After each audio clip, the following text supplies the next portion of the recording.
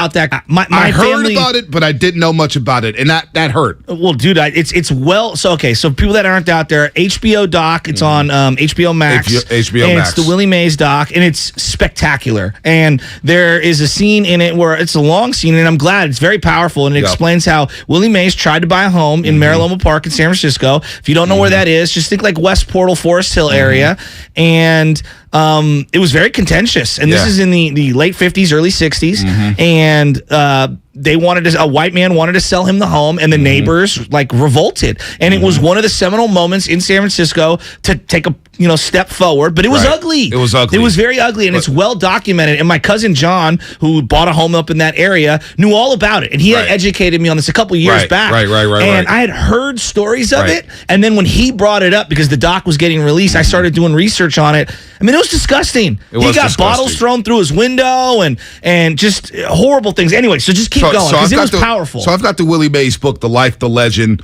Willie Mays by James S. Hirsch. Somebody gave me that book a few years ago, the Willie Mays book, and I remember reading that and so some of the things were coming together. Yeah. But by the end of the documentary, when he vouched for Barry Bonds, but it wasn't just that.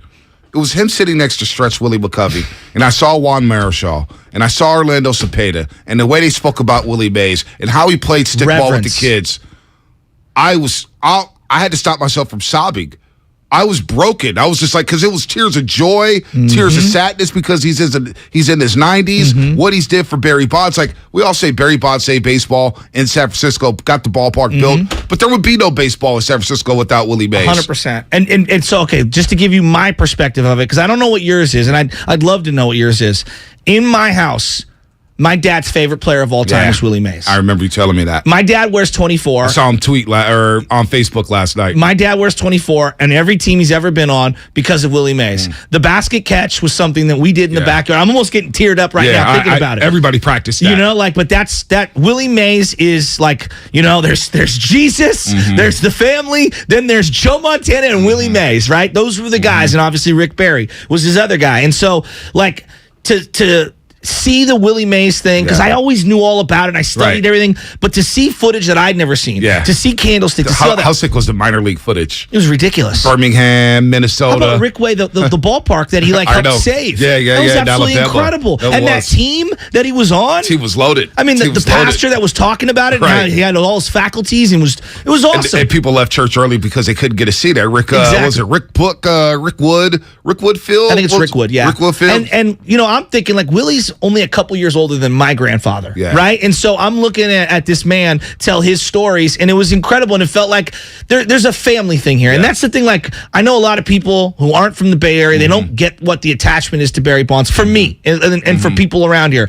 It's family. And I was thinking about, and I'm not trying to get all Aaron Judge here, but I was thinking about just the long legacy of family that the Giants have. And when Bonds is crying at that presser. At his introductory presser. Saying, I wanted to come home, and I played in this dugout, and all these different little stories. And I was thinking about Willie Mays and how my connection through my dad to Willie Mays. And then my favorite player is Barry Bonds, whose godfather is Willie Mays. Right. It's just, the Giants have a weird connection to this community. So that's why, when the pitches come out for Aaron Judge, Barry Bonds must make that pitch. 100%. Willie Mays must make that pitch. 100%. You got to throw Stretch McCovey on the video board for him. You got to throw Juan Tito Marichal. Fuentes? Tito Fuentes was all-time great. He was unbelievable.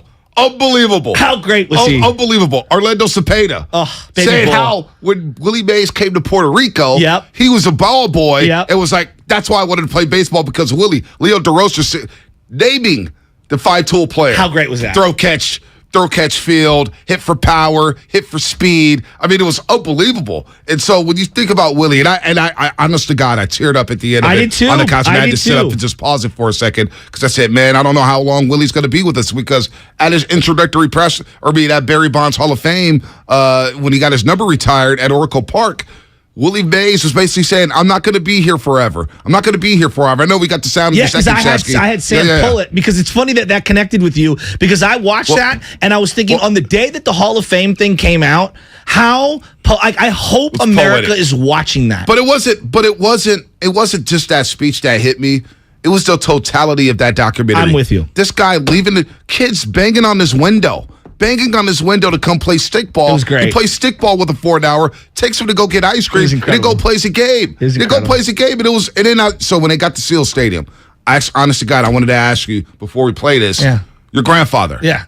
He had to be there at Seal Stadium. So it's funny that you bring this up. I have a picture in my house right now of a letter on my other side of the family that my great-grandfather wrote to the San Francisco Seals in 1939. Wow. Okay? It's a picture. And on the picture, I'll show it to you. It's typed out and everything, on a little typewriter. Yeah. They hand-stamped it with a graphic, the stamp of the stadium. It was him suggesting color in the jerseys. Wow. And they ended up putting navy blue and orange. And I'm not saying it's because of him, but they had very mundane colors. And he says you can't see the numbers from the stands. So my family, yes, did go to Seal Stadium. So Papa Shasky. Of course he's been there a zillion times. And you got to understand, they paint the portrait of how Joe DiMaggio, even though he was born in Martinez, was San Francisco's own. There was a pipeline. This was a Yankee Red Sox territory because that's what all the minor leagues were. Right. They were a funnel. The Pacific Coast League was a funnel to the Yankees and the Red Sox. And so Dom DiMaggio goes to the Red Sox. Yep. Joe DiMaggio goes to the Yankees. And how sick was it that he hit that 2-run jack against the Giants in the World Come Series? on, dog. I mean, the dog was incredible. The 51 World Series. So by the end of it, and we'll play this in just a second, it wasn't just a speech at the end. It was everything. How about that? I want to ask you about Dr. Reggie Harry Jackson. Edwards. How about Dr. Harry Edwards? Because this was something that was important. Unbelievable. Because as we talk so much about like Kyrie and all these different people, Steph Curry is an example. Right. Some people say shut up and dribble. Some people say no, be more powerful on the day of voting. Right. There were so many nuances of different people, and Jackie Robinson specifically, calling him out, and you could tell it really hurt Willie Mays. Oh, it hurt him because he said, I felt for him. But he said, and this is how I feel. Yeah. Some people say, Bonte, you need to speak out and defend so-and-so, and this happens with everybody. More for the black community. But Willie Mays said it perfectly. I think I do special things for the community. I know I'm not Malcolm X. I'm not Martin Luther King Jr. I'm a baseball player, but I'm going to do what I can to help out the black community and minorities. So by me playing, by me looking for a house in San Francisco, I'm opening doors for the next person to move into the neighborhood. I'm opening the door for the next minority player, black player, to play. We had all these Dominican players on the Giants, and Willie Mays said that was beautiful. 7 of them. He said our clubhouse was riveting, and I was the leader. And so who was the manager? Dick. Dark. Alvin Dark. Alvin Dark. Sorry. Alvin Dark, who was telling Walt Marshall and them, hey, you got to speak English in here. Willie Mays was like, no. Don't play your music. Don't play your music. Willie was like, no. I got you guys back. So it's the same thing for us. What we're doing at the station is opening doors for the next generation. Of course. That's why we love going out to high school. That's why we love talking to kids. And that's what Willie did. And that hit me hard because it was so true. It's like you don't all have to be out there speaking, but you speak with your actions. Exactly. And that's what Willie did. Well, and crazy stats that I was on. They were the second winningest team in the 60s. I didn't know that. Crazy. I didn't know that. And then I also didn't know that they were the number 1 on-the-road attendance team. That's insane. They were the number 2 attendance team at home in the 60s. Then the A's move in 68, and it just cuts everything in half. How about Reggie Jackson in that, Doc? Reggie Jackson was incredible. First off, when he talks about, I want to meet this Reggie Jackson. I want to meet this Reggie Jackson. Who's this Reggie Jackson? It was incredible. It was absolutely incredible. And then the Bobby Bonds stuff, which this is where I wish it was like a 7 or 8 part doc, because they didn't even dive in to Bobby and some of his own demons and how he was traded many times. But you could see in a small way, if you know anything about Barry, you could see why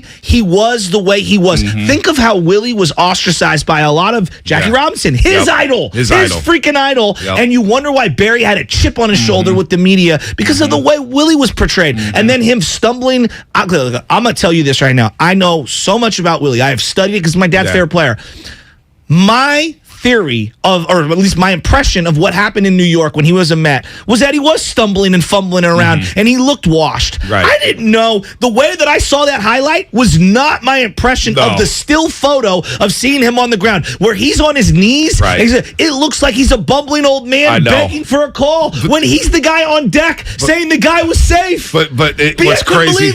What's crazy is that was a Game 7. I couldn't believe it. And Reggie said people forget he had to go ahead hit. He You had to go ahead hit to give them the lead. You had to go ahead and hit that game. That was in game 5. Game 5 Game to give them 7, the lead. he's in the dugout, and they're down. Oh, yeah, they didn't. Yogi Berra didn't pitch hit for him, which pissed me off. Bob Costas is saying, and by the way, Bob Costas was brilliant. He dropped a word, and I had to Google What's this. that? Runyon-esque.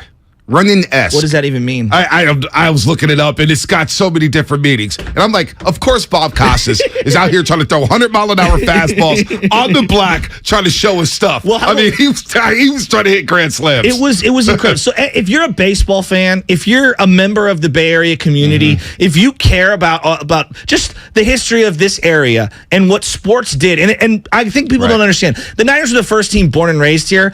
The Giants legitimized sports in this region because baseball was the king of king sports back then. And talking about how the 50s and the advent of television had made Willie Mays a star. And one of the first ever televised World Series is Yankees-Giants, New York versus New York. It was sick. It was sick. Yankees-Giants, Yankee Stadium. By the way, Polo Going back to Grounds? Yankee Stadium. Oh, the Polo Grounds is sick. Polo When Grounds is sick. DiMaggio hit that ball down the line. I know. The 2-run home run. He smoked it. I said, I want more Polo Grounds. Why has someone not rebuilt the Polo Grounds? But then you get the 54 series, and you hear the Shea kid, John Shea, that doc from the San Francisco Chronicle. Oh, he was all-time Was great. he in his bag? I want to talk to him soon. He was talking about the 54 series where you get the Cleveland Indians, and they're the best team, win 111 games. They were picked to sweep the Giants, and the pivotal, that play, that catch was so pivotal. And then, you know what I did love, too? The Ed Sullivan Show where they had all the All-Stars there. Why can't we do that? Why can't we get somebody like... in their uniforms. In their uniforms. Get they used to do that in college football, too, like the parade or the Playboy All-Americans or whatnot. Get all these guys together, do more things like that. And Vic Wirtz standing next to him in a Cleveland jersey. I know. And he's talking about, I thought I hit it pretty good. Right. And he's running back. And when you have Bonds giggling like a little boy, to me, Bonds was a star. I thought Shea was a star. First of all, Bonds set the tone. I rewinded it like 3 times. At the very beginning, because he's like, I'm hitting these line drives and they're going up. And Willie goes, boy, you gonna put yourself in a slump. You didn't hit it. Boom. And so Barry's like, boom. And then all of a sudden you see Willie Mays just hitting shots, line drives. And I was like, okay, Barry Lobar Bonds, it's just set the tone. Let me pull up and let me lock in. And it took me, the documentary was about an hour and a half. It took me about 2 hours and 15 minutes to get through. Because you kept rewinding. I kept rewinding stuff. I did too. I kept rewinding, pausing. It was like looking up things. And I'm just like, damn, I didn't know this. I thought I knew it, and I didn't know it. No, not the nuance that they provided. Right. Keep it real with you, though. Willie was always a legend, but don't you even look at him in even more of a higher light? Well, I remember us debating about whether or not who's the greatest player of all time, and I was like, you have a theory. I didn't see him, so I can't put him up there. And I get all that, right? Barry Bonds. But to me, when people talk about Willie, and I never seen him play, you just heard about the reverence. The legend, the reverence, and everything about him. I hear the way your dad talks about him. I hear the way OGs talked about him when I was growing up. To me, Willie is the greatest. Willie is, and I've never seen him play. Yep. I don't need to see him play to know. How about one? Okay, if anyone's ever been to Candlestick Point, all right, I've played games at Crocker. That was our home field before Reardon got really built, and that's my home park. I grew up right there. It was a helicopter pad, and that wasn't on the water like Candlestick Point was. Now, I played at Gilman Park, okay, and you got blockage from the stadium, Candlestick Stadium, from the wind. It was so windy, and this is when it was open, okay? He goes, maybe 10 to 15 10 to 15 home runs. A year. He said 10 to 15 overall, but then finally at the end. That were knocked down. Right, that were knocked down, no doubt. But he found a way to hit. He adjusted. He didn't complain. He adjusted to start hitting them to right center field. So the Willie Mays documentary on HBO Max, really good. And then, of course, the Barry Bonds Hall of Fame ceremony at Oracle Park when they retired and stuff. I remember, cried. Were you at the Get Park that day? No, I wasn't. My brother was there. I had a family on the other side of the family. My brother was there, and my brother is me and my brother's favorite player. Right. Like, you got to understand, like, Barry Bonds, when he was a Pirate, he was my favorite player. Right? And so when he signed with the Giants, because they had one foot out the door, it was Kevin Mitchell and Barry Bonds. Those were my two favorite players. I know. And the other thing, and look, I'm a white guy from San Francisco, from the Excelsior. I know you're a black man. For me to see the influx of ethnicity in that dugout and the vibrance that team played with, it was incredible. And he was talking about, we had 7 guys. 7 guys from the Dominican Republic on that team. 7. And the baby bull, Orlando Cepeda. I wish McCovey was in the dock. I wish. No, I miss McCovey. And that's why I teared up, because I saw Stretch next to Willie when Willie got up and said this at Barry Bonds Hall of Fame ceremony. When people talk about who's the best ball player in the world? I don't care. Give somebody honor that deserve to be in the Hall of Fame. On behalf of all the people in San Francisco and all over the country, vote this guy in. He is very, very important to me. Thank you very much. And so Willie Mays, so I was at the park that day. Ready to cry. I was at the park that day, and when Willie got up and grabbed the microphone, and he's like, you know what?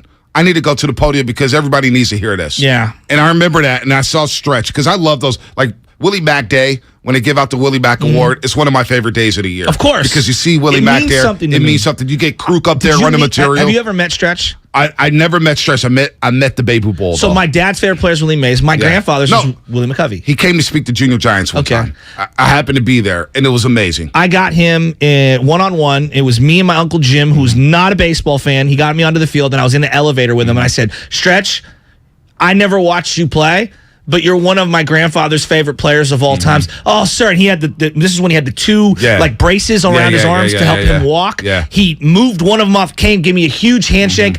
The most nice, genuine, down-to-earth man of all time, and just larger-than-life smile. One of my favorite interviews was Peter Gammons. Talking to Willie McCovey before World Series against Texas, and he was on the field with Stretch, and they were talking, this is before the 2010 World Series, before Game 1, everybody's taking BP, and Peter Gammons is right there with the one-on-one on Stretch. I watched the whole damn thing live, and Stretch is just talking about, I love watching Buster Posey, the way he hits the ball, the inside-out swing, and he's talking old stories and old baseball, and you're just sitting around the TV like, damn, this is baseball royalty, the way they treat a Stretch. Yes. And then you get Willie Mays, and you talk about the Baby Bull. I got to meet the Baby Bull one time, and he's a hoot. Tito Fuentes, we've got to meet him many times. Was Tito Fuentes? I mean, the whole damn documentary was like... He goes, when he cup checked him? Yeah, when he cup checked, he's like, what are you doing, man? But that was Willie. I know, Willie was just one of the guys, and he was a captain. And so he just wanted to play as a team.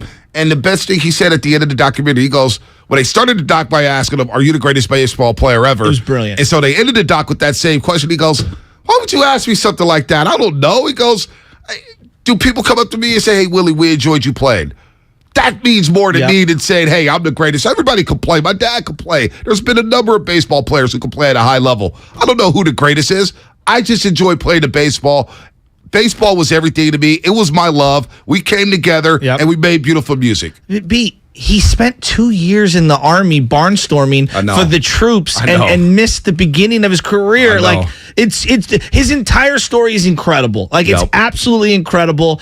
And I'm just so glad that they put out a documentary. John Shea, who writes for the Chronicle, is a brilliant historian and storyteller. He was so good. Costas John Miller was good. Oh, Costas. You know what, John Miller? It was so good. John Miller, so underrated in storytelling and giving the details. I'm like, damn, John Miller's in this. He's bringing his A game for this documentary. Was unbelievable. And then Barry Bonds teared up. I teared up at the end of it. It was a great documentary. Willie Mays doc. I can't wait to watch it again. Yeah, no doubt. It'd be watched over and over and over again. HBO did a great job, and to see Willie like that, laughing at the end, it was great. It was great. So I suggest everybody watch the Willie Mays doc on HBO Max. We'll get into more sports here. Jay in Houston, we'll get to you. We got some Warriors stuff. Bob Myers spoke to Steiny Guru yesterday, and a lot was said, and we have thoughts on that. Brian Baldinger, 7:30 to get back into the 49ers as they return to the practice field today. And Gary St. Jean to lighten everybody up at 8:30 to talk about what needs to happen for the youngsters. Can they get better by sitting on the bench? Do they need a G League stint?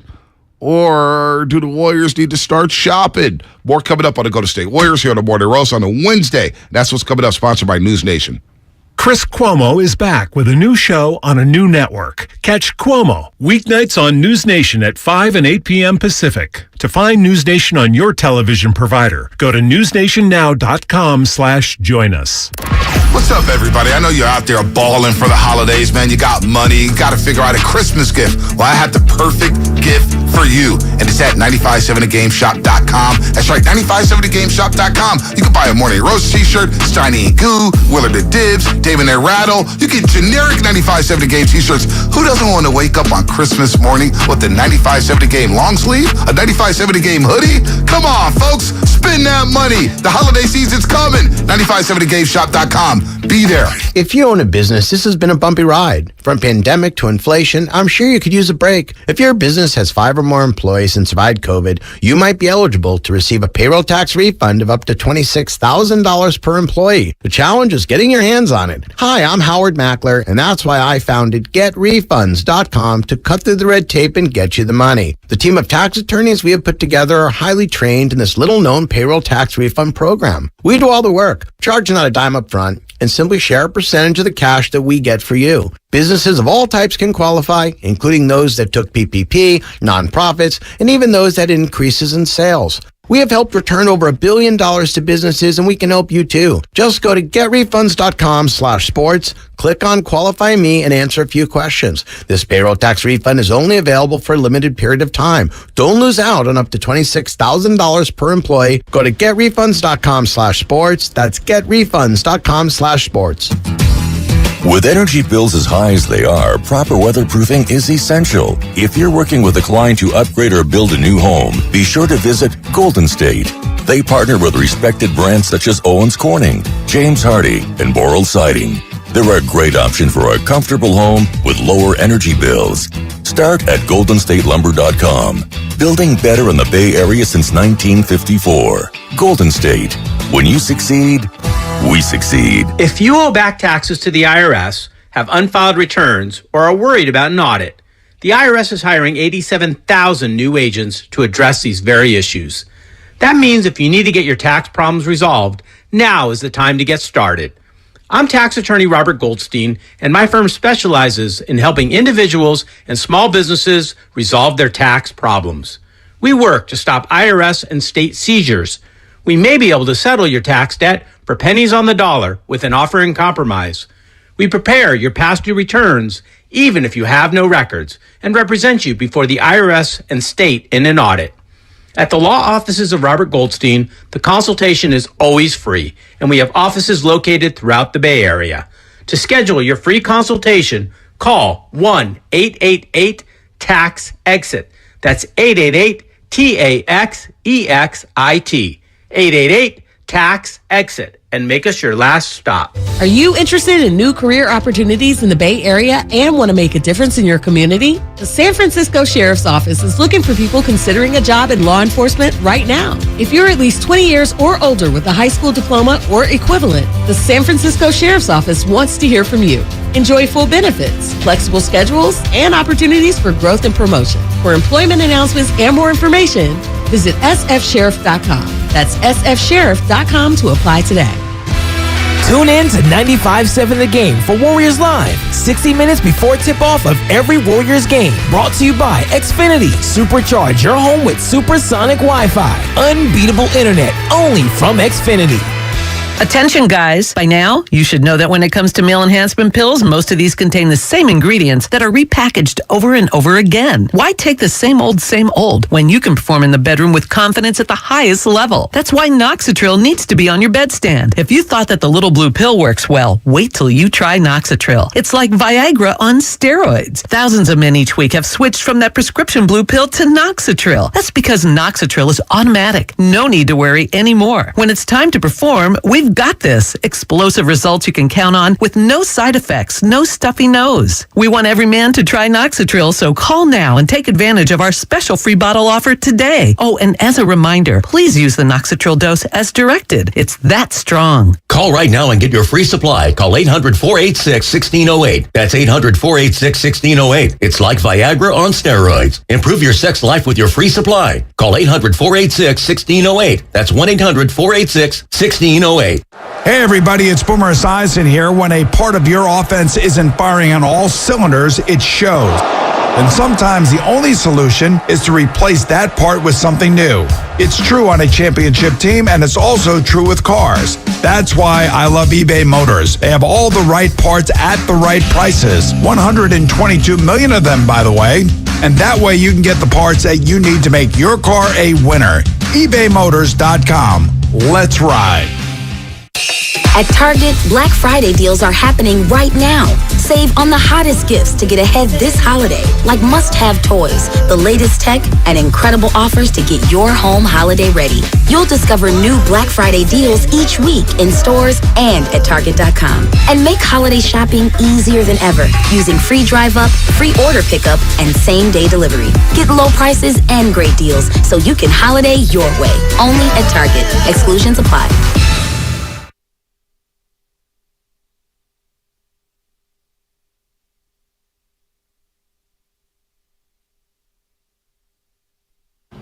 It's JP with the Golden State Warriors. Now back to the Morning Roast with Bonte Hill and Joe Shasky. All right, JP. We'll see you Friday night. Of course, JP's been working after the game Monday night, working yesterday, as Bob Myers mentioned, on the practice court, trying to get his game right. Look, Jordan Poole in his last 20 games, including the playoffs, 14.3 points a game, 43% from the floor, 33.9% from the three-point line. He's had some big games, but he's had some scuffles here. That's courtesy of David Tella, producer over at NBC Sports Bay Area. So we'll get to Jordan Poole. We'll get to the Warriors in just a second. There's a lot going on with them. We got Jane Houston. We got Gene in Oakland. We'll get to you guys in just a second. We did want to get to this, though. Jim Irsay the other day, Colts owner. He's a firecracker. He likes to tweet. He likes to talk. He likes to chirp. He's a mess. And so they fire Frank Reich, Shasky. Before you go there, how old do you think Jim Irsay is? Well, he's like in his late 50s, I think. He looks like he's 80 years old. He's 63. He looks 85. Yeah, he looks done. He looks shot. The drugs and the alcohol. Yeah, he looks shot. And he got that team from his father. Well, yeah. His father moved that team from Baltimore. He got caught with bags of pills while drinking and bags of cash in brown bags. Mm-hmm. Yeah, so he's got a lot going on. Last thing about the doc, real quick, the Willie Mays doc. Let's put a ball on it. Yeah, my dad wants to call in at some point. He should call in right now. He should call in for 650. Tell him to call in 650. Yeah. Larry Bear and Peter McGowan deserve a lot of credit. They said, we want to give Willie Mays a lifetime contract with the Giants. Oh, you need to be associated with the Giants. Genius. And I think the one thing in the Bay Area that Jed's been getting it with the 49ers, bringing all the legends back. You see the Warriors bring all the legends back. Rick Barry, Chris Mullen's affiliated with them. We're going to have Run TMC night coming up soon. Run TMC night where Bully, Mitch Richmond, and Tim Hardaway do the broadcast for Fitz and Buki. Al Attles, I felt like was a staple of the Warriors, for years organization. And to see him at ring night, get that ovation. It was touching. That moment almost teared me up. I'm getting older. I'm getting sappy here, but but he also looked great. He looked awesome. But Peter McGowan and Larry Bear did a great job of bringing in Willie Mays back to the Giants. And you hear Dusty talk about him. And how good was Dusty? I mean, the third African-American manager to win a World Series. In a World Series that had no African-American ball players. That's wild. And to have the Willie Mays doc like that and hear Dusty. That's why Dusty, I think we were all happy for Dusty because it just meant a little more. And to see Dusty smile like that, to finally get that one, felt really good. But wanted to put a ball on that. Larry Bear, Peter McGowan deserve credit. If you want to call in about the Willie Mays doc at any point, please do. Because it's so good, it touches everyone. Everyone and everything. But Jim Irsay hired Jeff Saturday out of the ESPN Get Up NFL Today to be the interim coach. Yeah, he was a high school coach, and he was doing television. This is so odd. I think that they're trying to get Harbaugh, but continue. So here are the highlights from Jim Irsay's presser to introduce Jeff Saturday as the interim coach of the Indianapolis Colts. We're the fourth winningest franchise in the league since 2000. All right, that means in the upper quartile of winners, we're in the top quartile of that upper quartile. You want to bet against this guy? Put your money down, people. Love to see it. Love to see it. No, the game is not different. We don't build rockets to go to Mars. We're not nuclear scientists. That is none of our jobs here. It's a very simple jobs that we do here. I don't know how to make sausage. I don't know what goes into sausage. But I do know how to build a football team because I've been around for 52 years. There is no problem of perception, except some of you guys make a problem of perception, but you need hits, so you got to do it. I understand. I do the same thing. I was a broadcast journalism major, too. All right, here's part two of the highlights. Just for 1 second. This doofus, all right? You got Peyton Manning, all right? You get credit for that. And then you ruined him as well. He hurt himself, and he got destroyed. And then you get Andrew Luck. By the luck of God, you happen to get the number 1 pick that year. And then you ruin him. He's got 1 Super Bowl. That guy's a doofus. All right, Just keep here's part going. 2 of the highlights. I don't know. You guys ever held accountable to your editors bring you in and say, well, you wrote that stuff. It was all wrong. You're fired. But I'm not sending a fighter in the ring I love. You know, when I think that it's time and let him get pummeled. No. You know, certain people just have it. They have it. And you see it when you know it. I've never hired a losing head coach. We're the 4th winningest team in the league. It's not about belief, it's about fact. What we've done, we're better than most all. It's that simple. Our record proves it over a period of time. So you don't have to believe much when it's there in black and white. You're in one of the worst divisions in sports, historically. Like, I mean, Bonte, the Jacksonville Jaguars, are they, like, they had moments with Keenan McCardell and Brunel. They've been losers. Their entirety of their existence. The Titans have been, The right? Texans, The Texans?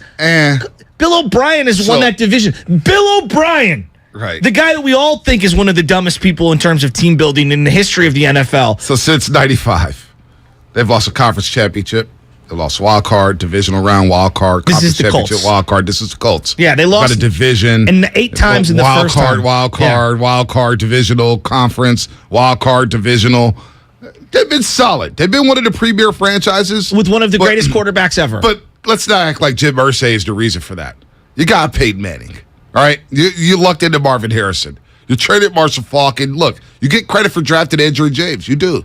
You get credit for drafting Joseph Adai. You do. They didn't win a championship with Andrew James. Yeah, they didn't. They won it the year after. Yeah. The year after. They came close, but they won it the year after. I think they gave him a ring anyway, which is and they odd. traded away Marshall Faulk. Traded away to get, basically picks, and they got Andrew James. So, look, they get credit for that. They've been a solid organization for the most part, despite the owner. Yeah, and I know. It's not because of him. I mean, he's an idiot. I mean, this is what happens. Just because you're wealthy or born into wealth doesn't give you emotional intelligence. It doesn't give you social awareness. Like, this is one of the things that I don't think people understand. Just because someone has tons and tons and tons of money, well, actually, you should be very well aware of it because we've got people all across, whether it's politics, whether it's sports, whether it's normal life, whether it's someone that you work for. Just because they happen to be the head in charge or they own the business or whatever doesn't make them superior to you intellectually or emotionally. I give him this.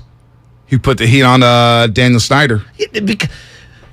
The rest of the owners were like, we need someone who's so dumb and so outlandish to Go out there, Jim. Yeah, to show how bad Daniel Snyder is. And Jim Irsay went out there.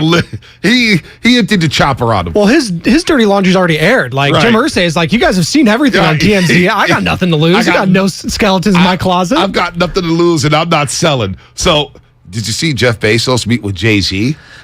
3 years ago when we had Friedel on, I told him Bezos is going to get an NFL team. He wants the Washington football team because he owns the Washington Post. He is in Virginia. He's got everything. Like, this is a done deal. This is a slam dunk. Jay-Z part of it? Well, yeah, they want a face. They want someone who's, they want to be a part of it. And Jay-Z doesn't have enough equity himself to be the lone person in on that. He'd have to be part of the group. It makes a ton of sense. Look, we need black owners. One of the things is I'm watching the Willie Mays doc last night, and I had never thought of it this way. And it's my own ignorance. But I'm watching that doc last night, and I'm saying to myself, you know what? The cultural, I forget who the expert was, the cultural expert, he was so right. He was like, had they just absorbed a couple of the Negro League teams as whole, you would have had black owners in black stadiums that were owned by those men, and it would have been true integration as opposed to poaching, right? We look at what's going on right now. We look at what's going on right now with the Live Tour and PGA. They're poaching the best players from the PGA and going to Live. That's literally what Major League Baseball did to the Negro Leagues, right? And so, like, I had never even thought of it that way. And then we look around sports, you're telling me, like, and I know because the amount of money you have to own one of these teams, there's only so many people in the world that have this. We don't have one person of color to own one of the major sports franchises. We have Jordan, right? Jordan in Charlotte. We have and Bonte, Shad Khan and Bonte, they in had Jacksonville. They had minority. To we got with Jordan. Vivek. Yeah, no, we have Vivek in Sacramento, who has a litany of other partners. It's not representative. No, is it's what not. I'm saying. It's like not. when all of the athletes in some of these sports are predominantly people of color, and you don't have any equal representation up in the front offices, nor at the executive level. No, it's a problem. At the ownership level, it's just disproportionate. No, we've talked about that for years. Magic Johnson wants to get in on the Raiders. He wants to meet with Mark Davis and get in on the Raiders in Vegas. So you're starting to see it slowly but surely, and it's not going to happen right away because, as you mentioned, long money. These families have long money. Who just got the Broncos? Some people. I forget their names. The Walmart people. Why? Yeah. Because the NFL wants to partner with Walmart. Yep, Why do you think Bezos is getting it? They want some of that Amazon money. And they've already got Amazon with the Thursday night package. So. And he's going to build a beautiful stadium with the old RFK site. Yeah, Absolutely. They need it.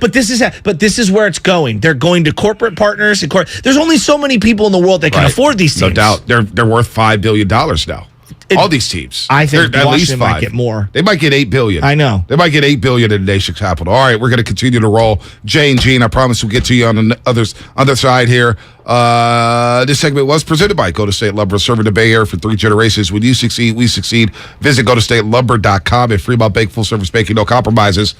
We'll have some Bob Myers sound from Steiny Guru, and boy, did Bob say a lot, Warrior fans. Plus, we'll get into some football. Niners back on the practice field today. And Shasky, I'm feeling pretty good about them going into this week against the Chargers. Cannot wait. Football's back in the Bay. More Warriors talk and your phone calls. 888-957-9570. We'll be back on the other side. AT&T Fiber presents a straightforward moment inspired by straightforward pricing. And now we just cube the pancetta as such. So what's on the menu tonight? This carbonara I found online. It's fire. You gonna love it, Mom. I hope you hold on to this AT&T Fiber, son. It's nice. Yeah, you should settle down now that you're a gagillionaire. Oh, I am. I finally found the one internet I've been looking for my whole life. So, no more one-year stands? No, I'm done with all that. With AT&T Fiber, there's no price increase at 12 months. What about equipment fees? Nope. Those were never any good for you. Exactly. But now, everything's completely straightforward. Well, in the spirit of being straightforward, I never liked any of your old ones. Me neither. Blah. Y'all never told me that. But we're being straightforward now, which feels good, yeah? Yeah. Now let's get straightforward about that girl he's been seeing. Straightforward is better. No equipment fees, no data caps, no price increase at 12 months. Live like a gagillionaire with AT&T Fiber. Limited availability in select areas. Visit att.com/hypergig for details. Hi, this is Stephanie from Safeway with great news. You can earn Safeway rewards with each purchase you make. Then use your rewards for discounts on groceries or up to 20 cents off per gallon in gas rewards at participating Chevron or Texaco stations and up to $1 off per gallon at participating Safeway fuel stations. Not a member? Register for an account with your phone number at checkout and start earning rewards today. Restrictions and exclusions apply. Learn more at Safeway.com/for-you. This is Stephanie from Safeway, and we'll see you soon. Salute our veterans and wrap up the Bay Area hot rodding season in style at America's favorite car show. It's the Good Guys 32nd Autumn Get-Together, and it's all happening this weekend at the Alameda County Fairgrounds in Pleasanton. See over 2,500 of the Bay Area's baddest hot rods, muscle cars, and trucks of all years on display. Plus, don't miss Good Guys CPP Autocross Series racing action featuring the Fall Shootout. Our Veterans Day weekend celebrations include our Vets for Vets Parade and so much more. It's all going down this weekend at the Alameda County Fairgrounds. Get details at good-guys.com. At Harris Ranch, we do beef, just like we've done for over 50 years. Beef that's raised locally right here in California. Tender steaks, awesome burgers, and California classics like tri-tip roast. The flavor you crave, the quality you trust time after delicious time. Come on, it's time to get out and grill. Harris Ranch, we do beef. Legendary beef, legendary quality. Technology lets you access a personal trainer from home, like on this exercise mirror. Less talking, more squatting. But to keep your hybrid workforce in shape, you need more than technology. And kick. And jump. You need PCs powered by Intel vPro, custom configured by CDW. Hardware-based security and remote management make it easy to protect and monitor PCs from anywhere. Wait, don't turn me off. Intel vPro makes secure remote management possible. CDW makes it powerful. Learn more at cdw.com/vpro. Yellowstone, television's #1 show, returns on Paramount Network. I, John Dudley, do solemnly swear to uphold the Constitution of the state of Montana against all enemies, foreign and domestic. Featuring an all-star cast led by Academy Award winner Kevin Costner. The invasion is over. They will fight you dirty. Is there any other way? As the Dutton family fights to protect their legacy, they'll learn power has a price. Signing this is a declaration of war. We're already at war. Yellowstone returns Sunday at 8 p.m. Eastern for an epic 2-hour premiere event exclusively on Paramount Network. Hi, I'm Aaron, owner of California Deluxe Windows. Ever notice? When your neighbors get new windows, there is a large black eye of broken stucco, uneven plaster, and even mismatched paint. At California Deluxe Windows, we never leave a ring around the window. Why? Because we are one of the only companies in California who custom crafts every window and door to your home's exact measurements. Almost everyone else on the radio is a distributor. They grab a window from a warehouse, break open your walls, shove it in, and patch things up. At California Deluxe Windows, we take pride in our work. Our installation technique is so precise, we do not break your stucco. Your house could be covered with potato chips, and we wouldn't crack one. Call now, and for a limited time, you get 30% off your entire order and 24 months of interest-free financing. 800-874-3600. 800-874-3600. That's 800-874-3600. California Deluxe Windows. Windows engineered for life. Certain terms and conditions apply. CSLB number 774518. For all contest rules, go to 957thegame.com/rules. Without the ones like you, who work tirelessly to keep things running, everything would suddenly stop. Hospitals, factories, schools, and power plants, they all depend on you. No matter the weather, emergency, or time of day, you're the ones who get it done. At Grainger, we're here for you 24/7 with supplies and solutions for every industry and access to product specialists ready to help. Call, click Grainger.com, or just stop by. Grainger, for the ones who get it done. Where can you find gifts for anyone and holiday inflatables for any home? Lowe's, actually. Save big on top tool brands like your choice of a DeWalt 20-volt Max Drill Kit or Impact Driver Kit. Was $159, now $99. All backed by the Lowe's Price Promise. Plus, outdoor inflatables starting at $22.98. Check back daily for deals during Black Friday month and start saving now at Lowe's. Home to any possibility. Offer valid through 11/9 while supplies last. Terms apply. Learn more at Lowe's.com/price promise. What's worse than calling your groin your junk? Treating it like junk. Respect your pubic region with Gillette Intimate. Gentle and easy pubic hair care from America's #1 trusted men's grooming brand. Gillette, the best a man can get. Buy now at Walmart.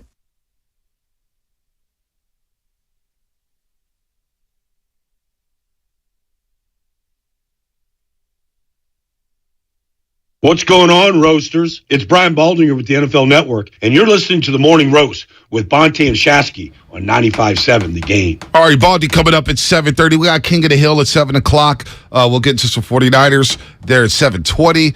They'll hit the practice field later today as they get ready for the L.A. Chargers on Sunday Night Football. We'll see who's on the practice field. Will Eric Armstead play? Who's going to play for the Chargers after they beat the Falcons? Big game for them to improve to 5-3. Just a quick aside. You know there's a turkey shortage going on right now. I did not know that. Yeah. You want to order your turkeys sooner rather than later. Might be a gumbo Thanksgiving. Oh, well, let's just go to gumbo route. I know there's a crab season. Oh, don't even start me. I'm pissed. Crab got delayed. Local crab season. Local crabs got delayed. Dungeness local crab. Dungeness local crab. What? We always go after. Look, I always like, hey man, we're gonna get our crabs. We're gonna get our crabs from somewhere. The local crab probably won't get it. That's unfortunate. It sucks. It does suck. All right, this segment is presented by Boxer & Curson, Northern California's premier workers' compensation law firm, helping injured workers get their lives back for over 40 years. Shout out to YouTube, Twitch, and the Xfinity mobile text line. Thanks for participating. Like us on YouTube. Oh, man, we are at 14.9 subscribers. We're about to get 15,000. Well, and if you're on there, like it. Hit the like button. What are you doing? 15,000. Wow. All right, let's start this conversation with the Warriors. Let's take some calls and let the calls lead us into some Bob Meyer sound, who joined Steiny Guru on the executive show. The executive show now moved from the morning roast to the midday show. Thank you very much, Steiny and Guru. So they get Zaza Bob Myers this year, but they did a phenomenal job with Bob. I'm not going to lie. I was a little jealous. Did you hear that the record was broken yesterday? I noticed it yesterday. What was the record? Well, the combination of the longest set of questions from Guru in the history of interviews. I'm not going to go there. Help me. I'm not going to go there. Larry King was impressed. Whoa, I got to say. All right, since we're here.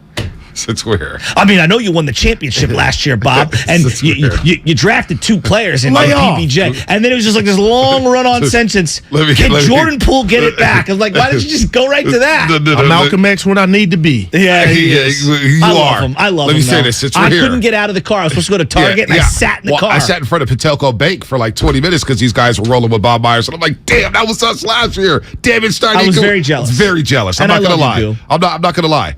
Preface this by saying I love you too, Goo. It was the Xfinity stretch moment of the day. But let me say this. Friday, Guru was driving the show with Larry Krueger, and they had Monty Poole on. I'm driving when in. He drives, it's just so different. It's the best. I love it. I do. It's the best. So I'm driving into the studio because it was an early game against the Pelicans, and they had Monty Poole on. And Guru went all around the world with Monty Poole for that first question and finally asked him, is that a thing that Draymond and Jordan Poole, is this still a thing? Is that a reach? That's how he ended the question. It was like 2 minutes long.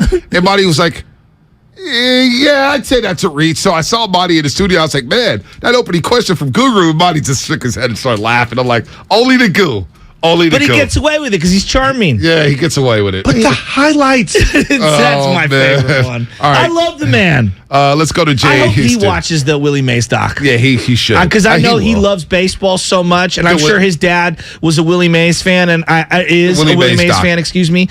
And so I want to hear what he thinks about it. Again, I couldn't fight him back. I was trying to fight him back, and I just let the tears out. It was incredible. I let the tears out, dude. It was... Damn, I'll miss it. I know. Willie Mays is so great. Jay in Houston, what's happening, Jay. man? You're on the roast. What's up, man? Can y'all hear me? Yeah, we got you.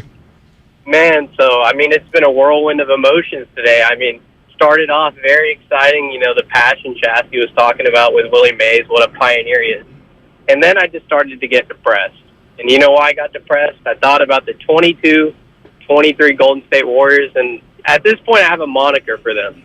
It's called the Steph Save Us Warriors. That's all this team is. Just Steph Curry, can you save me? And I'm not one of those fans on Twitter.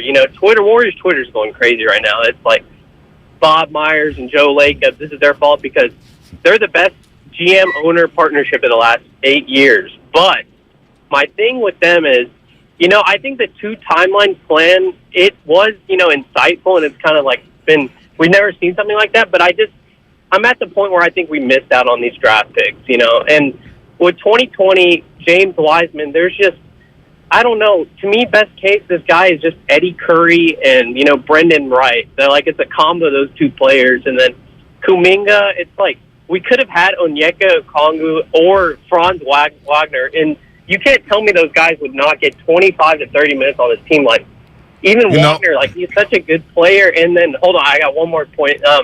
With those 2 players, it's just like, I just like, you can't tell me it's a miss when our second overall draft picks, getting DNPs behind two-way Anthony Lamb, who I didn't even know existed until this year.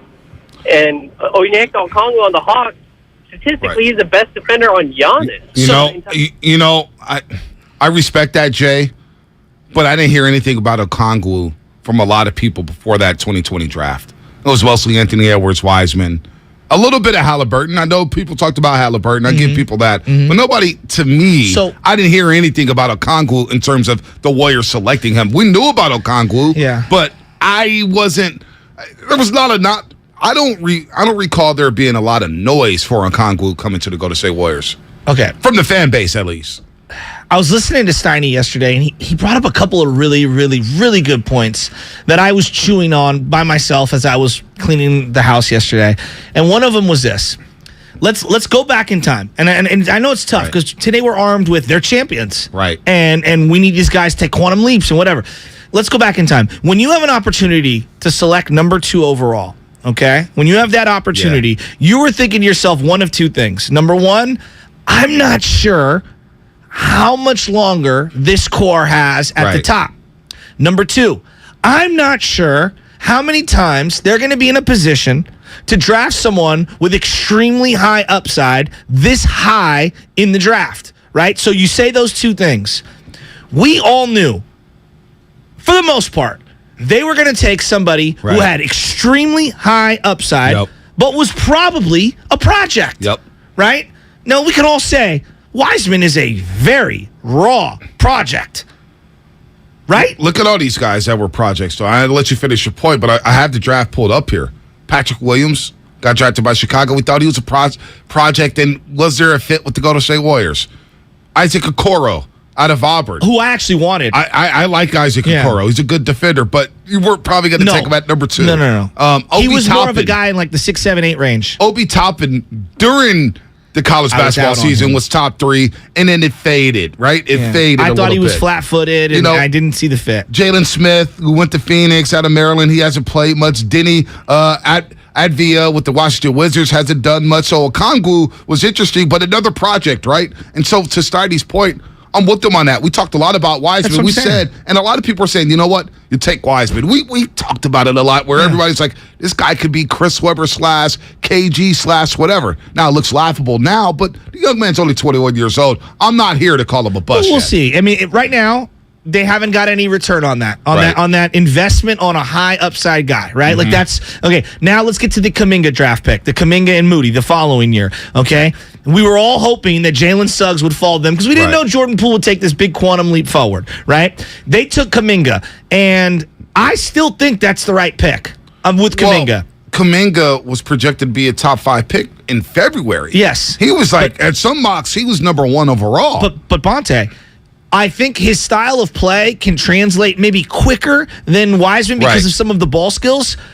When he was drafted, he was 18 years old, played minimal high school basketball, and played in the G League. And was the second or third best player on that team. Wasn't even the best player. Jalen Green was. Right. So you're talking about a guy who's, if not more raw than Wiseman, certainly as raw as Wiseman. So again, 2 high upside guys. Moody, a little farther along. He was 19 with 1 year at Arkansas. 1 year. And here's the thing about Wiseman. I want to go back to that for a second because he picked up a DNP Monday night against the Sacramento Kings, didn't play.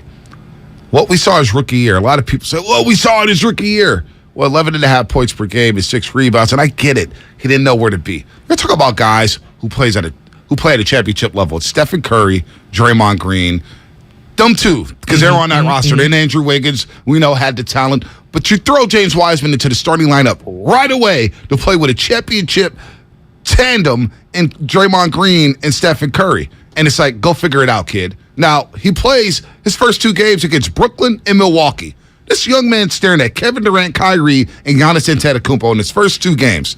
And I thought he was getting better his rookie year.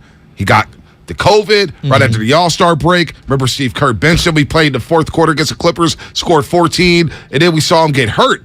And it was like, damn, he was starting to put together some double-doubles. He was starting to figure it out a little bit. And then you get the injuries. And this is where we're going to be at with Trey Lance next year. We just don't know about Trey Lance because he's not playing. 6 starts since the calendar flipped to 2020. And so for James Wiseman, that setback of getting hurt, having your rookie year cut short, playing only 39 games, and then you're rehabbing, setback, rehabbing after just 3 college games. I think you got to really look at that and put it into context. So that upside that we're all looking at saying, look, this is a project, but we thought he'd be farther along. Injuries derailed everything. Screwed up the plan. No, it's very poignant, and we don't know what he is right now. Right now, the returns have been horrible. Let's just call it what it is. Here's the other nuance that I heard a guy, Tim in Richmond, call in. I think about this stuff all day. So when I hear someone come up with a nuance that I hadn't even considered, I find it fascinating. He was talking about, it's a little unfair from some of these veterans, Steph, Draymond, and Clem, and he used them as an example. And I'm not just pinning it on them, but they'll be like, come on, these guys got to get up to speed. Think about every one of their early maturation processes in the NBA. They were playing on a horrible team. I know. Horrible team. They were afforded luxuries to come in and play extended minutes, and guys were moved out of the way so that they can get opportunities. Now, Draymond's a little different because he had to wait till year 3 for the David Lee injury. And he was a 2nd-round pick. Exactly. But like Clay and Steph specifically, they could play through mistakes. And they were given opportunities. And you moved Monte to give him more freedom and to give him opportunities to fail and succeed. And the stakes weren't as high. You know what I'm saying? For these guys playing. No, it wasn't. Right? Now, I'm looking at what's going on for Wiseman, Kuminga, and Moody right now, and I get it. The championship stakes and all this.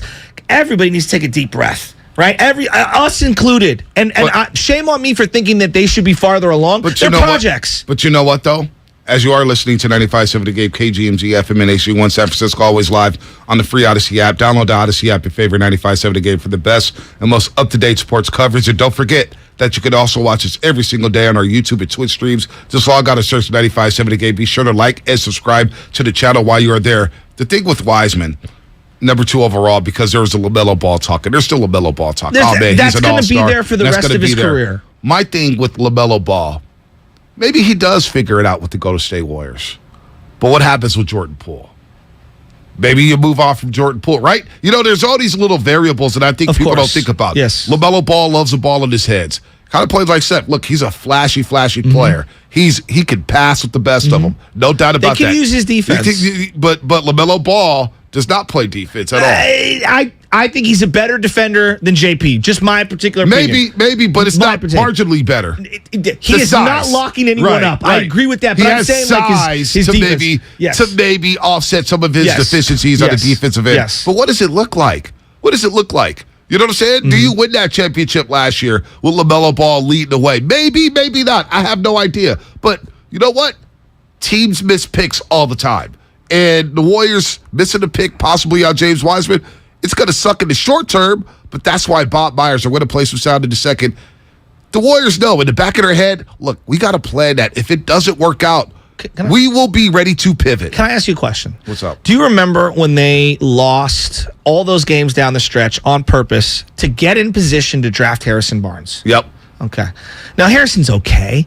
Did they nail that pick? No, absolutely not. And it showed promise at times. It showed promise, but they moved off of him. Right? And even, I think, even the biggest Harrison Barnes fan as a Warrior fan who's also a Harrison Barnes fan would admit he left a lot to be desired. Yeah. Like, I expected more. Harrison Barnes was a disappointment. And I don't think that's fair. Like, I'm not trying to crush him, but I like Harrison. Sacramento King fans are saying right now, he needs to be out of the starting lineup. Right, but and he's had a pretty fruitful career if you look at the financials. But it's been okay. No, but I'm saying financially. Financially, it's been great. It's been very fruitful. But, like, you're looking at a guy, and he's going to have 15-year NBA career. I mean, if he just plays his cards right. You know what I mean? Not a malcontent. And so I look at this, and I'm like, man, he had 20 points as a 20-year-old in a playoff game that he was allowed to play like 40 minutes. Right. And we were like, sky's the limit for him. And even then, with all of these opportunities and this team ascending, he still feels it's hard, what I'm getting It's hard to hit the picks. So, in a way, it was a bonus for the Warriors to have those 2 draft picks. But here's how I look at it. If Wiseman's a bust, Kuminga doesn't fit the system, you can move off these guys and get something to help the championship core now. They're still assets in a sense. They're still assets. And I don't like talking about people like that. No, I don't. But, we know. Yeah, but I don't like to phrase it that way because then it makes people feel like the property. One important thing Bob Myers said with Steiny Guru, we consider ourselves contenders. Yes. And so my whole theory is finish in the top 6. They'll figure it out. Finish in the top 6 because here's the thing that people are not realizing once you get into a playoff series. If you do make the playoffs, and I think the Warriors are going to make the playoffs. I'm not pivoting 11 games into the season. I'm not going to do that. You have a championship core, and in the playoffs, your rotations shrink. And as you get going in this series, first of all, there's no back-to-backs in the playoff series. So you don't have to worry about it. So now you can play Steph Curry 40 minutes in a playoff game. You have no back-to-backs. You get days off, whether it's 1 or 2. And then you start to figure out tendencies of the other team. Yeah. You start the game plan. Yeah. Bob Myers talked about that at MIT this past summer, where he's like, look, if there's a guy in a regular season, he may light it up. But in the playoffs, the scouting reports are so in-depth. Yeah. And you get to play against that team at least, at a maximum of 7 times, you're going to be able to figure them out and learn tendencies. TJ Warren. I mean, he had a monster couple of games, and then where's he been since? Right. So that's why when just as an example, that's a perfect example in the bubble. So that's why in a playoff series, I will worry less about Klay Thompson and Jordan Poole defensively because they're going to be able to figure some things out in the half court. It's a slower game. It's a slower brand of basketball. The foot speed, their foot speed might not be there. The lateral movement might not be there for Klay Thompson, but I think his IQ will be able to figure things out in a series. But it's about getting to that series. And right now, we got to figure out who can help them off this bench. And right now, the 3 youngsters are not helping them. No. If Wiseman's going to pick up DNPs and you're going to be open to send them into the G League, well, I got a feeling that, you know what, James Wiseman just may not fit, and you may have to move off of him, and that hurts to say. Well, that's the reality. But I would also say that, when you lose GP2, when you lose Otto, when you lose Belly, the guys that I thought would be more of not a like-for-like replacement, but the guys that I thought would be more of I thought JaMychal Green would be better. Yeah. I thought Dante DiVincenzo would be better. You know, like, so, and simultaneously, I thought the youngsters would be able to give you a little more, okay? No doubt. And meeting in the middle. If it was like a Venn diagram, I would meet in the middle. We all had those hopes. Right now, the JaMychal Green signing looks very bad. It looks bad. All right, and we could harp on draft picks. I still believe in their futures more than I believe in JaMychal Green standing on this team. Dante DiVincenzo, too. He needs to be healthy and he needs to play better. All right? And so when I look at why is Lamb and why are Ty Jerome playing? Well, they're both 25, played multiple years in college, are a little more seasoned, have accepted their NBA landscape reality. If I'm not a glue guy, if I'm not doing all the dirty things, I will not sustain in this league. These other guys are like, I just want to prove that I belong. Right. And the thing is, you cannot overlook the fact that Wiseman has not played much basketball. No. And that is killing him right now. No. And you know what? It is killing him. He may turn out not to be a good pro. But Kuminga too, B. Kuminga too hasn't played and much. Moody too. I think Moody matters. They all need to play. Bob Myers said it yesterday. You have to play to get better. I know. I ask Willie and Festus and Darrell all the time. Can you get better by watching? Darrell's like, the best thing that happened to me in my career with the Miami Heat was going down to the then D League.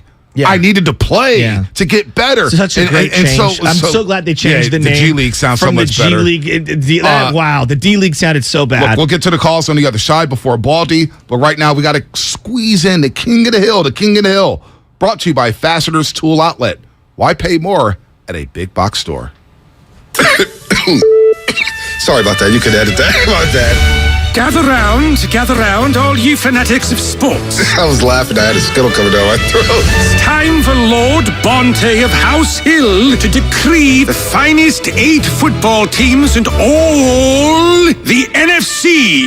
For this is King of the Hill. Bonte, you a nobody, my dude. On 95.7 The Game. All right, let's speed through these rankings this week. The Niners are off. So where do they land this week in the King of the Hill rankings? What's up? Before you go on, they have a drywall screw gun. It's a Milwaukee brand. I'm gonna cop this bad boy. Wow. Quietly, I hear the Milwaukee brand is better than Makita brand. I'm a Milwaukee guy now up the Russian River. Rocco switched me over. Welcome to my world. I'm looking at this hacksaw, only $169. What about DeWalt? Is DeWalt still up there? Oh, they got DeWalt up there, but I'm looking at all their deals. They got deals right now from October 24th to January 29th. Go to fastenersinc.com. Actually, it's pronounced Milwaukee. Hey, Milwaukee. Hey, Christmas is coming. Yeah. Holiday season is coming. Somebody needs a new hacksaw. Somebody needs a new drill. Buy them a gift. Number 7. Why pay more at a big box store? Go to Fasteners Tool Outlet. All right, number 7. New York Giants. They were off as well this week. I'm a little worried about their weaponry, but they are sitting there at 6-2. I claim Daniel Jones this week. Oh boy, who they have? They have. Who are they playing? The Houston Texans. Yeah. He may ball out against the Texans. I may have to look into that too because Josh Allen's out. Why do you think I'm here? Josh Allen's out. I'm worried about Josh Allen. We need an update on that. Number 6. All right, number 6. The Tampa Bay Buccaneers saved their season in 44 seconds. Tampa Bay, Tom Brady, no timeouts. By the way, you watched that 2-minute drill or 44-second drill over? Surgical. What the hell were the Rams doing? Leaving the sidelines wide open, playing off of Scotty Miller 10 yards with the sidelines, no timeouts. All right, number 6. That was Tampa Bay Buccaneers. Number 5. The San Francisco 49ers bye week. They're sitting prime to make a run at 4-4. Can't wait to talk to Baldy about the 49ers. McCaffrey had a bye week to get more into the playbook. Debo hopefully will play this week against the Chargers. And, of course, Eric Armstead. They got reinforcements coming back. Niners at number 5. Number 4. Seattle Seahawks. The Hawks? They're playing in Munich, Germany this week against the Tampa Bay Buccaneers.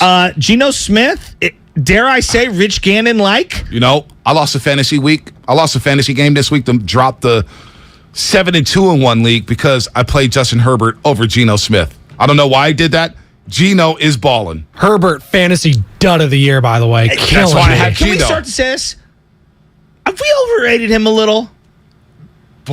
Week 2, I heard Mike Tannenbaum, and I heard a lot of people on the airways here at the Bay Area media say they would rather have Herbert over Mahomes. Number 3. Back up the truck. Number 3. All right, Minnesota Vikings. You got to give them credit, man. One loss. They got Kirk Cousins out there on a plane in chains, wearing ice. They play the Buffalo Bills this week in Buffalo. Big game for them. They pick up T.J. Hawkinson. They got Adam Thielen rolling.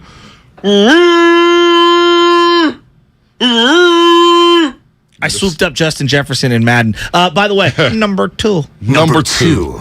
Dallas Cowboys. I hate Micah Parsons going at my boy Mark Gunnels yesterday because Mark Gunnels said OBJ was talking and Micah Parsons said, defense wins championships. Come put that star in your helmet. And then my boy Mark Gunnels is a Kansas City Chiefs fan. He's like, OBJ, come play with Mahomes, Kelsey, this and that. They got enough blah, blah, weapons. blah. I hate both those And then teams. Micah Parsons is like, please, son. And he posted a gif of the Cincinnati Bengals beating Kansas City in the NFC Championship. Anyway, Cowboys in the hunt for Odell Beckham Jr. All right. Number 1. Number 1.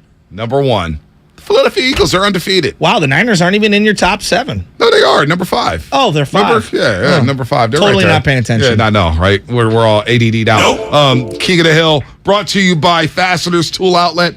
Why pay more at a big box store? Look, we'll take the calls on the go to say, where's Gene? I promise. We're getting to you first here on the other side. We'll squeeze you guys in right before Baldy. Then we'll pivot to the 49ers at 7:25 before Baldy breaks it down with us here on the Morning Roast. That will be brought to you by Fremont Bank, full service banking, no compromises. I know you love sports, and I know you love 95.7 The Game. So let the gay area know that you roast with us at 95.7 The Game by shopping and getting some of our sweet tees and sweatshirts. Go check it out on 957thegameshop.com. Wow, what a great read. What's the best way to deal with triple-digit and below freezing temperatures, Bonte? You want to keep those temps outside. And Golden State Window and Door understands the vast range of temperatures, all the microclimates, across the Bay Area. Thankfully, they've got technology and style that's ever-changing when it comes to windows, doors, and home siding. With assistance from Golden State Window and Door, you or your contracted clients can live comfortably all year round. You'll find modern options like Marvin's Ultimate Sliding French Door. Ooh, I need that up at the cabin. Which offers space-saving sliding design and a design for years of energy-efficient performance. Anderson's A-Series windows offer a wide range of popular designs and are the highest-performing weather-tight products Anderson has ever offered. I mean, gosh, we're raining like crazy. You got to get those bad boys. Get inspired by the many possibilities when you visit goldenstatelumber.com and click on virtual tours. Then talk with your builder or designer to see what might be a good fit for your home. Serving the Bay Area for 3 generations. Golden State, when you succeed, we succeed.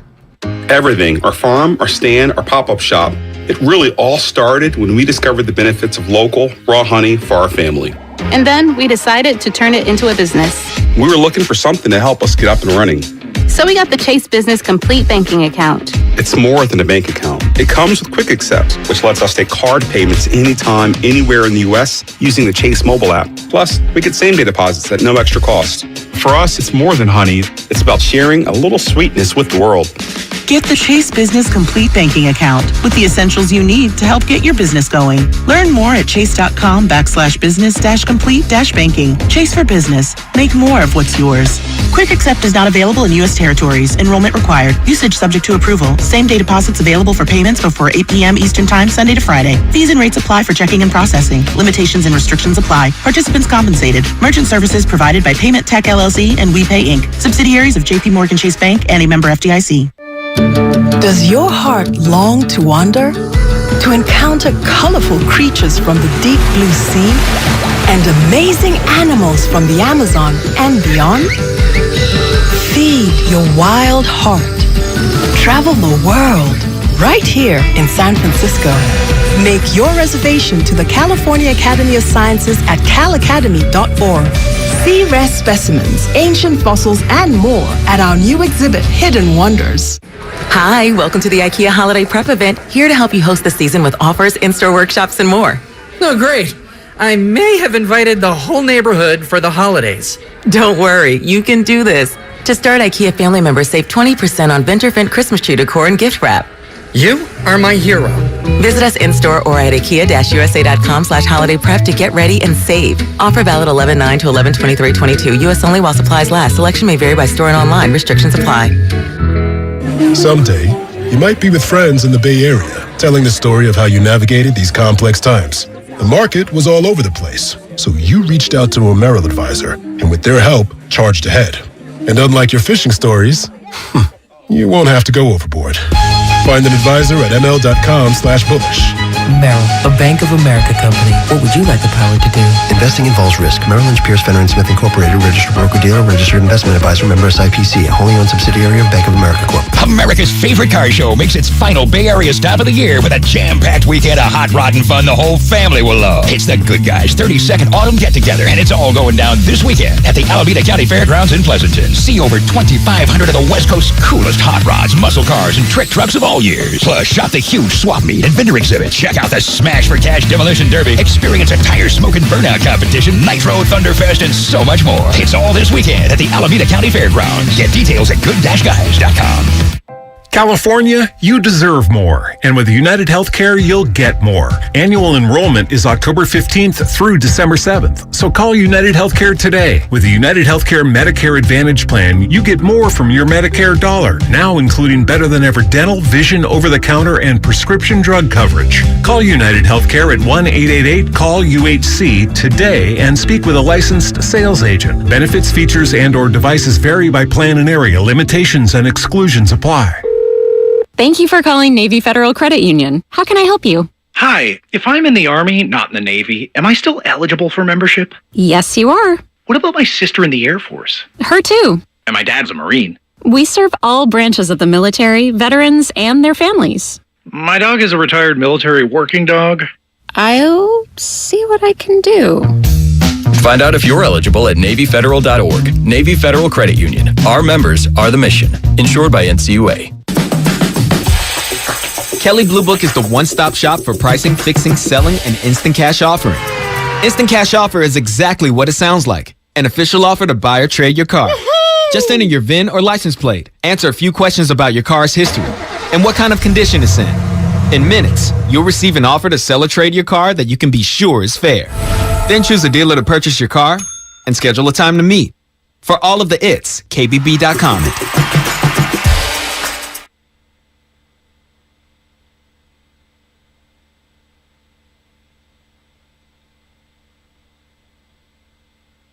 Now, back to the Morning Roast with Bonte and Shasky. Welcome back. Baldy coming up in 12 minutes. 12 minutes here in the Morning Roast. Don't forget to download the Odyssey app. 95.7 The Game. Thousands of other stations and millions of podcasts are free on the Odyssey app.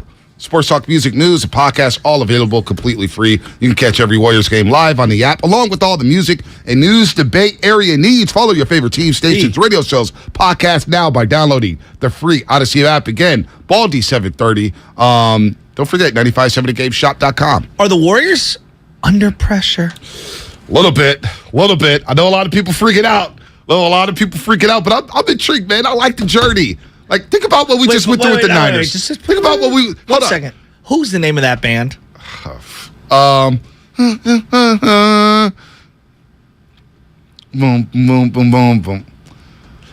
I'm going to go with... Under Pressure. Vanilla Ice sampled it. Yeah, I remember that. Ice, Ice, Baby. I was going to say Ice, Ice, Baby. I would say... Not Red Hot Chili Peppers, because that's always my go-to. I would say... No Doubt. Spadoni, I'm going to allow you to have this one. It's Queen and David Bowie. Queen and David Bowie. Okay, yeah. Can you name one Queen song? Probably not. We Are the Champions? It's like oh, yeah, we talked about this. Come on. We are the champions of the world. Yeah, they got another classic, right? Fat Bottom Girl. They got another classic. They got several classics. Bicycle. Can you play Fat Bottom Girl? Bohemian Rhapsody. Bohemian Rhapsody is probably their most Another famous. one Bites the Dust. Is that Another one Bites the Dust. Queen and Bowie? I knew that was them. No, well, not Bowie. Queen does all those other ones. Okay, Bowie's on that one. All right, well, another one Bites the Dust. David Bowie's, his musical range is serious? very vast. That's David Bowie? Yeah. That's Queen, I mean? Another one Bites the Dust? You don't even know how to do this. Do you think Queen is one person or a band? I'm just curious here. They're a band, right? Yes. Yeah, they're a band. I got that one. Freddie Mercury. Freddie Mercury. They had the movie a few years ago, right? I need to watch that movie. Yes. I need to watch the movie. Yes. But another one Bites the Dust, underrated beat. boom. Oh, it's ridiculous. They have nothing but hitters. Another one bites the dust. Their double disc and another one. greatest hits, I say, is one of the great. There's the Beatles, that used to be Michael Jackson, you can go Jackson 5, Motown greatest. That's one of the greats. You know what? I promise all the roasters out there. Today, instead of watching, and shout out to Pete Franco, Gianna's lovely husband. Oh, yeah. He's saying this Queen, dude. Come on, man. Wake up. Thank you, Pete. Listen, I will stay away from NBA League Pass tonight. Even though it's a stacked schedule, right? Stacked schedule to association, as Dan Dibley likes to say. And the Cavaliers, who are they playing? Because I do want to scout them. They're playing the Sacramento Kings, 7 o'clock. I will stay away from League Pass and watch the movie with Queen. I wouldn't even want you to do that. In your car, I just want you to either Apple Music or Spotify their greatest hits, and you'll realize how many amazing hitters they have. It's like when you hear Steve Miller Band, right? People don't realize, wow, Steve Miller has so many hits that I know, even if I don't know who they are. Man, Queen, damn. Another one bites the dust. I gotta watch that movie. I love how it's it all came Dude, I just told you that Babe Ruth played for the Yankees. I know, it's like amazing. It all came together. I didn't know that was them. You know the 13th man on the Cavs, but you don't know Queen's catalog. Yeah, see this beat. Come on, it's man. One of the all time. This is unbelievable. This gets me going. This puts a smile on my face. This gets me rolling. Look at London, man. He's banging. He's over in Miami getting stomped by Florida State. I mean, come on. Another one bites the dust. And another one gone, and another one gone. Dude, another one bites the dust. I swear. Hey. So, look, if I wasn't a sports broadcaster doing this, I wanted to either be a photographer or I just wanted to be a manager of some musician just so I could be in the studio when they make these classics. Okay. It's nothing like being in the studio. So you want to be Jerry Heller? Yeah, I just want to be there with my legs crossed. Jerry Heller. I want to be like this with my legs crossed. The NWA guy. Sitting there like this. Yeah, buddy, I think we got one. We got one. So you'd be a snitching band manager. I don't know if I wouldn't be a snitch. You would be the guy that embezzles all everyone's money and invests in horrible restaurants and makes them lose everything. No. I would be the greatest manager of all time. Just get me into the concert. You'd be Ari Gold-esque for Vinny Chase. Dude. Okay. Entourage. We're not even going to get it. Let's get into the Warriors because I was sidetracked on Entourage. Let's get to Gene, Johnny George, Drama and Linda. might be the greatest character of all time. Although Entourage the last 2-3 seasons. It was horrible. Aquaman, Medellin, horrible. It went way right. It went way right. You know what the problem was? They overrated Turtle. There's no way Turtle is landing some of the chicks that he's landing. Oh, my God. And the girl moved to Australia on him? It's come on. BS. It's all bad. Yeah. Gene, what's happening? Gene in Oakland, what's going on? Hey, guys. Taking me 3 days to get through to you guys. I mean, the lines have been packed, Gene. Lines have been packed, Gene. I mean, you guys, what's that? All right. I mean, hey, I'm happy for your success anyways. So let me get to my thoughts on the Warriors. Yes, so, yes. All right. So, you know what? I'm not panicked. How can you be after 11 games? But I'm concerned, like everyone else. They got some problems they got to address, but they'd also have, as the previous caller said, they got the best coach, one of the best coaches of all time, and Bob Meyer is one of the best executives to figure it out. So I trust that they will figure it out. But unfortunately, I'm seeing what I feared would happen when they drafted Wiseman, when they drafted Kuminga. I just thought these fellas, for all their great athletic ability, were just too young, too raw, too inexperienced. They were 2 to 3 year projects, and I thought it was all about the here and now. Yeah. The core is getting old, as we all know. I don't know how much more time we have. I mean, last year was kind of an aberration, a bit of a miracle. But now reality is biting. I mean, we see that these kids are just really not ready. Gene. Willie Mays, I know you watched him. What did you? I don't think you've seen the doc yet, but can you just give me something about Willie Mays? Because I'm sure you saw him play. Well, I think I told you before, he was my favorite player growing up. I mean, I grew up in Boston, but I always loved Willie. Really? I mean, I mean, I remember the catch off of Vic Wirtz, who later played for my Red Sox. Wow. And once I saw that, I fell in love with the guy. So, damn. I mean, I wake up every day hoping he's still around. That's one of my thoughts, my daily thoughts. It's my dad's favorite player as well, and I only know about the tales. He might as well be Paul Bunyan to me because that's who he is to me. I sent a 10-hour doc. There was this doc. It was cut into 2 parts on YouTube, and it was about the San Francisco Giants and their history, going all the way back to New York up until now. I don't think Lubman claims to be a Giants fan. I sent it to him, and I'm sure he didn't watch it. But that's where I learned a lot of different nuance of actual highlights that you can't see, because a lot of the Major League stuff wasn't on YouTube for a long time until they dumped it all out there. Doubt. And so, like, we don't see a lot of it. Like, all the Barry Bonds stuff, I lived through it. Steph Curry highlights, you see 50 million of them a quarter. But right? Willie Mays, you didn't see it. This is all, like, a lot of footage yesterday on the HBO doc that I saw on HBO Max with Willie Mays. I was just like, wow, I never saw this footage. Right. Him in the Minnesota minor league uniforms. Come on, bro. I want that minor league jersey now. How about the Barons? I know. When he's out there making plays at 16 years old. Making plays at 16 years old against impact houses. And they were like, can you do that every day? His dad's like, he's like, oh, yeah, I'll play. Well, I'm going to do it again. Real quick, let's go to Linda and Shay before we get to Baldy. Linda on 880. What's happening, Linda? Good morning. Good morning, fellas. Happy Wednesday. Happy Wednesday. You too. I was wondering, we have been talking a lot on the radio lately about defense and how there doesn't seem to be the defense. And they're really struggling with their defense. I believe it was probably the season of 2015 when Ron Adams joined the Warriors and their defense really picked up and people started to note them as an up-and-coming, stronger defensive team.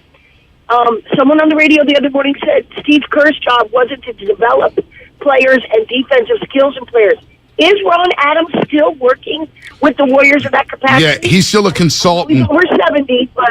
Yeah, he's still a consultant, Linda. Thanks for the call. He's still a consultant, but Chris DeMarco and Kenny Atkinson have picked up the defensive duties after Mike Brown departed. So Ron Adams has taken a step back, but he's always at the games. He's always charting in the tunnel. He's always looking at the plus minuses and the trends and the little 4-minute burst, 5-minute burst of what's going on. So he's still part of the organization. But look, you got a lot of youngsters who don't know where to be on the floor. It's a high-level system. You're playing with high-level players. You know, that's the thing. You're trying to integrate these young players who haven't played a lot of basketball over the last 3 years with championship players. Yeah, and I'll stop you there because you're 100% right, B.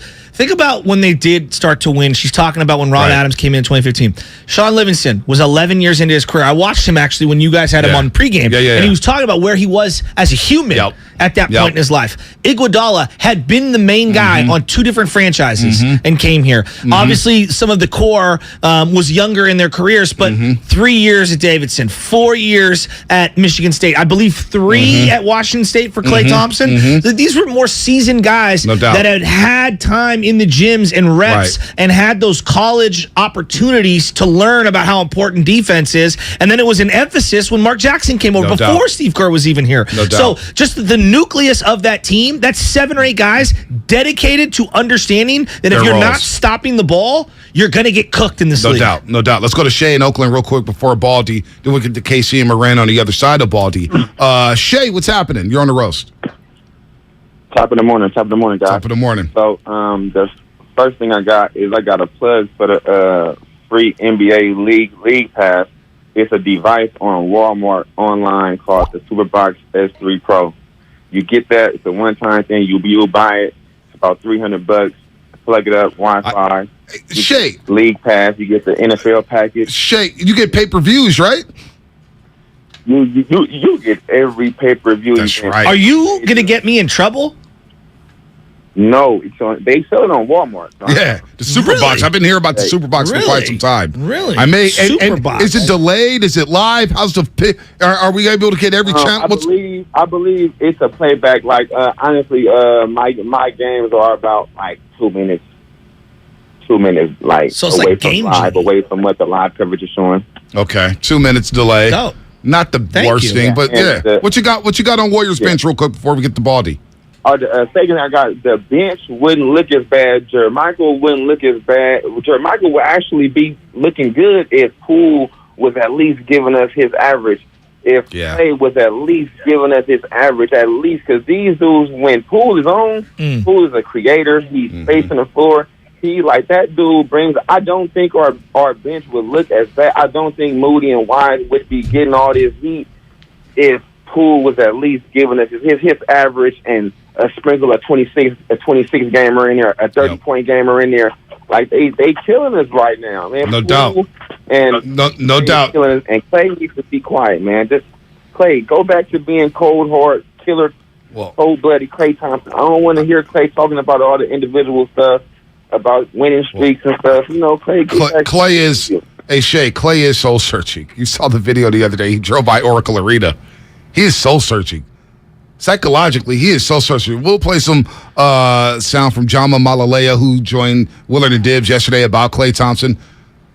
In a way, I find it endearing that this guy's showing us his vulnerability and just trying to be back to the player he once was. Yeah. We all believe. I think what gets lost in the dialogue between us, Shasky, is that we both kind of agree that he's not going to be the same guy. Uh-huh. But how worse is he going to be this year than, say, last year? Is it already starting to tick up, Father Time that is, or with the lateral foot? We'll play instead of the worst thing, I would just say I'm not sure what he's bringing to the table consistently on a night-to-night basis. And I think that's the part that's a little troubling for him and for all of us. But I do find it endearing that an athlete's like, yo, I'm soul-searching. Let me try by Orkler. This guy's, if anything, the guy loves the game. Well, that's obvious. The guy loves the game. Endearing is one aspect. I was going to go in the other direction and say, that kind of concerns me a little. Well, I wonder if Baldy drove around Texas Stadium one day after going against Reggie White in Philadelphia, or he's going against Charles Mann and Dexter Manley with Washington, and he's soul searching at RFK Stadium. Let's get the Baldy here on the Morning Roast. He breaks down plays better than anyone. I mean, this is like Shark Week now. And you know what Baker Mayfield is? He's chum. Look at these sharks.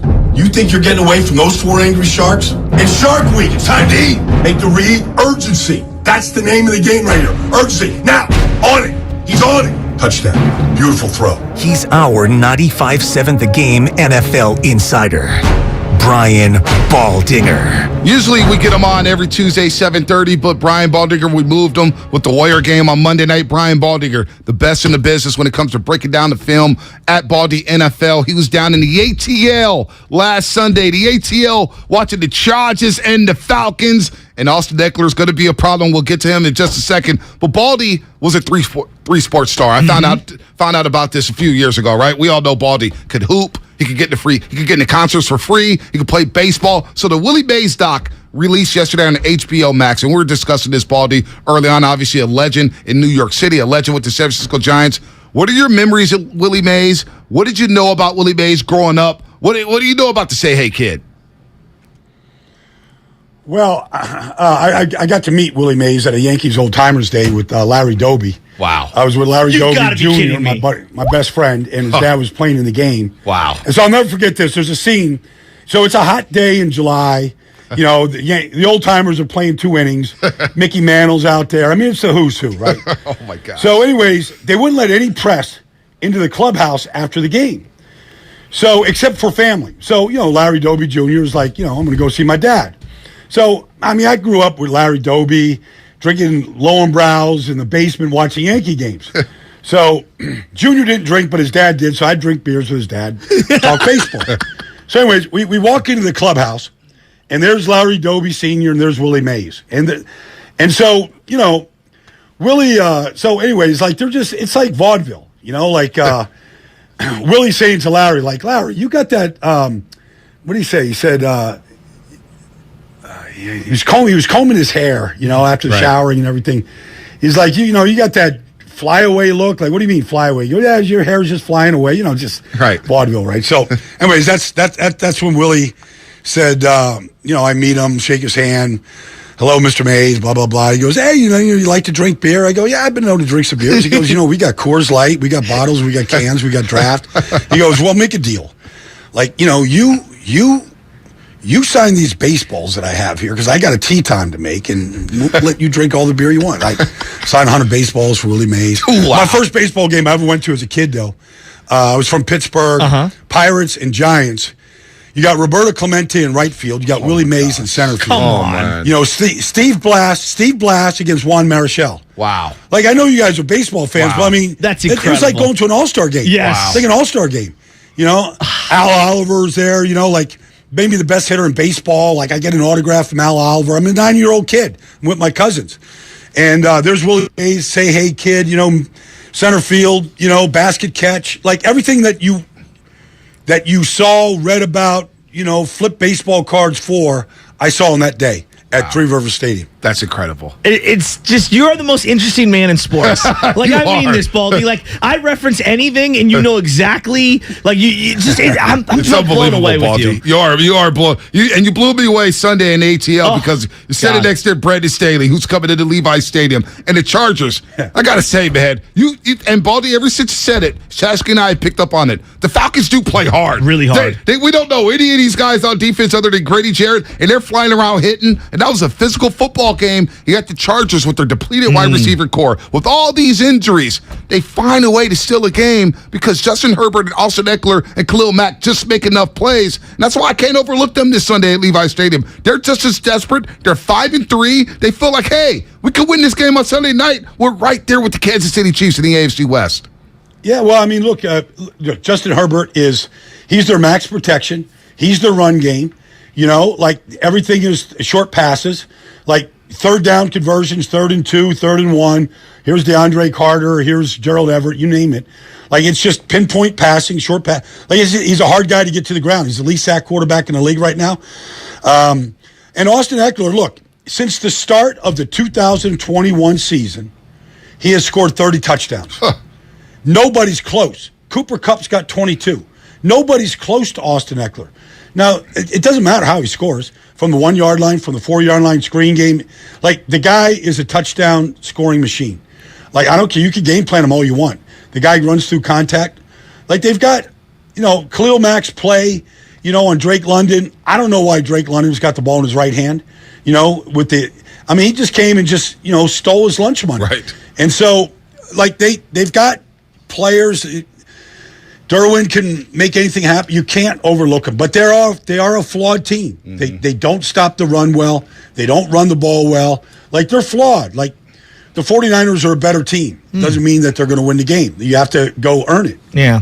We're about halfway through the year right now with the 49ers. As you've kind of watched this team with a fine-tooth comb, who's a player that you think has really popped that you didn't expect to pop this year on either side of the ball? Well, I think Aaron Banks is having a really good season. I didn't know what to think. He didn't play last year, a couple snaps. Second-round pick. Notre Dame. Notre Dame puts a lot of offensive linemen in the league, but you don't know. It's a different system than Notre Dame. It's a run-based system. It's zone blocking. I think Aaron Banks has been really good this year. He's got a new center in there. Trent's been in and out of the lineup. It's never easy as you're trying to figure your way through, the first 8 games.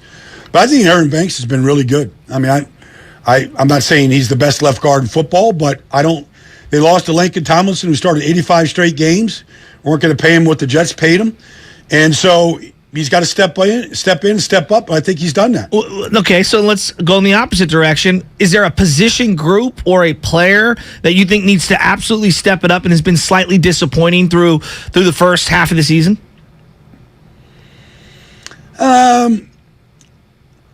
No, I can't really say there's one guy like that on defense. But I would say that, the surprise on defense is Ofanga. And, just the aggressiveness and his ball skills are real. Like, he's going to end up with 6 interceptions, maybe 7. He's going to be at the top of the leaderboard when the season's over, just because of how quick his eyes are and how he anticipates things. And as you see, like, you guys got a chance to watch football all week, right? Right. Over the weekend. So you're sitting there and you're watching Aaron Rodgers getting intercepted in the goal line. Like, I swear, I track this stuff, but every ball that gets tipped in the middle of the field has a chance to be intercepted. Like, that's how you get your interceptions. It's not like these great plays on the ball, down the field. It's tipped balls are balls that get intercepted. Deflected balls by defensive linemen over the middle of the field, on the outside. Deflections. I remember when Seattle, years ago when they had the Legion of Boom, they led the league in interceptions. I went back and watched them.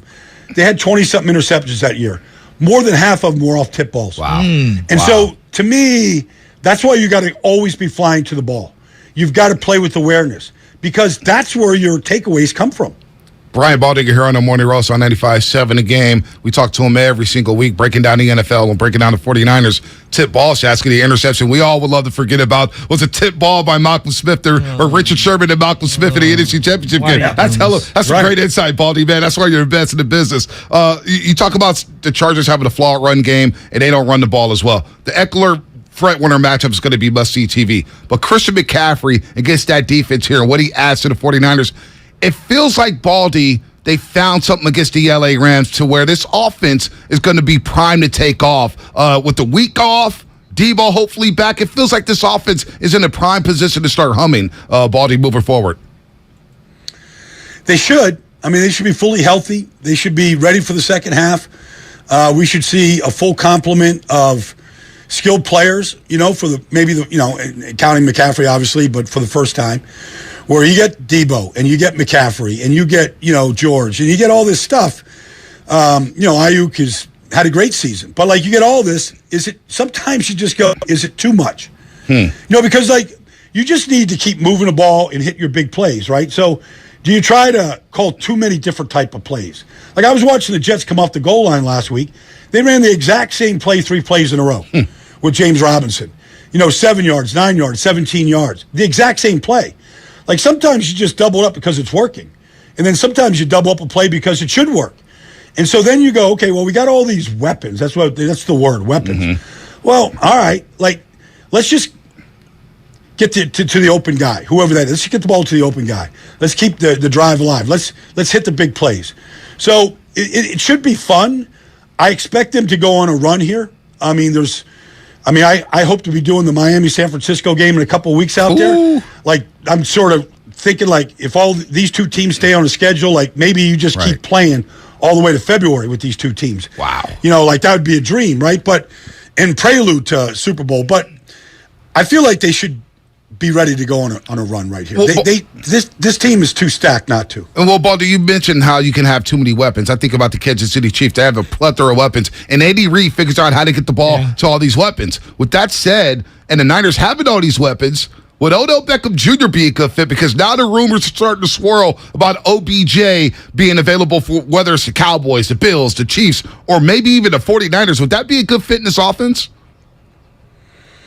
It could be, but do they need another wide receiver?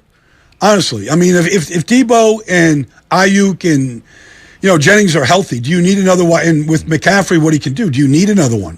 From the depth standpoint, if somebody goes down, you'd love to have it. That's what happened to the Rams last year. They signed OBJ, and 2 days later, James, Woods goes down with an injury. Robert Woods. So, it was fortuitous, but who knew that at the time? So from the depth standpoint, you'd love to have him. And he would probably love to play, in San Francisco with the team that's contending.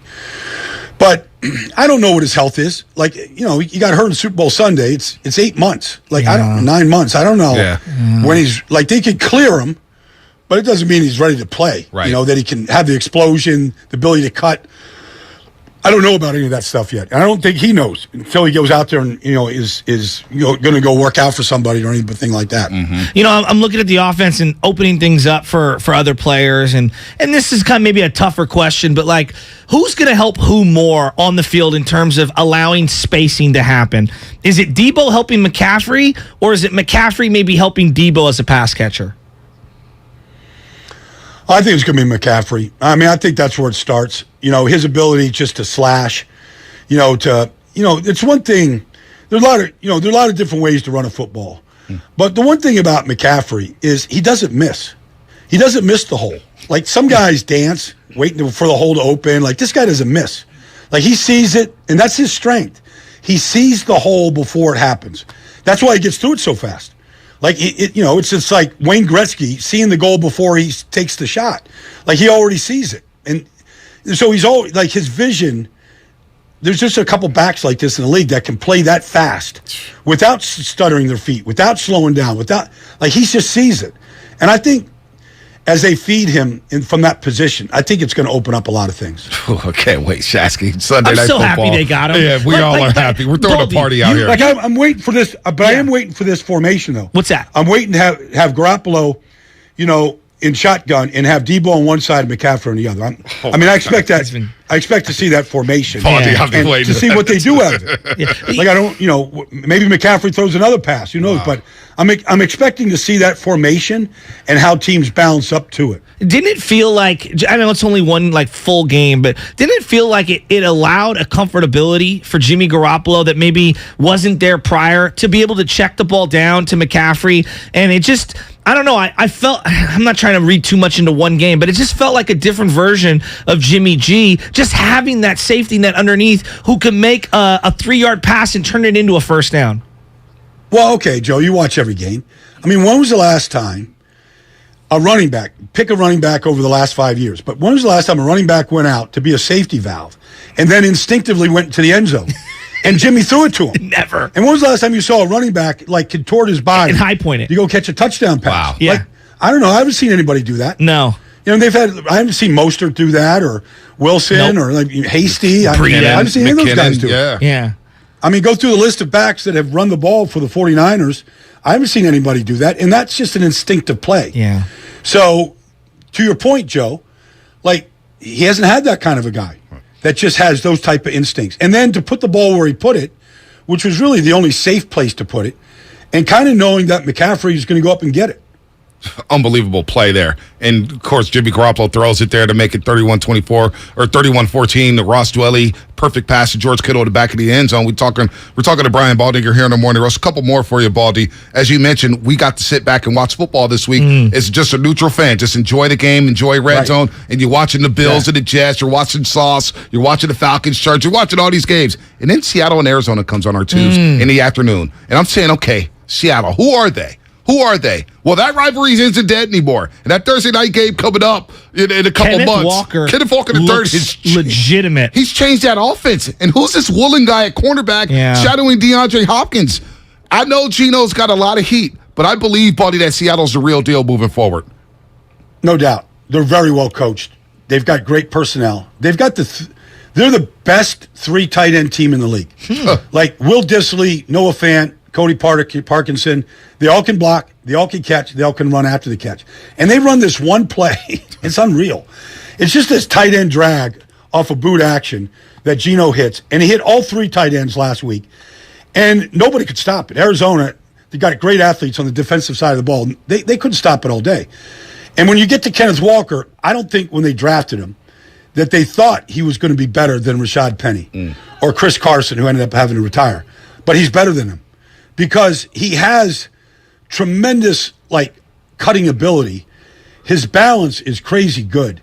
And then he's powerful. Like, he's constantly pushing the pile. Yeah. He's the perfect fit for that offense. And you can barely get the quarterback to make any kind of a mistake. So, good luck, and they have just the right complements between the tight ends, DK, along with Tyler. Like, it is a dynamic offense. Tampa's got their hands full this weekend over in Germany, but I just think that they're a very well-coached team, and they're only going to get better. Who's this Woolen kid on defense? Who's this cornerback? He's a stud. Pete, man. He finds him. Well, I nicknamed him the Shadow, and I talked to him a couple weeks ago, and I said, is it because the only thing faster than Tariq Woolen is his shadow? So I said, can I get? So he was laughing because he saw this breakdown I did on him. He goes, keep the nickname, I love it, Baldy, blah, blah, blah. But, he's 6'4". He's the biggest corner in the league. Wow. And he runs a 4.25 40. He's the fastest player at the combine. Wow. Is he bigger than Brandon Browner? He's bigger than Brandon Browner. Wow. I look at him eye to eye. And so, it's him and Sauce right now for the Defensive Rookie of the Year. Wow. And then you see his speed. Like, his speed is legit. Like, nobody could get past him. Yeah. And so he's got ball skills, speed. And he's a great kid, too. He's bright-eyed. He doesn't know that he comes out of UTSA and Conference USA, converted wide receiver, so he's got ball skills. And, he's Richard Sherman with great speed and bigger size. Wow. As you kind of view the landscape of the NFC, you're looking at all the division leaders. Tom Brady, obviously, we're going to give him the benefit of the doubt until he's finished, right? He's a legend. The Eagles and Jalen Hurts and Sirianni, and then you got the Vikings and Kirk Cousins and their rookie coach and all the different teams around. Why not the 49ers? Is there a team that they should fear more than others because of the coach, personnel, quarterback? I think the reason why why not the 49ers is because of what they did in the postseason last year. They went into Dallas and beat a great Dallas team. They went into Green Bay and beat the MVP. Like, they showed you that they can play great football in January. The Eagles don't know if they can. Like, they don't know. Like, I work out in the Eagles, right tackle's barn yesterday. And I'm talking to him. And I'm like, hey, Lane Johnson, like, did you think that you'd be 8-0, Lane? He goes, maybe 6-2, 5-3, get ready for a second half run. So they're a little surprised by it, but A.J. Brown's been the difference. Yep. And all the guys they picked up on defense. So they've built their team, but they haven't been really tested. Yeah. They haven't had to come back in a game to win a game. They haven't needed a special teams play to go winning. Like, all the things that you need, you got to pull out. Yeah. In January, when it's sudden death, the pressure's on, there's a quarterback who's played basically error-free football in Jalen Hurts. Does he play error-free in January?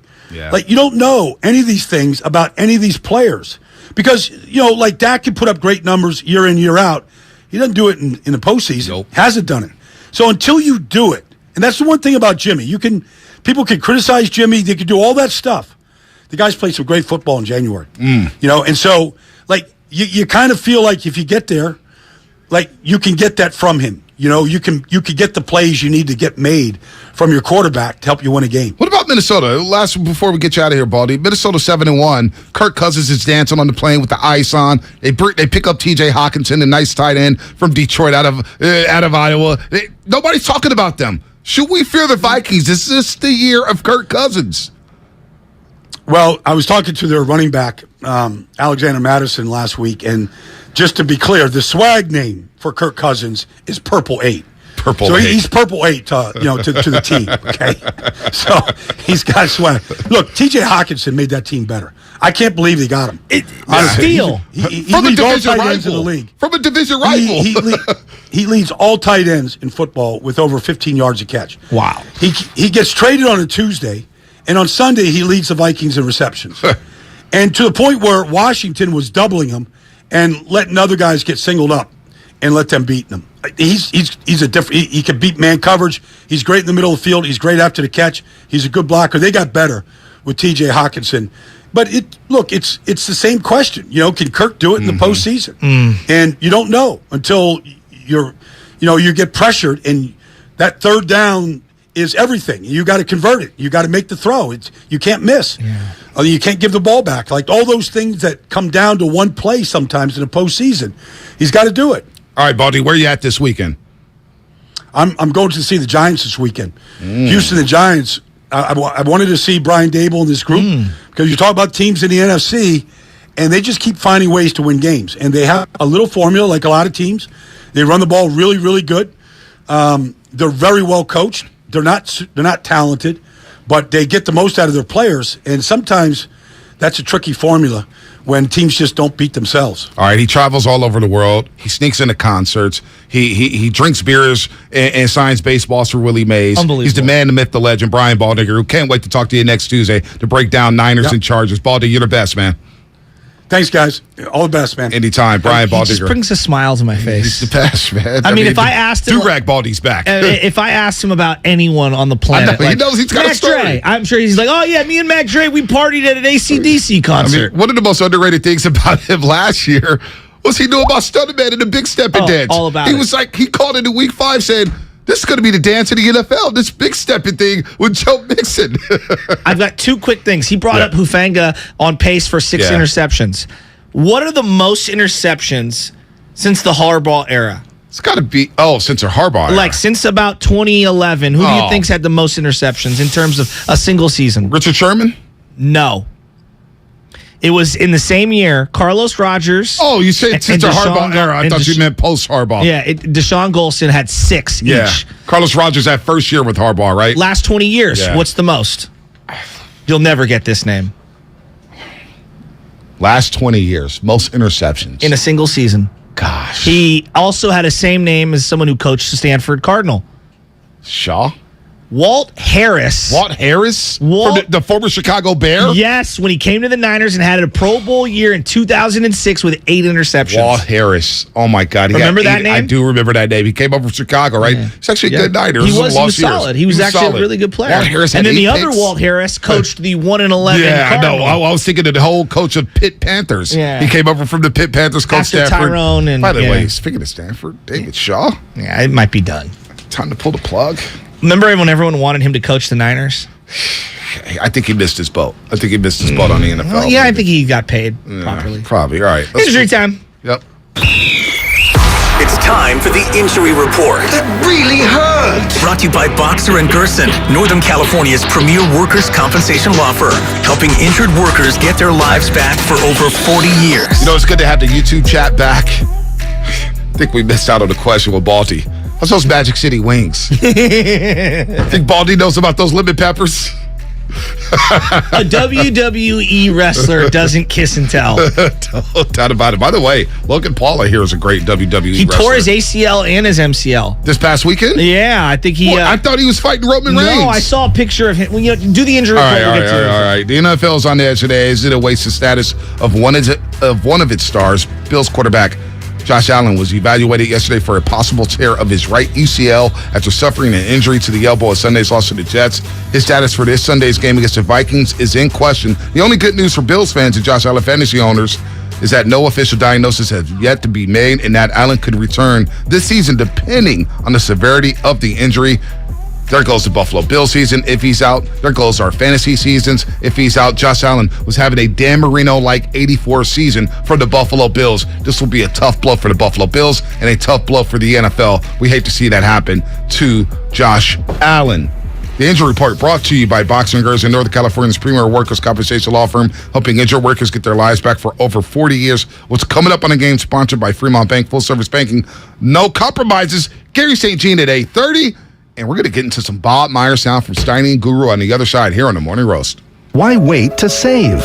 Dell Technologies Black Friday event arrives early with select deals on top tech to power business productivity. The savings start now with up to 48% off performance business PCs powered by 12th Gen Intel Core processors. Don't forget special pricing on the latest monitors, docks, and accessories, including free shipping on everything. Call a Dell Technologies advisor at 877-ASK-DELL for Black Friday deals. That's 877-ASK-DELL.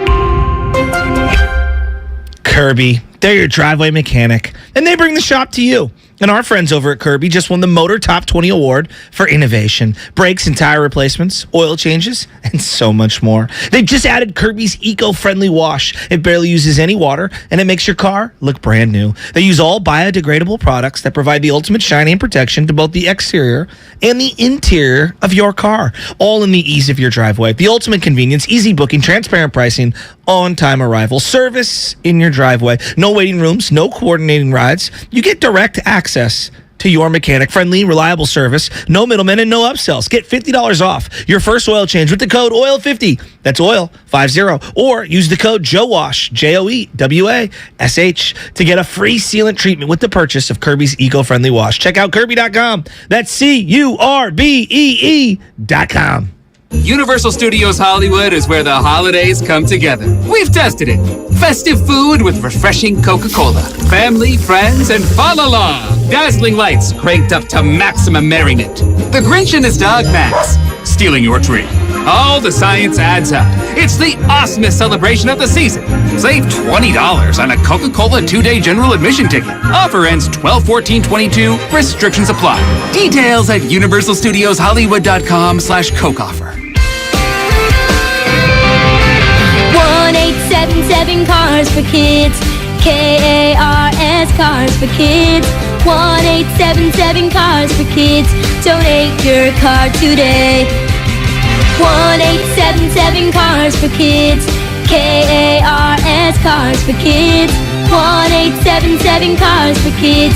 Donate your car today. With car prices at an all-time high, our donors are now getting highest receipts ever. Donate at carsforkids.org, and your car can be picked up tomorrow.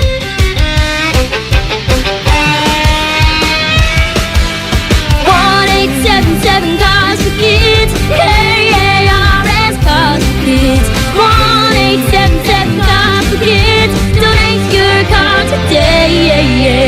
accepting donations of land, homes, buildings, or any kind of real estate. If you own a business, this has been a bumpy ride. From pandemic to inflation, I'm sure you could use a break. If your business has 5 or more employees and survived COVID, you might be eligible to receive a payroll tax refund of up to $26,000 per employee. The challenge is getting your hands on it. Hi, I'm Howard Mackler, and that's why I founded GetRefunds.com to cut through the red tape and get you the money. The team of tax attorneys we have put together are highly trained in this little-known payroll tax refund program. We do all the work, charge not a dime up front, and simply share a percentage of the cash that we get for you. Businesses of all types can qualify, including those that took PPP, nonprofits, and even those that had increases in sales. We have helped return over $1 billion to businesses, and we can help you too. Just go to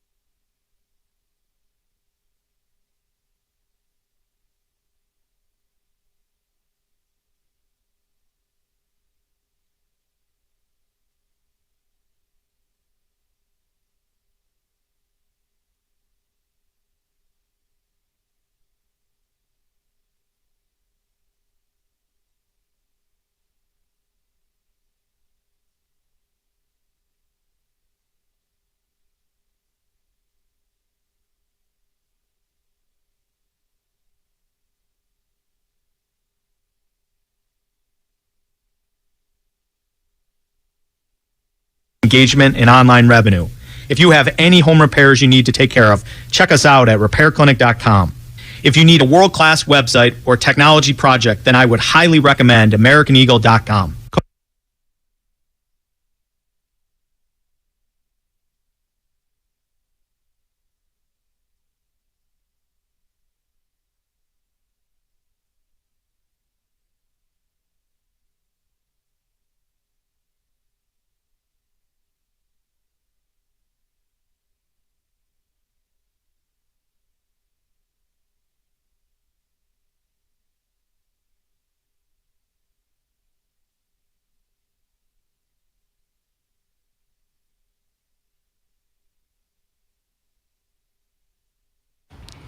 Oh, baby, good morning here on a Wednesday on the Morning Roast, 95.7 The Game. Drive safely to work. If you're just getting off of work, your graveyard shift, good morning to you. Truck drivers, janitors, plumbers, cops, firefighters, teachers, students, you name it. Toddlers out there in the car chilling, listening to the roast. Good morning to you, Lutman, Spadoni. I see Madsen back there. Of course, you, Joe Shasky, as we talk some Warriors here in just a second. But I got to ask you, because we're going to take calls to the Warriors. We're going to play some Bob Myers sound. Steiny Guru did a phenomenal job with Bob Myers yesterday, pressing him on the questions that the fans want to know. What's going on with the youngsters? What's going on with Klay Thompson? Can the Warriors turn it around? Would they be willing to trade some of these youngsters? Would they consider that? So we're going to get into that in just a second before Gary St. Jean at 8:30. But this contemporary ballot era Hall of Fame that Barry Bonds is on the ballot for, they're going to vote on it during the winter meetings December 4th, I believe. I never heard of anything like this before this came out the other day. I've never in my life heard about the contemporary ballot era Hall of Fame. What the hell is that? It's basically guys from a certain generation that can get voted in after their now 10 years. It used to be 15 years on the ballot. And I'm looking at this is who's on this ballot. It's 8 players. And so you've got Albert Bell, Barry Bonds, Roger Clemens, Don Mattingly, Fred McGriff, Dale Murphy, Rafael Palmeiro, and Curt Schilling. And it features candidates whose player contributions are primarily from 1980 until current. Okay. I've never heard anything like it. Now, Albert Bell is a sneaky under. Albert Bell's really good. Okay, I'm glad you brought up Albert Bell. But Barry Bonds. How many career home runs for Albert Bell? Oh, he had over 500. No, 381. That's it? Yeah. He kind of got blackballed out of the game because he was a bad dude. Who's the guy who he just knocked out on the base path? Yeah, that was second base when he was with the Brewers. The American League Brewers. Yeah. Let me give Milwaukee County. What was it? Milwaukee County. I forget the name. Well, it was where Major League the movie was filmed. It was actually at the old Milwaukee County Stadium or whatever the heck it was. From 93 to 97. All right. This guy hit an average. This was his averages. Okay. From 93 to 97 for Albert Bell. 124 RBIs, 40 jacks, and, a batting average of 306. He only hit 381 home runs? He averaged 150 games a year. He only hit 381? I swear to God, I thought he hit over 500. He was kicked out of the game, essentially, at 33 years old in 2000. Remember, he had the cork bat. Yeah. He had a lot of the allegations of steroids. My favorite card that I have to this day is the one where he's got the Jerry curl dripping, and it's Joey Albert Bell. And is the gold cap there, the gold tooth? Oh, yeah, for sure. He had the gold tooth, remember? Yeah, I'm all about the cards. You know that. Yeah, I love the baseball cards, too, but the gold tooth was special.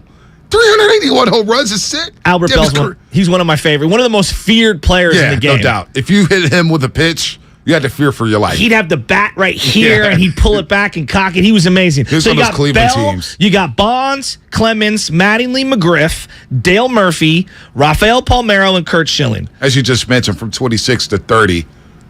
Gosh, he hit 202 home runs. He's ridiculous. He is ridiculous. Come on, V. I'm telling you, he had a 5-year run that was as good as any. And by the way, go back to those Indian teams, all right, of the mid to late 90s. Jim Thome, Roberto Alomar, Omar Vizquel, a young Manny Ramirez. Yeah. Young Manny Ramirez. Sandy Alomar, yep, no doubt. Jack McDowell. Yep.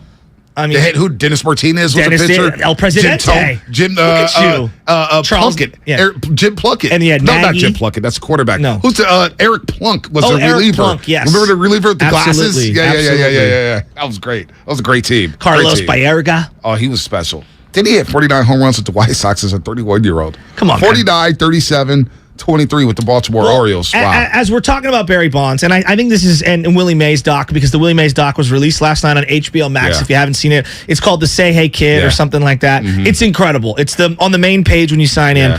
But I want to play the sound of Willie Mays talking about Barry Bonds getting in. And it felt like to me when you watch the doc, and we all knew this, Barry's godfather is Willie Mays. It felt like it was Willie as an old man pleading that this is a man, Barry, who's like a son to him. And I want him to get inducted while I'm alive. That's what it felt like. When people talk about, play it again. When people talk about, who's the best ball player in the world? I don't care. Give somebody honor that deserve to be in the Hall of Fame. On behalf of all the people in San Francisco and all over the country, vote this guy in. He is very, very important to me. Thank you very much. By the way, we missed Kenny Lofton according to the bubble text him line. and Marquise Grissom got traded for each other. I believe when they won the World Series, he wasn't on the team. So I don't know, but whatever. They kept getting flip-flop for each other. Bell, Bonds, Clemens, Mattingly, McGriff, Dale Murphy, Palmeiro, Schilling. To me, I can't write the history of the game of baseball without including every one of those. No doubt. Crime Dog is one of my favorite first basemen of all time. Just shy of 500 home runs. Ultimate, contact hitter as well as power hitter. Giants killer. Staple at first base defensively. He literally changed the pennant race in 1993. Changed the pennant race. He owned Billy Swift. How about the swing where the right arm, the lead arm, would go around the head afterwards? Well, he may be more known for the commercial that played on ESPN all night long. Yeah, the training videos. Yeah, the training videos in the blue shirt. Dude, Crime Dog. Crime Dog was one of my favorite players of all time. He was unbelievable. Giant Think about how stacked the Padres was. All right, we got Papa Shasky on the line here. Papa Shasky, we'll get to Bob Myers, I promise you. We're going to get the Bob Myers sound in just a second. But shouldn't they all be in? Before we go to my dad, these guys all should be in. Don Mattingly was the captain of the Yankees for years and years and years and years and years. Don't get me started on the Baseball Hall of Fame. All these guys should be in. I've been fighting for Fred McGriff and Gary Sheffield. Forget Bonds and Clemens for a second. They're no doubt Hall of Famers. Yes. They're no doubt Hall of Famers. But Fred McGriff and Gary Sheffield, we just throw them to the side. Even Jeff Kent from crying. I've been crying for Jeff Kent. The 5-year run at second base is one of the greatest 5-year runs at second base in the history of the game. I know. The Giants don't win without Jeff Kent. Altuve's breaking Kent's records. I know. And he's going to walk into Cooperstown. For a 5-6 year run. And he's going to walk into Cooperstown. I know. So where's the love for Jeff Kent? Where's the love for Fred McGriff? Where's the love for Gary Sheffield? Everywhere Kent went, they won. It does bother me when those guys are not in the Hall of Fame. I'm with you. Let's go to Papa Shasky here. Papa Shasky, I actually thought about you watching this Willie Mays doc, and then I saw his Facebook status this morning about he's just talking about the Willie Mays doc, because as we shared, Papa Shasky, good morning to you. I know JoJo cried. I cried. I couldn't believe I was crying last night. I didn't tell Ed this, but I was choking up watching the end of that documentary. It was that special last night watching the Willie Mays doc on HBO Max. Good morning, fellas. It's great to listen to you and talk to you this morning about that doc. I happened to get on right at 6 o'clock when it came on, and I was wondering if JoJo, if you were watching off, but I'm watching that, and there's a couple things that stood out to me. The very first is he's sitting on his dad's lap when he was a little kid, and that reminds me of you, JoJo, when we used to go out to the games. He used to take you out, and we sit on Wednesday afternoons out at Candlestick. The family pavilion. Yeah, right. And I got to your first ball when Chris Brown hit that home run. Yep. He was playing for the Dodgers. 86. Right, and so that brought back a lot of family memories, Joe, and a couple things that stood out. There was one hilarious. Wait, before you go there, this was your favorite player growing up, no doubt about it, right? Hands down. I mean, that's who I idolized. I mean, when he came here, I was. When he came here in 58, I was 1 year old, right? So, growing up, and he was it here. And I remember when then the doctor talking about him looking for a place up in Westwood Park in the city. My dad did a plumbing job at a house that he was going to buy at one time. So there was I had a lot of familiarity with the content that they were talking about there. And then him talking about, with his dad and you and I and Pat and growing up and the love of baseball and baseball is life. I mean, it was just incredible. And then coming full circle when he interviews Tito Fuentes. Now, Tito Fuentes, I had Juan Marshall's kids went to our grammar school, and Tito Fuentes came to two of my graduating. I've got two photos, snapshots with Tito Fuentes. And then Willie Mays, he talks about cup check. I started laughing about that when he hits them with the tip of the cup, and it was just hilarious. And then at the end, talk about tearjerker. He's talking about the end. I mean, that was so emotional. Yeah. I could resonate on every part of that documentary. Papa Shasky, let me ask you this. Let me jump in here. The guys who were in it, the cameos from John Shea, Tito Fuentes, even Bob Costas brought his A game. Yes. He's dropping words, had to look up in the dictionary. And then Barry Bonds, the way Barry Bonds set the tone for the documentary, and John Miller and the storytelling, I mean, it was well done. It took me 2.5 hours to get through an 1.5-hour documentary.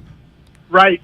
And then it was nice to see Willie's son Michael on there. Yeah, that was special. I think he gets overshadowed a lot because of Barry, and Barry taking him over to his dad and that whole moment of him wanting to have his dad in his life and then having his godfather in his life. It was just tremendous, just absolutely tremendous documentary. Well, now, Bobby Bonds for a second, like you always talked about how great Bobby could have been. Seeing how fast he's running around the bases, Barry's dad, is pretty incredible, and how Willie took him under his wing.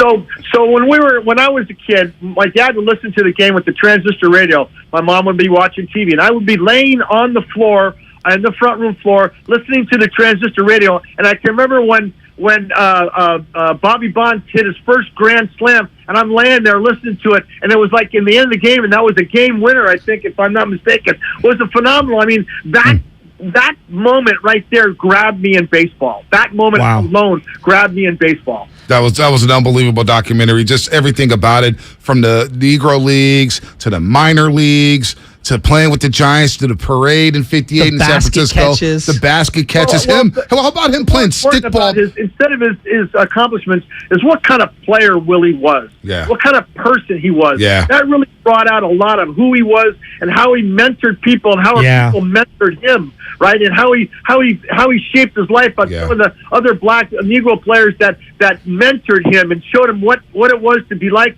to be a ball player.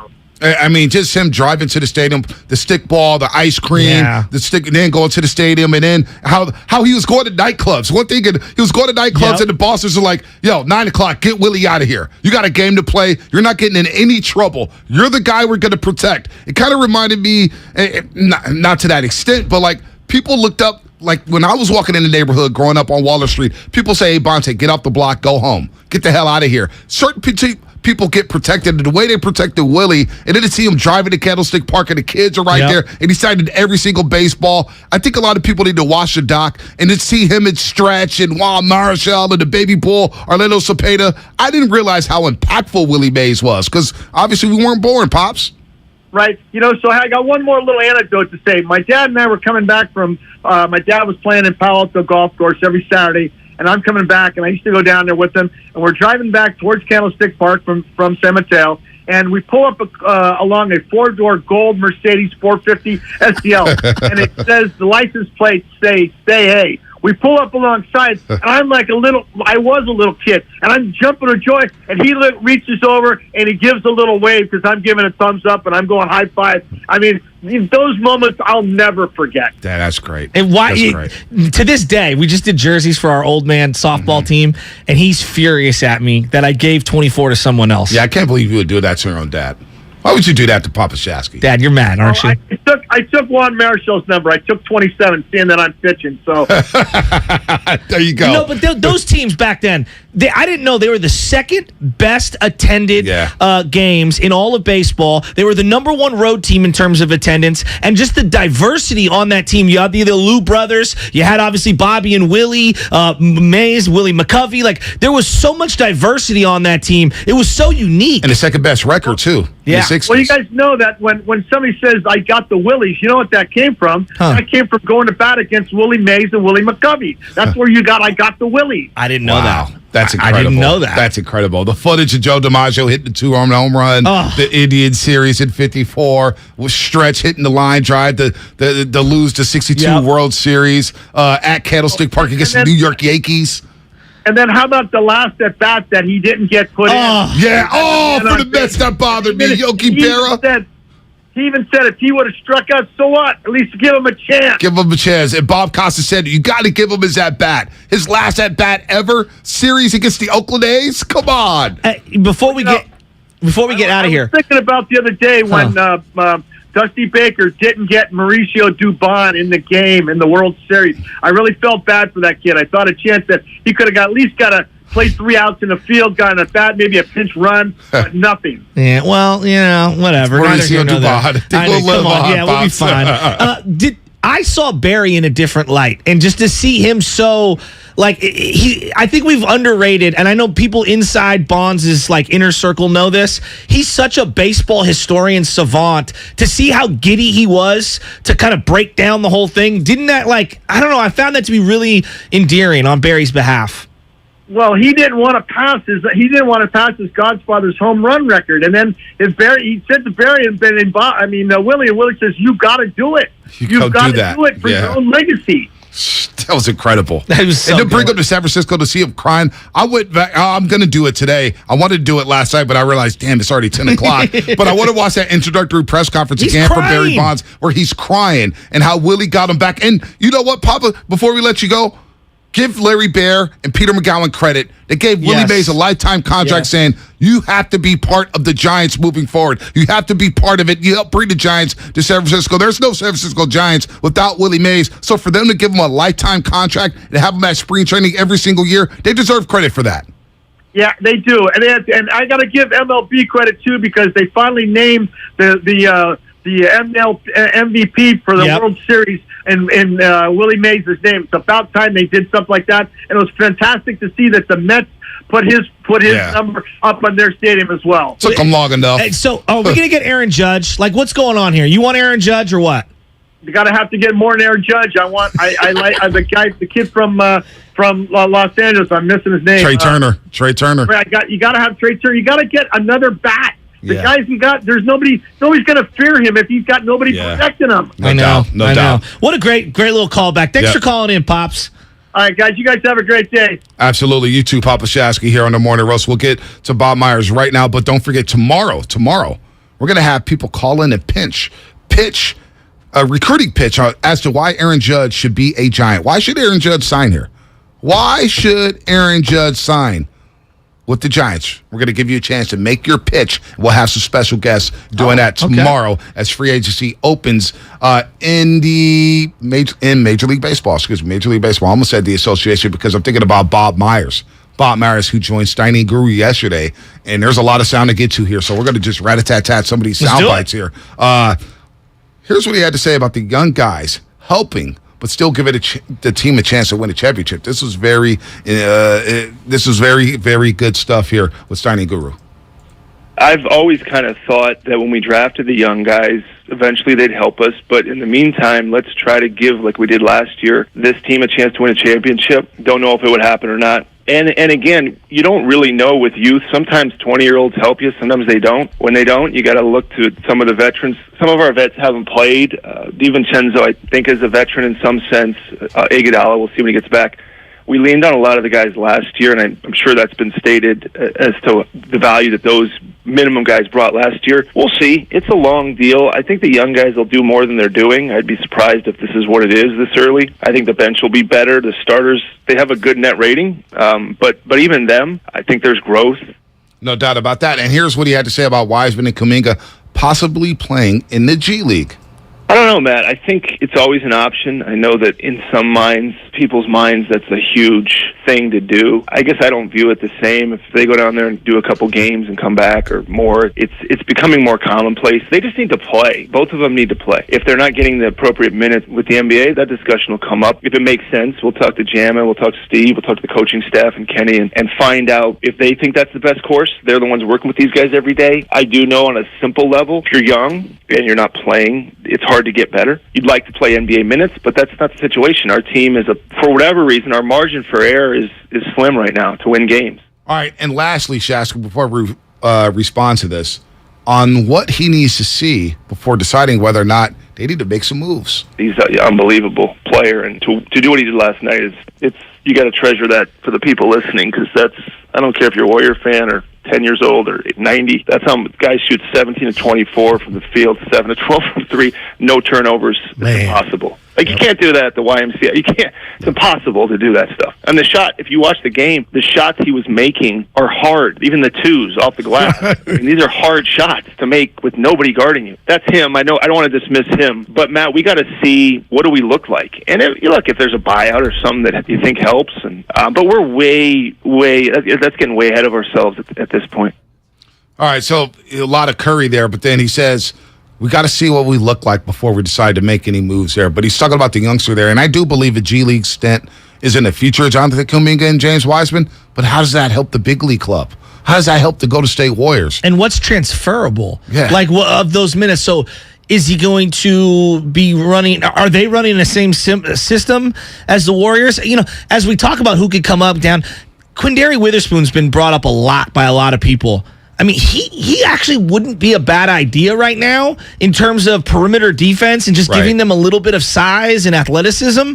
He's not going to make or break their season, but would you be open to maybe seeing him come up? Absolutely. Now, is he down in the G League right now with the Santa Cruz Warriors? I don't know what his affiliation is. He came out on ring night and he was waived by the Warriors. I don't think he's signed with anybody right now. I could be wrong, but I think he's still out there on the street. I like Quindary Witherspoon. I really like him, and I think his athleticism over Ty Jerome. Now, can he hit the three like Ty Jerome? I don't know, but you need to be athletic out there. Ty Jerome the other night was just getting blown by. He's not athletic enough. He's a nice player. He's a third point guard. Yeah, but you can't play him every single night. No. You can't play him every single night. I put him in the Chioza role. Yeah, no doubt. Right? And so the Wiseman Kuminga thing is an interesting one. We'll get to the starters and Klay Thompson, and we'll hear from St. Louis. Yeah. These young guys are not going to get better by not playing. Bob Myers admitted that yesterday with Steiny Guru. Are you committed to living with the downs and occasional ups if they play? I am. And you got to have a quick hook. Okay. But you got to play them. Okay. You got to play them. Like, Wiseman's not going to get better screen setting down in the G League. He has to screen set at the NBA level. He's not going to get better by watching. Well, that's my thing. And if he's not good enough, then you pivot. Yeah. And I'm okay to pivot off the number 2 overall pick from the 2020 draft. I'm okay with that. And admit that, hey, you know what? This guy didn't pan out. He can't play in our system. Let's move on. Yeah. That's the reality of pro sports. We do it with the Giants. We do it with the Niners. We do it with every other team. Yeah. If James Wiseman can't play in the system, then you have to move on. And I'm okay with that. I think the young man has a lot of potential. But right now, it's not working out for the Golden State. I can't unsee what I saw on that road trip. The bad screen setting, the lack of blocking shots, the contesting, but it's the lack of rebounding. The question that I have is, it's like, we know he needs to play, but if he goes to the G League, and maybe it solves everything. Maybe it works out. Yep. What's transferable down there that he's going to learn or play with or stylistically? Yeah. And then, if he gets fed the ball, does that translate to how he's going to be used up here? I guess that's my question. Yeah, because what's it going to look like down because there? he's not going to be fed the ball with the big league club. But that's what I'm saying. That's not transferable. How do you simulate the settings of what he's going to be expected to do on the big league team while he's playing with different role? I don't know. You've got to tell him to go down there, screen set, rebound, block shots, because that's what you're going to do at the big league club. But then what is everyone going to say? How's he only scoring 8 points? And you got to forget the noise. I know. You got to forget the noise for a second, So that's where we're at right now. He's not even shooting a 3. He's not even shooting a 3. Well, he doesn't get the ball top of the key like he used to. He doesn't get the ball at all. I don't want him catching the ball at the top of the key like he's Bogut. All right. I want him as a high screen dive guy. Yeah, I do too, and we're not seeing that. All right, what's coming up in the game? Sponsored by Fremont Bank, full service banking, no compromises, and the Department of Healthcare Services, and ChooseChange.org. The St. Lee one. Gary St. Jean makes his presence felt on the morning roast. That's coming up here on 95.7 The Game. When you're young, life is full of choices. Don't let opioids like highly addictive and deadly fentanyl take away your life or your choices with just one wrong pill. Find medically proven treatment options at choosemat.org. Hi, welcome to the IKEA Holiday Prep event. Here to help you host the season with offers, in-store workshops, and more. Oh, great. I may have invited the whole neighborhood for the holidays. Don't worry, you can do this. To start, IKEA family members save 20% on Venturfent Christmas tree decor and gift wrap. You are my hero. Visit us in-store or at IKEA-USA.com/holiday prep to get ready and save. Offer valid 11/9 to 11/23/22. U.S. only while supplies last. Selection may vary by store and online. Restrictions apply. Everything, our farm, our stand, our pop-up shop, it really all started when we discovered the benefits of local, raw honey for our family. And then we decided to turn it into a business. We were looking for something to help us get up and running. So we got the Chase Business Complete Banking Account. It's more than a bank account. It comes with Quick Accept, which lets us take card payments anytime, anywhere in the U.S. using the Chase mobile app. Plus, we get same-day deposits at no extra cost. For us, it's more than honey. It's about sharing a little sweetness with the world. Get the Chase Business Complete Banking Account with the essentials you need to help get your business going. Learn more at chase.com/business-complete-banking. Chase for business. Make more of what's yours. Quick Accept is not available in U.S. territories. Enrollment required. Usage subject to approval. Same-day deposits available for payments before 8 p.m. Eastern Time, Sunday to Friday. Fees and rates apply for checking and processing. Limitations and restrictions apply. Participants compensated. Merchant services provided by Payment Tech LLC and WePay Inc. Subsidiaries of J.P. Morgan Chase Bank and a member FDIC. This is your time to cash in at Cache Creek Casino Resort. To rock and to roll. Over the hills and bluffs. Go all out or go all in. With 4 stars and rising stars. Now we do more than ever, so you can do as much or as little as you want. It's your time to cash in at Cache Creek Casino Resort. Salute our veterans and wrap up the Bay Area hot rodding season in style at America's favorite car show. It's the Good Guys 32nd Autumn Get-Together, and it's all happening this weekend at the Alameda County Fairgrounds in Pleasanton. See over 2,500 of the Bay Area's baddest hot rods, muscle cars, and trucks of all years on display. Plus, don't miss Good Guys CPP Autocross Series racing action featuring the Fall Shootout. Our Veterans Day weekend celebrations include our Vets for Vets Parade and so much more. It's all going down this weekend at the Alameda County Fairgrounds. Get details at good-guys.com. This football season, adopt a new tradition that's sure to turn fans into family. The Jim Beam Highball. That's beam and soda over ice with a lemon slice. Share one at the stadium or make one at home. Kentucky Straight Bourbon Whiskey, 40% alcohol by volume. Copyright 2022, James B. Beam Distilling Company, Claremont, Kentucky. Drink smart. No one knows where this market will go. Things could change tomorrow, next week, or next month. At Merrill, we've been here before, and history shows this is the time to stay focused on your future. Because through every market, the bull will always have your back. Find an advisor in the Bay Area at ml.com/bullish. Merrill, a Bank of America company. What would you like the power to do? Investing involves risk. Merrill Lynch, Pierce, Fenner & Smith Incorporated, registered broker-dealer, registered investment advisor. Member SIPC, a wholly owned subsidiary of Bank of America Corp.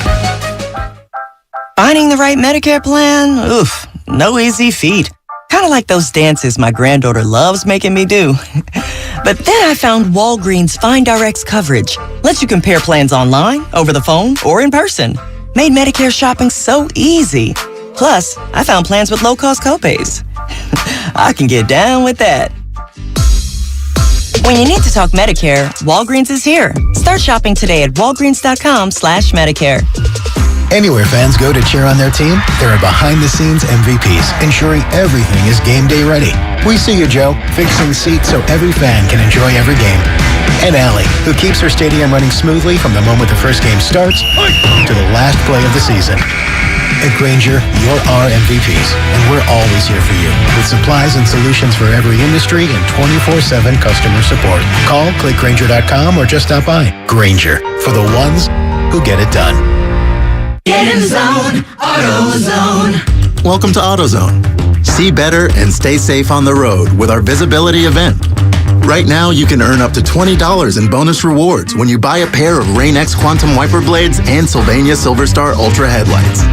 Take advantage of the rewards from October 31st until November 13th, in-store or on AutoZone.com. Get in the zone, AutoZone. Restrictions apply. Offer available to AutoZone Rewards members. In Palo Alto, it'll be 58 and partly cloudy today. Weather brought to you by one thing. Install a low-flow shower head and keep water off when brushing teeth or shaving to save water every day. Join Odyssey, and together each of us doing one thing makes a greener tomorrow. Score big with Xfinity Internet.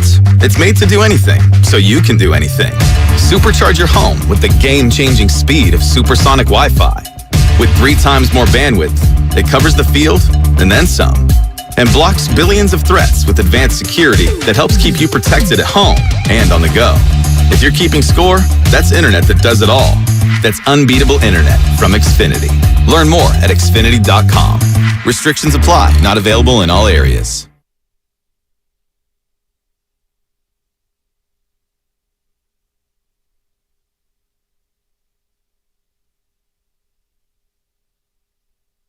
This is Steve Kerr, and you're listening to the Morning Roast on 95.7 The Game. Bob, I know you can't comment on this player, so I'm not trying to get you in trouble, but boy, did your boy take it last week from Steiny and the fans, because Dwight Howard, former MVP, 3-time NBA All-Defense, he said he wanted to play for the Warriors and he can have an impact on Wiseman. And all I was saying, and I know you guys got Jokic's old coach, I forget his name at this juncture, but I'm like, man, if they could get a big that's done it in this league, that can show James how to throw his weight around and get that position and rebound, is that a crazy thought to have? Goo, I think I got to go. I mean, he's playing in Taiwan now. To you guys, by the way. I love the back and forth. Right. Here you go. All right, go and answer the question, and I'll let you go with one more. All right, they don't want Dwight Howard. Okay. It was like Goo got hung up on the rim like the old Sprite commercial, and he knew it, and he was falling down, and he just started laughing. I love Goo. You got Jokic's coach. That was like a 38-second question. Well, you only got 38 seconds. You didn't start the clock on time. I know, I didn't. Somebody on YouTube chat said he had a 51-second question last week. People are charting Goo's questions. That's not right, man. Leave Goo alone. He's doing a hell of a job. Steiny Goo did a hell of a job. The plus minus? Yeah, dude, they did a hell of a job, man. Dwight Howard in Taiwan playing for the Taiwanese Leopards. He's not going to help James Wiseman throw that weight around now. Can I ask why we do this as sports fans What? and sports? And it's not just the media. The fans do it as well. Why do we do this like intrinsic property thing where we're like, get player X to teach player Y how to play the game? Isn't that what the coaches are for? Yeah, you can learn a little. Like we did this with Brady forever. Ryan Mallett will be great because he's standing next to Brady. Yeah, no, it's not happening. Jimmy Garoppolo learned at the feet of Tom Brady. Did he? Man. All right. Saintly. No, The but like, saintly what, one. can I ask why we do that? I don't know why. I don't do that no more. I don't know why people do that. Especially Dwight Howard. Especially Dwight Howard. The way he Especially plays. Dwight Howard. Like the guy with the least amount of fundamentals. Yeah, we're not talking about Hakeem Olajuwon and Dwight. We're talking about Dwight Howard, who never developed an offensive game. He just basically dunked the ball. All right, and I'm not saying they can't be sages for some of these people, but we think that they're going to like bestow all of their wisdom of how to bully someone on the court. Saintly's probably sitting down the line laughing and listening to him tonight on Warriors Roundtable with the Kevin Dana, our boy Kevin Dana. He's put I've seen it all over NBA TV these days. Kevin Dana this evening at 6 p.m. on 95.7 The Game. Warriors Roundtable again with the Saintly one. Kevin Dana, Saintly this evening, 6 p.m. on 95.7 The Game. But let's talk to Saintly right now. Gary St. Jean, longtime GM, head coach, assistant coach. He's put all over the NBA. He knows all about the NBA. Saintly, I know you had a nice little chuckle there thinking about Dwight Howard signing up with the Golden State Warriors to teach young James Wiseman how to play basketball. Happy Wednesday, fellas. I hope the food is good over there. It is good. I've been by Lenardi's, by the way. I got to say, Saintly, There you before we go. get this conversation, there's a Lenardi's right up the block from my crib. Oh, yeah. And the broccoli cheddar soup. Oh, my God. It runs out at like 1 p.m. It is so good. And then they've got the clam chowder. And it's like, what do I do here, Saintly? Do I go broccoli cheddar? Do I go clam chowder? Well, you know what? The hell with it. I'm getting both. Lenardi's got the best up there, man. I'm telling you. Pate, you know where I'm going this morning? Lenardi's. I'm going to Lenardi's to get the chicken soup. Oh, the my chicken God. soup is my grandson William's favorite. A lot of noodles, a lot of chicken, carrots, some celery, great broth. Oh, my God. I'm fired up. Oh, I'm fired up too, man. I may have to get all three down tonight. Now I'm getting fired up about the Cleveland Cavaliers coming in Friday. Wait, no, before you get to that, Saintly, you love sports in general. Yeah, no doubt. We've been talking about the Willie Mays doc in general. It just came out last night. I'm sure. Yeah, that's I don't, good I call. don't even know if you've seen it. But as a sports fan, and I know you love your Red Sox, and I know you love your Boston teams, what does Willie Mays mean to you?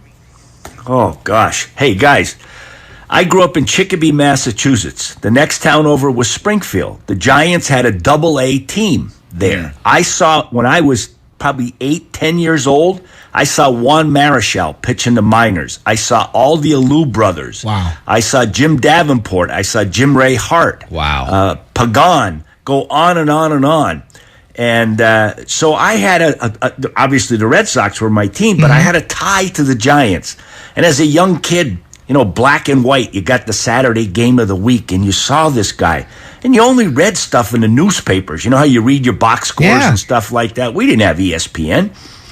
And this guy was amazing. And then the nickname, the Say Hey Kid, and I just love the outpouring of love. All the people from the Giants and the past and the present, and he deserves every single bit of it because that's an icon. He's a legend. Yeah, we teared up watching it last night, St. Lee. Oh, you guys saw it? Yeah, Oh, yeah. watched it It was last night, amazing. man. It took me 2.5 hours. It's my dad's favorite player. Yeah, it took me 2.5 hours to watch an hour-and-a-half documentary because I kept rewinding everything. John Shea for the Chronicle, John Miller, you had Costas, you had Barry Bonds, you had Juan Marichal, the baby boy, Orlando Cepeda, all talking about the impact that Willie Mays made and had on their lives. And, of course, Willie McCovey, who's no longer here with us, to see footage of him, it made us tear up. So I'm glad you were able to share those stories. You got to see these guys at Double-A, watch the game of the week. That's so cool. Phenomenal. Hey, listen, and the Giants are going to come back. It's cyclical. They're going to have a good offseason. No doubt. Aaron Judge, we're going to make that pitch to him tomorrow. What would your pitch be to Aaron Judge? What would your pitch be? I mean, obviously, Lenardi's is the number one seller. You're a great pitch man, He can have chicken soup here, and I'll take care of him with some other stuff. But at the end of the day, let's get Aaron Judge because I want Bogarts to stay with the Red Sox. There you go. All right, let's talk some hoops How here. about our Willie Mays right now? Steph Curry. I know everybody's losing their minds right now about the team and the record, and rightfully so. But just for a second, can we pause about how special this man is? And maybe he's not on Willie's level in terms of the impact on society, But God, he's one of the greatest players I've ever seen, and I just marvel that he's still able to do it at such a high level. Well, you can argue at the end of the day, he's going to be close to Willie, and he's going to be one of the sports legend icons ever in the Bay Area, and he's that quality person. I just can't give him enough praise for what he does off the court. So for you guys to think about this, 47-8-8. Now, I know the team isn't playing as good as you want it to, but you're watching the game just to watch him. Yeah. It's absolutely phenomenal what he's doing. If anything, he looks better than ever. I mean, think about this, the way he takes care of himself, to be able to, the other team, their whole focus is him because they see other guys struggling. We're going to double team him. We're going to triple team him. We're going to take this away. Baloney. I mean, he's the guy in any kind of shot like, but you and I have talked a lot about this. Yeah. He didn't used to go to the hoop like this and finish and take the bump. He's stronger. It's just every aspect of his game, and he's so smart and he's locked in. It's special to watch, and you'll see Friday going against that terrific young backcourt with Garland and Mitchell. Those guys are looking up to him. There's no doubt about it. Gary St. Jean here on the Morning Roast on 95.7 The Game. Steph Curry, the first NBA player to have 45-plus points, 8-plus rebounds, 8-plus assists, and no turnovers, St. Lee, in a game since Larry Legend, Larry Bird, back on March 16th, 1990. So that's special when you're in a category with Larry Bird. And Mully always talks about this, that he resembles Larry Bird more so than any other player in the league. Larry Bird and Rick Barry, for that matter, because of the way he moves off the basketball, St. Lee. I like that. Like Mully's on top of it. He is on top of it. Mully wore 17 because he loved John Havlicek, who was also terrific. I didn't know that. Yeah, Hondo. Yeah. I didn't know that. And greatest so you can throw that in Mull. Just got to stay on top of it. No doubt. I'm going to tell you guys, he is dangerous. Here's a good example for all the listeners. When he gives up the ball, he's coming down the middle of the floor. He passes left or right. Then he cuts toward the basket. He doesn't receive a pass. Then he's dangerous. Because in the system, if you're a perimeter guy and he's down in the paint, you automatically come in and screen for him. Now he comes off the screen and he utilizes it in beautiful fashion. He fades or comes up tight to the elbow. But there's so much emphasis on him. The guy who sets the screen invariably is wide open. So it's how he makes other people better. That's why I'm not losing any sleep or hope about what's going on. It's going to come together. This is a marathon, not a sprint. He's carrying this team right now. The only two guys that are playing above average for me, and he's playing stupendous, is him and Wiggins. Yeah. Beyond that, you can't win the debate. I'll buy your chicken soup. Andrew Wiggins, his second double-double the other night against Sacramento, 5 of 5 in the fourth quarter, 13 points, 3 threes. Curry and Wiggins scored 30 out of 37 in that final frame for the Golden State Warriors. But speaking of which, you talk about those two guys playing above at an elite level. What about Jordan Poole? His last 20 games, including the playoffs, 14 points a game, 43% from the floor, and 33% from the three-point line. St. Lee, it feels like if his offense is not going, if he's not rolling offensively, it affects the rest of his game. Well, you're hitting right on it. And we're talking about our man Mully. You can't play at one speed. You got to change your gears. And right now, he's trying to play like a race car. He's just playing so fast.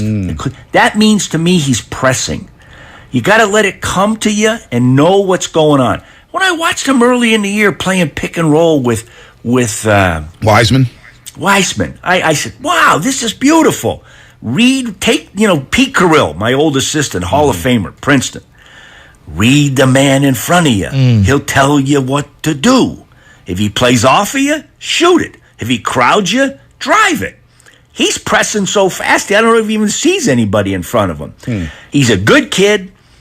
I think he wants to be great. He's pressing a little bit, and it'll come together for him. He's a talent that he's going to find his way. You're playing a lot of young guys, and when you're playing young guys, I told you guys my thing that MJ tells me, patience is a virtue. Seldom in a woman, never in a man. Got to be patient. So how do you, behind the scenes, How do you work out this balance with some of the older guys and the younger guys, and not just the coaches being patient, but all the team being patient and the different ages, and you know what I'm saying? Like, how do you work that out behind the scenes? That's the beauty of coaching. Now, let me tell you guys, nobody played yesterday because everybody voted, I hope. But to have 3 days here in an NBA season, Bonte, you know, that's unheard of. Yeah. And it's kind of like they're going back to training camp. They can really get some things done. I'm looking for them Friday to come out and play well against a really good young team in Cleveland. You know, they're going to work on continuity, you know, reading the play and what the options are and all that kind of thing. The struggle to me is blending these young guys. But the whole key is going to be the defense. You know, we've talked about Steph. We talk about Clay and all the past, what's gone on. But why do you win championships? The constant was a tough, team-oriented, smart defense. Right now, you don't have a feel for that. Yeah. And it's because of the youth. And, you know, I don't know what the hangover from winning the championship, the trip to Japan, you know, the Draymond situation. A lot of things been going on.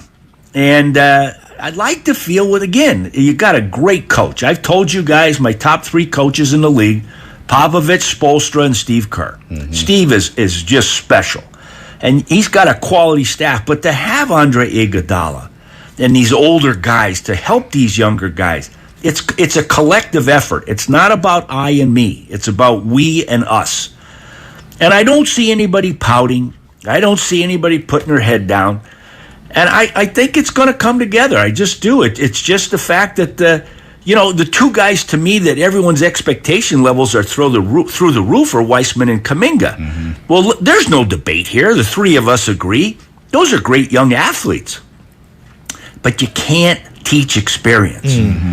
And they don't have it yet. Yeah. And how do you get it? You got to play. Well, you don't hand minutes to anybody. So people say, what are you doing? I'm not playing Weissman the other night. Hey, this is short term. They're figuring out the rotation. He'll get back out there. What happens if he had a great practice yesterday and a great practice today and tomorrow? Yeah. You know what?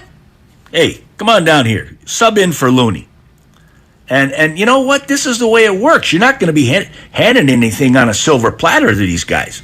No doubt. If there was something on the court that you could do to maybe make the game a little easier for those guys, I'm not trying to tell you to, tell Kerr how to coach. But what would maybe your suggestion be if they came to you and they said, hey, how would you free these guys up and make things simplified for them? I'd understand the spacing concepts, and Bonte knows this. The Warrior system is like no other. In our day, Mully, myself, you called the play, and you got that guy a shot. Well, now it's a motion or passing game offense with a lot of people movement and a lot of ball movement. Understand when you're expected to cut hard. Understand when you're expected to pick. The ball will find you if you do your job and stay within the system.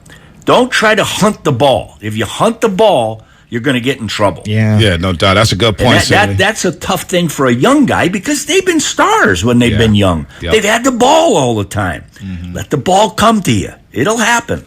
Before we get you out of here, St. Lee, you're speaking of hunting, and it feels like Klay Thompson is hunting shots because he's trying to get back in one game. He's trying to hit that grand slam in 3 minutes there, and it feels like he's pressing a little bit. Yep. What have you seen from Klay Thompson early on, and should this fan base have some faith that Klay Thompson, maybe not return it to the Klay Thompson that we saw in 2019, but maybe the version we saw in the playoffs last season? What the heck's the matter with that? Bonte, I'm with you. Listen, and we've been spoiled. Yeah. We've been spoiled with this fabulous team. So everybody's expectations. I was listening to Bob Myers or reading something about every time he goes out in the street, he crosses the street. Hey, Bob, trade for this guy. Get this guy to play. And I used to get that, but I had no players that nobody wanted. and so now I'm looking at Klay, and listen, Celebrini, the staff, those guys, they're being prudent, not playing back-to-backs. Managing his minutes. Listen, this guy's got a huge heart. Big, big, big pride. One of the greats. So sometimes you have to take the reins away from the player. And you have to explain to him, we're going to get there. Just believe in us. So it's frustrating for him. So you're saying he's hunting shots? Sure, because his minutes are down. But you know what? I'm seeing some things I like. Like when situations get hot a little bit, he moves those legs a little bit on D, vintage Klay Thompson. Forget about the great three-point arsenal and the scoring and all that. In his day, he was a fantastic defender. Not good, fantastic. So what you say is, hey, we're going to get back there. Trust us. We're working on the lateral mobility to allow you to guard these fast wings. Let me tell you, look at the respect that Booker showed for him when they got into it in the Phoenix game. This guy's one of the greats. So be patient, my friends. Saintly one, you're so calm and smiley and happy. And I didn't used to be. Well, that's what I want to ask you. We're going back to the draft lottery, and I got the image of you when the Warriors would never get the top 3 pick, and you just sit up there like it was tough. Hey, wait a minute, you guys. I got you guys fired up on the chicken soup, and now you're taking me all the way back to my days with the lottery. No, I'm just saying, you've come a long way, Saintly. Did you? Well, hey, listen, I got a lot of stress in my life right now. William's going to be here in about 7 minutes. I got to put my helmet on the bike. William says, Papa, safety first. And down we go to the Montessori school. Now, when he comes home, when I pick him up later, he looks at me, he says, Papa, let's go get a smoothie. So then we got to get on the bikes and get on the bike trail in Danville and go down to the Jamba Juice. Listen, guys, this is tough being a retired NBA guy. Strawberries Wild is my favorite. Strawberry banana. Lefty. So Lefty's getting up off the bench. God darn it, what are you doing? Bam, there goes another watch. Finally, I was not allowed to wear watches. I was costing us a lot of cash. Who was the bane of your disdain? Oh my gosh! That's easy. Olden Polynice. Olden Polynice. He's been tweeting at Kevin Durant this past all season. Why? What made you so angry with him? He was. Do you guys remember Leave It to Beaver? Oh yeah, of course. He was Eddie Haskell. Oh no! He just smiled. Oh, Mrs. Cleaver, you look beautiful today. Then the next thing he'd say to Wally or Lumpy, hey guys, let's go do this. Let's go do that. Oh boy! Hey, Saintly, we got to. William has a day off on vacation. We got to get you back in studio, man, and just talk shop with you. How did we get to Leave It to Beaver? I don't know, man. Who knows? We went from Willie Mays to Leave It to Beaver. Yes, no doubt about and broken that. Rolexes. And broken Rolexes. Saintly, you have fun on that bike ride. We love you, man. We can't wait to talk to you soon. Can't wait to see you back at Chase Center as well. Don't be a stranger. We'll get you in the studio, man. When you wake up early, you want to talk some shop about the Patriots and what's going on with Mac Jones. And don't forget, listen to Saintly tonight on Warriors Roundtable with Kevin Dana this evening at 6 p.m. right here on 95.7 The Game. Saintly, safe ride. Yep. Safe ride. Safety first, Papa. Thanks, fellas. Take care. Have a great day. You too. Saintly one. You know, Bonte, we always like to do the box score thing as we pivot off of Saintly before the boys come in. I'm going to be real quick here. That contemporary Hall of Fame that was coming out. Right. There's a player that I didn't know much about because I didn't see him a lot, and I know other people maybe have. Dale Murphy. What is your impression of Dale Murphy? Well, growing up, I used to always get his baseball cards, and he was the guy for the Braves before they grabbed Glavine and Smoltz and who was it? Avery. Remember they had the pitcher David Justice? Avery. No, not David Justice, of course, no doubt. But Ron Gant. Steve Avery. Steve Avery, the pitcher. The pitcher. Yes, the pitcher. Avery, yes. When they were coming up, Dale Murphy kind of ushered in that new era because he was on those teams that were. He was Mr. Brave. He was like Don Mattingly with the Yankees, always losing, always losing for the Rockies. But exactly. So I thought Dale Murphy. I could have swore he was in the Hall of Fame. Yeah. But the way he's talked about in baseball circles. 2-time MVP, Gold Glover 5 times over. Let me give you 82 through 87, the combined years, okay? His average, these are his average. He averaged 289. He struck out 130 times. He was one of those, I'll hit jacks, I'll hit for high average, but I'll swing and miss a lot. 105 RBIs, 36 home runs. Wow. 28 doubles. That's what he would average over a 6-year period. Unbelievable. One of the bad dudes. One of the bad dudes. I'm talking about bad dudes. He was good. I'm now looking at Saintly's record in the NBA, man. He has some long years in Sacramento. long years. Odin Polynice. Mitch Richmond was on those teams, though. Mitch Richmond, of course. Red TMC night's coming up. Yeah, and when I think of those the Sacramento teams, one of the guys that I got to meet at a Reebok 3-on-3 tournament was Odin Polynice. Yeah, Odin Polynice. And he was super nice. Yeah, he was going at it with KD. He broke 7 watches during the season. Wayman Tisdale, I got to meet. Wayman Very Tisdale, nice as well. Rest in peace. Yeah, a lot of great players. Let's go Shaka and Berkeley real quick before we flex. He's been on hold for a while. My man Shaka. What's happening, Shaka? Man, when you please rise, man, for the judge, man. Hopefully we'll be able to get him, man. Great to see you, brothers, man. I love that. I want to apologize to my good brother, man, for butchering his name, man. I'm sorry to ask you for the last time we talked. Okay. Man. Hey, name is everything, as your father just showed us, man. Thank you. Man, I want to talk about the Warriors as a team, man. After seeing those 5 losses in a row, and coming home, I knew that game the other day was a big one. You know, we had to have it. And to see how Steph came out there at first going 7 for 7. Then as soon as he came out the game, he was up by 12, and then it turned into they was winning by 4 at the half, I believe. So as soon as he went out the game shifted. A pass to Kuminga where he should have caught it. It went out of bounds. 2 long jumpers. Then at the end, he came and used his athleticism and dunked the ball in the basket. And that's what we want from him, is going to the basket. And that's why I think he was sat down for a minute. But I think that eventually we'll be all right. But we should have kept Peyton. It's tough loss right now. Tough loss right now. Peyton hasn't played a game yet for the Blazers, and they're 7-3 right now. So it's a tough loss, and folks are going to talk about it all season long. All season long, unless the Warriors go out there and make something happen there. There could be moves. Bob Myers said it. Look, they consider themselves a contender, the Golden State Warriors, that is. Bob Myers, GM and President of Basketball Operations, told Steiny Guru yesterday, we consider ourselves contenders, and so let's see where we're at in 25 games. Let's see where we're at in 30 games, and moves may be made by the Golden State Warriors because, again, Shaska, I think you're with me here. As long as they finish in the top 6, home court advantage would be great for a potential Game 7 at home. But this team has proven to me that they don't necessarily need home court advantage. They can win on the road. They've won on the road in 27 straight series. They're fine on the road. They'll win at Chase Center and protect home court. But can you get into the top 6? Or right now, that's going to be a struggle because we don't know what we're getting from this bench. Yeah, I think the number one thing for me, obviously you have to be in the playoffs, form. Right. And then I'll worry about seed. I need them to get up to form. Yeah. Form matters for me. I want rhythm and chemistry. Right. And I want the team playing well and feeling good about themselves. To me, it's a game-by-game process. Of course. I don't even want to look at the record right now. Win games. Yeah, form. Stat games. Yeah. Build good Look habits. good. Form. All that good stuff. Don't forget the 415ers podcast. Niners are coming off their bye. So what did they do to get ready for Sunday Night Football against the LA Chargers? Listen to the 415ers podcast to find out how Kyle Shanahan can get the most out of Christian McCaffrey and get ready for kickoff with hosts Evan Giddings and Mark Grandy. Follow the 415ers on the free Odyssey app or wherever you get your podcast. And folks, 888-957-9570 tomorrow. It's your chance to make your pitch to Aaron Judge on why you should wear the orange and black. That's coming up tomorrow on the Morning Roast. But in the meantime, let's flex.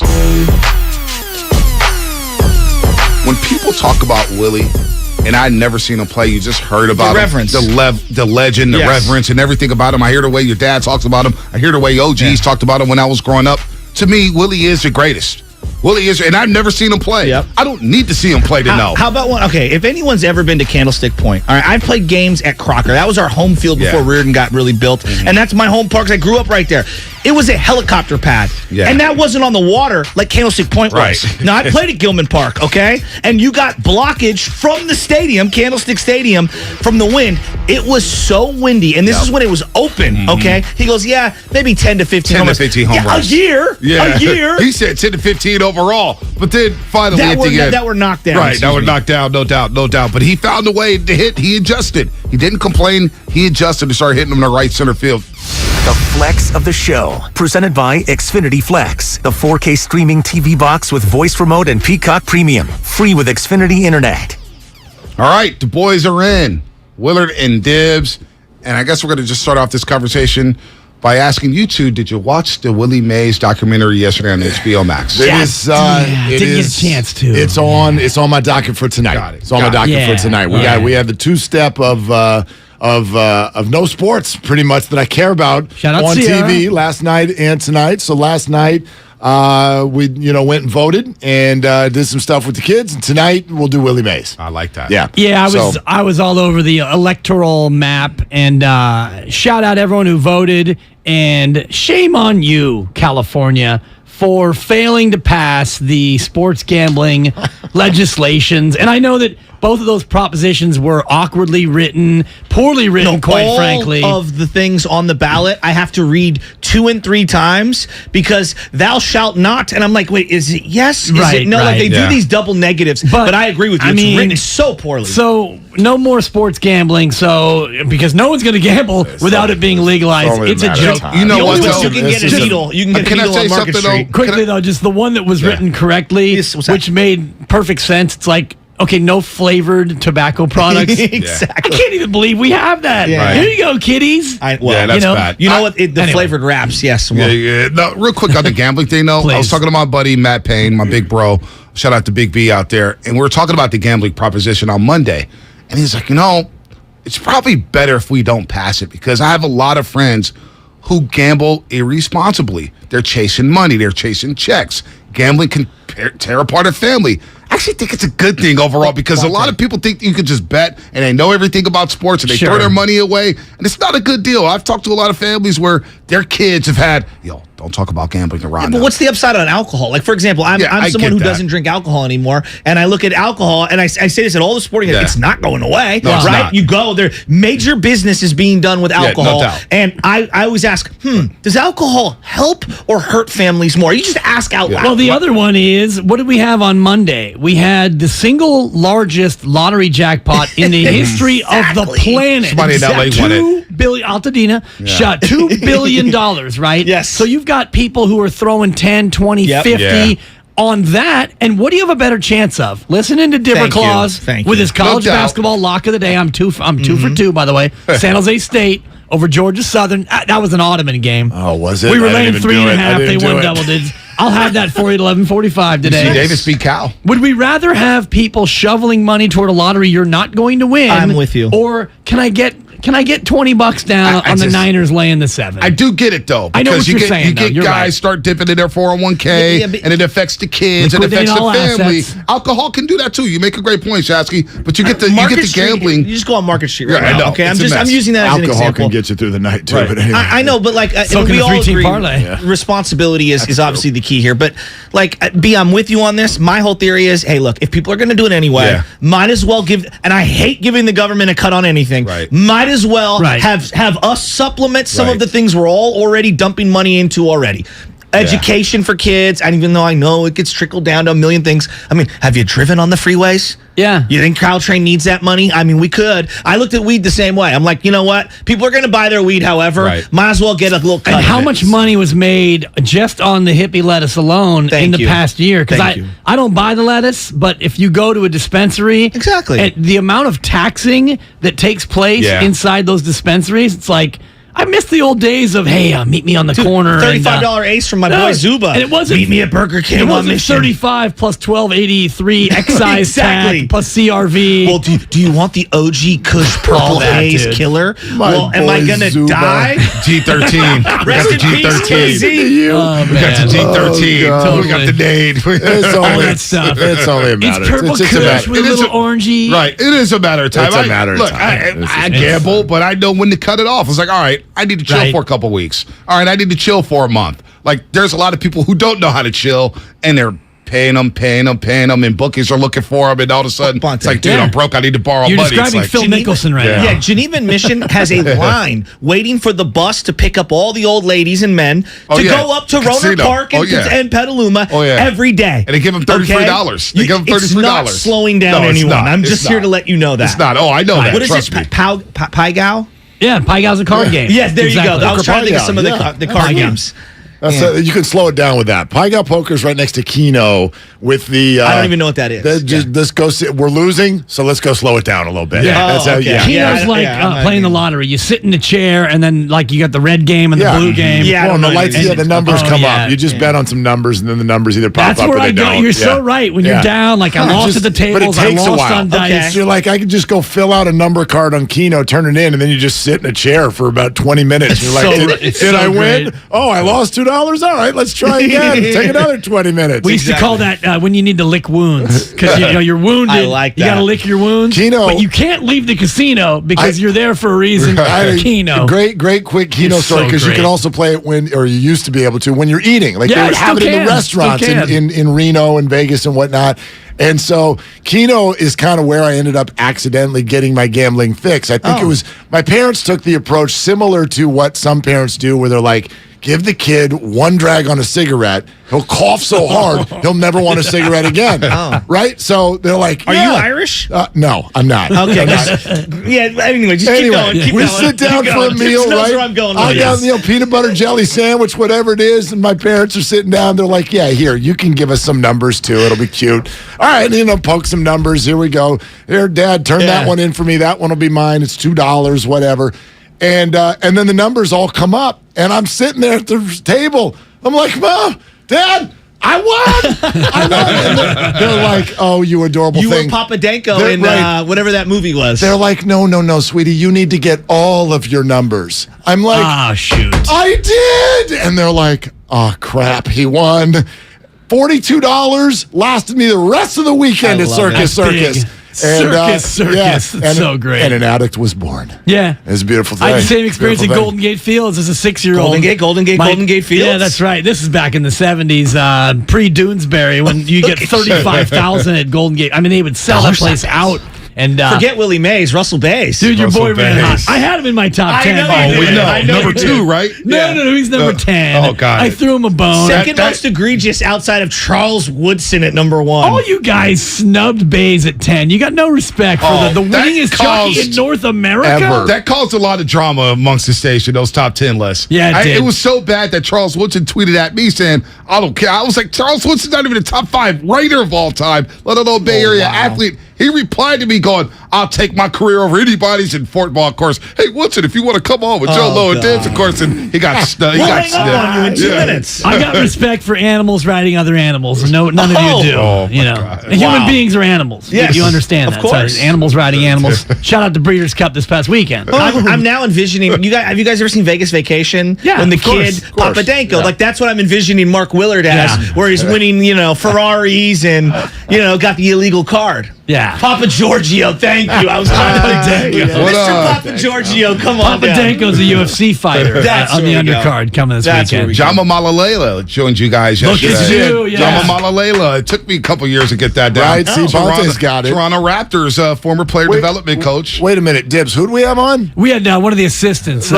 guy who sits near Ron Adams. I would do the reset, and Dibs just like, Coach. Yeah, every time. I got a question for ask you. me about Dino, the big man coach. That's a struggle. That's a struggle. I always say, hey, Big Dino, what's up, baby? Like one of the things, and you guys were giving Guru a whole ration of heat earlier. Was hilarious. We all do interviews, and we all have our strengths and weaknesses.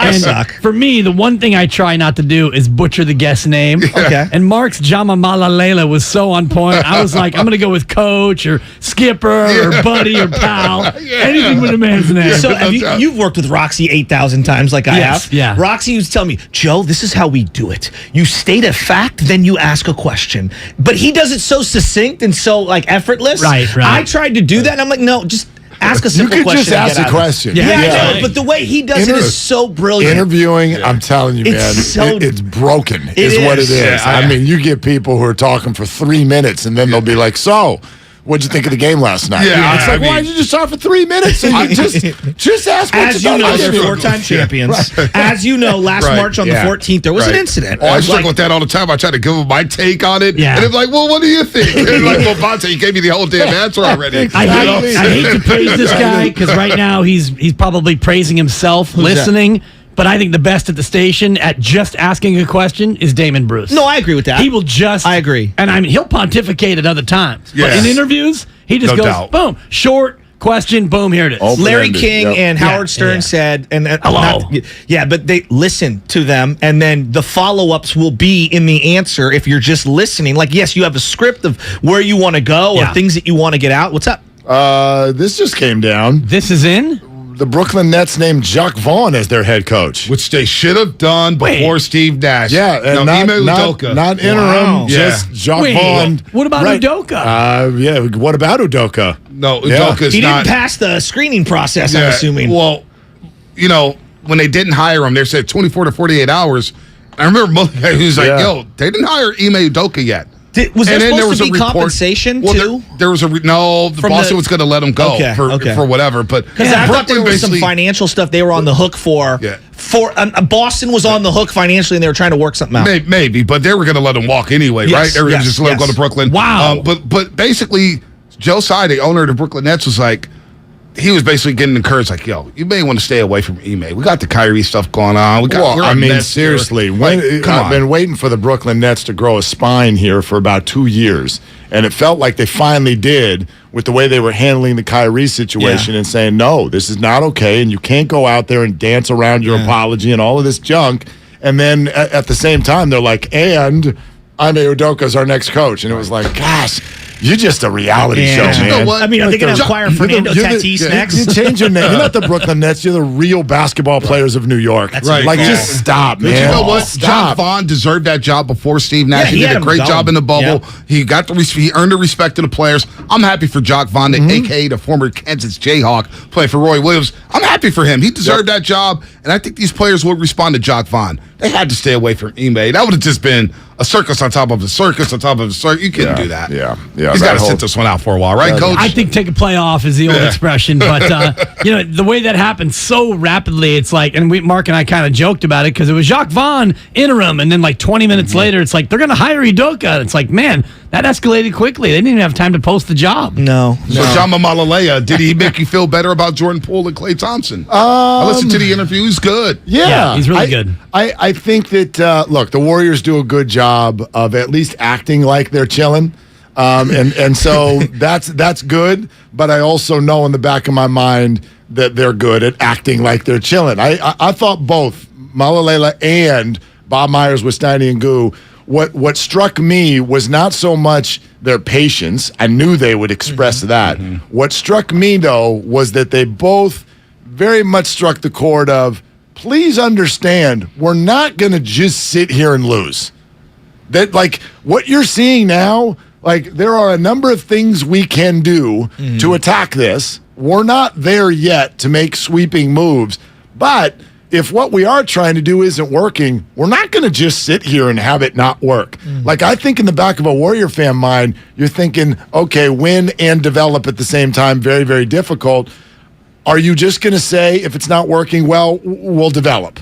We'll develop. These guys have got to play, and they've got to get better, and they've got to grow up. They view themselves as a contender. And if we lose this year because of that, then oh well. They very much were like, Yeah, exactly. That's not happening. Yeah. That's what made me feel good. It made me feel good, but then I had to step back and realize that I don't think that the fix is a possibility other than those guys getting better. So if Wiseman, Kuminga, and Moody and Jordan Poole, if they don't play better, how do you fix it? Because JaMychal Green, Lamb, and Jerome, the two-way guys, they're not good enough to take you to the place you want to be. So if the young guys don't improve, the fix would be make a dramatic trade involving one of your real established pieces, which I don't know if you can do that. I don't know. I don't think that Steph's not going to tolerate a Draymond trade. You're not getting rid of Klay Thompson, and you can't trade Wiggins until January at the earliest. And why would you? Well, so now what are we looking at here? So the weird thing that seems, and I'm with you, because the weird thing that feels like two ram horns batting each other in the head is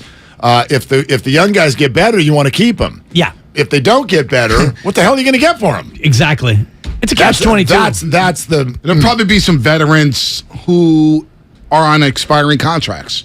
And now you may say, man, you mortgaged the future for some vets who's going to be free agents. Yeah, but you know what what? is the future? This shit, we don't know the future. Yeah. And The it's the future's same off thing. the cliff once Steph's done. Yeah, and there you go. The same thing that happened with the Niners. We talk about the window of the 49ers. You got to strike now. We were talking about this on the roast a couple months ago. Like, you got to strike now. The NFC's wide open. You never know when you're going to get this opportunity to win the championship. You got to strike now. And the same thing are kind of happening with the Warriors because, as you just mentioned, after post-Steph, we don't know what this team's going to look like. So you got to maximize his prime and the way he's playing and go try to defend your championship. Not to take a hard right turn, but speaking of the 49ers, did I hear King of the Hill that the 49ers are sitting fifth in the NFC? Right now. Who are the four in front of them? Eagles. Seattle's in front of them. They're first place in the NFC West. Seattle. Even though the Niners beat them. Crushed them. But Seattle is playing a lot better. What's your criteria? I look at record. I look at the way a team's playing right now. It doesn't matter like if you're in first place, second place, third place. How are you playing right now? Seattle's playing some damn good football. They're playing good. And they're improving. Kenneth Walker the third has moved their offense. Geno looks haven't comparable. really faced a good defense, though. And since they faced the Niners and they got clobbered by that very defense. Well, I think the New York Giants got a solid defense. They beat them. They beat the New York Giants. Arizona, I think Arizona has talent. You know, and the way they responded to Arizona, they are a mess. But the way they responded to Arizona down 14-10, went right back down the field, scored, and then they put that game away by running the football and running one of those play action passes that Baldy talked about this morning. So they're playing better. They're solid. Dallas is number 2. Dallas, you can't deny their defense and the way they're running the football right now. Philadelphia, obviously, number 1. They're undefeated. Sure. And Minnesota's my other one. Let me ask you, just go into your heart. If the 49ers are playing the Seahawks coming up this weekend, who you think's a better team? I think the Niners are a better team, but in Seattle, that's what my question is. And it's a division game. And they got and look, Woolen at corner is going to shut down somebody. They're flying around there hitting Bruce Irvin. I thought was out of the league. All of a sudden, it's reappearing on my screen, sacking Kyler Murray. And they got weapons offensively. I was listening to different people opine about the Seahawks, and they made a good point about Pete Carroll. His rah-rah stuff works great for younger teams. College, obviously, it works because guys, 3-4 years, they're in and out. When you have a lot of veterans like he did just a couple of years ago, they were sick and tired of him. Now he's got another young team. I think the problem, though, was they were sick and tired of their quarterback. No I don't doubt. think that they were sick and tired of it. Yes, Earl Thomas had issues Carroll's with been there long enough to where I don't think that he wears guys out. Like Harbaugh's a different story. 5 years at San Diego, 5 at Stanford, 5 with the Niners. Now he's stuck in Michigan. Yeah. He's found a home for the most part, but I think his act wears you thin more than Pete Carroll's gum-chewing rah-rah. I think you both are onto something here because it's not even just young players like they need to be 23. That's what I'm saying. It's players who haven't been with the Seahawks for that long. Exactly. It is a new generation roster there, and so Pete hasn't worn anybody out. And yes, at the same time, Russell Wilson and Aaron Rodgers have shown themselves this year to be people that their teammates often don't like. They despise them. They do not like them. It's got a basketball feel to it, doesn't it? It matters. Yeah, it might just like it really feels like the two of them are like. I'm not saying great leaders all need to be like perfectly loved by everybody. That's not always leadership. One ally? Well, there's not one ally for any of these guys. Aaron Rodgers would be the Kyrie Irving figure, and Russell Wilson would be Russell Westbrook. Wow. Or KD. That's pretty close. Well, Aaron Rodgers with the I got the vaccine, but I've been in most talented, whatever word he used to lie about the fact that he hadn't gotten. Pathetic. It just got weird. It just got so like it goes sort of wobbly. Thank you, immunized. Thank you, and then it gets that was the word. Thank you, and then it gets really weird, and then it just starts feeling like, and you feel this, I think, sometimes with athletes, where suddenly whatever it is they're thinking about, whatever it is that they sort of have going on off the field or off the court, suddenly becomes bigger to them than the process of winning. Yeah. Kyrie Irving and Aaron Rodgers both have rings, and late in their career, now we're on podcasts, and think about where the conversation has gone. We got ayahuasca, we got flat Earth. It's off the rails. Well, so it's no longer about sports. It's interesting that you bring that up because I'm watching the Willie doc last night, and you'll get a chance to see it. Yep. he was crushed by a lot of his peers for not being more outspoken about social issues and things like that. And his response was like, well, wait a minute, you're not seeing what I'm doing actually in the community, just not in front of cameras. You're not seeing what I'm doing, and I'm not equipped to be able to verbalize things. I just love baseball. And the way that I did things for my community was just in a different way, or maybe not in front of the spotlight. Maybe I'm not articulating it right. No, you are. And players coming up in the game, opening the door for players. Like we opened the doors for young broadcasters. He was. Wow. He had to write a letter I've about always Jackie thought Robinson. that's unfair when people say you should do this with your platform. Like Klay Thompson versus Steph Curry, for example. Steph chooses to be a global humanitarian. Klay does what he does. Not at the same level, but we don't have to have Klay do what Steph does. You know, you can't there's expect... an obligation. Right. There's no obligation for these guys. Well, I mean, you'd love to see it, but some guys aren't equipped to do it. Like KD goes through this right now with Kyrie. KD is so about ball. Yes. He's just about ball. Which is what Will and he's great in the community. And he's great, he's great with people. Like, if you got a kid who like runs into KD and wants an autograph, there's probably not many better than KD with how he's going to handle that situation, and we know that. But is Durant, the human being, equipped to be out in front of social causes? This is someone who literally can't take Bob from wherever on Twitter saying you suck. You know, he's building burner accounts. So, like, and Andrew Wiggins is another one I think is a good example because he's not that outgoing. Right. You're asking people to do things that they just might not be in their repertoire sometimes. Agreed. I want to go back to the King of the Hill rankings for a second in the Niners, because you obviously had an issue with me having the Niners at 5th. You got them too low. Well, they have a talented roster. They're 4-4, and had to put some consistency together. I got to see what Christian McCaffrey. I don't disagree with that. I got to see them put together some good. Now I believe they're going to go on a run here, and I think this offense is going to explode. But we also have to see it. They've dropped some bad. They've had some bad losses. No, it's fair. A couple of stinkers. Atlanta, like a couple stinkers here. So Atlanta's not. To me, that's not a bad loss. That was a tough scheduling spot. Game 2 of a road trip. The whole defense. And the defense was hurt. Right. And then Kansas City. Denver 11-10. Mark loves when I mentioned the score. Right. Inexcusable. And the Chicago monsoon loss was also a black eye and embarrassment. It's not looking as bad though. Like the Bears have played. Well, this guy's on the Justin Fields bandwagon now. Well, no, the last 3 weeks. Well, and it's not even just him; it's his coach. Yes, Eberflus is doing well. They have weapons. Yeah, Flus finally went. You know what? We need to let the man flow. We need Flus's flow. Not throw to Mooney. Well, just like you not throw to anyone. You have a skill set, and this is I'm not going to go pick the Trey Lance scab, but when you have a skill set, whether it's dangerous or not, you gotta explore it and let it go. And the Bears wanted Justin Fields to be Tom Brady, to be a pocket and quarterback. he's not. And the Mike McDaniel thing last week is one of the great coaching quotes. That guy handles a press conference so well. Brilliant. He's so funny. If you haven't seen Mike McDaniel from last week, and the moment where Fields runs for a first down right by McDaniel, and you see the two of them interact, and McDaniel was asked about it, and they go, what'd you tell him? What'd you say to Justin Fields? He goes, I told him to stop scrambling because it's getting really annoying. And he wouldn't listen, and he wouldn't take the coaching. It was a great quote, but Fields is, my God, he's elite with the ball in space. So the Bears are playing well despite trading Roquan Smith and Robert Quinn. But when you look at the Niners, and this is why I think some people hesitate, they beat up on the LA Rams. They beat up on the LA Rams for 4 straight seasons in the regular season. So can we really take that and say, oh, the Niners are back? No. They own them. So and the Rams reason why they're champs. And the Rams stink this year. They stink. They stink. They're bad. I'm sticking a fork in them now.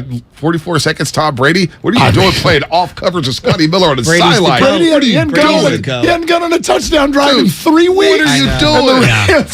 So the Niners have to show me. No doubt they're one of the most talented in the NFC, but they got to show us. And they get a great chance this Sunday against the Chargers. Great chance. Heavy favorites, almost a full touchdown. And, if you can't beat the Chargers off a bye, getting everyone healthy in a primetime spot at home. Well, now King of the Hill all of a sudden looks a little bit stronger. Yeah. No, I agree with this. There's a reason for the excitement, but it also might be ahead of itself in that, well, you think about it. What happened? They won 1 game, and then they got a bye, and then they got health, and add in the excitement we felt because McCaffrey is on the team. Yes. So there's reason to believe what we believe. Yet right now it is just a belief. For sure. Like it's good. Yeah, I agree with that. You got to go do it. But now. I believe they can go on a run. Yeah. All right. I know I'm baseball geeky. Willard can be baseball geeky as well with me, and that's fine. I didn't wear my uniform today like you did, but let's go. Let's go. Let's go. I knock my headphones off. GM meetings are starting here in a matter of moments. Let me ask you guys, with all sincerity, is this the most optimistic or exciting, or however you want to phrase it, Giants offseason in a long, long time? Yeah, it's up there. I mean, it's huge. It's exciting and optimistic, but at the same time, it's pressure. And Mark, we're going to get into the expectations now because you're going to get Judge. Rizzo opted out. You probably get Rizzo. You think you're getting Judge? You're probably getting Correa. No, this is the Giants fan perspective. And by the way, the odds are that the Giants are the favorites to land him 2-1 odds if he leaves. If he leaves, yeah. The favorite is still the. He's leaving. He's not. He's gone. I think so. But if you're a betting man, it's still the Yankees. It's still the Yankees? Yeah, the Yankees are still the odds-on favorite. Like, you're still getting plus odds if it ends up being the Giants, but they're definitely the favorite, quote-unquote, if he leaves. You start to see J.P. Morosi link Rizzo to the Giants yesterday. Bubba. That's interesting. Bubba, that would my help. guy, Bubba. That would help. That would help Judge for sure. You get a laugh. But I love Bubba, man. We need Bubba back on the show. You're hearing people who I think are very dialed in say, no, they're not going to go after one. They're not going to go after two. They're going to go after three. They're going to be in on everyone. The danger here is that, to Dibs' point, if you're a Giants fan, you're now walking to the party like, we're getting everybody. We're scoring. And we're not going to get everybody. Yeah. We're not going to get all the free agents. Yeah. So the Giants have done nothing to squash this thought. And it's sort of like, I don't know, if they only get 2 free agents, it's going to feel like, oh, that's it? So they need more. They need more. I liked your opinion yesterday on the Shohei thing because I'm with you. Like now, it was a relief. We're not going to send every guy that I've been waiting to see. As much as I'm tantalized by Shohei, like I kind of am okay with them not trading him away because I would feel the pressure if you did strike out on Judge. Well, now you got to send all these youngsters away to go get Shohei, and that feels like, well, now you're becoming Angel-like.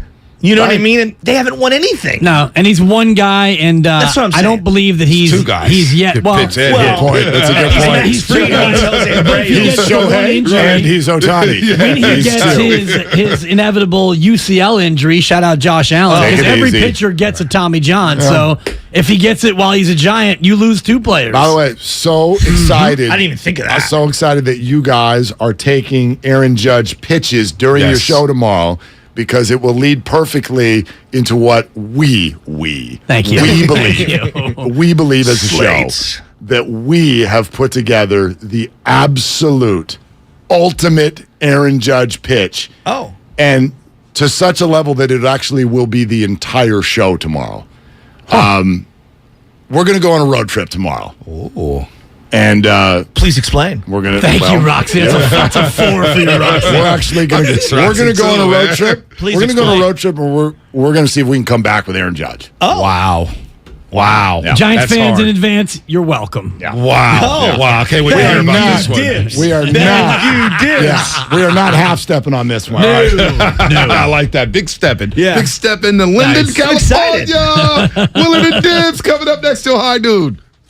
Are you alone? Thought so. That's why you should meet Solo, the revolutionary single-seat EV commuter. With 3 wheels, 2 doors, 1 seat, 0 emissions, and priced under $19,000, it's the perfect vehicle for getting around. Order your Solo at drivesoloev.com. Hi, I'm Aaron, owner of California Deluxe Windows. Ever notice? When your neighbors get new windows, there is a large black eye of broken stucco, uneven plaster, and even mismatched paint. At California Deluxe Windows, we never leave a ring around the window. Why? Because we are one of the only companies in California who custom crafts every window and door to your home's exact measurements. Almost everyone else on the radio is a distributor. They grab a window from a warehouse, break open your walls, shove it in, and patch things up. At California Deluxe Windows, we take pride in our work. Our installation technique is so precise, we do not break your stucco. Your house could be covered with potato chips, and we wouldn't crack one. Call now, and for a limited time, you get 30% off your entire order and 24 months of interest-free financing. 800-874-3600. 800-874-3600. That's 800-874-3600. California Deluxe Windows. Windows engineered for life. Certain terms and conditions apply. CSLB number 774518. If you own a business, this has been a bumpy ride. From pandemic to inflation, I'm sure you could use a break. If your business has 5 or more employees and survived COVID, you might be eligible to receive a payroll tax refund of up to $26,000 per employee. The challenge is getting your hands on it. Hi, I'm Howard Mackler, and that's why I founded GetRefunds.com to cut through the red tape and get you that money. The team of tax attorneys we have put together are highly trained in this little-known payroll tax refund program. We do all the work, charge not a dime up front, and simply share a percentage of the cash that we get for you. Businesses of all types qualify, including those who took PPP, nonprofits, and even those that had increases in sales. We have helped return over $1 billion to businesses, and we can help your business too. Just go to GetRefunds.com and answer a few questions. This payroll tax refund is only available for a limited period of time. Don't lose out on up to $26,000 per employee. Go to GetRefunds.com. That's GetRefunds.com. Have you considered walking through another door? I don't mean to pursue another opportunity, but upgrading a door in your home. Now, if you are in fact looking for another opportunity, Golden State Window and Door can provide you with plenty. You can create renewed function and design for use indoors and out. You'll find modern options like Marvin's Elevate In-Swing French Door, Barn Doors by Trustile, or Anderson Big Doors that welcome in natural light. Golden State Window and Door features a variety of materials, sizes, and glass options. You can get inspired by the many possibilities when you visit goldenstatelumber.com. Click on virtual tours and you'll discover beautifully planned displays of doors and windows of all kinds that will spark your imagination. Then, talk with our builder or designer to see what might be a good fit for your home. Serving the Bay Area for 3 generations. Golden State. When you succeed, we succeed.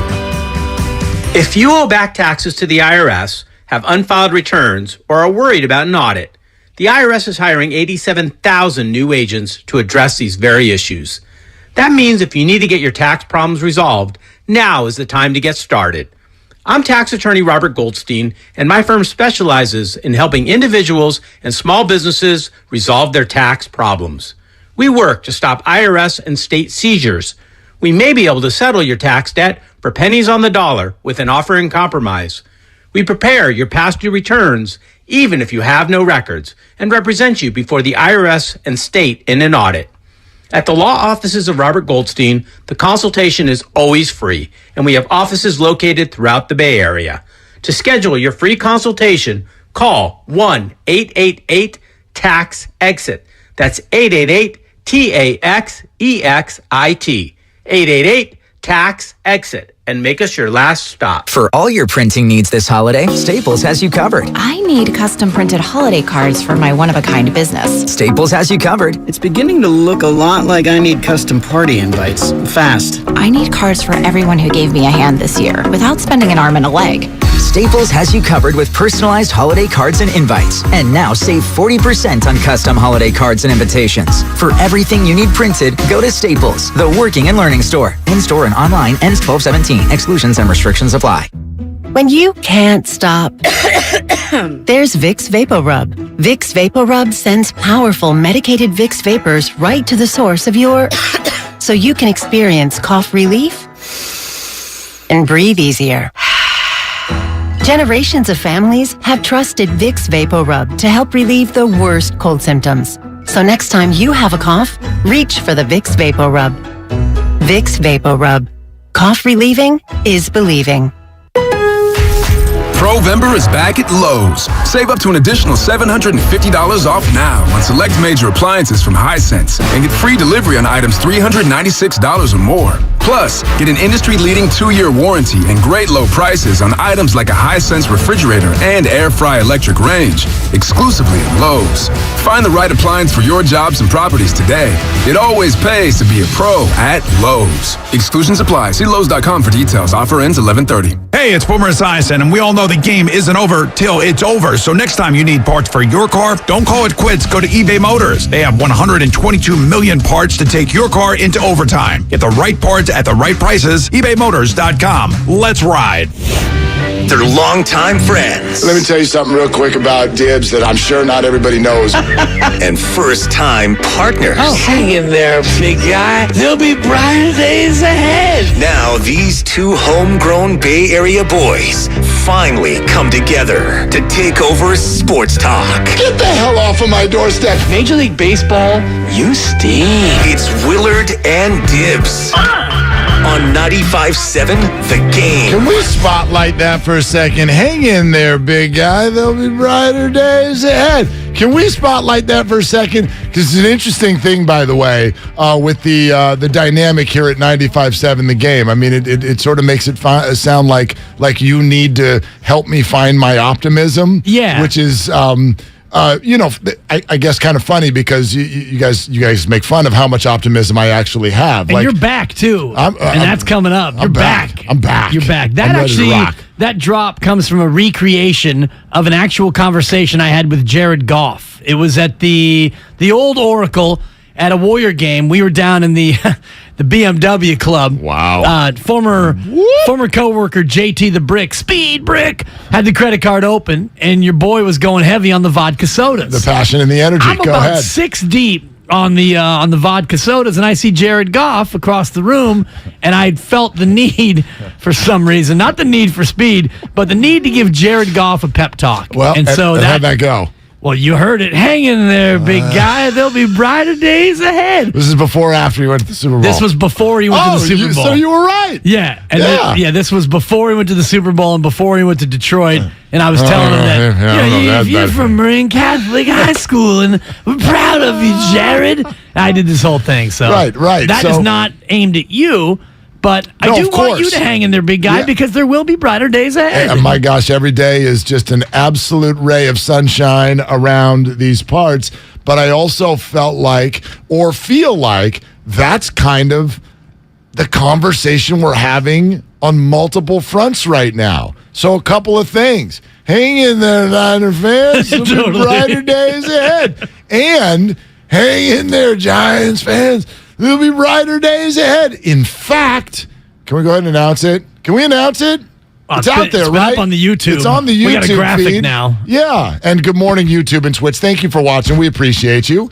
And however you're listening, thank you so much. And you can hit us on the Xfinity mobile text line. We're open for your calls, 888-957-9570. Mike Silver at 10. Alex Pavlovich at 10:30, Doc Pandy at 11:30 today on Cleared to Play. But yeah, it's been on YouTube already. So tomorrow is Judgment Day. I love it. It is Judgment Day tomorrow.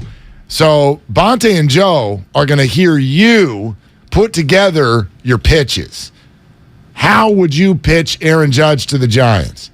And then we're going to listen to those as we drive to Aaron's hometown. Let's go. And do the show live in Linden, California. Population 17. It's going to be 20 tomorrow because, Kyle, you're coming with us. We're going to Linden. We're not coming back without Aaron. No. You get in this family truckster, Aaron. I don't think you'll fit in my Honda Fit, by the way, even if he lay down. You get my Kia. You get the Kia. Kia. Get on over here. The official partner of the NBA. You're as tall as an NBA player. Get on in. And we're driving back to Oracle Park. You're coming with me, buddy. You're coming with me. I love it. So we're going to Tracy. Or we're going to Stockton. We're going to Linden. Right, so we're going to have some very, very special surprises. Some of them we are still working on as we speak. Live from Linden, Judgment Day on 95.7 The Game, because tomorrow is the launch of free agency. Today, the general managers and owners are all getting together. The baseball winter meetings are getting started. It is time to stop messing around. Yes. I don't want to talk about it anymore. No. Go get Aaron Judge. Free agency is open, and if you can't do it, Larry and Farhan, Willard and Dibs will do it for you. Exactly. We're going to get that guy. Do we have to do all the heavy lifting? And by the way, 6'8", 280, that would pass as heavy lifting. That's why we're bringing Kyle. And I'm not a big kidnapper guy at 5'8". I haven't really been much to strong arm a guy. Amazing if we actually kidnap Aaron Judge. You know what? Darn it! Tomorrow's the day. I'm gonna bring a pillowcase full of oranges and just beat him into submission and throw him in my Honda Fit. I tossed all the Halloween candy. Right, it's out of the pillowcase, and we're now going to kidnap Aaron Judge live in Linden. It should be an interesting day. Yes. It's Judgment Day. It is. And hang in there, big guys and big girls. There are going to be brighter days ahead. Yeah. And make sure you catch us on the YouTube and the Twitch feed tomorrow, live from Linden. We're going to have some interesting optics as we broadcast live. I don't even know where in Linden. Somewhere. We might be on outside the Gas and Sip. I don't think there is anywhere in Linden. So it's essentially going to be one street corner or another. Yes. I believe it's only one street corner. Yeah. I don't think there is another. Isn't there like one light, or are there no lights? Are there any? One traffic light. One traffic light? How do you know? How many traffic lights do we have in Linden, California? I think it's a flashing red one that hangs from a wire. Like the movie Cars. Yes, little Lightning McQueen action. We're going to Radiator Springs. Yeah. We're going to Radiator. It's so great. The visual of the one traffic light hanging from the wire. Totally. That dangles and sways. We're going to find Mac. We're going to find Mac. Spadone is all, I hope. Are you... Right? Is Benny into cars, or did he miss that boat? Is it already expired? He likes it occasionally. He sees he's like, Lightning McQueen. I was like, then he's really into Star Wars right now. Okay, that's fine. Yeah, my 8-year-old sort of missed it. It never really ended up. 15-year-old Abe, he was one of these people. Yeah, Lightning McQueen bed, Lightning McQueen backpack, Lightning McQueen PJs, Lightning McQueen hat. My 19-year-old exactly the same. Yeah. Although he called him Lie McQueen because he couldn't get the lightning. He did. I watched Lie McQueen. He did start out the movie with some lying. He did. So Lie McQueen, that's fine. That was Owen Wilson, right, who voiced it? That is absolutely correct. Owen Wilson. Wow. Very, very good. Now, hang in there, big guy. There'll be brighter days ahead. Did Bob Myers, the general manager of the Warriors, not also say that to Steiny and Goo yesterday? I think if you're a Warrior fan, the scary part about the start is not whether or not you can wrap your head around these guys rallying. There's the ultimate faith in Steph Curry and Draymond Green and Klay Thompson and Steve Kerr and Bob Myers and the whole organization. They're going to do the right things. They are the right people. This has been proven time and time again through multiple eras now. And so I think that's easy for a Warrior fan. What's hard is that the Warriors are playing 2 seasons at once, and we can all see it, which is Steph Curry's career is not over yet. However, it's time to start getting Wiseman and Kuminga, Jordan Poole, everybody going so that they can become starters in the league someday.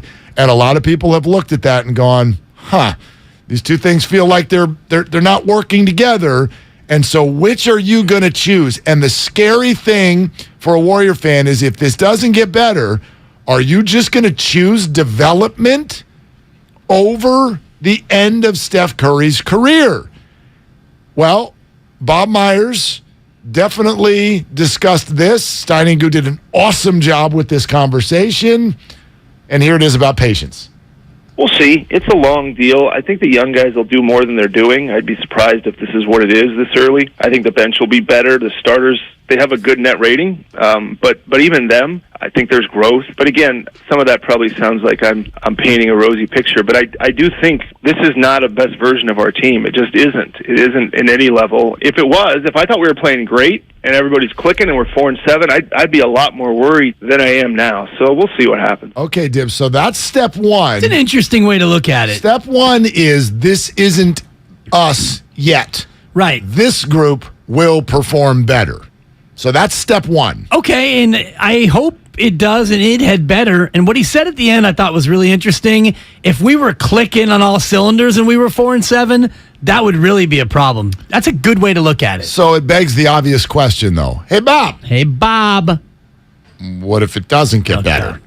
So then what? He's an unbelievable player, and to do what he did last night it's you got to treasure that for the people listening, because I don't care if you're a Warrior fan or 10 years old or 90. That's how guys shoot 17-24 from the field, 7-12 from 3, no turnovers. It's impossible. Like, you can't do that at the YMCA. You can't. It's impossible to do that stuff. And the shot, if you watch the game, the shots he was making are hard. Even the twos off the glass. I mean, these are hard shots to make with nobody guarding you. That's him. I know. I don't want to dismiss him. But, Matt, we got to see what do we look like. And look, if there's a buyout or something that you think helps. But we're that's getting way ahead of ourselves at this point. Okay, so he says there at the end, Matt, we're not there yet.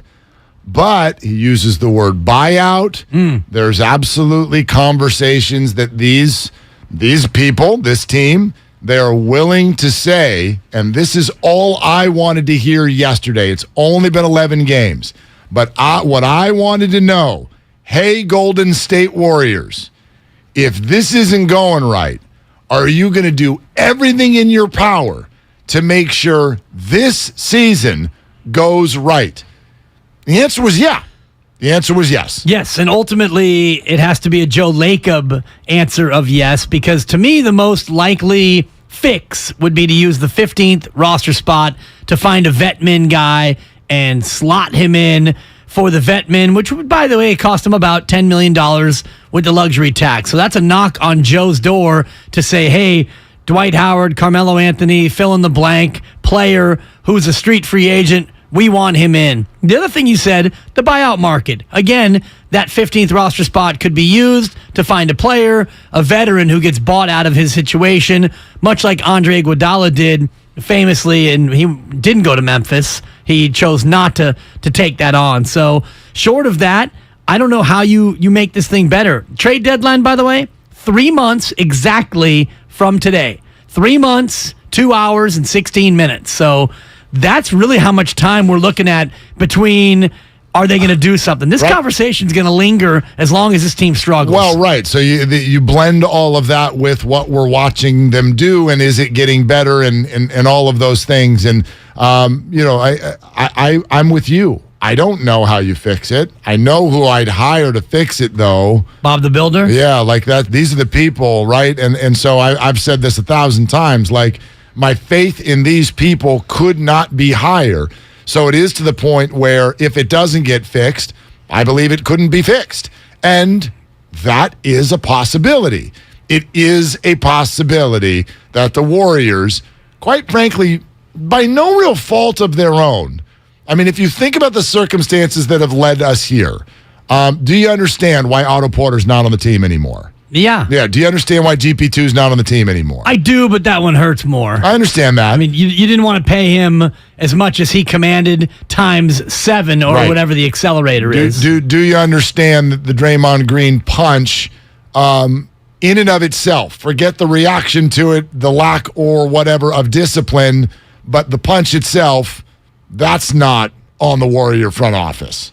Yeah, that's a price tag. Right? Agreed? Of course. So there are circumstances that have led to this moment that I think are, I don't want to say out of the Warriors' control, but it is completely understandable, each individual decision that they've made. But we've arrived at a point where you have young players maybe playing in a disappointing way that you wouldn't have expected. And all you want to hear as a Warrior fan is, if this isn't working, are you still all in on more rings at the end of Steph Curry's career? That's the only thing I'm going to ask as a Warrior fan. And I felt through this conversation, and I felt just by the history of their behavior, that the answer is yes. And don't forget what Bob Myers said to you and I just a few weeks ago at Chase Center, which was enjoy this year. Not next year. Enjoying this year means, winning more games than losing. And it means they're going to go for it. It means they're not going to be content with, okay, these guys are struggling, the young players are struggling, we're going to let them struggle, we're going to let the team fail and fall, and we're not going to go for it this year. They're going to go for it. Now, you talked about assigning blame to the front office. Things you can look at and say, maybe that wasn't the best move. JaMychal Green, you brought him in, and he couldn't even get on the floor against Sacramento. Maybe he wasn't the best free agent pickup. Dante DiVincenzo, injured, not really making an impact. And, the development of the younger players, Kuminga and Wiseman, and you got to throw Moses Moody in there as well. Why haven't they improved as much as the organization thought they were going to improve, because the blame needs to fall on the player primarily because they're the one playing, but also to the coaching staff and the front office, etc. Why has Jordan Poole regressed? Is it in any way related to what happened with Draymond Green? Is it related to the contract extension he got? These are all things that, if they continue, I think it's fair to look at the front office, the coaching staff, as well as the players, and say, why aren't you guys better? Sure, absolutely. And there was another interesting thing that I think touches on what you're saying right now. So I heard Steiny at one point say, you know what's tough, Bob, is because you guys have set this up, and 2022, social media, all of that, you've set it up so that a fan is going to go, if you finish anywhere short of number one, this was a total failure. If you get to the conference finals, he goes, you guys inside might be going, man, that was pretty good. With everything we dealt with, that was pretty good. And the fans and the world are not going to look at it that way. I loved Bob's response. Yeah. Because Bob's response was, no, we look at it that way too. There are years where we don't, when Steph got hurt and the Warriors ended up with the worst record in the NBA. Eric Paschal. Like, I don't think we thought we could win the title that year. But we did last year, and we were right, even though it was not a popular thought, and we do this year. So they're thinking about it the same way you are. 11 games in, look, if this were 40 games in, I might spin a different tune, which is stop blowing sunshine up the wahoo. Yeah. But 11 games in, I'm going to accept that the Warriors are saying, no, championship window, we are not in development mode, and we are going to do what it takes to continue to give Steph Curry the best thing that has ever happened to this market in sports, everything that we can do and everything we think he needs to keep this going as long as possible. And 11 games in is basically 1/7 of the year, 14% of the year. So if this was an NFL season, you started out 0-2, basically. And, the percentage chances of an 0-2 team making the playoffs, and we all do that in the NFL. This is a little bit different because you got 71 more games left to go. You haven't won on the road. You had a dreadful 0-5 road trip. You're 0-6 overall on the road. And you look at this week, a tough Cleveland team, more Sacramento, San Antonio's winnable, Phoenix will be difficult. And you start to look ahead and you think, you can climb back toward 500. Things are going to get better. If, like you said, if you're 40 games in and you are 15-25, well, we're having a different conversation at that point in terms of, are they still in a championship window? Really appreciate you being with us, Willard and Dibs, here on Wednesday, here on 95.7 The Game. We will spend Thursday live in Linden, California. It is Judgment Day. We're going to get him. We're going to get him and bring him back. That is the expectation that has been set. Mike Silver is going to join us in 10 minutes. We'll get into 49er football. Speaking of the expectation that has been set, this is another one. I feel this about all three teams, by the way. There's an element of danger in the conversation we're currently having. You're right. You're asking a Golden State Warrior team to win yet another championship and transition at the same time. It feels like San Francisco Giants fans are going to be disappointed if they don't come home with 17 high-priced free agents. Right? Seems like a lot. Dangerous expectation. San Francisco 49ers. You got Christian McCaffrey on the team now. You've watched him play one time. He won NFC Offensive Player of the Week. He went bananas. And so you grab that evidence and then go, now you're coming off a bye. You're getting some familiar names back. Full health, Deebo Samuel, etc. Azeez Al-Shire is going to come back. We'll see if those guys in the middle of the defensive line can come back. And it has led to an optimism that feels like, even though Bonte had him at number 5 in the NFC, I hear a lot of people put him at number 2. Number 2. Yeah. Philadelphia Eagles, 49ers. I get it. If you're looking at the roster and you're looking at a projection, I totally get it. The 49ers should be better than the Vikings. They should be better than the Seahawks. I even think they should be better than the Cowboys. I'm not sure about the Eagles. I hope that game happens. But it is absolutely an element of danger. Fred Warner on the practice field just last week was overheard circling the team together at the end of practice and saying, the run starts now. But can you just expect to snap fingers and have the run start? Like, runs sneak up on you. the Seattle Seahawks 4 games in a row. No one saw that coming. Minnesota Vikings 6 in a row. Right, so you can't just snap your fingers and say, because we want you to go on a run. Games are still going to be really hard to win. So, fair? Yes. They've got an all-star roster, and they absolutely should win. So I'm not saying anybody should tamp down their expectations, but you know me and expectations. They can ruin a good movie, they can ruin a good meal, of course. And they can ruin a good season, too. But the run starts here means you win Sunday night at home against the Chargers, because a run has to start with a victory. And if you look at the games coming up, you're favored over the Chargers at home. You'll be favored on the road at Arizona and Mexico City. You'll be favored at home against the Saints. You against the Dolphins here at home December 4th, probably favored, but a small favorite. You're going to be favored against the Bucs. At Seattle December 15th. We'll see. Might be but you won't be more than a field goal underdog. Oh, for sure, if no. you're the dog. Yeah, favored over the Commanders, favored in Vegas, favored over the Arizona Cardinals. Favored in all of them. Other than unless they lose. The Dolphin game could be a coin flippy kind of thing, and at Seattle you might be a slight dog depending on how they are. But to that point about go on a run, I agree. And Mark, the latest odds to win the NFC, the 49ers are number 2. Number 2. That's what I would have guessed. Slightly ahead of Dallas and slightly ahead of Minnesota, who is 4th. And then Tampa Bay actually is 5th. Well, because they're going to win the division. And then Seattle. Or people think they're going to win the division. 15-1 to win the NFC. Yeah, listen, I mean, Seattle's an underdog again this weekend. Seattle was 66-1 to open the year. Now they're 15-1. Yeah, Philly was 15-1, and now they're slightly less than 2-1, plus 170. Well, at 8-0, they're already seemingly on the doorstep of talking about home field advantage throughout the playoffs. Although they got 2 teams pretty heavy on their behinds. All right, Mike Silver in like 6 minutes. Real quick, Scott in the city wants to say something about where we should go in Linden tomorrow. Scott, welcome to the show. What are you doing? Yeah. What do you know about Linden? What you know? You don't know Linden? No, man, I live in San Francisco. My grandfather has a ranch up there in Calaveras County. So whenever I go up there, go through Tracy, make the little right on Highway 4, and then go take Highway 26, and it's called Orlando's. It's right across the street. I believe that's where Aaron Judge went to high school, but the high school is right across the street. And, man, I stopped there, and I have one beer because I'm driving. My wife shops for the stuff. And they got a beer garden inside and outside with big screens and stuff. So you guys need to go check that place out.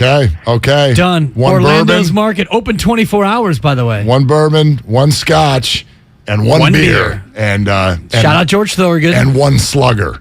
That's on the to-do list for tomorrow. Mike Silver joins us next on Willard Dibs.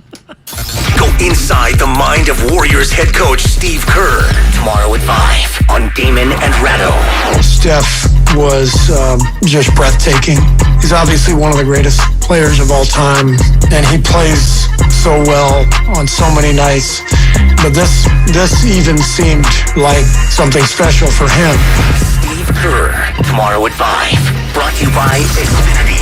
Supercharge your home with supersonic Wi-Fi. Unbeatable internet. Only from Xfinity.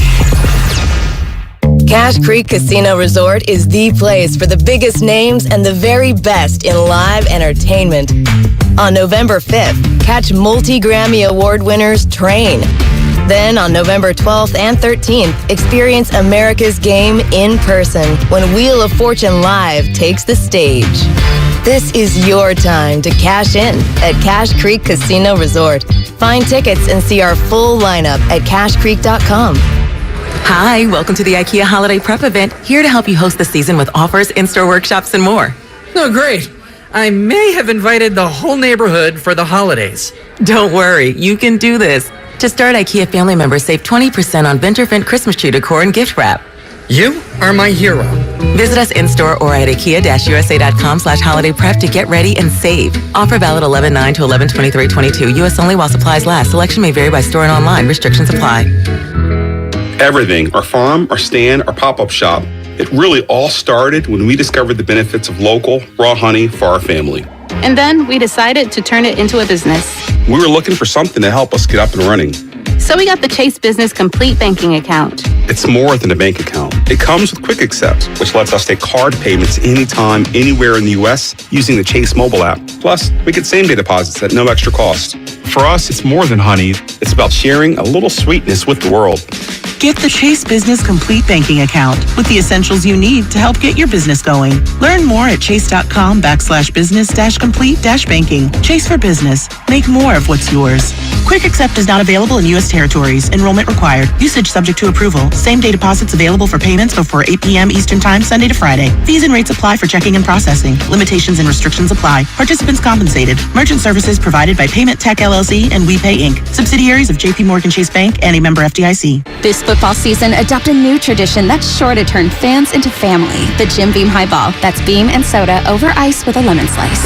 Share one at the stadium or make one at home. Kentucky Straight Bourbon Whiskey, 40% alcohol by volume. Copyright 2022, James B. Beam Distilling Company, Claremont, Kentucky. Drink smart.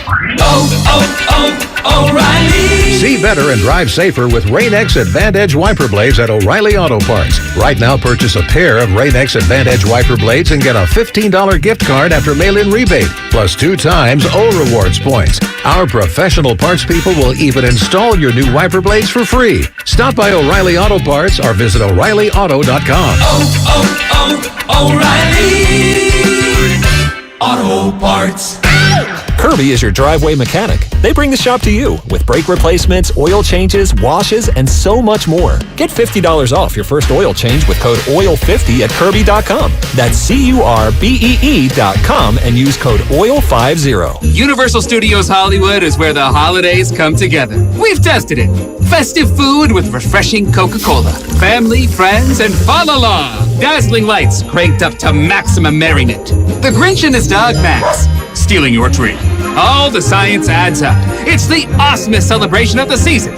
Save $20 on a Coca-Cola 2-day general admission ticket. Offer ends 12/14/22. Restrictions apply. Details at universalstudioshollywood.com/Coke offer. Locked On Warriors is a daily podcast covering your favorite team, the defending world champion Golden State Warriors. I'm your host, Cyrus Softs, and every Monday through Friday, Locked On Warriors brings you all of the biggest Warrior stories in around 30 minutes. We cover Stephen Curry and the dynasty that is one of the greatest teams in the history of this beautiful game. Listen to the Locked On Warriors podcast every day on the Odyssey app or wherever you get your podcasts. Hi there, I'm your host, Dog, filling in for the human who's normally here and bringing you the smells and sounds of the holidays, courtesy of Beggin' Dog Treats. We wish you a begging Christmas. We wish you a begging Christmas. Dog rest ye merry Doberman, let begging you acquire. Deck the halls with strips of begging. Arf, arf, arf, arf, arf, arf, arf, arf, arf. Remember, for bacon-loving dog excitement this holiday, it's Beggin'! Meet Joe A, Hi. Joe B, Hello. and Joe C. What's up? 3 everyday Joes perfecting their banking with Chase. Joe A is locking his lost debit card with the Chase mobile app. Joe B is cruising toward his new ride with AutoSave. And Joe C's Chase banker is helping him budget to go back to school. Tools that help protect, support for what's next. One bank that puts you in control. Visit chase.com/checking. Chase, make more of what's yours. Chase mobile app is available for select mobile devices. Messaging and data rates may apply. JP Morgan Chase Bank and a member FDIC. Attention guys, by now you should know that when it comes to meal enhancement pills, most of these contain the same ingredients that are repackaged over and over again. Why take the same old when you can perform in the bedroom with confidence at the highest level? That's why Noxitril needs to be on your bedstand. If you thought that the little blue pill works well, wait till you try Noxitril. It's like Viagra on steroids. Thousands of men each week have switched from that prescription blue pill to Noxitril. That's because Noxitril is automatic. No need to worry anymore. When it's time to perform, we've got this. Explosive results you can count on with no side effects, no stuffy nose. We want every man to try Noxitril, so call now and take advantage of our special free bottle offer today. Oh, and as a reminder, please use the Noxitril dose as directed. It's that strong. Call right now and get your free supply. Call 800-486-1608. That's 800-486-1608. It's like Viagra on steroids. Improve your sex life with your free supply. Call 800-486-1608. That's 1-800-486-1608. You're listening to 95.7 The Game, KGMZ FM at HD1 San Francisco. Always live on the free Odyssey app.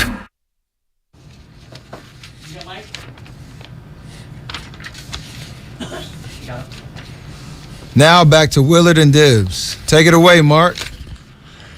Yeah, that's right. Mike Silver's got fancy friends with the Warriors. One of them goes by the name Steve Kerr, but, Steph Curry's here, listening to Willard and Dibs. Yeah, and if Mike would like, we can introduce you to Steph because he obviously is a big fan of this program. Or not. Or someone gave him a piece of paper and said, hey, read this. One of the two. One of the two. Or both. You decide which one is more accurate. But as we welcome in our good friend Mike Silver, San Francisco Chronicle, and yes, all things 49ers, but man, that really stuck out last week, Mike, when you shared your conversation with Steve Kerr and how once upon a time he sort of compared the situations surrounding Trey Lance and James Wiseman in terms of, we're not sure what we've got. And a week later, I think it rings even more true now than it did when you said it 7 days ago. Yeah, and I think the larger point was that, we won't know necessarily as quickly as people would like, right? So it's a process. And unfortunately for Trey Lance, he is injured, so this is going to get pushed into the next offseason. And that's what happened to Wiseman, obviously, in year two as well. So, it's tough out there in the NBA. I have a lot of faith in this Warrior team and, of course, the coach to problem solve and figure it out. I love watching Steph Curry elevate. It's one of the great pleasures in life.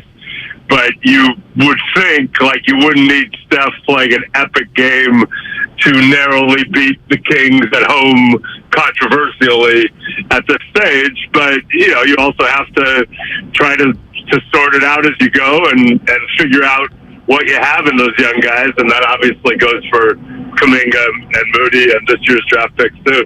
Yeah, and James Wiseman, who was unable to play in the aforementioned game, and nice long week of practice for the Warriors to get ready for a Friday game. And the Niners, similarly, Mike, coming off the bye, couple weeks to get ready for the Chargers. And Mark and I were talking about how expectations are skyrocketing. Are you feeling that inside the building that coming off the bye, them getting healthy, that they have their eyes now on a bigger prize?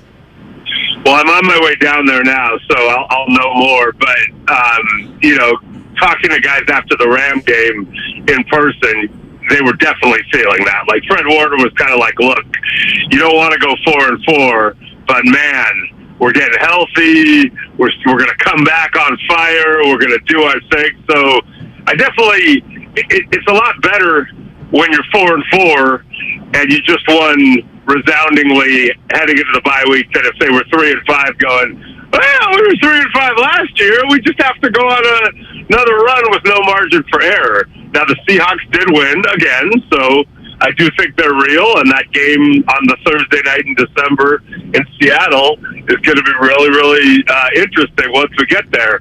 I also thought it was funny, I talked to Brandon Staley a lot, the coach of the Chargers, and I told him after they won this last one in Atlanta, people talk about you guys like you're 2-6, and he goes, I know, it's the craziest thing. I don't understand. We're learning how to win. We're getting there.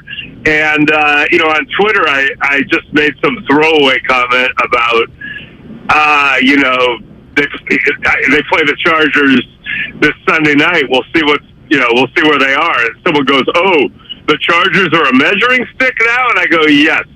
The 5-3 Chargers are a measuring stick for the 4-4 49ers. So, is it just me? But the Chargers get more scrutiny and weird, negativity, I feel like, than most teams with winning records. Yeah, they do, Mike, but I think it's also understandable because for two reasons. One, they want them to pass the eye test a little bit better. Like, I don't have this in front of me, but I think they've got a negative point differential, even though they're 5-3. Justin Herbert's name was tossed around right next to Josh Allen and Patrick Mahomes all offseason. In that division, there were huge expectations. I think the other side of it is also just the history of that organization. They play 17 road games every year. The dynamic. And so I think they've got so much talent. They're a big fantasy football team. People wanted them to come out and look like they were, taking names this year. And they're 5-3, but they haven't looked like that. Well, I mean, 49er fans like to talk about injuries, and I get it, because they have probably been as impacted injury-wise in terms of significant players as any team, but the Chargers have a case. Keenan Allen really hasn't been a factor this year. Mike Williams has been out. They haven't injured Bosa, but much more injured. And J.C. Jackson, their big-time signee at cornerback, is now out, among others. So, it's a slog. You got to fight through it. They did play the Chiefs pretty well. I don't know. I'm a little sensitive to they have so much talent, not just with them. Like the 49ers, I think it's pretty obvious, right? Like we would all look at most of their impact players at various positions and go, those guys are among the best at their position in the league. And it's a long list. But they're rare. And, I heard the Colts for years had all this talent, and they had a lot of Pro Bowlers. And I used to, take the counter argument, and my counter argument was the 5 most important positions. I think we'd all agree are quarterback, shutdown corner, edge rusher, left tackle, number 1 wide receiver. And if you look at those positions, they're not necessarily, finding answers. So you could say, wow, Chris Ballard drafted a guard really high, and that guy's a great guard. And, wow, they got an inside linebacker who's awesome. And, ooh, they got a running back. But, I think a lot of times when you hear about a team's talent, that's maybe the GM putting it out there. Man, we're good. We should really win. And I know Tom Telesco is probably not a big talker that way, media-wise, the Chargers GM, but I think Chris Ballard has a lot of people in my business under his spell, and I think we saw that Jim Irsay is not necessarily subscribing to that same theory. It's a tough business. It's a performance business, and bottom line is the Chargers have found to be 5-3. The 49ers probably look like a stronger team as they're currently constituted, but it is absolutely a measuring stick for a team that lost to the Broncos, the Bears, and the Falcons, and arguably has one good win, depending on what you believe the Rams are. In retrospect, that win over the Seahawks was a really good win. Yeah, exactly. And they got the Seahawks again one more time. And coming off a bye, you would feel as if the Niners are in a perfect spot for this game. Doesn't seem like the Chargers run the ball very often. Do they use the short passing game as their rush attack? And how does that affect what the Niners try to do? Yeah, I think they'd like to run more, and they'd like to stop the run better, certainly. You saw what Brandon Staley did in his 1 year as the Rams defensive coordinator that got him that job that was so impressive. And last year, their defense was a mess. So they brought in reinforcements like J.C. Jackson, who is out, Khalil Mack, who does not have or has not had Joey Bosa opposite him, and Kyle Van Noy, who quietly has helped kind of fortify them, among others. But they are having trouble stopping the run. And then as far as running the ball, I think Austin Eckler has shown he can be productive. But you're right about the eye test, Mark. It just hasn't looked smooth on offense. And part of that is they have had, their best skill player, Keenan Allen, has either been out or limited, and they haven't been right. But they do put a lot on Justin Herbert, and obviously that was exacerbated when he suffered the rib injury and, clearly wasn't himself out there.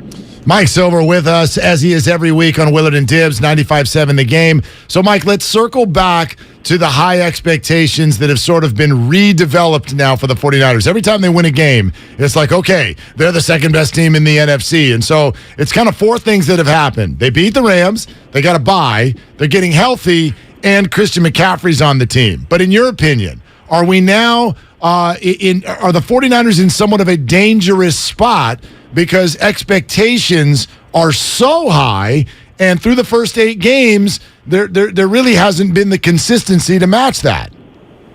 Yeah, the expectations are what make it dangerous, but the consistency is the key, and you hit that exactly. So, look, usually when we look back and say that was a championship team, it's not wow, when they were good, they looked amazing, because that applies to the 49ers for sure, especially with McCaffrey. And that was without Devo and Juszczyk, by the way. But yeah, when they look good, they look unbelievable. But usually it's more, man, when things were bad, they found a way to have fortitude and gut it out. And when things were average, they found a way to prevail. And they're not doing that yet. And I talked to one coach over the bye who just said, look, we are, I won't use the exact words he used, but basically we're an inconsistent mess, and we're really, proud of how it ended before the bye, and that was a really good win. But, we got to find a way to establish some sort of consistency. And so that's why not only are the Chargers a measuring stick, it all is. And, we don't know exactly, maybe we'll look back and go, the Falcons were actually a pretty good team. And, now we know the Seahawks, who they annihilated, are a pretty good team. And I think we're going to look back and say, the Rams were just bad this year, et cetera, et cetera.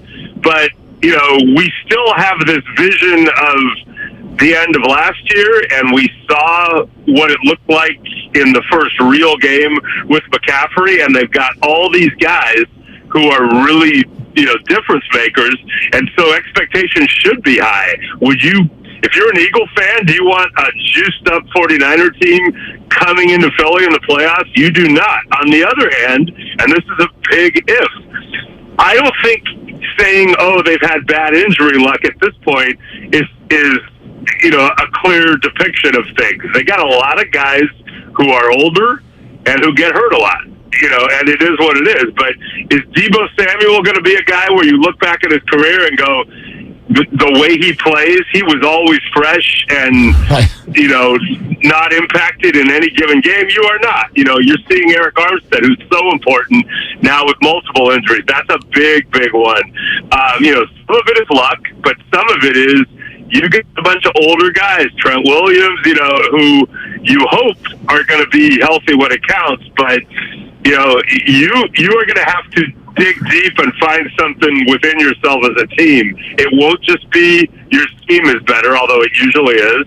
It won't just be your players are better or your difference makers are better, although they are usually. It's going to have to be something to what happened last year. And by the way, every 49er fan, get down on your knees right now and give thanks that Kyle Shanahan and John Lynch assessed the situation, said it would be a distraction and it would be bad for Trey Lance's development to do this, but somehow Jimmy Garoppolo might come back on the cheap. Let's do this as a hedge, because that's your only chance right now. Mike Silver, great stuff. Drive safe. By the way, if you talk to Brandon Staley all the time, it would be helpful for everybody to know. Are they going for it on every fourth down this weekend? Every other fourth down? What's the plan? I will. If I find that out, I won't tell you until after the fact, because that would probably reduce the amount of times I talk to Brandon Staley in the future. But let's just say he's going down swinging most of the time, and I think he's comfortable with that. No doubt, man. All right, Mike. Great stuff. Thank you as always. All right, thanks, you guys. Okay, that's Mike Silver on his way to Santa Clara right now as the 49ers begin the practice week in full, getting ready for Sunday Night Football. And yes, get ready for that with Brandon Staley, the head coach of the San Diego Chargers. If it's fourth and less than 8, you're going for it. They're 8 for 18 on fourth down this year. Unbelievable. 8 for 18. I mean, which is pretty good.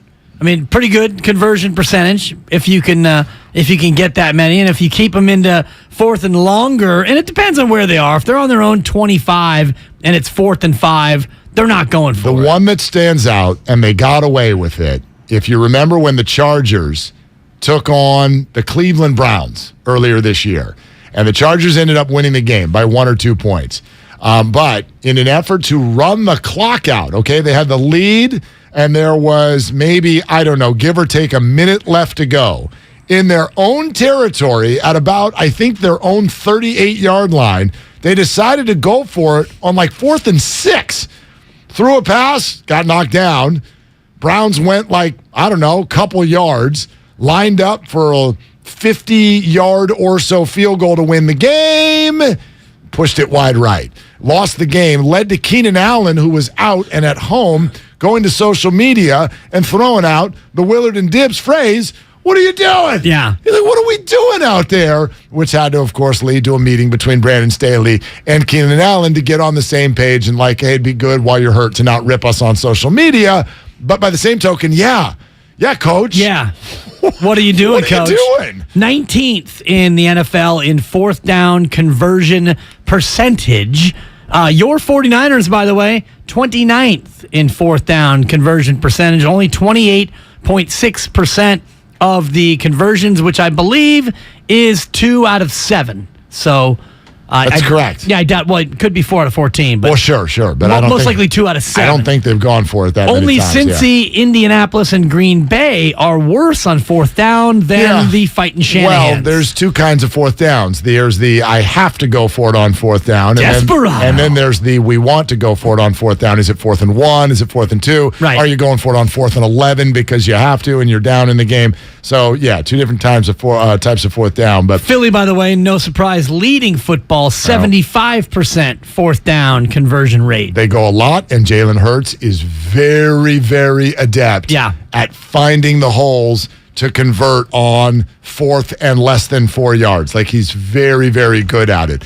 But to sort of continue the conversation we started on the changeover on that front, it would be silly to try to say that anybody other than the Eagles right now are the top team in the NFC. But that's why I was trying to sort of get to Bonte's heart with regard to what he actually thinks what would happen if two teams were playing each other this weekend. Sure, you can give me the case that the 49ers should be 5 in your NFC power rankings. I totally get it. I get the concept. But if I asked you this weekend, I'm going to make you, okay, life on the line, you got to pick the right winner. The Niners are playing the Seahawks. Who you got? In Seattle, right? Well, just because that's going to be where the game is going to be. So. Right, but they've also they played here already. In neutral. Yes, Mexico City. Mexico City tomorrow. Niners and Seahawks. Life on the line. I'm taking the Niners. Okay. I prefer gun to your head because you could survive. I know. I don't like Shout guns. out to Deer Hunter. But okay, so life on the line. I like my life. Knife to your neck. Oh, boy. Yeah, I don't like that either. Anyway, Mexico City Niners and Cowboys tomorrow. Who you got? Niners. Yeah. Niners and Vikings. Who you got? What's at stake? Life on the line. Oh yes. No. Kick to the Jimmy. Okay. Yeah. Kick to the Jimmy. I'm taking the Vikings. I can survive that. I'm taking the Niners over everyone except Philadelphia. Except for the right Philadelphia now. Eagles. So if I was to do King of the Hill, which would have to be called something else because it's his bit, and he's Bonte Hill, and he's the self-appointed, self-anointed king, I would have them number 2 right now in my power rankings, even though, if we play the but you beat you game, you could have your head swimming because, the Niners beat Seattle, so they should be ahead of Seattle, but they lost to Chicago, and they lost to Atlanta, so they got to be behind Atlanta and Chicago. Here's the thing, and we see this all the time because you're right. I would feel the same way, but there isn't necessarily any proof with what we're saying. So sports does this to us all the time. We're very, very slow on the uptake to believe something that we didn't think was going to be true. And the 49ers are on that line right now, which is we know what we think they were going to be, and we see it in small doses, but they actually have not been that. But we're slow on the uptake. So either Christian McCaffrey and health changes the 49ers, or also on the table, they're just not as good as we thought they were supposed to be. Or they're just wildly inconsistent, which is a possibility. And I do think a lot of us have looked at this Chargers game on Sunday like, not that it's an afterthought, but like the Chargers for some reason aren't as good as we all thought they should be. Solid. Yet they're 5-3. They're not a bad football team. No. Like, yes, this is a measuring stick. It's not the measuring stick. It's an Easton stick. Right? They've already played the Chiefs, and they came up very, very short with their measurement. But the Chargers are among the B-level group of teams in the NFL. They're not an A, but they're a B. By the way, the 49ers are not an A-level team, at least not right now. Yeah, Kyle, what's up? Fascinating thing about this game, the look-ahead line was like 2.5 or 3 points. It's all the way up to 7 already. 7. Full touchdown. And it opened at 6.5 and went up. That's so nuts. people liked it initially. And again, I think every time, have you watched a lot of Charger games? Everybody who's listening, if you've watched a lot of games, it's the same vibe when you're done with them. They usually win, but you walk away and you're like, ugh, it's kind of like the Warriors beating the Kings the other night. I think every Charger game you look at it becomes a how did they win that? How did they lose that? Or how is that so close? I mean, exactly. They got blown off the field at home by the Jags. And the Jags followed that game by losing 6 straight football games. Till luckily the Raiders came to town. Am I right, Spadon? Okay, so you see what I'm saying? Like they're just the eye test is what it is. They had to gut it out over Denver. They barely beat Cleveland. They gutted out over Denver, and then Seattle blows them off the field. Blows them away. At home, by the way. Again, they don't have a home, but yes. Yeah, I mean, wherever they play. Then they go to Atlanta and win. So they beat the Falcons in Atlanta. The Niners couldn't beat Atlanta in Atlanta, but then again, they were coming off the bye. Right. So I think that, to me, is why the Niners are 7-point favorites. They're healthier now. They're coming off the bye. Those factors, and the Chargers, by the way, coming all the way back from Atlanta to go to San Francisco. It's a bad spot for LA. And Seattle is the flip side of what we're talking about, in that we've thought all year they were going to stink. They don't. And we still refuse to believe it at 6-3, evidenced by the awful Tampa Bay Buccaneers. I mean, how many weeks in a row have you watched the Bucs and went lifeless, terrible 3-point favorite in Germany over the Seahawks? And by the way, that line started at 2.5 and went up. The Seahawks are way better than the Bucs. So what's going on there? Yeah, Kyle. Do you know why the Chargers win over the Falcons doesn't feel real? Why? Did you see what happened in that game? Well, the Chargers are driving 17-17. They're driving late. And they Austin Eckler fumbles. Falcons guy picks it up nearing midfield. Fumbles it right back. Just out of nowhere. Nobody touched him. Right. Chargers grab it and then just go dink, dink, dink, field goal, win game. Like they shouldn't have won that game. No. And Mike's right. They're very injured, and therefore they're one of the worst teams in the NFL. This is why the line is so big. They're one of the worst teams in the NFL at stopping the run. And here comes Kyle Shanahan and Chris. And they don't run it themselves and Christian McCaffrey and Eli Mitchell and Deebo Samuel all healthy. Off a bye week, too, at home. And it's you feel like this is going to be a pound the rock kind of ball game where if you want to beat the 49ers, you look at what Kansas City did. You want to make sure that the Niners have to be in a high-scoring kind of shootout. If you can't stop the run, the 49ers are going to probably hit you with a 13-play, 75-yard drive, 11 runs, and a couple of dinks. A dink and a dunk. Touchdown, Deebo on a jet sweep. 8 minutes off the clock, 7-0. Here you go, Brandon Staley. Good luck against this rested, nasty defense. Expectations, man. Expectations. And they're surrounding the San Francisco Giants as well. Every Giant fan out there is like, we're getting them all. We're getting Judge. We're getting Correa. We're getting Turner. We're getting DeGrom. We're bringing Rodon back. And then that's just for starters. Thank you. Yeah, so seriously, we've turned the Giants offseason into Howard Dean with a microphone. And so we'll go inside, our Giants insider, Alex Pavlovich. Is this real or is it imagined? We're going to get that in just a moment. Filmo Mike has been patient and always good. Let's jump him in here on Willard and Dibs. Hey, Filmo, what are you doing? Hey, man, I was just washing my back. I was taking a shower, and I was listening to y'all. Y'all had a great interview with Mike Silver. He was giving 5-minute answers. Y'all had to only answer like 3 questions, but it's all love. I love Mike Silver. Hey. But I want my Warrior fans to remember this, man. Remember people like this. Jerry Cummings, Earl Boykins. And I often go to this when we get mad and act like we supposed to win every game. Kevin Willis. You're not going to win every year, people. You know? No, I don't. You have a bad year. No, well, sorry, Mike. Yeah, no. And Mike, it's a blessing that we all got to face another day. I appreciate you putting that on Instagram every day. It fires me up a little bit. Oh, yeah, thank God for another day. Yeah, hey, man, I'm just saying, man, hang in there, y'all. Don't have no heart attack. If you remember Earl Boykins, Kevin Willis, and Terry Cummings, I'm just keeping it real, man. You'll have a relaxful day. You ain't going to be tripping on these words. We're going to get to the playoffs. If we win, we win. If we don't, we don't. Mike, your new nickname, Captain Save a Dubs. There it is. That's like Filmo Mark is what that was. Am I right? That's a 5. Am I right? It's a rare 5. All right. Filmo Mark. What's up next on the game? It's brought to you by Fremont Bank, full-service banking, no compromises. Is this real? Are the Giants going to be that aggressive? Are they walking in to the general manager's meetings just twirling their wallet around out of their pocket? Like, so, we're him, and we're here. Let's find out from our Giants insider, Alex Pavlovich, who joins us next on Willard and Dibs. Hey, it's your boy Dibber Claus from Willard and Dibs. Get to 957thegameshop.com. Get your merch. Be a part of the inside of the station. You'll love the shows. You'll love the shirts. 957thegameshop.com.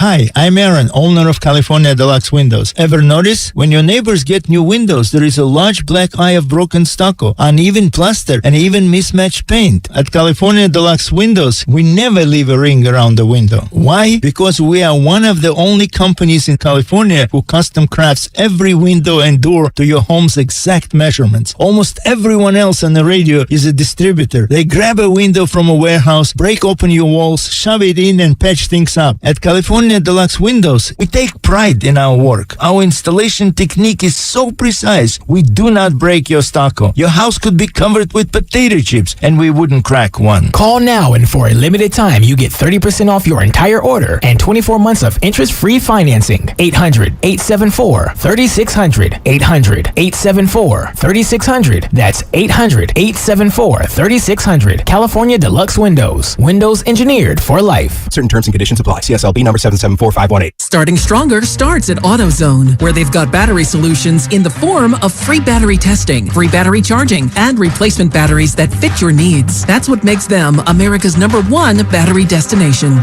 Get in the zone. AutoZone. Are you interested in new career opportunities in the Bay Area and want to make a difference in your community? The SF Sheriff's Office is looking for people considering a job in law enforcement right now. If you're at least 20 years or older with a high school diploma or equivalent, the SF Sheriff's Office wants to hear from you. Enjoy full benefits, flexible schedules, and opportunities for growth and promotion. For employment announcements and more information, visit sfsheriff.com. That's sfsheriff.com to apply today. He's the best interview in the Bay Area. Splish Splash. Coach, are you taking a bath? Can you hear a little water in the background? Yeah! He's a 9-time NBA champion. Not 5, not 6, not 7. And he's on with Damon and Ratto every single week during the NBA season. Wow. It's Warriors head coach Steve Kerr on 95.7 The Game. Presented by Xfinity. Supercharge your home with supersonic Wi-Fi. Unbeatable internet only from Xfinity. Diabetes, high blood pressure, anxiety meds, everyone's on them. If you're a 50-year-old male, maybe a bit porky, and you may even have type 2 diabetes, $1 million of term insurance may only cost you about $200 a month. Call Term Provider. Speak with Big Lou at 800-230-2777. Big Lou will find a term life policy for you even if you have type 2 diabetes, are overweight, or have high blood pressure. Term Provider has helped thousands of people like you who think they can't afford term life insurance. To buy $1 million of affordable term life for you, all you need to do is call Big Lou at 800-230-2777. Lou will make sure the scales are tipped in your favor. Call 800-230-2777. Big Lou will answer your call and work to fit you into a term life policy that you can afford. Remember, Big Lou's like you. He's on meds too. Call 800-230-2777. 800-230-2777. At the UPS Store, we know this upcoming holiday is when things can get busy for small business owners. Exactly. My to-do list and I don't take days off. That's why you can count on us to be open and ready to help with every small business need, whether it's packing and shipping or if it's just to check your mailbox. That's almost everything on my to-do list. My list and I can take the day off. Your local, the everything to help you be unstoppable store. The UPS Store. Be unstoppable. The UPS Store locations are independently owned. Product services, pricing, and hours may vary. See Center for details. O'Reilly! Cleaning your fuel system can help your engine run better and improve gas mileage. Visit O'Reilly Auto Parts and pick up a bottle of Chevron Techron Fuel System Cleaner on sale now. Buy one, get one free, plus double O rewards points. Get more fuel-saving tips from the professional parts people at your local O'Reilly Auto Parts Parts or visit O'ReillyAuto.com. O'Reilly Auto Parts. You're the one who protects the flock, and that requires an eye for detail. Because when safety and well-being are on the line, it's the details that can save lives. Even when no one else is watching, you see everything. Grainger gets you, and we're here for you, and all the ones who get it done with a wide range of safety products and solutions, plus board-certified safety consultants here to answer your questions. Call, click Grainger.com, or just stop by. Grainger, for the ones who get it done. Chris Cuomo is back with a new show on a new network. Catch Cuomo weeknights on News Nation at 5 and 8 p.m. Pacific. To find News Nation on your television provider, go to newsnationnow.com/join us.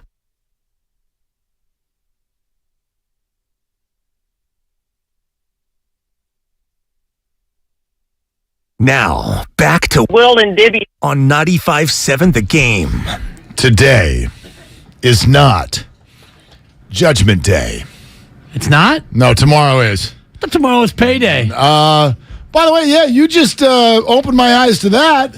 Thanks, Dibs. You're welcome. That's 24 hours sooner than I thought it was going to be. But you're right. Yeah, it's because Friday's of the a holiday. Friday's a holiday. Friday, yeah, Veterans Day. I thought it was always Monday. It feels like it used to be, or at least the business and school observation sensation. That's a buck. Would be on a Monday, but no, you can afford it because direct deposit's coming. There you go. All right. Yeah. So while you're sleeping tonight, is it an Odyssey company holiday? Because I know we're going to be here. Yeah, we're going to be. Yeah. So, but Alex Pavlovich won't because he's going to be busy covering the Aaron Judge press conference on Friday, aren't you, Alex? Isn't that what you're doing on Friday? If there's an Aaron Judge press conference on Friday, I probably will not be there. Okay. Oh, why? What are you doing on Friday? Not planning for that. So, it's I think we go back to where we were 2-3 years ago, where the winter meetings are kind of the big event. We're a month from that. So I'll just say I don't even know that his agent is in Las Vegas for the GM meetings right now. So it's going to be a while. Yeah, they're going to wait, right? They're going to wait and sort of let the landscape play out. But let's start with this. Alex Pavlovich, our Giants insider, with us here on Willard and Dibs. Is there too much bluster right now? It has been made to feel for a Giants fan like they're getting everybody. And this is so opposite of the way the Giants normally talk, and I know it hasn't come from them. But what's your perspective on the expectations that have been built this winter? Yeah, there's way too much bluster. And it's not, I think a little bit of it is coming from them. Like, certainly we even heard it from Greg Johnson. Like, he said, we know about the guy in the Bronx, we know about the shortstops. A little bit of it is coming from them saying they expect to go big. But, there are different shades of going big. And I think this is, everybody kind of looks at it and goes, yeah, they have all this money coming off the books. Well, Johnny Cueto came off the books last year. Buster Posey retired. That's, $46 million right there. They've had other guys. Like, it's not like they had to wait until this offseason to spend. They've had other opportunities to spend and haven't done it. So I think when people look at it, I saw an article yesterday that predicted they're going to, be the Rangers of this offseason and spend $500 million. And I'm like, that's it. There's a lot of room between 1 and 2 year deals for starting pitchers and, $500 million. So I think people do need to temper expectations a little bit. I fully expect him to be on Judge. I think, Correa and Turner make a lot of sense. They need another high-end starting pitcher, but I see some of these reports where people say they're going to go out and get 2 or 3 guys, and I'm like, that would be a huge departure from everything they've done the last 3-4 years. Especially when it comes to pitchers, and I know Carlos Rodon has opted out. Many Giants fans would love for him to return. Would you imagine that he's getting too many years for him to be a fit with Farhan and the Giants? Yeah, I think too many years and too much, overall money. I mean, he's probably looking at, like, the baseline for him is 110, 115, which is what Kevin Gausman and Robbie Ray got last winter. So, and he's better than those guys. And, he's coming into a market with no lockout and a bunch of big market teams from the Yankees to Bruce Bochy's Rangers, the Mets, the Dodgers, the Cubs, who need a front-end starting pitcher or who have talked about going out and getting another starter. So, for me, he's probably looking at 140, 150. He's probably looking at least 5 years, maybe 6 or 7, if he wants to stretch it that far. Like, in my mind, he's gone. I think the Giants will probably say they're still involved and we'll keep tabs on him. But for me, they're probably going to be ready to move on. And look, they did this with Gosman last year. They said, thank you for 2 great years. We're not interested in a 5-year deal. If you want to come back for like 2, that's fine. But if you want to go get 5, go get it somewhere else, and we'll go find a replacement. And they did it. Alex Pavlovich, our Giants insider, with us. Willard and Dibs, 95.7 The Game. Okay, Alex, you mentioned a couple of shortstops, and yes, Greg Johnson brought it up. There's Trey Turner, there's Correa, there's more. Oh, by the way, there's Brandon Crawford. Are the Giants in on shortstops? And if they get one, what do they do? It is, for me, aside from Judge, it's the biggest question of the offseason because, and you guys have heard it over the last couple months, like the one thing that Farhan has said over and over again is we need to get more athletic up the middle. And they needed to do it this year. And in a world with no shifts, it's going to be even more important. So they would love to go out there and get someone who can, be a true center fielder and move Mike Yastrzemski to right and Austin Slater to left or to the corners, whatever they want to do with those guys.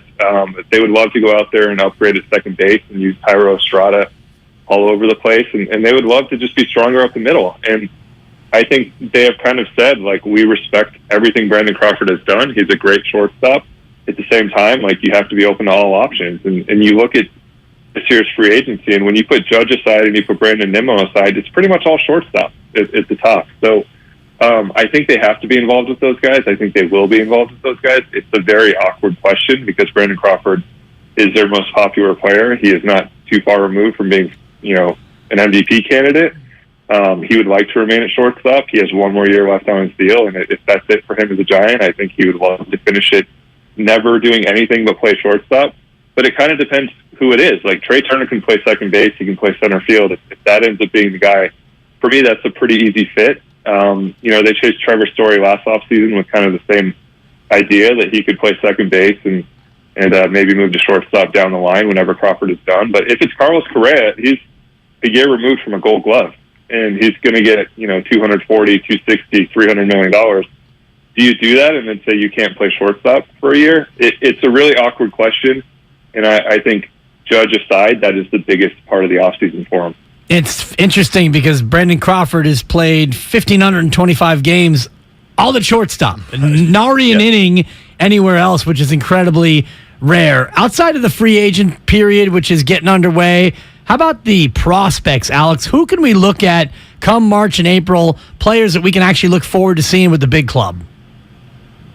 Yeah, I mean, Kyle Harrison's very well known, and he's going to be in AAA to start the year. And I think they have to be careful with him because he hasn't thrown a whole lot of innings and is still very young. So, I think it's going to be a slow start for him next year, and then hopefully they get him really in. I think they would love to have him in the rotation in the second half. And we saw some of the teams this year that were in the postseason were throwing rookies out there in postseason series and having a lot of success with it. So he's kind of head and shoulders above everybody else. The other guy, and I think a lot of Giants fans are coming around on him and starting to realize how good he is Casey Schmidt, who's really potentially a Gold Glove caliber third baseman and had a very good year at the plate, showed a lot of improvement. And, he reached AA. He did briefly reach AAA.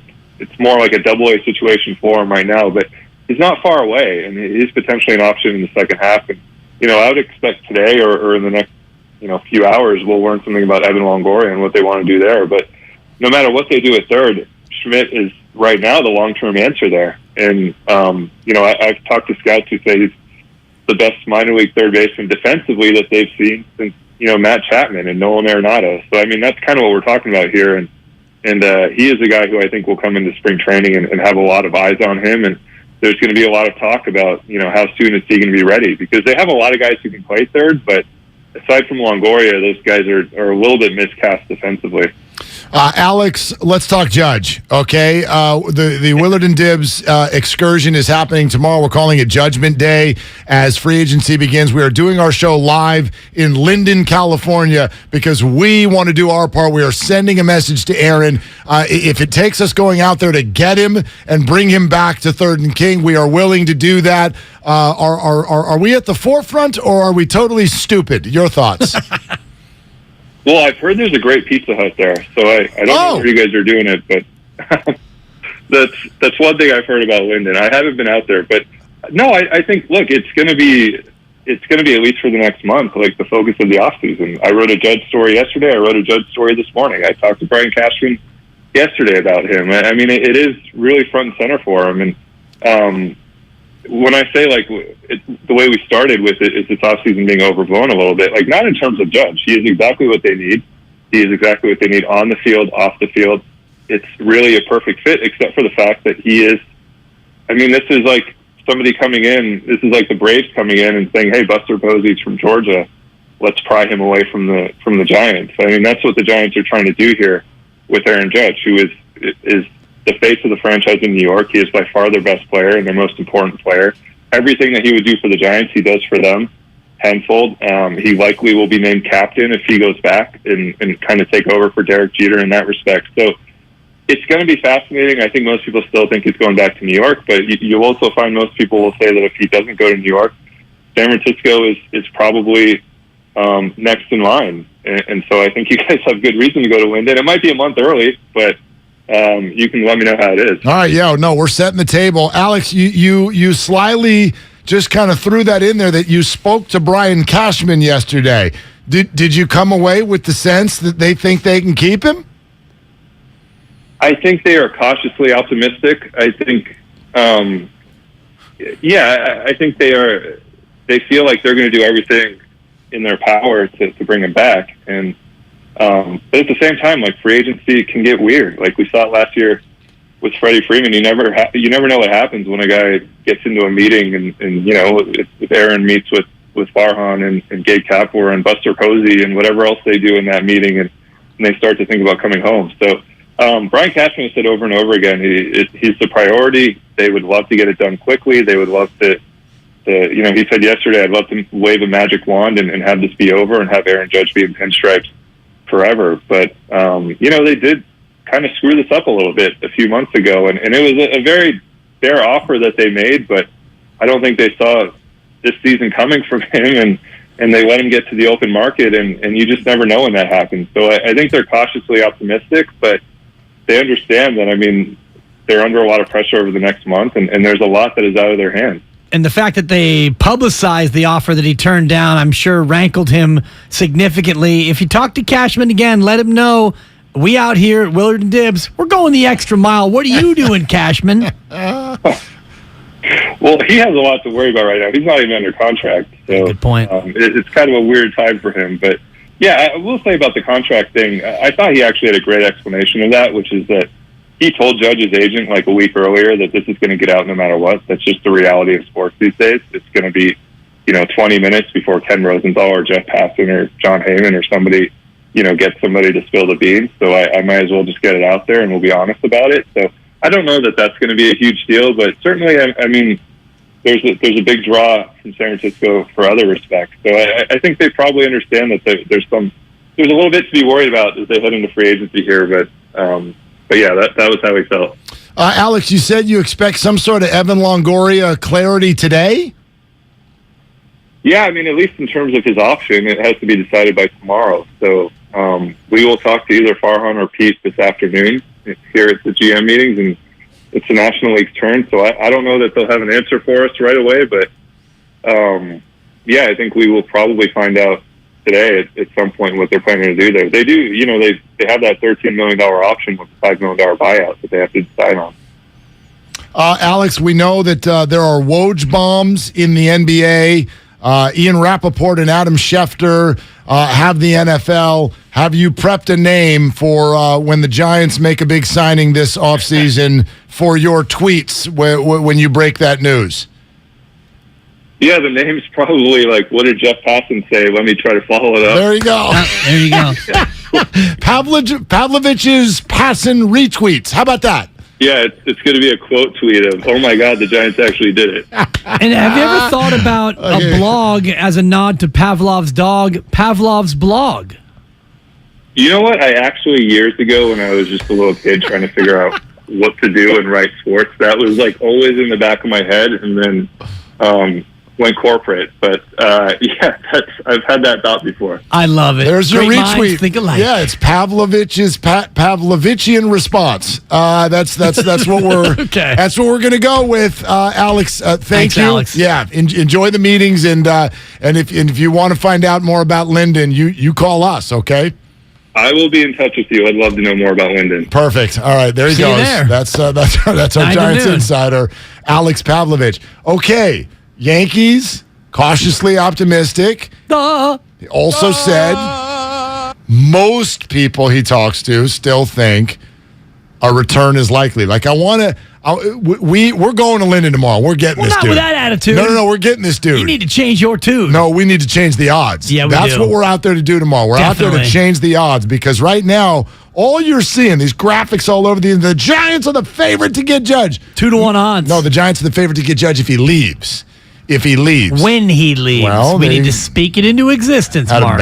Out of when bed. he leaves. Aaron Judge is livid with Brian Cashman. That contract Hates crap him. was a bunch of BS earlier this year. Aaron's wife hates Brian Cashman. Hates him. Booing New York fans. This is your fault. Totally. You come home.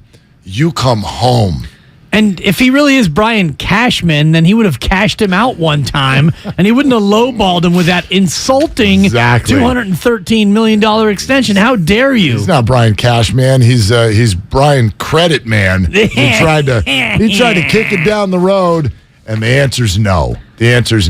So we're live in Linden tomorrow. We're bringing Kyle, our producer, with us. Yeah, we are. I thought we could just send him out into the wild, because we will be broadcasting from an undisclosed location. See, a deep underground. Judgment Day. It's tomorrow. So Thursday. I think we could send Kyle out into the community. Payday. There's 1,700 people who live in Linden, and I'm hoping Kyle can talk to each and every one of them. I'll be back by the third hour. It'll be great. Yeah, exactly. Yeah, have you got the lay of the land, like some gas stations, or maybe even some abandoned buildings, or what do you got? What you're going to give us here tomorrow? I've copied down the entirety of a phone book. It's on an index card, 3x5. All right, good. I'm going to reach out to some folks. There's Orlando's Market with Sammy's Bar and Grill. Big. Okay. I will be stopping in there. I will be stopping at the Waterloo. Any elderly women behind a small counter in a small town that you can talk to? There's a Marge for sure. Okay. I love the young Thank you. I'd like to talk to Marge and see what she thinks, because I heard she used to babysit Aaron when he was a little kid. Mm-hmm. Yeah.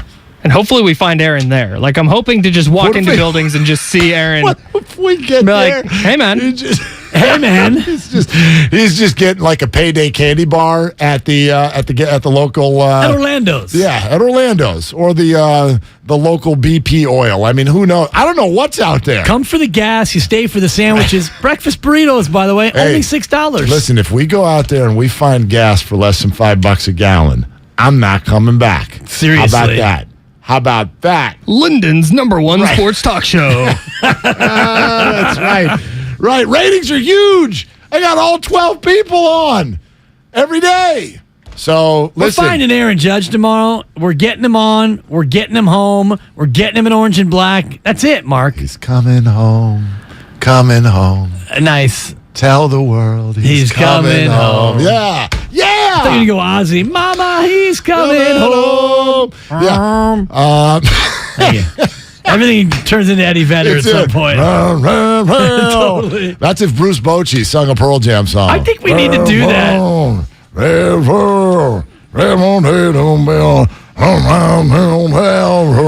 Okay, that's I think we need you doing Bochy sings Pearl Jam says Jeremy spoke in class today.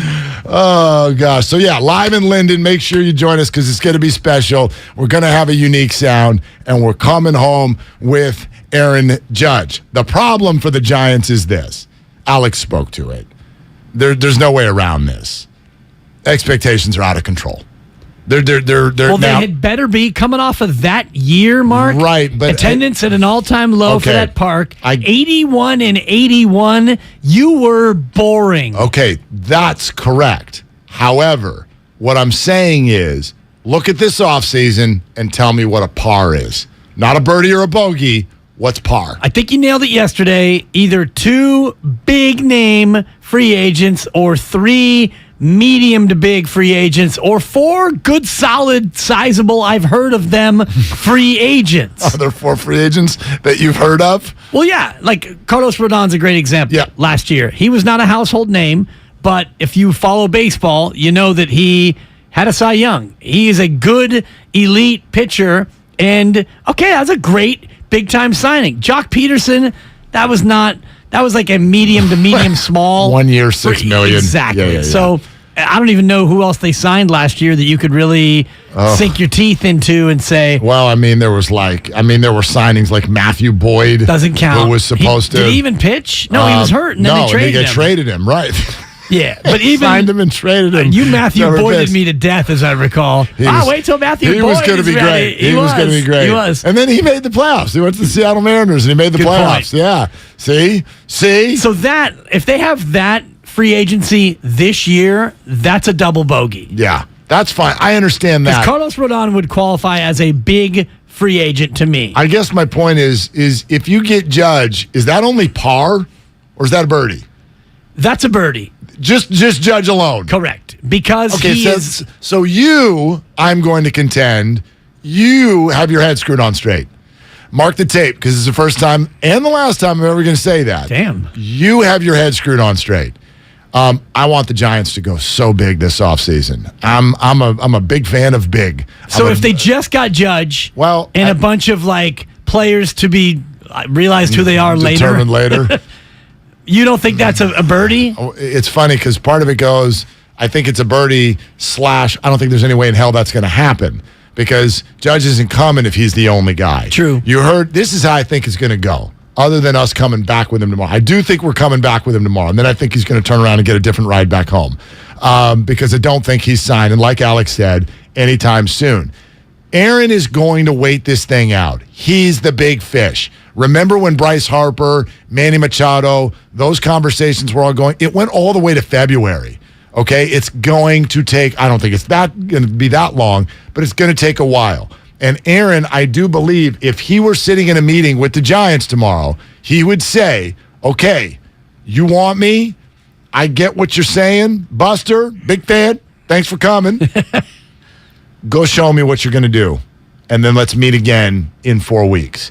And he's going to want, now this is the danger spot for the Giants. This is where you don't want to go sign a bunch of people to try to get Aaron Judge. And then Aaron's like, that's not. I'm staying in New York. I think I'll stay in New York. So obviously you have to be committed to whoever you get.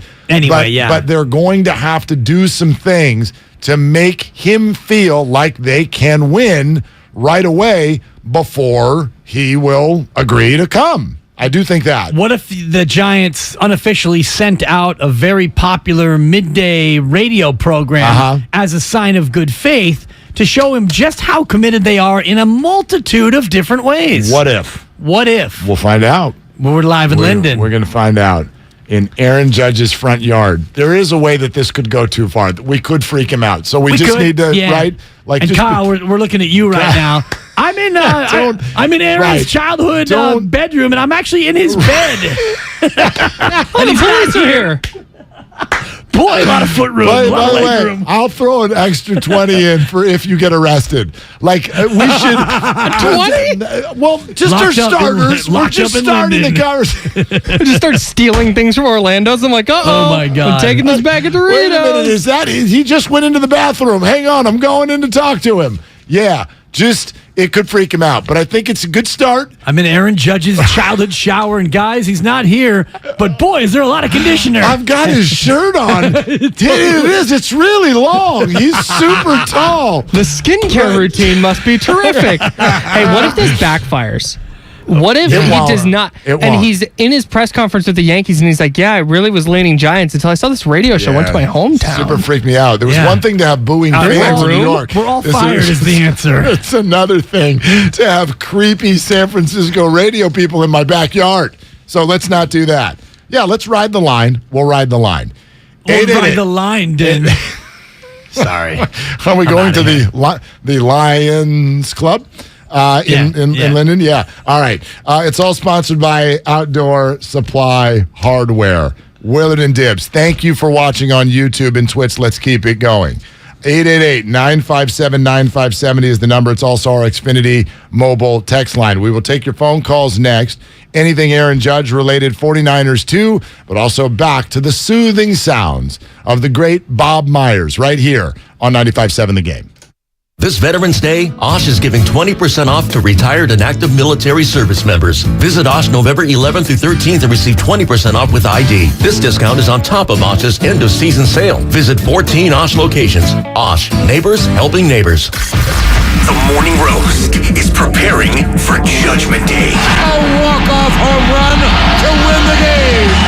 A Judgy and blast. They want to hear your pitch to Aaron Judge on why he should come to the Giants. Is Aaron Judge willing to do that? Can you sell Aaron Judge on that? That's the key. It's your turn to pitch to Aaron Judge. That ball is high. That is far. That is gone. Tomorrow on The Morning Roast.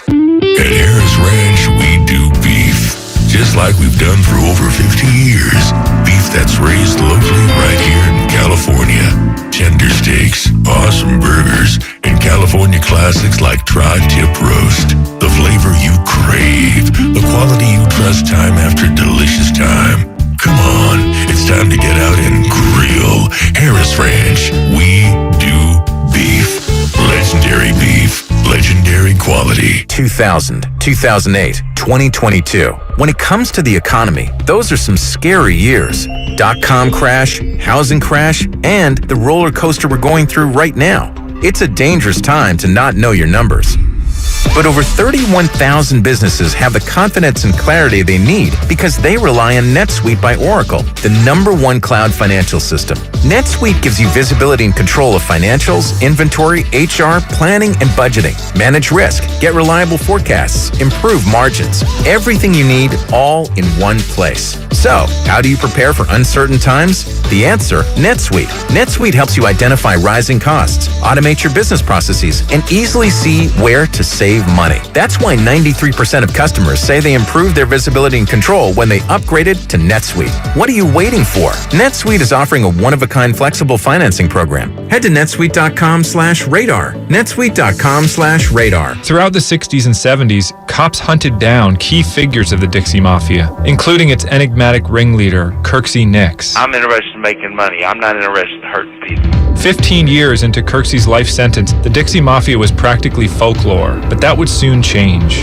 I'm Jed Lipinski. This is Gone South, a documentary podcast from C13 Originals, a Cadence 13 studio. Season 2, The Dixie Mafia. Available now on the Odyssey app or wherever you get your podcasts. When people have a craving to explore new and traditional Asian cuisines, they head to P.F. Chang's, where scratch-made dishes come from the 2,000-year-old tradition of wok cooking. P.F. Chang's wanted to explore new possibilities for their website. They turned to AmericanEagle.com. AmericanEagle.com re-architected P.F. Chang's website, integrating multiple third-party systems to create a unified digital experience. The results? Improved page speed and performance, personalized content based on users' location, intuitive online ordering, an increase in organic search visibility, and a 40% increase in new users. For scratch-made Asian cuisine, visit your local P.F. Chang's or go to pfchangs.com for website design, development, digital marketing, and hosting that produce efficiency, revenue, and results. Visit AmericanEagle.com. P.F. Chang's and AmericanEagle.com. Another example of the best businesses in the world. Turning to the best in the business for websites. Go to AmericanEagle.com or call 877-WEB-NOW1. That's 877-WEB-NOW1. If you owe back taxes to the IRS,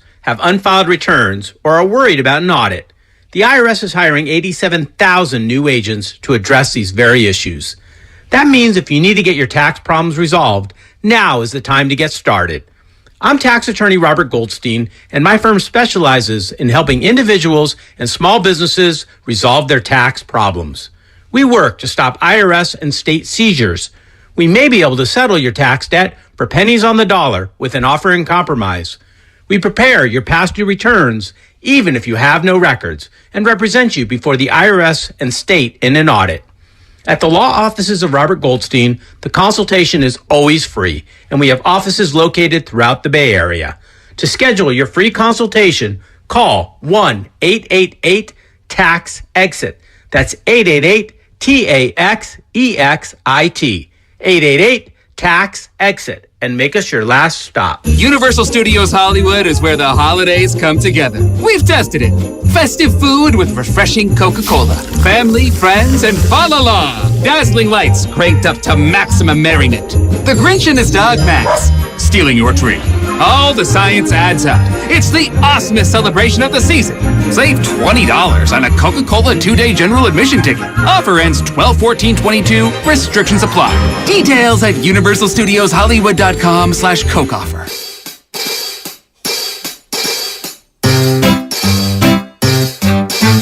1-877 Cars for Kids. KARS Cars for Kids. 1-877 Cars for Kids. Donate your car today. 1-877 Cars for Kids. KARS Cars for Kids. 1-877 Cars for Kids. Donate your car today. With car prices at an all-time high, our donors are now getting highest receipts ever. Donate at carsforkids.org and your car can be picked up tomorrow. 1-877 Cars for Kids. KARS Cars for Kids. 1-877 Cars for Kids. Donate your car today. Now accepting donations of land, homes, buildings, or any kind of real estate. Someday, you might be with friends in the Bay Area, telling the story of how you navigated these complex times. The market was all over the place, so you reached out to a Merrill advisor, and with their help, charged ahead. And unlike your fishing stories, you won't have to go overboard. Find an advisor at ml.com/bullish. Merrill, a Bank of America company. What would you like the power to do? Investing involves risk. Merrill Lynch, Pierce, Fenner & Smith Incorporated, registered broker-dealer, registered investment advisor, member SIPC, a wholly owned subsidiary of Bank of America Corp. You're listening to 95.7 The Game, KGMC FM at HD1 San Francisco. Always live on the free Odyssey app.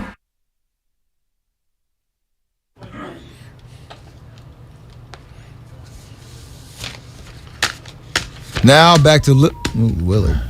Now back to Willard and Dibs. Take it away, Mark. All right, Steph. I love it when he calls me Dame Lillard. I love it when you call me Big Papa. Yeah. But I love it when you call me Dame Lillard. I'll take that contract. Thank you, Steph. Appreciate you. Thanks for being with us here on Willard and Dibs. This has been fun so far. Nowhere near done yet. Doc Pandia about 25 minutes away. Let's get into Eric Armstead and Javon Kinlaw. And oh, by the way, one Josh Allen.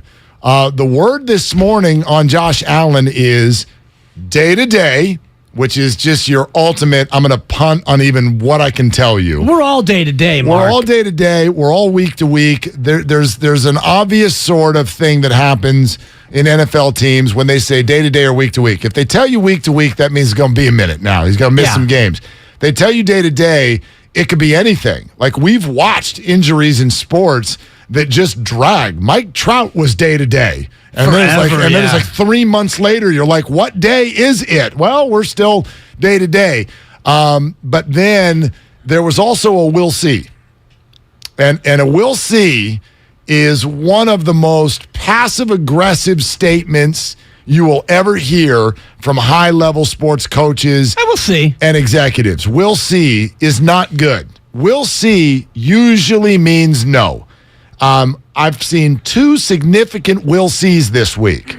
One came from Sean McDermott, head coach of the Buffalo Bills, and it immediately made me think, do not expect Josh Allen to play quarterback for the Buffalo Bills this week. I think they play the Vikings, by the way. Yeah, big game. It's kind of a bummer for the 49ers because you'd like the Bills to go out there and beat the Vikings. But then again, the Vikings running away with their division and getting the 2 seed, not the end of the world either. You're more concerned with teams like the Packers and the Falcons and whatnot. The Seahawks. Just win your division and everything else will work itself out. That's true. That's very true. So that we'll see rang heavy. And then Brian Cashman gave a we'll see.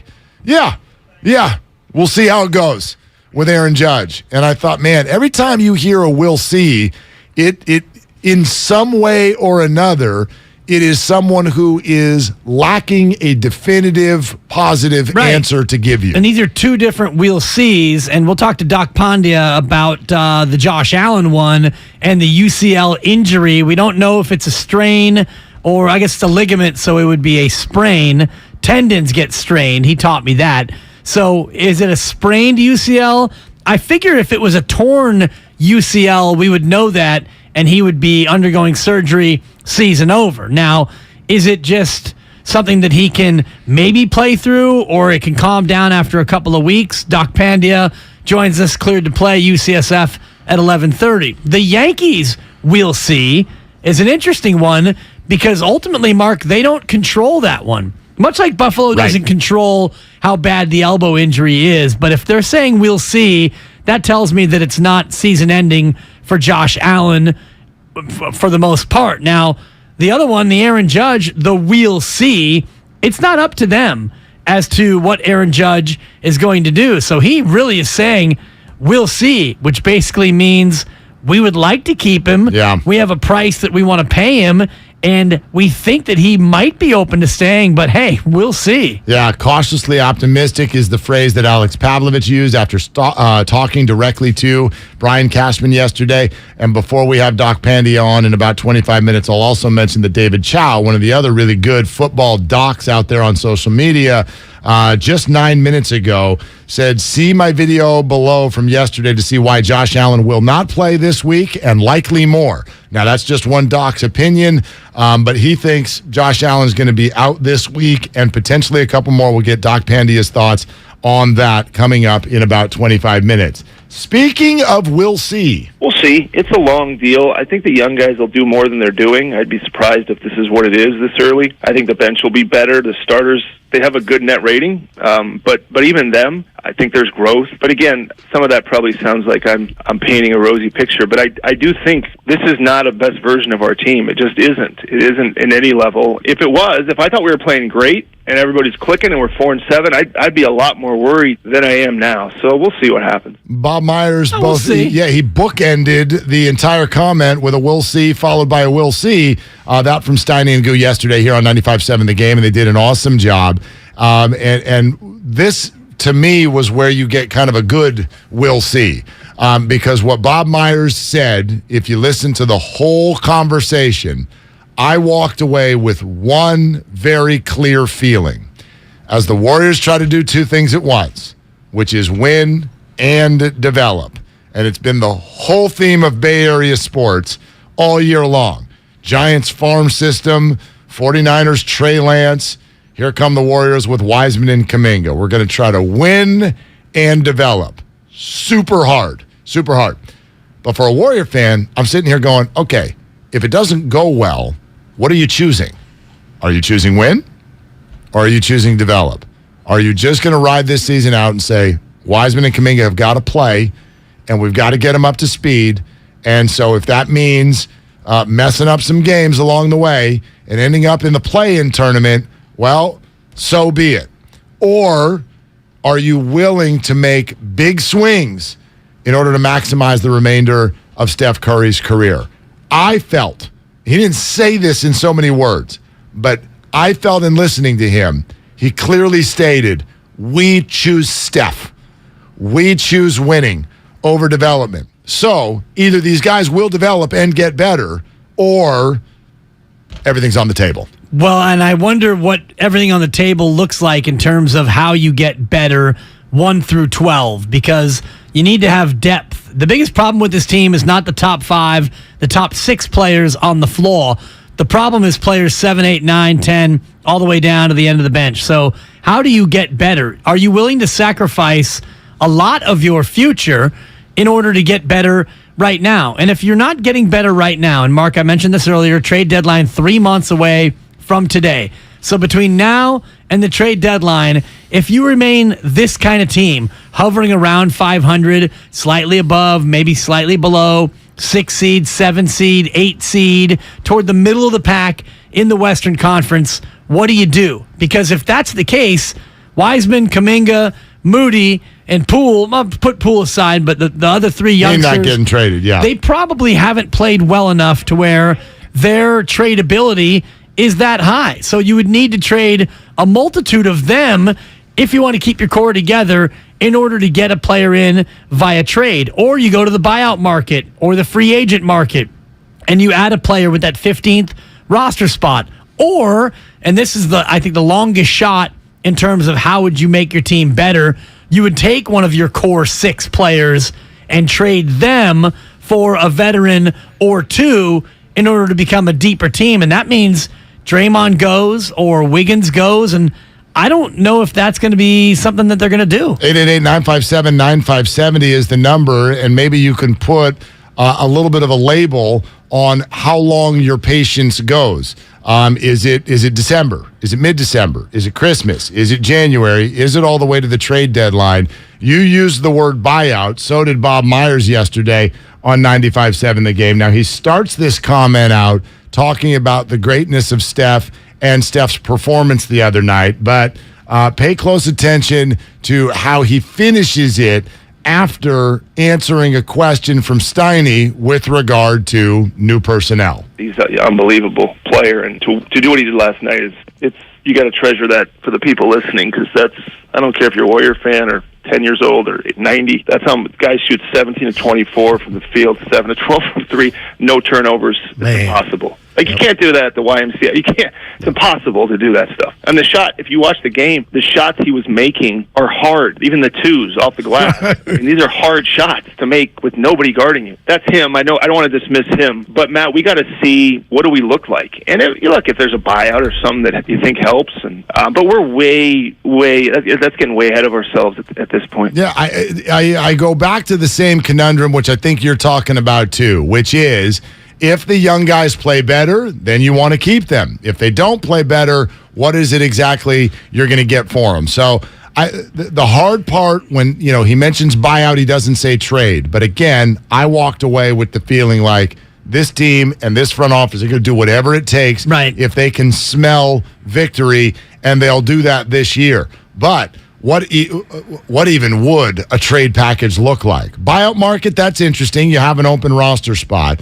But if James Wiseman is tap dancing with Santa Cruz at some point this year, and Tim Kawakami, I think, he had some interesting comments yesterday with regard to if anybody is going to be traded on this team, Wiseman would be first. I think they're closest in terms of willingness to move on from Wiseman. But doesn't it feel like right now? I mean, it feels like he's at his lowest value in his entire career, except for the fact that he's healthy. Right. The only time it'd be worse if he's like, yeah, by the way, he's unproven and his meniscus is torn.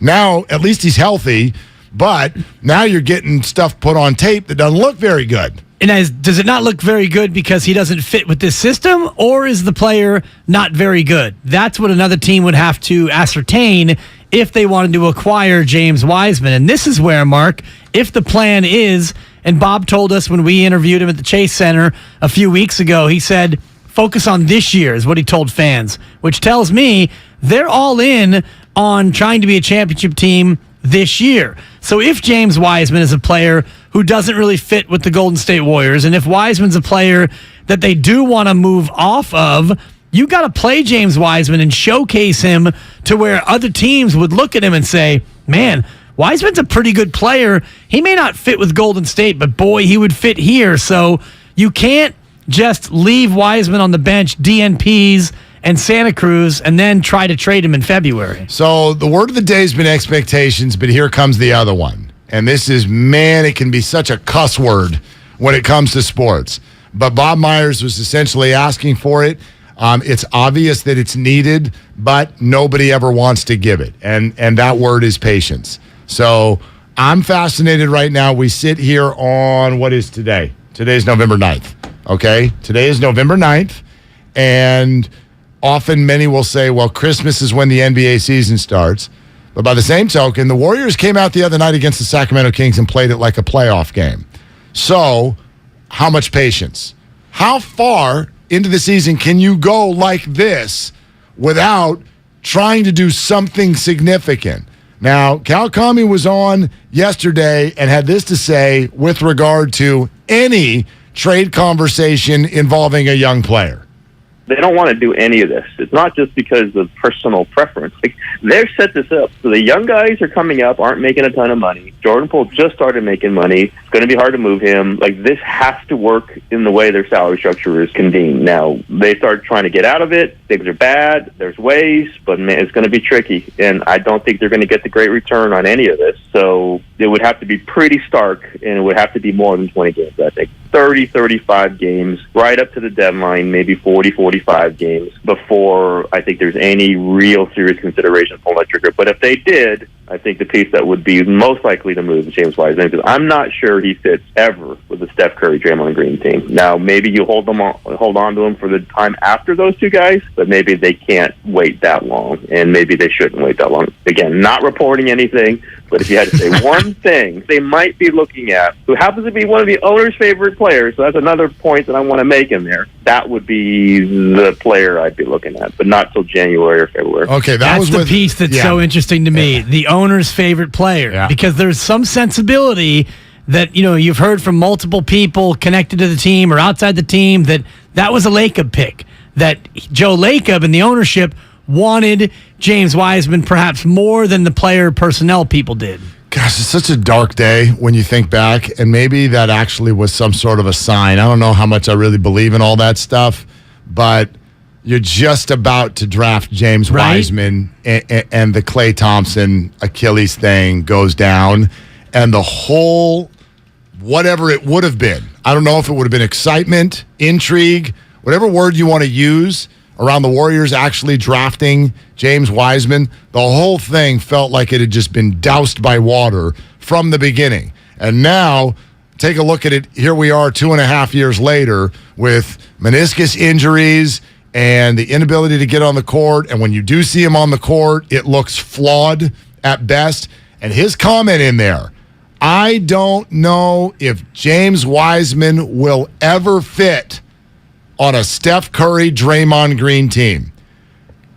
If that's the case, I don't know if the Warriors believe that. That would have been a great question to ask Bob, but the Kawakami interview came later. That was with Larry and Ray. But that would be a great question if you could get a real answer in private from a Bob Myers or a Steve Kerr. Right. If James Wiseman doesn't fit, then you must trade it. That works, man. I was just trying to see where you're going to go. If he doesn't fit with Steph and Dre, then you got to go now. Because whether Draymond Green is long-term for this team, Steph is. Like, don't forget the hidden thing that's going on this team right now. We talk about transition. Oh, my gosh, the future of the veterans. Steph Curry is not just the one that's untradeable and is signed the longest. He's also playing the best. Steph is not showing any signs of slowing down, and he is one of the most elite players of all time. That gives you an opportunity to compete. So it's not just center around him for this year. It's center around him for probably at least 2 more after this one. Longer than that. I'm not waiting for 2026. No. For James Wiseman, because, by the way, you'd have to re-sign him by then anyway. Yeah. So I don't know if that's true, but if it is, man, get that out of here right now. Well, it can't be right now. It would have to be after you actually play him and have him play well. And that's where ASAP, yes. But Mark, that's the interesting thing in terms of threading that needle. Forget 2 timelines. Think about it in terms of what you just said. If James Wiseman is not a fit with Steph, Klay, and the way, just the general way the Warriors play basketball, okay, now you realize, oh man, so okay, we made a mistake with the draft pick, fine. We can acknowledge that later. What do we do about it now? Well, we want to trade him. 3 months from today, trade deadline. How do we bring up his value at the same time, not losing games? Because we talked about this already. You don't have a cushion. You're 4-7. Last year, you were 18-2. So think about it in those terms. Let's say you started this year like you did last year, and you're sitting right now at 9-2. After 11 games. Well, now you can play James Wiseman. You can afford to maybe kick a game or, blow a game here and there. Hey, Wiseman with 17 and 12. Yeah, we lost to Cleveland, but man, James is looking good. We're high on the young kid. And you can't do that, though, because you had to go dig deep to beat Sacramento in November with a seminal performance from Steph Curry. So it's going to be hard to thread this needle because you can't afford to give up minutes in these games because your team's not good enough. Yeah. We're asking a lot. I just remember that when you're watching the Warriors right now, you're asking a lot. We're asking a lot. Just one quick correction for all of us because we're used to a June draft. He was drafted November 18th. Okay, so it's two. I said 2.5 years. In 9 days, it'll be the 2-year anniversary of the Clay Achilles. Gosh. And the draft pick because of the pandemic. COVID pandemic. I looked it up because I was trying to think who else. We all know that they passed on LaMelo Ball. He's the only guy from that draft class, by the way, who's made an all-star team. Anthony Edwards will at some point from Minnesota. He's better. He's than unreal. Yeah, he's but fantastic. Not to be an excuse monger for Bob Myers, but it's not a great draft. If you look at the players who went behind LaMelo Ball, Tyrese Halliburton has been good. He's kind of leveled off a little bit. There hasn't been that many oh, God, if only the Warriors could have had that Still player. early, though, remember? Because what'd you think about Jordan Poole 2 years after he got drafted? Yeah. Right? And then what do you think of him now? Yeah. Well, maybe what did you think of him 2 weeks ago? Put it that way. You mean now? Now? Then now. Seriously. All right, Doc Pandia in about 8 minutes.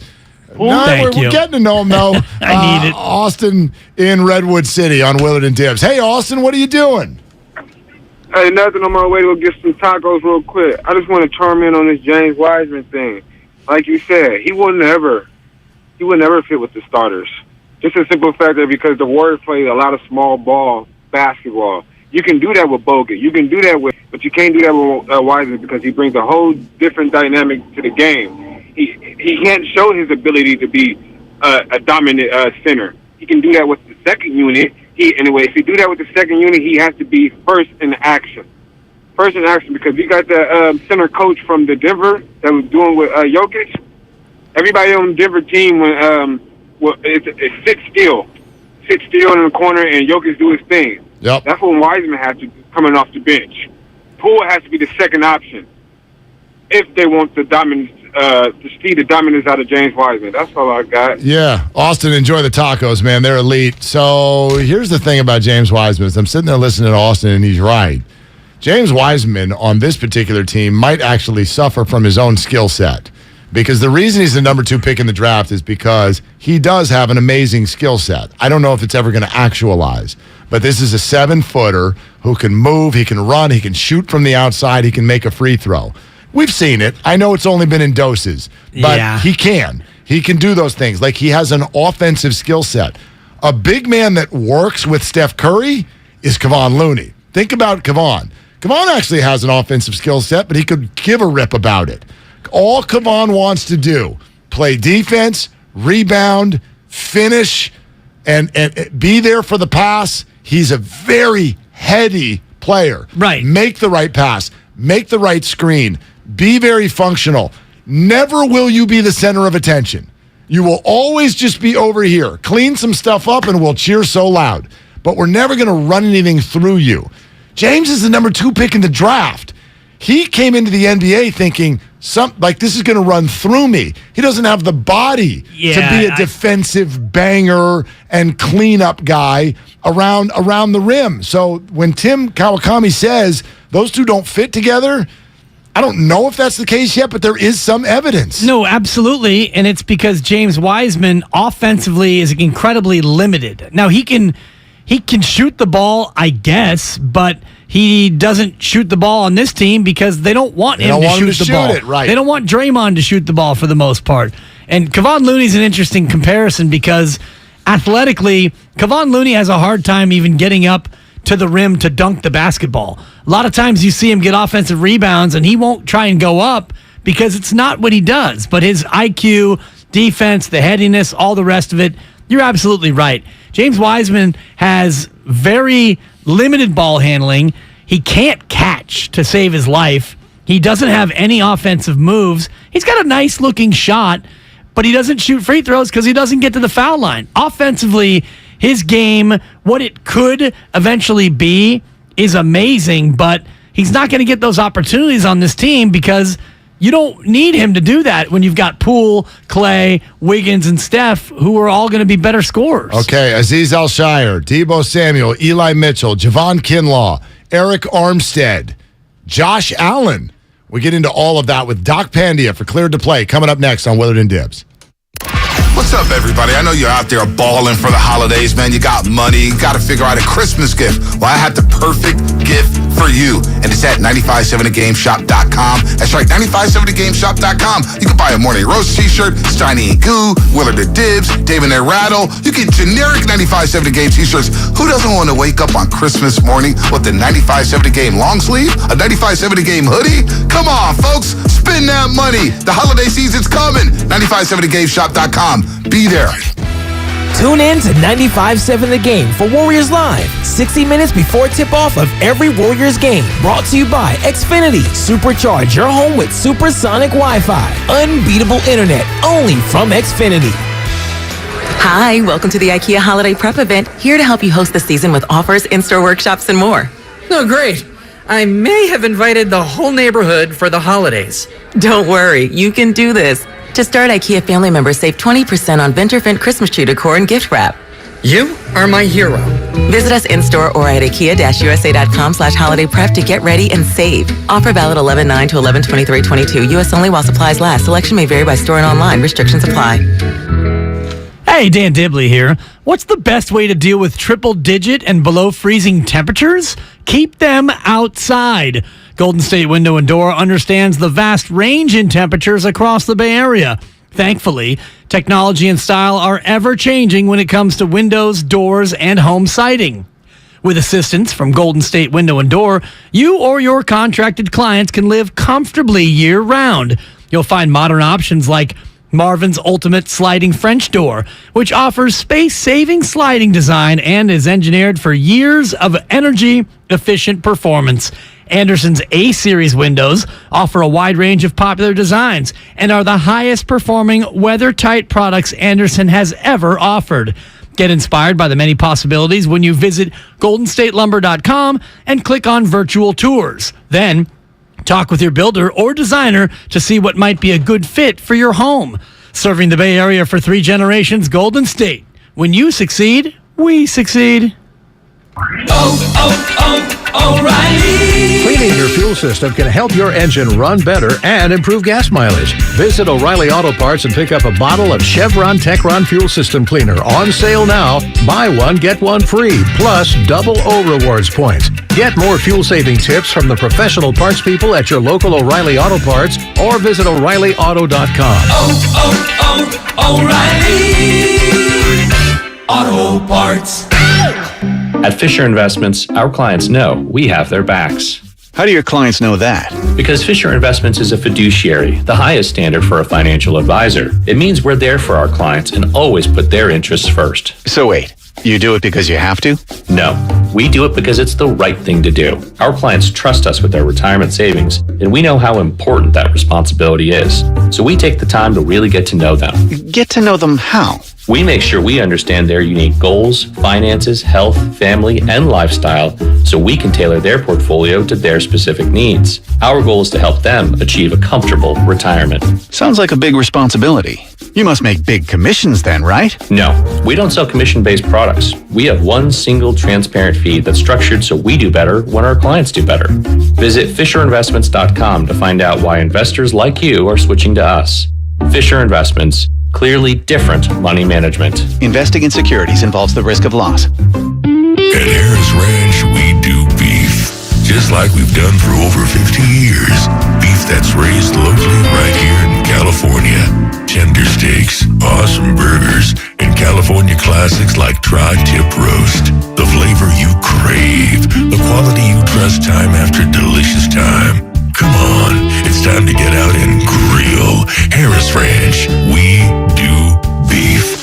Legendary beef. Legendary quality. Hi, I'm Aaron, owner of California Deluxe Windows. Ever notice? When your neighbors get new windows, there is a large black eye of broken stucco, uneven plaster, and even mismatched paint. At California Deluxe Windows, we never leave a ring around the window. Why? Because we are one of the only companies in California who custom crafts every window and door to your home's exact measurements. Almost everyone else on the radio is a distributor. They grab a window from a warehouse, break open your walls, shove it in, and patch things up. At California California Deluxe Windows, we take pride in our work. Our installation technique is so precise, we do not break your stucco. Your house could be covered with potato chips, and we wouldn't crack one. Call now, and for a limited time, you get 30% off your entire order and 24 months of interest-free financing. 800-874-3600. 800-874-3600. That's 800-874-3600. California Deluxe Windows. Windows engineered for life. Certain terms and conditions apply. CSLB number 774518. Here's football legend Howie Long for Skechers hands-free slip-in footwear. The world has gone hands-free. Using the phone, turning on your lights, heck, even driving. However, if you want to put on a pair of sneakers, you still need to bend down and help your feet in. Until now. Introducing Skechers hands-free slip-in footwear. Let me tell you, these things are amazing. You don't need to lace up, and they're even better than your standard slip-on sneakers. This is next-level slip-in technology, where you don't need to reach down and help your heel in. You just step in, and off you go. It's that easy. So what's the secret? There's a special smooth comfort pillow in the heel that helps your foot slide into place, and also keeps your feet secure in heavenly comfort, which means they stay on just like a pair of laced-up sneakers. And you can even slip into them while you're sitting down. Make your life easier and go hands-free with Skechers' new hands-free slip-in footwear. You'll never have to struggle putting on your shoes again. Get hands-free slip-ins for the whole family at a Skechers store, Skechers.com, or wherever stylish footwear is sold.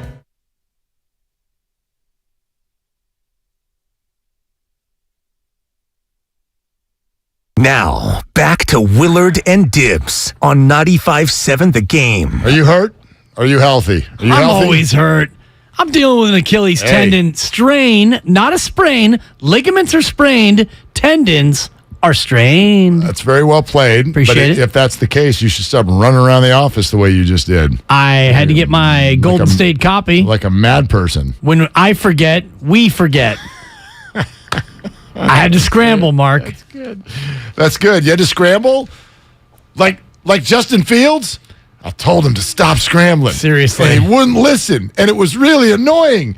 It's time for Cleared to Play, where we take you inside the tent to get you updated on the latest injuries in the Bay. Proud to partner with UCSF Health on this segment and bring an associate professor of orthopedic surgery. That is Dr. Nirav Pandya. Come on, Doc. Let's go. How you doing today? Guys, how are you doing? I'm doing great. I'm a little worried about Dan, though. You know, if the Achilles is acting up, that could be some time off. We don't want that to happen. No, and thankfully I have a sedentary job other than when I forget my Golden State lumber read and I have to run to my locker and back. But, Doc, I'm also dealing with a UCL injury of my own from holding this baby. If it's a grade 1, what am I looking at in terms of being cleared to swaddle? You know, I think, it definitely depends on your swaddling technique. If you're more of a stationary swaddler in the pocket or more of a running type swaddler. But that's a great call. In general, 7 to 10 days out. 7 to 10 days out. Okay, what if a much more highly paid person had a UCL injury? Then what would you say about the quarterback of the Buffalo Bills? Yeah, so I think in general, when everyone hears Josh Allen UCL, they automatically jump to, this is a pitcher, you need surgery. First of all, this injury in quarterbacks is extremely rare. I mean, there are only a handful who have actually had them. And actually, we know very closely here in the Bay, Nick Mullins actually had a UCL injury and is one of the few quarterbacks that actually underwent surgery. But in general, because the throwing motion is different, the velocity is different, then the volume is different, the vast majority of these injuries are treated without surgery in quarterbacks, and most of them can get back to play pretty quickly. The key thing is making sure pain's under control, they have good strength, and their accuracy is there. So it's more about managing pain than it is anything else. But I would not be concerned about this being a season-ending injury for Josh Allen. It's something that they should be able to manage pretty well as the year goes on. Yeah, short of surgery, which you figure if it was a grade 3, they already would have cut to that chase. So good news for Bills fans. Niners have a bunch of MCL guys. The ligament that Mitchell and Alshire and McKivitz have hurt. What does their return to play look like? Yeah, so they're kind of all in that 6 to 8 week time frame for what you would expect for kind of your garden variety grade 2 MCL. So they're right at that time point when you expect them to get back. I think the key thing that's going to really differentiate how their performance is really based on position. I think Alshire at linebacker should probably have the minimal least impact in terms of his game. You have time to react to that position. There's not as much kind of cutting and pivoting that happens at the spur of the moment. So I think his impact will probably be the less. I think McKivitz at the line, just because more people are falling on that leg, could be a little bit more hindered, particularly if he's getting contact. I think for Mitchell, that's probably going to be the toughest return to play. Now, we do know that players coming off an MCL, they won't have any long-term issues. But I think in the contents of a running back where you're having to do constant cutting, constant kind of change of direction, it could potentially be a little bit less in terms of how much we see him out there and his performance. But once again, just like with Debo, having McCaffrey there will allow him to have less of a load, and hopefully then allow him to have those good spurts where he can be out there for a couple carries and be a good change of pace back for the team. Yeah, and also remembering that Eli was the first one of the group to get hurt. That was all the way back in the first half of Week 1 against the Chicago Bears. Doc, last time we saw Kyle Juszczyk, one of his 10 fingers was absolutely not like the others. It was heading the wrong direction. What are his chances to play this week, and what's he looking at?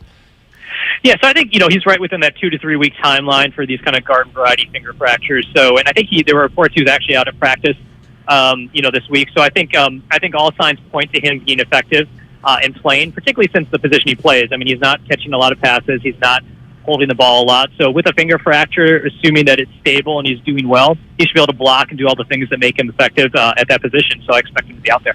Eric Armstead, foot issues. It was plantar fasciitis. Then it became an ankle. What's he looking at in terms of his ability to come back from a myriad of foot issues? Yeah, I think the plantar fasciitis obviously is the thing you worry about from like a long-term perspective because it can be, hard to predict. There's not a timeline for when this will get better. Now, obviously, potentially having this quote-unquote hairline ankle fracture may have forced him to kind of rest that area as well, too. For these hairline injuries, typically it's about 4 to 6 weeks in terms of when you get back. So that puts him on pace to play in the next week or two.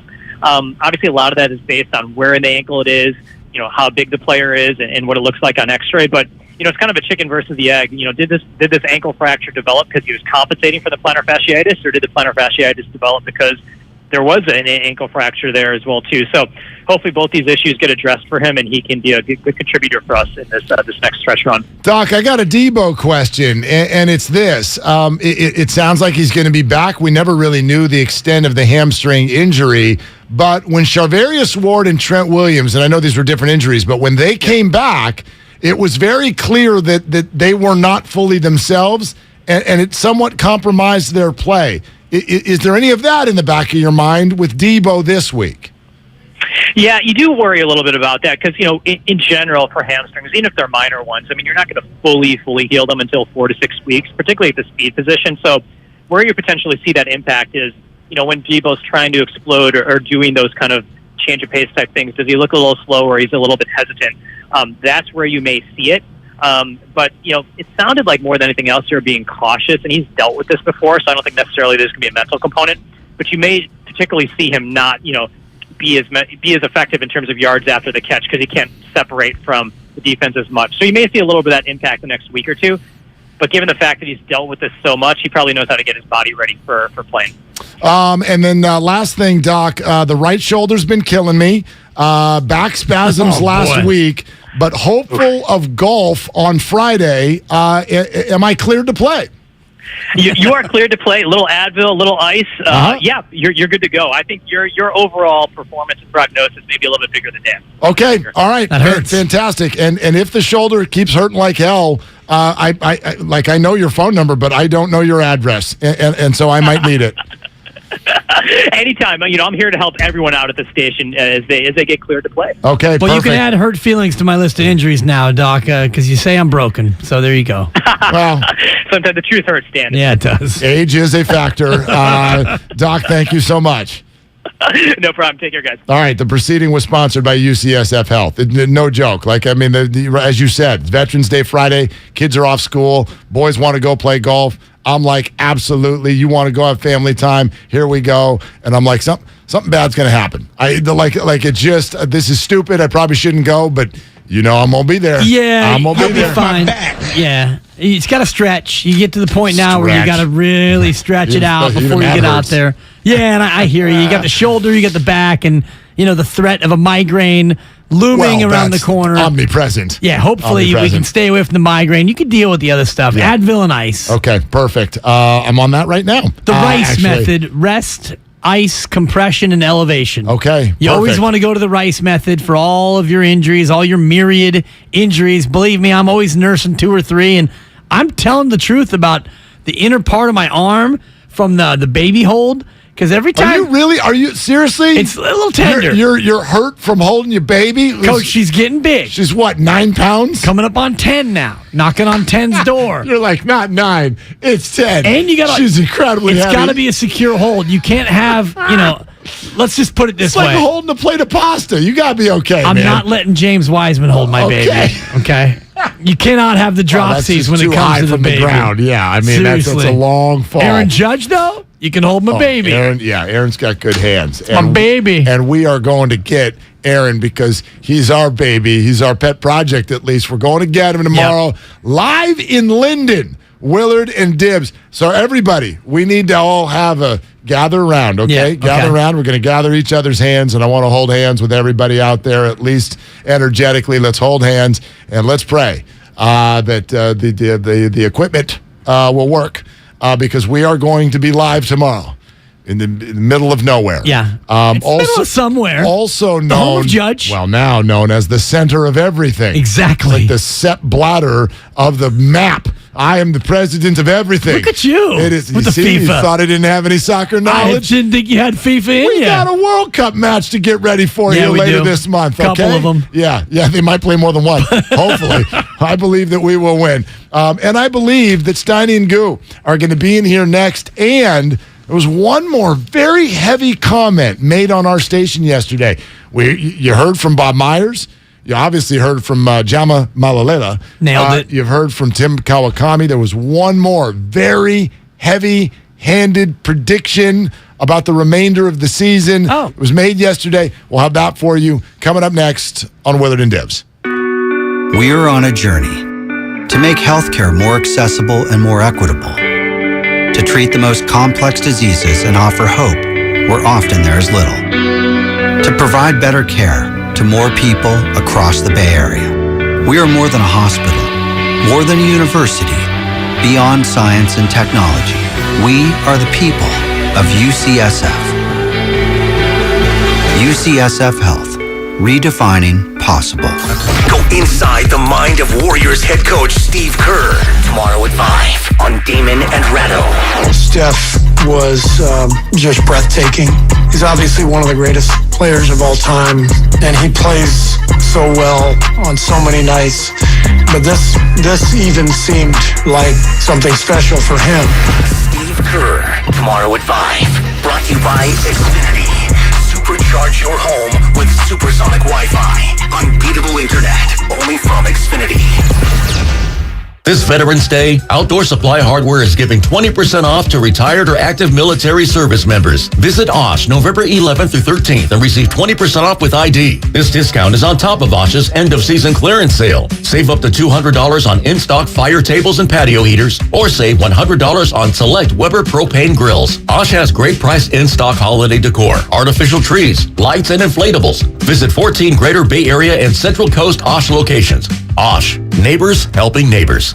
California, you deserve more. And with United Healthcare, you'll get more. Annual enrollment is October 15th through December 7th. So call United Healthcare today. With the United Healthcare Medicare Advantage plan, you get more from your Medicare dollar, now including better than ever dental, vision, over-the-counter, and prescription drug coverage. Call United Healthcare at 1-888-CALL-UHC today and speak with a licensed sales agent. Benefits, features, and/or devices vary by plan and area. Limitations and exclusions apply. AT&T Fiber presents a straightforward moment inspired by straightforward pricing. And now we just cube the pancetta as such. So what's on the menu tonight? This carbonara I found online. It's fire. You gonna love it, Mom. I hope you hold on to this AT&T Fiber, son. It's nice. Yeah, you should settle down now that you're a gagillionaire. Oh, I am. I finally found the one internet I've been looking for my whole life. So, no more one-year stands? No, I'm done with all that. With AT&T Fiber, there's no price increase at 12 months. What about equipment fees?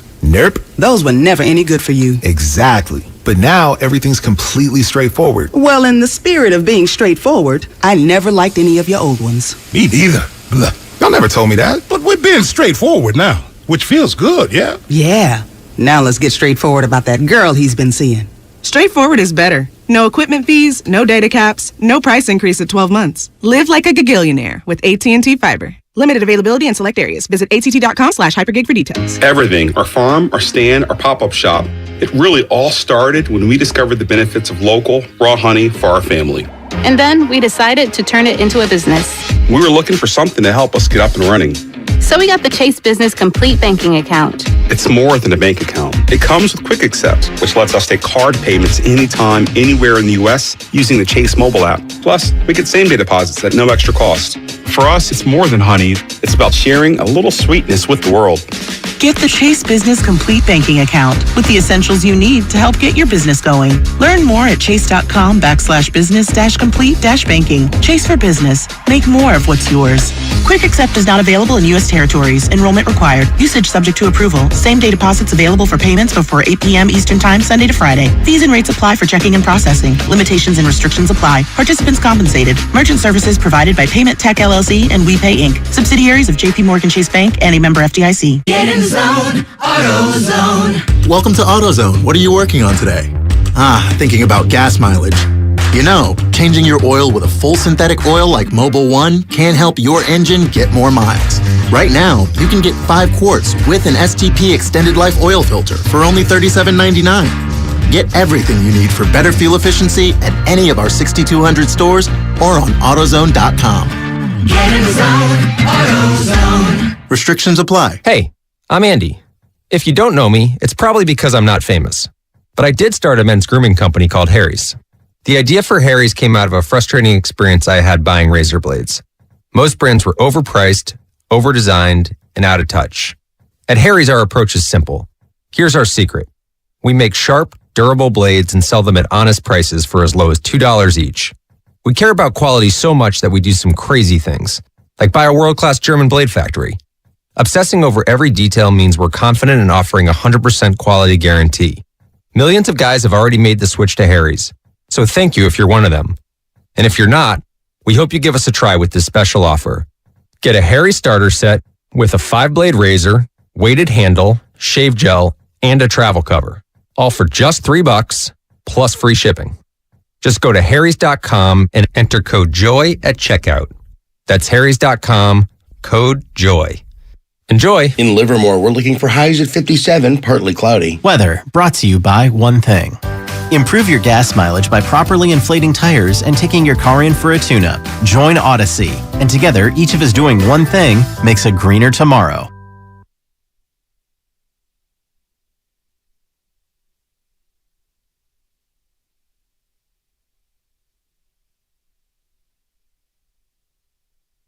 Hey, it's Moses Moody with the Golden State Warriors. Now back to Willard and Dibs.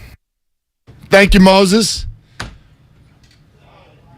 Appreciate you right here on Willard and Dibs, 95.7 The Game. Appreciate all of you. Thank you for the hang here on 95.7 The Game like you always do. For Bonte and Joe, for me and Dibs, for Steiny and Goo, for Damon and Ratto.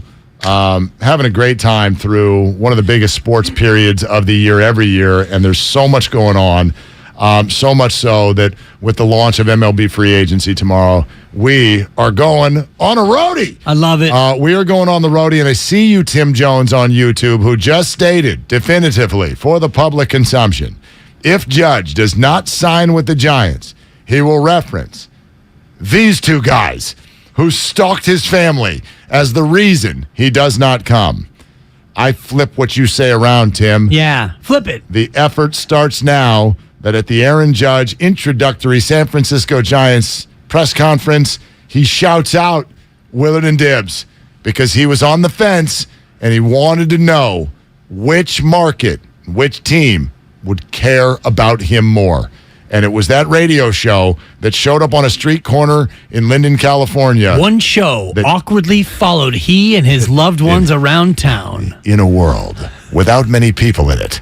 That's in where a we're small going. Town where anonymity was normally our rite of passage. Live in Linden tomorrow. Join us. We're going to have some fun. We're going to see if we can find Aaron. We're going to see if we can freak his family and his friends out. Sure. Everybody who's ever met him, his coaches, his teammates, his childhood teachers, people at the gas station, whatever it is, we'll talk to him.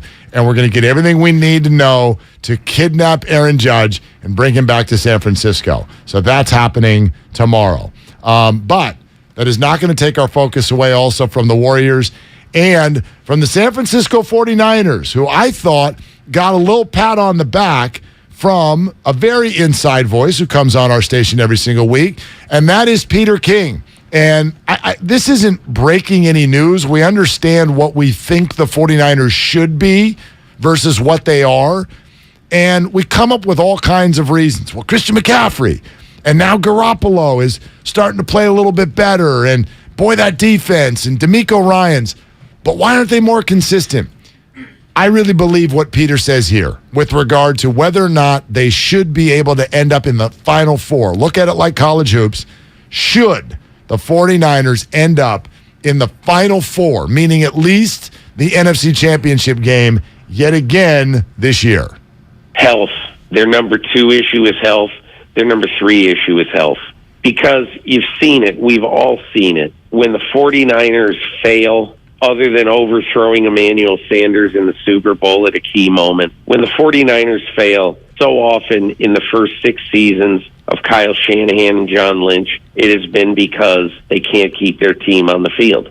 So there's no real way to sugarcoat this other than to say that if this team stays healthy down the stretch, there's no reason why they can't be in the Final Four again. And I think they will be in the Final Four again. It's a huge if, but it also is a simplistic one. The 49ers are about to get healthy. I don't know if they're going to stay that way. Right. And there is some evidence to suggest that they won't. But they've got a little bit more of a cushion now with Christian McCaffrey and getting their other running backs back. And you've got, Debo and Ayuk. You do have Jennings behind them. The biggest one is the quarterback. If you lose Jimmy Garoppolo, then all bets are off. But in Peter's scenario, if you win the division, even if you're the 3 seed, you feel like you can go to Minnesota if they're the 2 seed and win that game. You can win a home playoff game. Yeah. You can go to Minnesota and beat the Vikings. You might even be favored over Minnesota in that spot. By then, if you end up winning the division, that would presuppose that the second half went really well. I do think you'd be favored. We've seen that act before. We've watched Kirk Cousins go up against the 49ers in the playoffs, and it's not close. And I look at the Vikings, and listen, you don't end up 7-1 on accident in the NFL. But I also think you're looking at a team here that's had a whole lot of 3-point here, 2-point there down the stretch in the fourth quarter. You can look at that 2 ways. They're handling close games really well. I could also say they're a breath away from being 4-4 themselves. So we'll see how the second half of the season goes for them, for sure. But yeah, play that out with me. If the 49ers win the division and they're the 3 seed. Right. So they take on the 6. Philadelphia gets a bye. Yep. 2 plays 7, 3 plays 6, 4 plays 5. Right. So 4 would be Tampa. 4's going to be, let's say, Tampa Bay, right? And they're going to play the top wild card team, which in theory might be Dallas. Let's say Dallas. Perfect. All right. So it's Dallas. So are we heading toward the potential of the Seattle Seahawks being the very first, or the New York Giants? Right. I'm thinking the Giants right now. Giants or Seahawks be the team that would, in theory, come to Levi's. This is if the 49ers can win the division. Yeah. And the other cool thing about being the 3 and not the 4 is that if you win your first playoff game, you're looking at Vikings and not Eagles. Right. Right.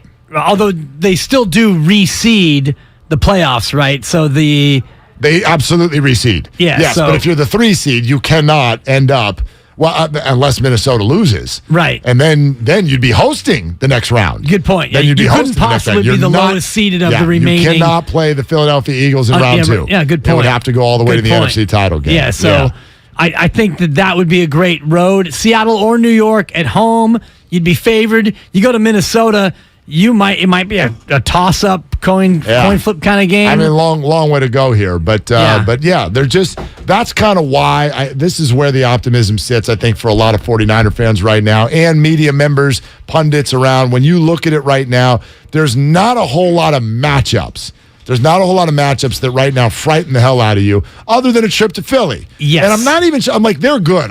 There's no question about that. I'm not even sure that feels insurmountable. No, in not any sort insurmountable. Of a way. But I think that if you went to Philly end of January NFC Championship game, you would be 3.5-point underdogs at the minimum. Yeah, and against a mobile quarterback. And if they run the table and they're the 1 seed, Jalen Hurts might be the MVP at that point. So I know we're putting the cart way ahead of the horse, but Peter King started it. Yes, he certainly did, and he's not alone with that thought whatsoever. All right, great stuff today, Willard and Dibs. The next time we get back together as just a twosome, it will be live in Linden, California, as the effort to bring Aaron Judge back with us starts tomorrow. Baseball free agency will officially be underway. So, Steiny and Goo, hello.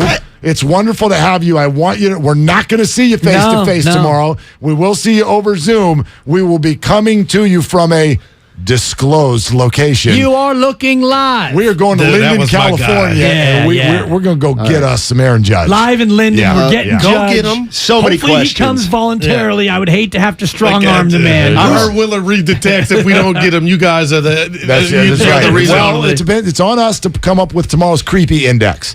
So, we'll see how creepy are we on our trip to Linden. We're going to be there. That's creepy enough. But are we poking around? Are we talking to people we shouldn't talk to? What are you doing? Where are you going? Linden, California. I think it can be revealed in case anybody's in and about the area. So we came up with this idea a couple weeks ago. Like, let's go to Linden. Let's just go to flipping Linden. Free agency, November 10th. Call Quest. We start Googling Linden, 1,700 people. Like, is there any businesses? There's a pizzeria that opens at 11:30. There's a gas and sip that has a deli that apparently is open 24 hours. Damn right. And we probably could have gone there. Gas and sip. So we called the Lions Club. Are you familiar with the Lions Club? It's like a Kiwanis Club. No, I'm not. Veterans of Foreign Wars. Christmas trees in December, that kind of thing. So we call the Lions Club, and I'm in Nahigian's office, our program director. Look. Totally. Book. And he's like, hey, I don't know, I'm Matt Nahigian from 95.7 The Game. Have you ever heard of us? And the guy's like, I'm a big fan of the station. Come on. Swear to God. Puts him on speaker, and I'm like, hey, Bob, how you doing? He's like, we'd love to have you. So we're going to be broadcasting live from the Lions Club. That's right. Right off of Highway 26. Wow. And it could be a cast of thousands. It might just be Willard and Dibs. I do know this. Hunter Pence is coming on the show. I do know that Hunter not in person. No, we're not getting He's gonna Hunter. Scooter on out. Right. We're getting him a scooter and we're going to drive him out to Linden. But Hunter Pence will be on the show, but we're going to get the flavor. We're going to poke around. Yeah. We're going to see what needs to be done to make this a reality. I'm going to say this. I'm beautiful mind Russell Crowe. Okay. So many. Thank you. It's a 2. And there's no wrong answer, but are you guys carpooling and driving together up? No. God, no. Well, we live in... I'm kind of disappointed. It's not. It's completely out of the way. It's completely out of the way. Because he's going 580 out to 99, 99. Is that how I'm going? I haven't mapped this sucker yet. I think you should. I'm probably going to go 680 to Highway. I'm going to take Highway 4. I'm going to go old school. I'm going to kick it old school. There's no should. There's whatever the app tells me to do is what I'm going to do. I'm a slave to the app. Yeah. I have this argument. You know, I was with my folks last week. I have this argument with Mom. Oh my gosh, Tom and Ellen. Mom will make a reservation for a restaurant that's around the corner, and she's printing out directions. and she's got a piece of paper with her. We got to leave in 10 minutes because it's going to be an 8-minute drive there, and there could be traffic. I'm like, Mom, we could walk. I could see the restaurant from where we're staying right now. It's going to be okay. She's always got pieces of paper in her hands. So cute. And then I'll put it on the app. And I'm like, Mom, I got it on the app. And you go 3 blocks, and she'll go, turn right. I'm like, it's on the app. I got it on the app. Anyway, so I'm going to be using the app. What's her name? Ellen. Ellen Willard. She hasn't had her 80th yet, but a year and a half away. Dude, I was on the app today, and I'm heading toward the Bay Bridge, and... the app is like hour and 12 minutes. And Kyle had already told me it was going to be a bad one. And I'm like, okay, app, hour and 12. I tune into our sister station, KCBS, Traffic on the 8s. Kim Wonderly, Hall of Fame traffic reporter. She immediately comes in with, we got an accident on the Bay Bridge, motorcycle injury. 2 left lanes are blocked. Go carpool and you just waved at all those people. It doesn't matter when you beat Waze by like 40 minutes. Well, you're the guy, and I say this because you know how much I love you. You're the guy I hate. You're the guy I hate. Willard, beep, and LeVay back and all the people. No, I've been both of you, so I'm not going to take sides here because I've been both of you. Are you Steiny? I've been mad at that person, and I've totally been the guy like, I'm in a hurry. We're taking carpool today. But, dude. It helps. I hate you. But you got the elixir. You have the elixir. You have a car seat. You have a car seat in the back. Put a car seat in the back. And you, the officer, you got baby back there. Look at him thinking. First of all, I have a base. We only have one car seat. Those things are about $800. Take the car seat. No, they're not. Oh, dude, my stroller. I had to make payments on the stroller. I'm not laughing. I'm laughing with you. Not Do me a favor, Steiny. Have a baby. No, don't. Or have don't. a baby. Or don't. As Alex Trebek used to say, no, sorry. Sorry. No. So anyway, I got off the freeway, took BART because it. And so as I go to BART, I look at my app again. We're up to an hour 48 because it was a full on calamity. Because Guru was in the carpool lane laughing at everybody. That's why. You're listening to 95.7 The Game, KGMZ FM and HD1 San Francisco. Always live on the Odyssey app. You said you have questions. Yeah. So do we know? Like, do Judge's parents still live there? Yes. Okay. And his in-laws. This is weird. Has any contact been made? There has been contact, yes. I mean, do we know if Aaron Judge will be there somewhere in Linden? We don't know that, but it is certainly on the table. It is a holiday time of year, and it is when families get together. And we have solicited our very own Kyle Madsen, great producer, podcaster, he lives and out blogger. Well, he lives kind of near there, but he's going to be our man on the street.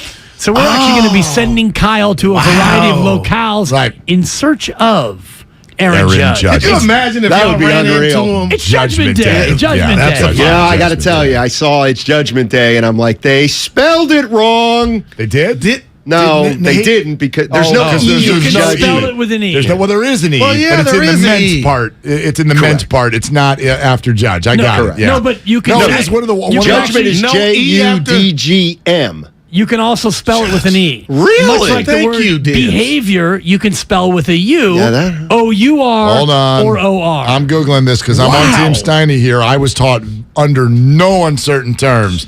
I was taught in school that judgment is an oddity of the English language. Judgment. No.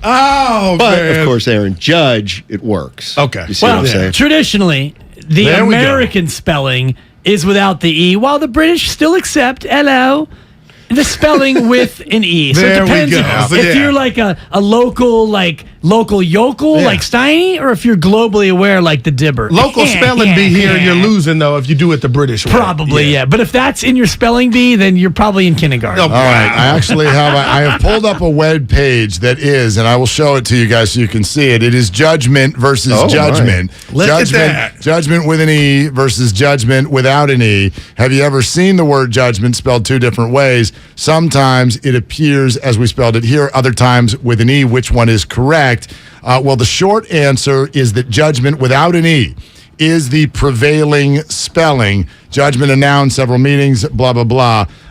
Let's see. Where's the part where it says, why are there... Okay, the word judgment, why are there two spellings? Longer version is the British spelling, whereas the shorter one is U.S. Some claim that Noah Webster, of dictionary fame, first recorded the spelling without the E in 1828. Both sides of the pond have actually used the spelling without the E since the late 1600s. Wow. I think my answer was not only as accurate, but much shorter. Well, but no, you said that's the British spelling, but that ended around your birthday in 1628. It depends what part of Britain you're going to. And speaking of low blow, did you hear the guys in the morning? Yeah, but you kind of taking you we just not to rub it in. We had a great meeting with I get off on the big meetings. We had a good one. So big. I was listening. Yeah. Okay, so Streets are talking, Sonny. They said they needed to put the stopwatch on a couple questions yesterday. But I used to rap, and I just think, I don't know, I just throw words in there. Just get to the point. Yeah, they were accusing him of grandstanding before. No. And then Steiny would have told me if I was grandstanding. Oh, I've heard Steiny, call you on the carpet. Yeah, but he didn't do it yesterday, so I don't know what those two dudes were talking about. I don't know either. Yeah. I mean, I got in the car, and they were coming down your road, dude. I said Steiny would have told me.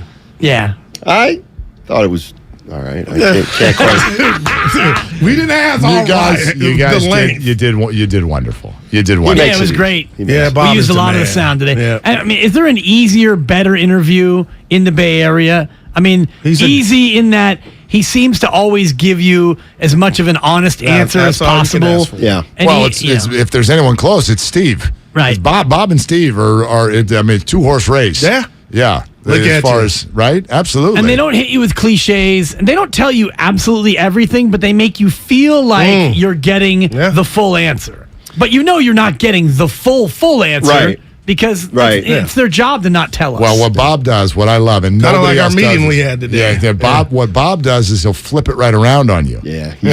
Oh, what do you guys think? Yeah, he did that. And then he makes you feel like he cares what you think. Well, that's what. Yeah. And then he goes to the restroom while you're telling him what you think, and then he comes back and tells you what's actually going on. It's a great trick, though, if you don't feel like talking. Right. Yeah. Hey, Steiny, what do you think about those Warriors? What do you think? Hey, look, I'm just trying to have a beer. What do you think? The Warriors, what do you think? They're going to trade Kuminga?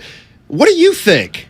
Because I'm going to take a little meaner while you tell me what do you think? I did think this, though. Just listening to the whole thing, here's what I thought.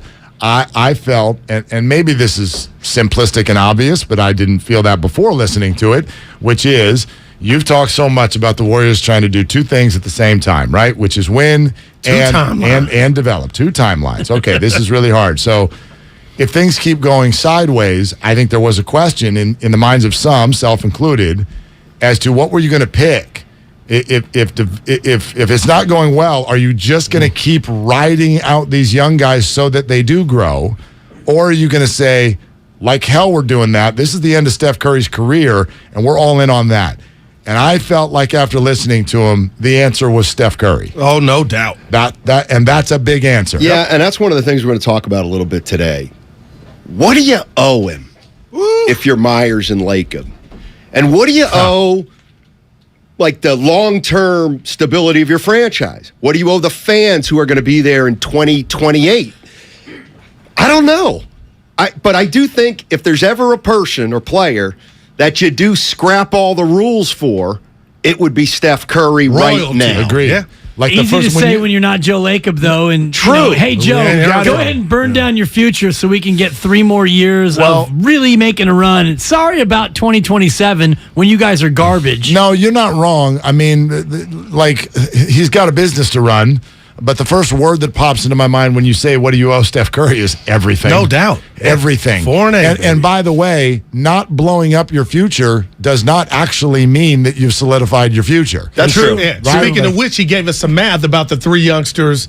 If he got 1.5, like that was the expectation. That was interesting. I thought so, too. Yeah. But when he did that, that's when I was like, boy. You know what that tells me? He's sold it popping if need be. For people who weren't listening, what he meant, you were talking about. Help me out, you were talking about the effect that those 3 players would have this year. Yeah. Right. Like the role they're playing this year. Can you have all 3? And he was like, I'll take 1.5. And that's not even. And he's like, and I'm not even sure we'll get that. And of course, you look into everything more than you probably should. But when I heard 1.5, the first thing I thought of is they know they cannot play Kuminga and Wiseman together. I heard you say that yesterday, and I meant to steal it earlier because I thought, man, that is absolutely, it's obvious. So it's really, they want Moody and then half of each. Well, and that's or half just of listening one of them. to, like, right. As you look more and more, and Tim Kawakami yesterday with Damon and Ratto talking about, I'm not sure if he can play, if James Wiseman can play with Steph and Clay based on stylistic, and you hear Bob say, I'm looking at 1.5 players, the more you think about it, if a move has to be made, Wiseman most likely would be that odd man out to me. I get it. Wow. But then there's the other piece of it, and I know we've talked about this before, the notion that the Wiseman pick might have been a Lacob pick more than, from some other, corner of the office. Yeah. So then it comes down to, if you trade Wiseman, you're admitting that the Wiseman pick was a bad pick. Are you at the point now where you're willing to do that? It's a good question. The other problem they have is, and they're going to have to make a decision on why. Like, if Wiseman has this kind of year, where it's, oh my God, he's in his 4th year next year, and then you've got to start. Are we going to pay him? And if we just threw injuries away, he's making a lot of money comparatively to the other guy. It's like 10. For the people in the back, no excuses. Has James Wiseman, that pick, had any impact on this team? No. Right. So you can give me reasons. Is it a good or bad pick? Right now, the scoreboard would say no impact. Yeah. Yeah. So, all right, Dan Fouts coming up in 20 minutes. Dan Fouts at 12:30, and I'll tell you what we're going to spend a lot of the interview on. How do you go from quarterback to sports anchor? He was an anchor. That's great. Yeah, it's incredible. Not just an analyst. Yeah. He was an anchor. Yes, it's like little shades of Dwayne Ask him Kuiper. how the step down from Marin Catholic to St. Ignatius felt when he had to go to the AAA of parochial schools. And ask him also about playing for the absolute worst ownership group in the history of sports. Spanos? Yes. Yeah. Will do. All right. No, you won't. Steiny and Guru next. He brings the passion. For what? I want to know now. I'm mentally invested. Don't tell me to pray and you don't say what for. He brings the perspective. Yeah, I think they both have great points. Get off me, text line. He's truly one of a kind. That is wow. Oh, my God. And he's doing a great job. I need you to man up and say what you really want to say. Simon, you're doing a great job. Together, they're Steiny and Guru. Yeah. On 95.7 The Game. All right, Goo, what is happening? Matt Steinmetz along with Daryl the Guru Johnson. 12:30. Dan Fouts, one of the greatest. Yeah. Quarterback to Air Coryell, the Chargers. Can you name the receivers? Yeah, obviously there was Jefferson. Yeah, there you go. There was, they got a great tight end. Why can't I think of his name? Winslow. Kellen Winslow. Yeah. And then one more. Wes Chandler. Yeah. Good for you. Charlie Joyner. I was coming, Willard. Because I was going to. And Chuck Muncie. Running back. Lance Allworth. He played with John Hadel. Oh, okay. How do you spell Hadel? Hadl. Yeah, it's a weird one. Wow. I believe John Hadel was the USC, and then he was. I think he was there. I think he was the. I think he was a Rhodes Scholar. Okay, let's move on. Yeah. I didn't disappoint you this morning. And then we got Fillmore Mike's favorite guest. He never calls. Ross Tucker. Yeah, Fillmore at 1:30. Ross Tucker at 1:30. Did you disappoint me? Yeah, Probably. We had a big meeting, and you gave me a look like Guru if you asked the question because they opened the floor up. I didn't specifically because of you. I didn't want to disappoint you. Well, dude, we are Shaq and Kobe. You man. didn't disappoint me. What? Somebody did. Dude, that was what great. What is this infatuated with meetings? Dude, Shasky is dope, man. Yeah. He ain't scared. What do you owe Steph Curry? Don't you owe we talked about more to the organization as a whole than Steph Curry? He is the organization, Steiny. Huh? Yeah, I appreciate that. That. And again, the dude has turned what the Sacramento Kings are now or what the Warriors were years ago. You covered the team. And for what they are and for what he is, and this is the cold part, what's left of his career, if we go birth certificate and you didn't see Steph, you'd be like, okay, maybe the end is near. I'm just throwing it out there, Steiny. This is incredible what we're watching and where he's at. We just saw it on display Monday night. We saw it last year in the finals.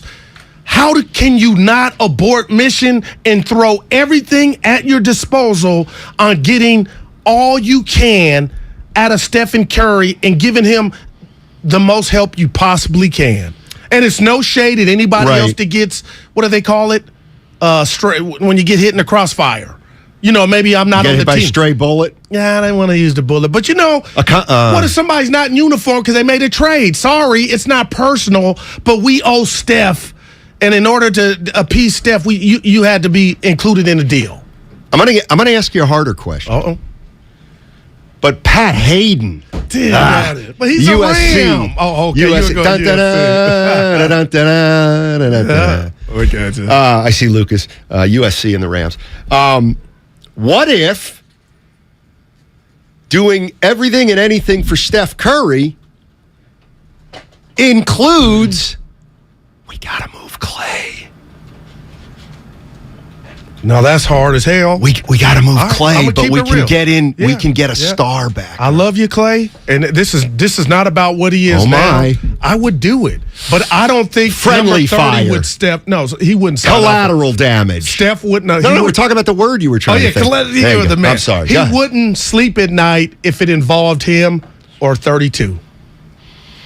Draymond, he's that type of guy. So you could give me that. What if Draymond's the problem right now, and they all kind of know it in there? You know what? And I think he would do it, because I think, in a roundabout way, you were gone Friday. We had Monty Poole on, and I had my tail tucked between my legs. And what happened? I did a 2-minute question to ask him and land on. Is the punch affected Jordan Poole and the team? Monty was having fun with me. So it was a long one when I should have just said, hey, if you were here, you would have called me out. But anyway, I believe that's something now. And looking at Draymond, Steiny, I think he's grown enough to know, like, you know what? What I did may be hampering this team to the point to where it ain't crazy for me to be somewhere else. I know. We're going to have to see it play out. We obviously had Bob Myers on yesterday on the executive show. The one thing and he also did we got some love on that. Well, he was great. World said great interview. I saw that. And you didn't respond. I did. I just saw it this morning. Oh, okay. Gotcha. Warriors World, of course, the biggest, the best, and the most prestigious fan website on the Golden State Warriors. Warriors World. And now, of course, I forgot what I was going to say. But I can make something up. What? My question is this: like, what if you're Joe Lacob? What do you like? See, go ahead. Okay, I know. I remember what I was going to say. Okay, Bob Myers made it clear on our show yesterday, and also in an interview with Tim Kawakami in The Athletic. They're not going to overreact. They're not going to do anything quickly. Okay, that's fair. This team, they owe this team that. But you're 4-7. Oof. Defense is stanky. So what? Like, how long do you let it go? Mm-hmm. And then what do you do? What do you do? Okay. What if they're not good? Gotcha. Would you consider breaking it up instead of moving young guys if you could? No. See, to me, the move would come with the young guys. That's what I would do before Draymond and Clay, because I don't think you're breaking up the Three Musketeers. But I'm going to say this about you and the people in the back that keep saying, okay, it's early, and even Bob. Okay, if James Wiseman is not in the plans for the next 5 to 8 games, Matt Steinmetz, please don't go Allen Iverson and tell me practice, because I'm getting sick of that word. How is he going to get greater later if you're not? Bonte and Shasky said it. You learn how to set screens in an NBA game, not Santa Cruz. I get what you're Santa Cruz, you can work on your shot, but we're talking about going up against grown men. You got to do on-the-job training. So how can it be too early now if you're not going to let them play through the turbulence? That's all that's what has me like, if you guys aren't going to give him minutes to find out if the light doesn't come on, I think it's negligence to think he's going to get better by watching. 650 Steiny, if the Warriors don't want Clay and his $40 million, why would somebody else? That's a good point. I don't think it. You're right. You're right, 650 and 408. So we're talking about Wiseman and Kuminga. Well, or Moody. Is there any team out there that's saying, boy, let's go get Klay Thompson? You guys are right. Text line's right. I was wrong. Right. Probably. And we love Clay, but you're right. Right. He doesn't have a lot of value now. But low neither right now. Wiseman and Kuminga have very little value now, too, right? I keep... Like, they don't have guys with value right now because nobody's playing well. But do you think that... Let's be honest. Yeah. Okay, Wiseman's biggest... the worst thing going against him is availability. He hasn't been available. If you empower him and Jonathan Kuminga on the Houston, I watch League Pass, Donnie, on the Houston Rockets, and not just get so fixated on this, how do you fit into a championship core, and just let the kids breathe and ball. That move that you keep kidding me about the other night, Jonathan Kuminga, when he went around the man and then would look like Thor in the air and dunked it home. If you empowered those kids to kind of, you know what, you can mess up but still stay in the game. Okay. I don't think the Rockets or any other team are so sour on what they haven't seen from either of these two to where they wouldn't be attractive. What do the Rockets have to do with? Because when I watch them, it's a bunch of youngsters. Right. There's no winning on the line, and they're just playing freely. But they're 2-9. Yeah, but they're the worst team in the West. Right. But some of them are playing. It ain't about the record right now. It's about who's going to be here later. And I think, you could say, they're playing for nothing, but that's why I'm looking at Kuminga and Wiseman like they do got something to bring to the table, Steiny. Now, what it is, and you're playing on a championship team. No, it ain't a good fit. This is like private school. You got to be buttoned up to fit in, and your IQ has to be this. They're not ready for that, I believe. I'm hoping they. You know what I mean? Can I throw a couple names at you? Just a couple names. I got my glove. We're gonna have fun. We'll have fun for the next 2.5 hours. So I was looking at the standings, and I started looking at some of the bad teams. There's a lot of them. Yes, and I thought, well, let's throw some names out there. Who could be of it? Okay, let's be Kevin Durant.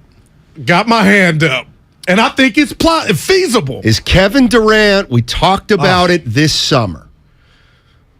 Steph Curry said he's open to playing with Kevin Durant again. Do you make a run at Kevin Durant if it costs you? And I'm going to do it this way. A couple of the young guys. All right? What about Miles Turner?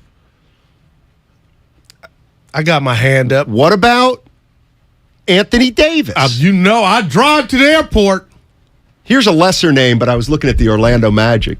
How about Terrence Ross? Yeah, you can stay in. I love him. Oh, you think he would make the second unit better? Oh, no, he was boy. How about Jakob Poeltl? Big guy out of San Antonio. I like him. Bojan Bogdanovic. He's playing in Detroit now. Yeah, I love him. He's a veteran. Yeah, I like him. They're probably not going anywhere, but he can play. And he ain't no punk, Steiny. Eric Gordon? Ben Simmons? Off the bench, right? These are Ben Simmons. Done. Angela Simmons over Ben Simmons. Who's Angela Simmons? Russell Simmons from Run DMC's daughter. And kids are off limits. But anyway, I follow her on Instagram. Remember Lionel Simmons? Look at the L train. You know where he went to college? LaSalle. Nice. Look at your boy. Not a baby. I'm feeling good. That's nice. That's good knowledge. LaSalle. But if the other thing that I'm thinking too is it feels like one narrative about the Warriors that's beginning to emerge. And it almost starts to feel like it's one of those things that's just becoming accepted. And that's Kuminga and Wiseman probably can't play together. That's just if you don't think they can play together, don't you have to move one of them? I totally get that. And I envision them playing together on the second unit, man. And a lot of people did. I kind of get why Kuminga and Wiseman can't play together. I haven't figured out why people think that Curry and Wiseman can't play together. Because I've seen them make some beautiful music a little bit. Curry throwing them the lob and... So I don't know. I don't know where we're at. And, okay, Goo. Push comes to shove. Joe Lacob calls you into his office and says, hey, Goo, here's a bottom line. We have a trade. We have a trade we can make. And they told us they'll take either Kuminga or Wiseman in the deal. Which one are you trading, Kuminga or Wiseman? This is hard, man. I know. You're right. It is. But you know what? You didn't ask this, but I got to do it. For right now, it would be James Wiseman because I'm very nervous where he's at. And you know, that move Kuminga put on the other night, and it was just one move. He's got a little giddy up with his jumper. Like he's doing the Bill Cartwright, even when he's around the basket. I don't know if you noticed that, Steiny. It's not, but you know what? Push comes to shove, I'm trading Kuminga, Steiny, because I think there's something that James Wiseman's going to be able to do later. And if I got to wait like Forrest Gump at the bus stop, you ask for one, I'm doing you on the fence. I'm trading JK. It's fun, isn't it? Yeah, I'm trading JK. It ain't fun. I'm trading JK. And there's another guy who I'm starting to think about a little bit if you want to make moves. What about Jordan Poole? Let's just say Because you can't give him what he deserves. Is there any chance like he just signed his contract, but he's still not happy, but he just couldn't walk away with it, and now push is coming to shove. He's playing terribly. He's down on Draymond. Dude, you speaking some stuff right now. Poole? Would they move Poole? Well, let me ask you this. If things continue to go Let me ask you this. I don't think sideways. they would move Poole, but would Poole want to be moved? Because I told you this. I don't think the Warriors can give Poole what he thinks he deserves. And that's to start. And right now, is Klay Thompson better than Jordan Poole, Steiny? No. They're both kind of lousy right now. Oh, no. I'm just talking about in general. You're saying. Klay's got to play not just the opponent. He's got to play his mind. He's got to play what he was. You tell Jordan me. Poole is brand new. Yeah. I think. You drive into the arena, hey, what you going to go for tonight? And he's playing 28, 30 minutes. Jordan Poole, but he's got to wait to come in. Hey, the Golden State Warriors, they're fun these days. They got to figure some stuff out. I think they will. The question is, when does push come to shove, if it does? All right, coming up next, I'm looking forward to this one. Hall of Famer, former Chargers quarterback, Bay Area legend, Dan Fouts on the other side on 95.7 The Game. The Morning Roast is preparing for Judgment Day. A walk-off home run to win the game. A Judgy and blast. They want to hear your pitch to Aaron Judge on why he should come to the Giants. Is Aaron Judge willing to do that? Can you sell Aaron Judge on that? That's the key. It's your turn to pitch to Aaron Judge. That ball is high. It is far. It is gone. Tomorrow on The Morning Roast. Does your heart long to wander? To encounter colorful creatures from the deep blue sea? And amazing animals from the Amazon and beyond? Feed your wild heart. Travel the world right here in San Francisco. Make your reservation to the California Academy of Sciences at calacademy.org. Explore Wanderwoods, our new outdoor playscape, now open. If you owe back taxes to the IRS, have unfiled returns, or are worried about an audit, the IRS is hiring 87,000 new agents to address these very issues. That means if you need to get your tax problems resolved, now is the time to get started. I'm tax attorney Robert Goldstein, and my firm specializes in helping individuals and small businesses resolve their tax problems. We work to stop IRS and state seizures. We may be able to settle your tax debt for pennies on the dollar with an offer in compromise. We prepare your past due returns, even if you have no records, and represent you before the IRS and state in an audit. At the law offices of Robert Goldstein, the consultation is always free, and we have offices located throughout the Bay Area. To schedule your free consultation, call 1-888-TAX-EXIT. That's 888-TAXEXIT. 888-TAX-EXIT, and make us your last stop. When a cold comes on strong, knock it out with Vicks DayQuil Severe for max strength daytime relief. Just one dose of Vicks DayQuil Severe starts to relieve 9 of your worst cold and flu symptoms to help take you from 9 to none. Power through your day with Vicks DayQuil Severe, the daytime non-drowsy, coughing, aching, fever, sore throat, 9 to none medicine. Use as directed. What's the best product I bought this year? Oh, that's easy. Salonpas pain-relieving patches. The proven medicines in Salonpas patches reduce my pain and let me do the things I need to do every day. In a recent clinical study, patients using Salonpas reported improved sleep, mood, and the ability to work. They had less pain and were able to reduce their use of oral pain medications. For pain, I use Salonpas. It's good medicine. Sponsored by Hisamitsu. Score big with Xfinity Internet. It's made to do anything, so you can do anything. Supercharge your home with the game-changing speed of supersonic Wi-Fi. With 3 times more bandwidth, it covers the field and then some. And blocks billions of threats with advanced security that helps keep you protected at home and on the go. If you're keeping score, that's internet that does it all. That's unbeatable internet from Xfinity.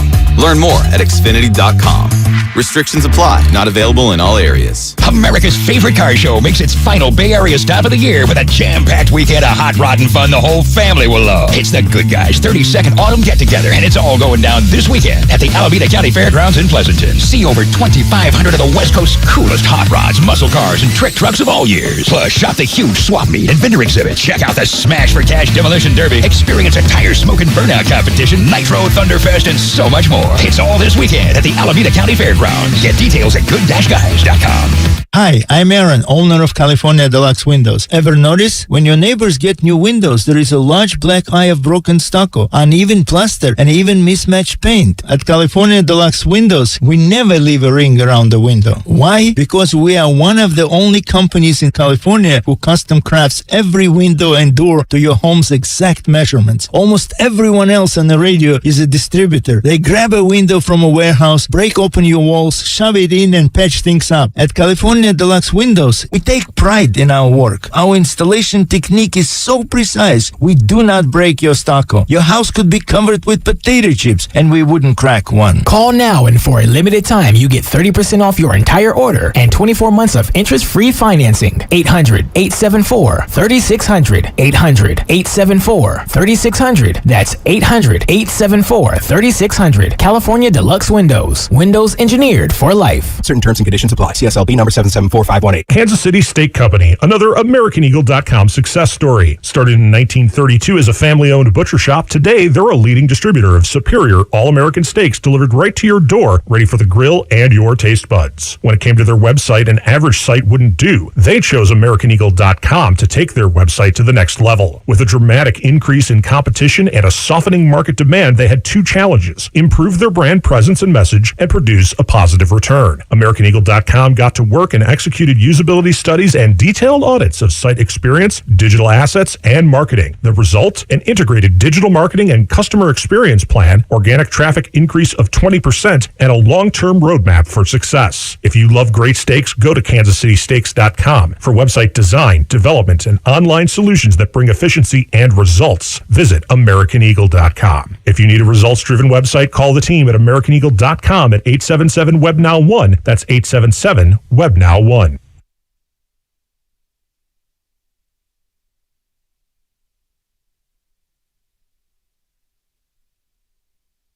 Now, back to Steiny and Guru on 95.7 The Game. All righty, welcome back. Let's get right to it. I've been looking forward to this one. Me too. Hall of Famer, former Chargers quarterback, Bay Area sports legend, Dan Fouts joining us. Dan, thank you so much for joining us. Really appreciate it. It's great to be with you guys, Matt. All right, so, of course, the Chargers play the 49ers Sunday night. Here's, and I don't mean to start out negative, but I was looking at the stats for your first 5 years, and they weren't very good, and you guys didn't win a lot of games. Do you think in today's day and age they would have stuck with you like they did back then in San Diego? Probably not, but they were stuck with me because they were only paying me about $1 an hour. So it was a financial decision, I guess, on their part. But you know what happened? I did have Bill Walsh as my offensive coordinator in my fourth year, and he helped me a great deal, obviously. But he left the next year, went to Stanford in 1977. So it wasn't until the next year that Don Coryell came. And that's when things turned around for yours truly. Dan, you were the conductor of one of the greatest offenses in football history. You're a Hall of Famer. And I'm telling my partner and the fans, sports can be, fickle. And the reason I say that is Jimmy Garoppolo's quarterbacked in a Super Bowl, gave his team a 10-point lead, quarterbacked last January in his second NFC championship game. But yet, Dan, he doesn't get the respect, I believe. Can you share with us what you think of Jimmy Garoppolo as an NFL quarterback?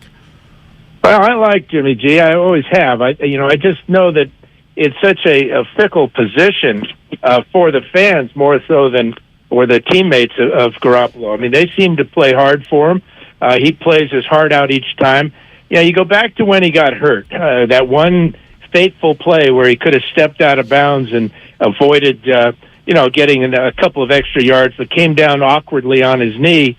Up to that point, things were going great. But, you get the label of being injury prone, and that is a tough one to get rid of, especially for a quarterback, and especially for a team that at the time was struggling to keep the quarterbacks protected. So there's been some things about his career that, the fans will get up in arms about, but I go back to the 49er days of John Brody, okay, and how they used to give Brody the business all the time at Kezar. So it's nothing new for San Francisco fans. It's really nothing new for football fans everywhere. Dan Fouts joining us. He's a Hall of Famer, former San Diego Chargers quarterback. The 49ers have some weapons. They got McCaffrey, Deebo Samuel, Elijah Mitchell, George Kittle, etc. You had a ton of weapons in your heyday in San Diego. Did you ever get into a situation where guys just didn't think they were getting the ball enough?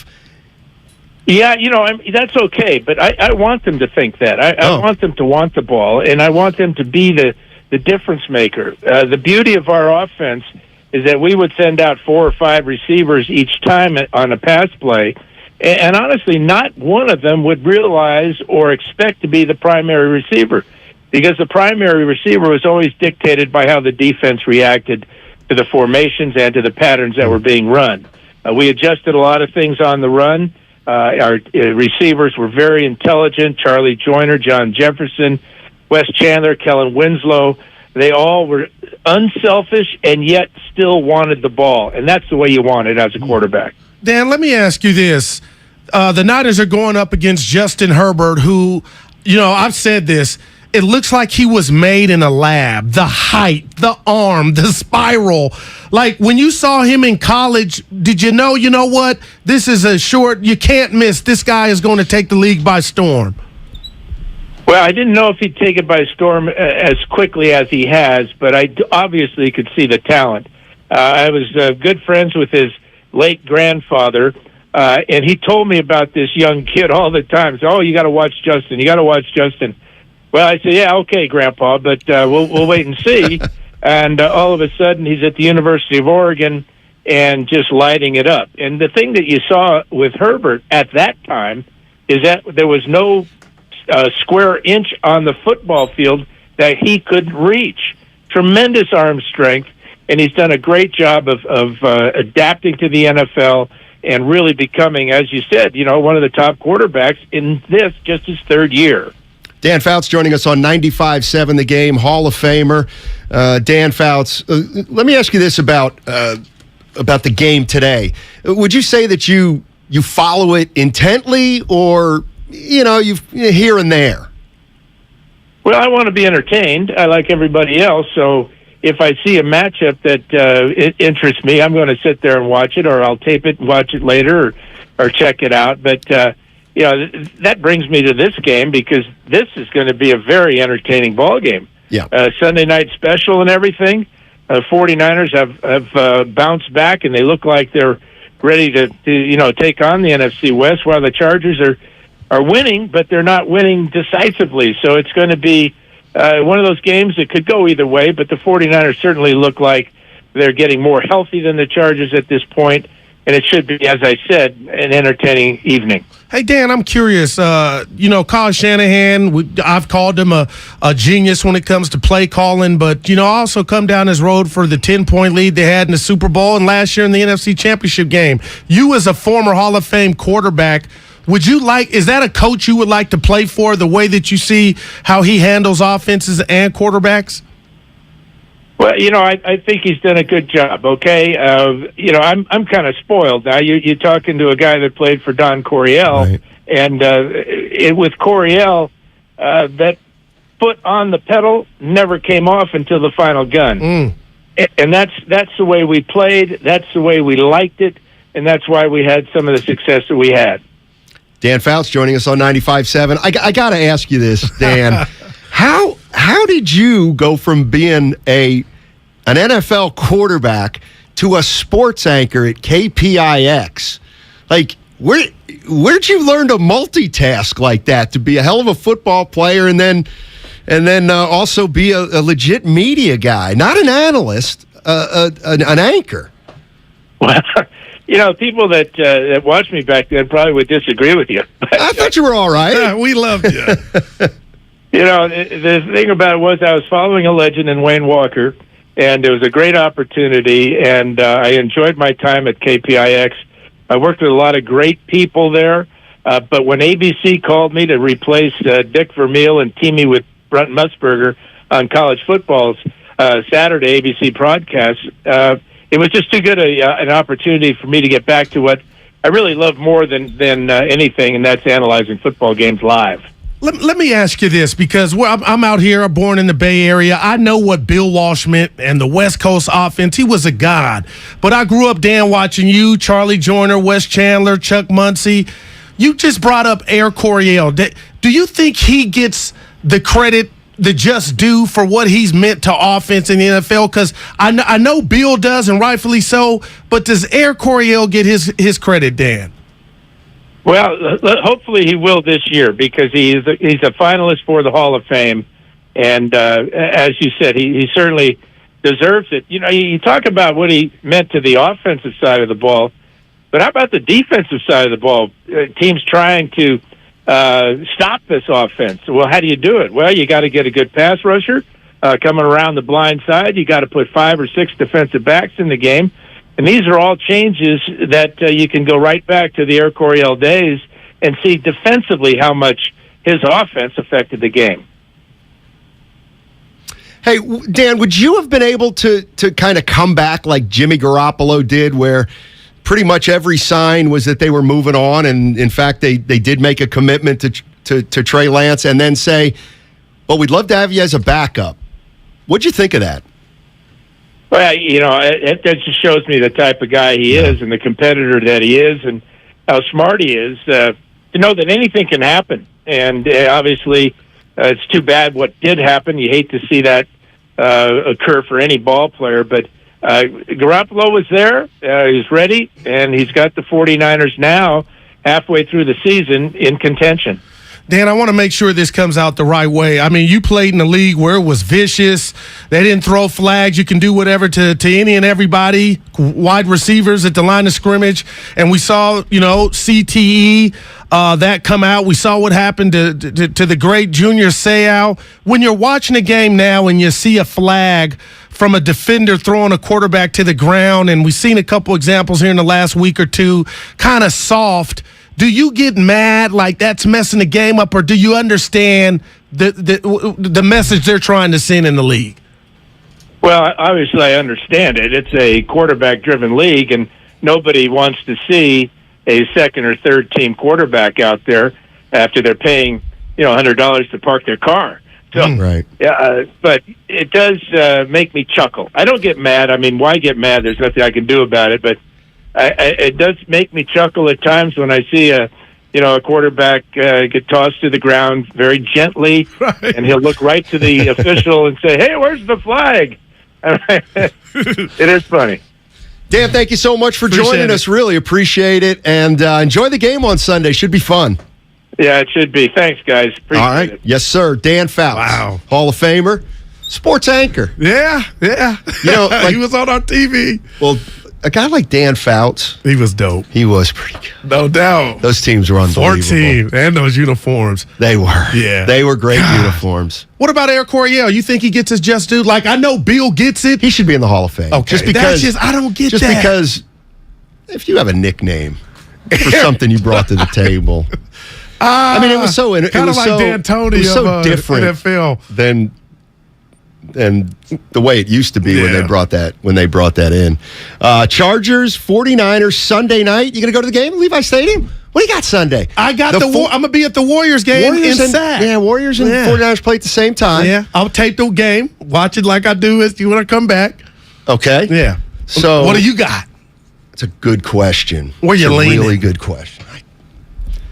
That's a great question. So 5 o'clock, and then what? 5:15, and then what time the Warriors start? 7, I believe. Let me double check. They probably usually move those 6. Yeah. All right. I'm side by side. Yeah. I'll go a little side by side. By the way, 49ers, they may be as healthy as they've been all season against the Chargers. Man, Armstead Deebo Samuel, Jason Verrett, Greenlaw, Al-Shaair, Elijah Mitchell, Kyle Juszczyk. We got to find out about all of them. But 6 o'clock start, you're right. But some of those guys are going to play, if not all, maybe. Just looking at the landscape of the NFC, and I look at the Niners and I see they're 4-4. I'm like, you could erase that. Right now, Steiny, if I told you, I really feel like the Niners as a whole are better than Philly, who's on borrowed time. I saw the Texans do some things against them. Dallas can't stop the run, really. It's the dirty little secret. Nobody wants to talk about it. I'm just telling you, if I had to bet right now, the Niners are winning the conference. That's what this trade, now you're talking about. You want to give me the field again? Well, you want to give me the field? But you got to understand, I won't do it this way because I don't want that. You know what I mean? I'm rooting for them, but you know what I mean. But, yeah, I won't do that bet. Smart. Yeah. That's smart. Cause well, what would be your what would be your incentive to bet against it? Like, just the odds. They're loaded that now. I have every other team except the Niners. That'd be the only reason. What are we talking about? The rapper in Minnesota? But, like, Kirk Cousins? I would take the same bet. I would let you pick a team, like, let's say in the AFC. So it's obviously the Bills and the Chiefs, right? Right. So if you said, I'd give you whatever team you want, and I'd still take the field. Wow. I don't Just think because I think when I see you Monday, because they're going to, don't tell producer E this, fond of the Chargers, they're going to destroy the Chargers. Why do you say that? Because I've watched the Chargers play the Falcons last week. They have a better record than the 49ers. Yeah, see, it's not always about the numbers. It's about the why, and it's about the interior. It's about how physical, how good are you on your best day? You know, how are you going to look, Steiny, in the prom when you're going to the prom in that tux? That's when you find out who's good looking or not. The Niners, I'm telling you, got everything back. Armstead's back. They got a new toy. Now, the one thing I am watching more so than the Chargers and the Niners is how are they going to divvy up these? Is Deebo going to get the touches Deebo used to get? Or is he happy it's being cut in half? That's what I want to see, and that's on Kyle. Because Jimmy has shown me a new outlet. I'll just throw it in the flat. Look at 22, and I'll just – Is he 22? I think he's getting it back. Is he getting it back? TBD. Yeah, thank you. Right. So you're on it. Evan's on it. Well, I was kind of on it. Well, what are they going to do? Wait 3 years and then give him 22? Why doesn't he? Who's got 22? What am I missing? It used to be Jeff Wilson Jr. He got traded. It's got to be McCaffrey. Yeah. So why doesn't he just take it? He may already have, but we would. Yeah. I'm just wondering. Oh, also, Good. Did the Niners beat the Falcons? No. See, did the Niners beat the Broncos? But see, that wasn't this Niner team. This is what he does, though. Yeah, no, there were 7 to 8 defensive starters out against Atlanta. That's true. The Niners. Oh, they didn't have Bosa. Come on, guys. What are we doing here? What we're doing here, what you're doing here clearly is coronating a 4-4 team. Oh, I'm scared. That's what you're doing. No, I'm scared. I'm just telling you real. I'm scared of them. Oh, please, the Cowboys if Kyle blows this, Steiny, it's over. The divorce paper, it's Don't done. Do this. Yeah. You've already fired him. Well, I didn't know he was getting McCaffrey. Your boyfriend says Shanahan will be here for at least 5 more years. That's what your boyfriend said, Ray Ratto. Well, I would say to people, somebody who you respect more than me. When it comes to Ray, let me ask you this. Does he deserve 5 more? You can do it. Well, we don't know yet. But did he deserve it? We'll see. If man, that's a long. As of right now, I don't think he deserves 5 years. What's his record? Is he over 500 But no coach, yet? Bill Belichick doesn't deserve 5 years right now. Cincinnati. Well, that was bad. Oh, my God. That was, I have a better one later. Who was that? Sound like Uncle Fester. Yeah, that was not very good at all. At all. I could do an Obama. Peter King was on yesterday with Damon and Ratto, and he was asked about the biggest challenge the 49ers have in the second half of the season. Here's what he said. Health. Their number 2 issue is health. Their number 3 issue is health. Because you've seen it. We've all seen it. When the 49ers fail, other than overthrowing Emmanuel Sanders in the Super Bowl at a key moment, when the 49ers fail, so often in the first 6 seasons of Kyle Shanahan and John Lynch, it has been because they can't keep their team on the field. So there's no real way to sugarcoat this other than to say that If this team stays healthy down the stretch, there's no reason why they can't be in the Final Four again. And I think they will be in the Final Four again. All right. Health. You didn't get triggered. By what? He mentioned not me. I retired it. What? The overthrow to Sanders in the Super Bowl. I thought it would take over. You know, Peter King's got some kind of relationship with Kyle and Mike Shanahan. Now, why do you say that? Well, he's very. What word is soft? It feels like he's supportive of a lot of what they do. When was the last time he critiqued something? Wow. From both of you guys. Well, no. Listen, the guy's a legend. The guy's done. The guy's done. Monday morning quarterback. Come on. But I'm just saying that he likes Kyle Shanahan. He does. There's just absolutely no doubt about it. Let me tell you who else likes him. Let me guess. Hold on. Jed York. Dude, we are becoming best friends. No, we're not. Dude, that was an alley-oop off the... You know your partner. Yeah. That's all. And I said LaSalle. That softened you up. I think you appreciate that was nice. me today. That was nice. I forgot. Who's getting Odell Beckham Jr.? If I'm Odell Beckham, what I want to do, first of all, I want to see what do the tests on Josh Allen's elbow say. Because if he's going to sign in the next week, he's probably not going to want to go to the team that has Case Keenum playing quarterback. But I think he would be very interested in going to the team that has Dak Prescott, or that he could be a teammate with Deebo Samuel, Christian McCaffrey, and Brandon Ayuk, knowing that there definitely would be enough footballs to go around. So my gut feeling is Buffalo, Dallas, or San Francisco, and I don't know what order I would put them in. See, that to me is interesting. Now, why did he say that Odell Beckham Jr. be interested in playing with Dak Prescott, but not Jimmy Garoppolo? Instead, it was Deebo Samuel. Yeah. So he's telling you. So he kind of doesn't like Garoppolo, and that's why one of the reasons probably he's very supportive of Kyle Shanahan, because he says Kyle Shanahan wins with an average quarterback. Okay. Well, he gets close to winning, but you get to Super Bowl. I get it. But listen, and you tell me what you think. Now, I am so fond of this move on what McCaffrey represents, him coming out of the backfield, lining up in the slots, all that.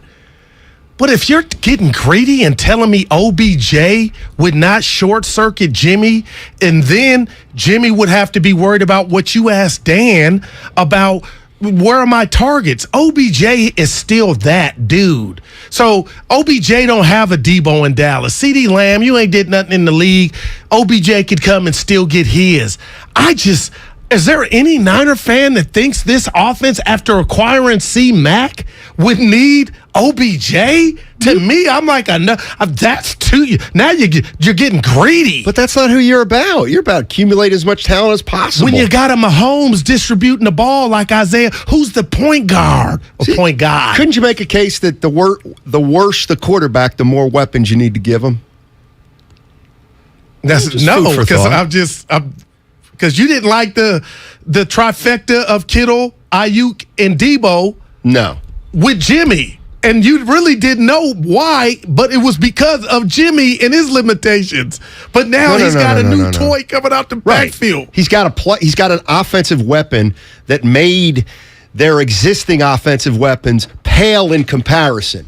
What we've seen, at least this year, is Christian McCaffrey is a significantly bigger and better weapon than your guy Kittle, than your guy Deebo Samuel. No, I'm not mad at that. Right. So when you were saying the weaponry, it was still top notch to me. It's middle of the pack. Yeah. Well, we'll see. All right. 888-957-9570 is the number. I want to get back into the Warriors a little bit. They don't play till Friday, but when they do play, they play the Cleveland Cavaliers, who are pretty Lost good. To the Clippers. Here's my question to Warrior fans. Bob Myers made it clear. Going to be patient. Not going to overreact right now. You tell me, Warrior fans, how much time do you give it? How much time do you give it? We all want to be patient. What does it mean? On 95.7 The Game.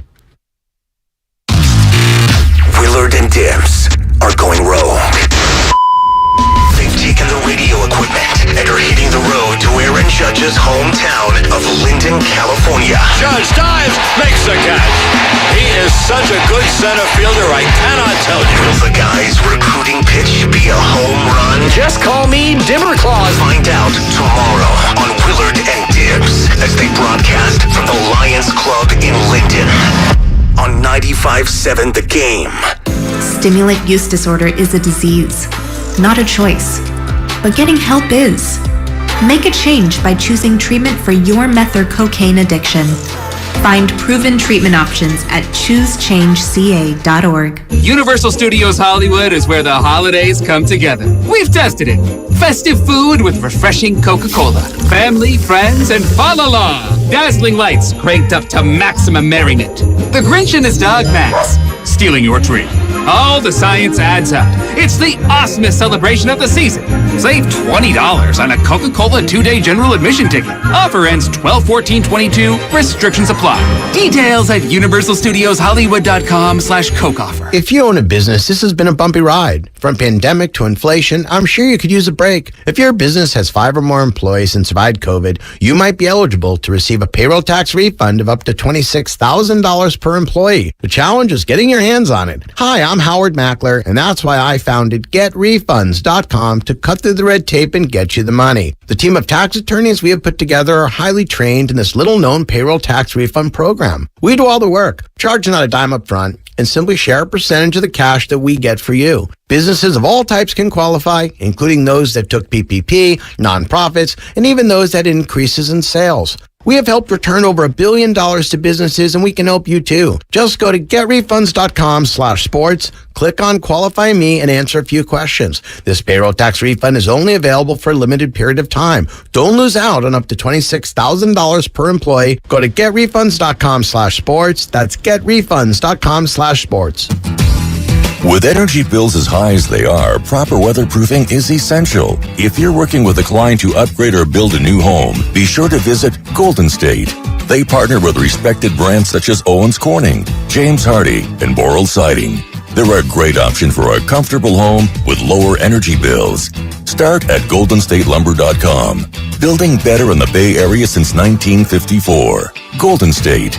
When you succeed, we succeed. Kirby is your driveway mechanic. They bring the shop to you with brake replacements, oil changes, washes, and so much more. Get $50 off your first oil change with code OIL50 at Kirby.com. That's CURBEE.com and use code OIL50.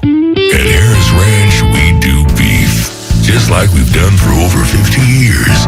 Beef that's raised locally right here in California.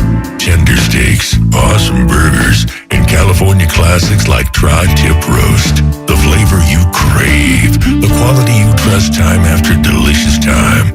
Come on, it's time to get out and grill. Harris Ranch, we do beef. Legendary beef, legendary quality. Anywhere fans go to cheer on their team, there are behind-the-scenes MVPs, ensuring everything is game day ready. We see you, Joe, fixing seats so every fan can enjoy every game. And Allie, who keeps her stadium running smoothly from the moment the first game starts to the last play of the season. At Grainger, you're our MVPs, and we're always here for you with supplies and solutions for every industry and 24/7 customer support. Call, click Grainger.com, or just stop by. Grainger, for the ones who get it done. Get in zone, AutoZone. Welcome to AutoZone. What are you working on today? Thinking about gas mileage. You know, changing your oil with a full synthetic oil like Mobil 1 can help your engine get more miles. Right now, you can get 5 quarts with an STP extended life oil filter for only $37.99. Get everything you need for better fuel efficiency at any of our 6,200 stores or on AutoZone.com. Get in the zone, AutoZone. Restrictions apply.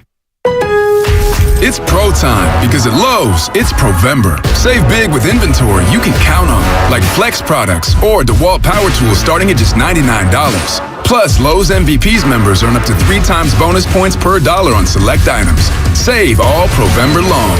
Bonus points calculated before taxes and fees after applicable discounts, if any. MVPs Pro Rewards Program terms and restrictions apply. See Lowe's.com/L/Pro Loyalty terms. Subject to change. Prices valid from 10/17/22 to 2/3/23 or until supplies last. Here's to Prilosec OTC. Just 1 pill each morning and no heartburn all day. my holiday hero. Prilosec OTC. 1 pill a day, 24 hours, 0 heartburn. It's possible while taking Prilosec OTC. Use as directed for 14 days to treat frequent heartburn, not for immediate relief. Hi, this is Stephanie from Safeway with great news. You can earn Safeway rewards with each purchase you make. Then use your rewards for discounts on groceries or up to 20 cents off per gallon in gas rewards at participating Chevron or Texaco stations and up to $1 off per gallon at participating Safeway fuel stations. Not a member? Register for an account with your phone number at checkout and start earning rewards today. Restrictions and exclusions apply. Learn more at Safeway.com/for-you. This is Stephanie from Safeway, and we'll see you soon. Hi, welcome to the IKEA Holiday Prep event. Here to help you host the season with offers, in-store workshops, and more. Oh, great. I may have invited the whole neighborhood for the holidays. Don't worry, you can do this. To start, IKEA family members save 20% on Venturfent Christmas tree decor and gift wrap. You are my hero. Visit us in-store or at IKEA-USA.com/holiday prep to get ready and save. Offer valid 11/9 to 11/23/22. U.S. only while supplies last. Selection may vary by store and online. Restrictions apply.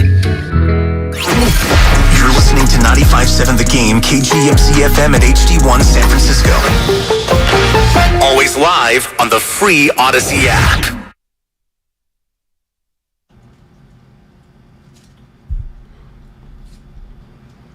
At first I was on Goo's team, and then I was on Steiny's team, and now I don't know which way I'm going. It's JP with the Golden State Warriors. Now back to Steiny and Guru.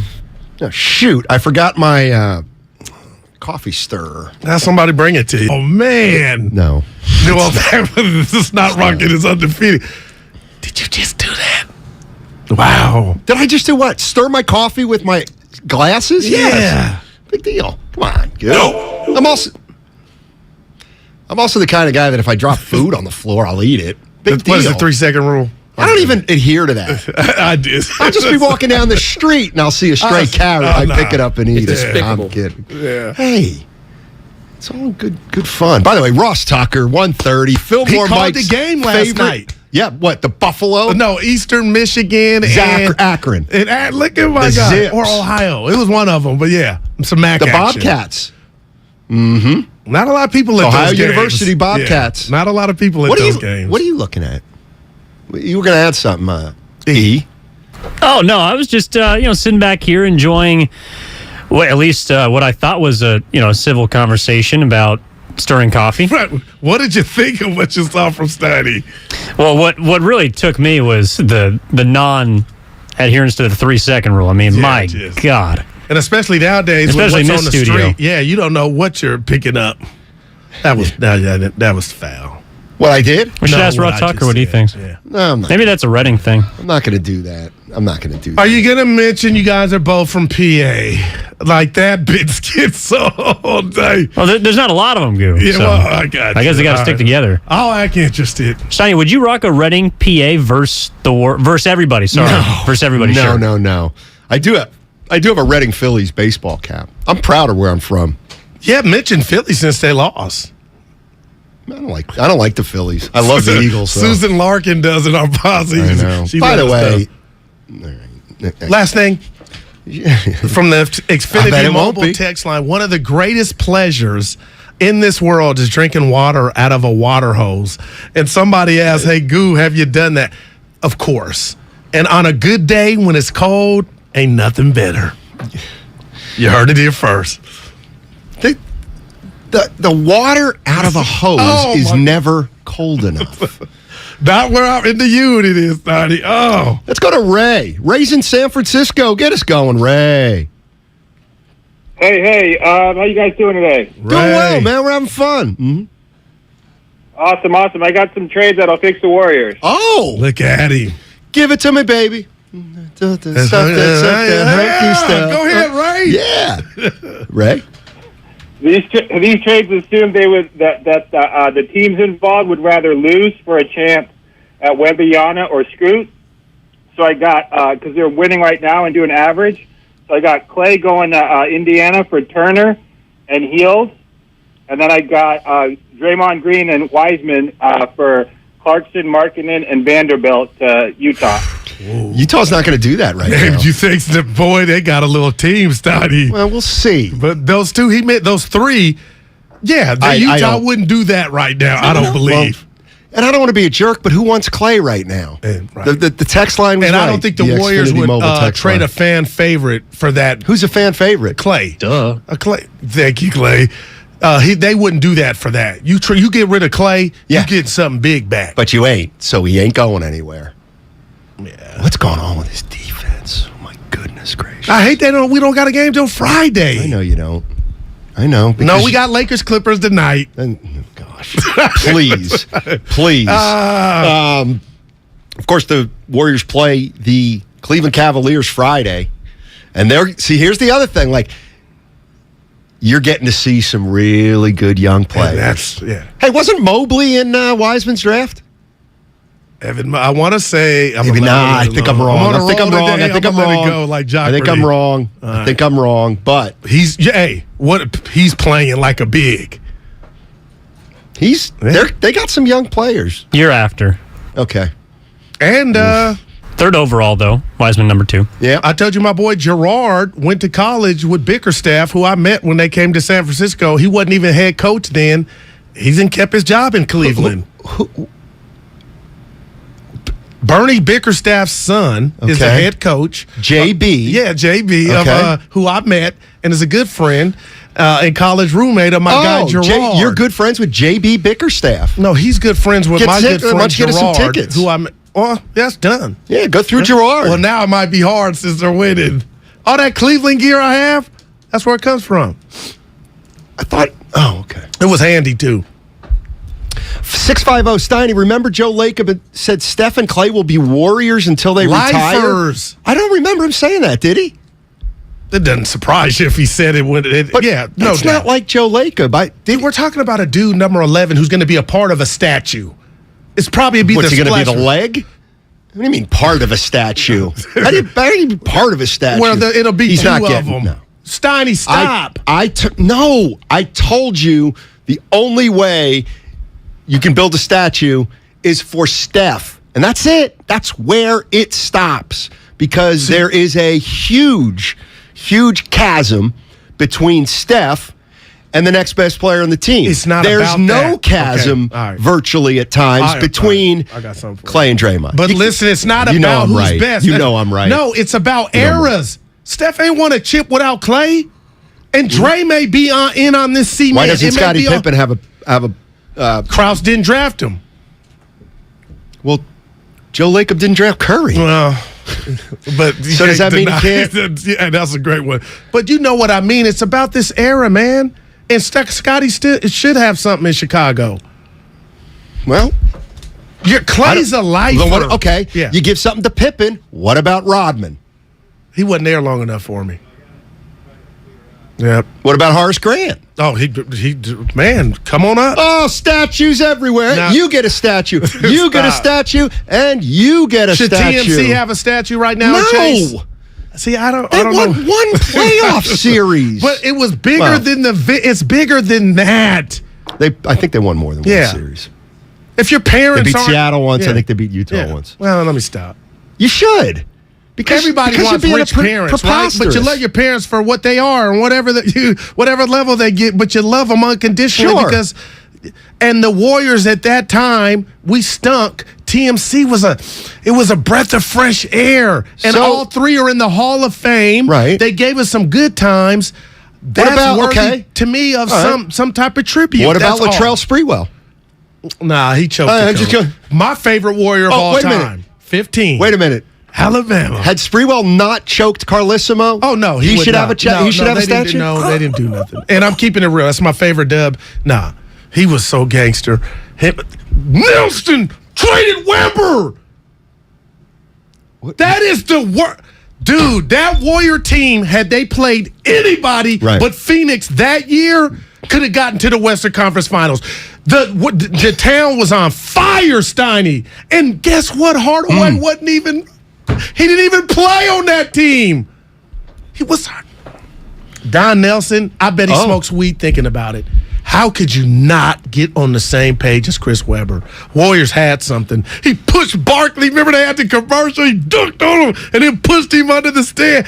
Dude, I'm just flashbacks.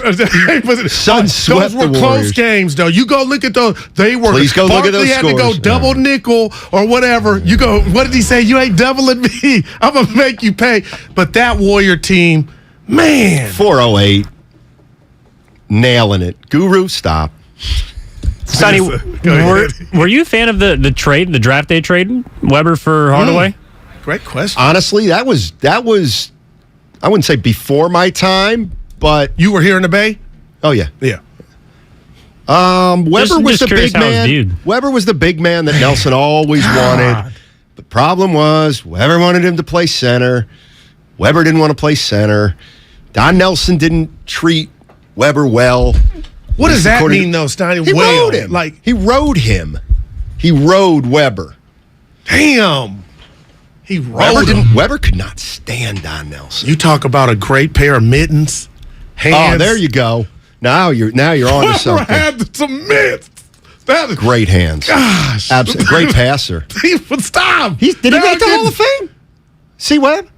I believe recently. Did he? Oh, you're right. I think they did a sacrifice. What? We'll get you in, but your calling career is over. Because as soon as he went in, he hadn't called that game. It could have been his choice, but I got to stop. I didn't know that Warrior team. Yeah, he was in the class of 2021 Hall of Fame. So, E, how old were you when that Phoenix series jumped? I'm just producing. I was -1. That bothers me. Believe Barkley had a career high game 3. Yeah, 55, right? 56? 56. Wow, Lawrence. What were the scores of those games? Yeah, see, this is the Again, I was not alive for these games, so I can't recall them off the top of my head. But these were close games. Anybody but Tim Phoenix. Kawakami was on with Ratto and Damon yesterday. And look, there is no overreaction here to the Warriors being 4-7. The question is, how long do you let them continue to go sideways if they're going sideways? How long do you take to get them to turn it around? And if you don't think you have a championship team come December, January, what do you do? Here's what Tim Kawakami said. They don't want to do any of this. It's not just because of personal preference. Like, they've set this up. So the young guys are coming up, aren't making a ton of money. Jordan Poole just started making money. It's going to be hard to move him. Like, this has to work in the way their salary structure is convened. Now, they start trying to get out of it. Things are bad. There's ways, but man, it's going to be tricky. And I don't think they're going to get the great return on any of this. So it would have to be pretty stark, and it would have to be more than 20 games, I think. 30, 35 games, right up to the deadline, maybe 40, 45 games before I think there's any real serious consideration of pulling that trigger. But if they did, I think the piece that would be most likely to move is James Wiseman, because I'm not sure he fits ever with the Steph Curry, Draymond Green team. Now, maybe you hold on to him for the time after those two guys, but maybe they can't wait that long, and maybe they shouldn't wait that long. Again, not reporting anything, but if you had to say one thing they might be looking at, who happens to be one of the owner's favorite players, so that's another point that I want to make in there, that would be the player I'd be looking at, but not till January or February. I'm curious. The TK, the owner's favorite. I'm curious to know why. I don't know if it was he thinks or he thinks other people think that Wiseman can't play with Steph and Draymond. Like, seriously? I might be missing something. I'm not sure, but I didn't put that together. Because it don't look like Wiseman could play with anybody right now. No, I'm not. That's not material. It's like, but I'll tell you this: your boy bucked up. Joe Lacob, when he talked about remember he might have been out with TK last year. You got to the text he sent you, like, I don't know what everybody's not seeing. My boy, the big ticket is doing his thing. Let's listen to more Kawakami. I would think the most tradable thing they've got is James Wiseman. I'm not reporting anything. I'm not saying anything. We know how much the front office loves him. We know how much Joe Lacob loves him, who has a pretty strong voice in all decision making. But that's a big contract, big salary next season. They picked up his option for next season. They have this big tax thing. There's one way to partial way to get out of it is to move him. Now you probably can't take a salary coming back, or at least a future salary coming back. I don't know. Like there are some tricky things coming up, and they can't really trade Poole until next season. So that's not a quick solution. Wow, man. There it is. There's only one avenue. It seems like you got to start winning, because Can we all agree that if they don't start winning, that all these scenarios are kind of tough to swallow? Don't you think? Almost like the bottom has to fall out type of feel. Like, I get what you're saying, but in order to win, they got to play better defense. And that's why I'm looking at this chessboard, which is the Golden State Warriors. Man for man, Steiny, I don't believe anybody's half-assing. How are they going to improve that? And again, I'll say it until the chickens come home.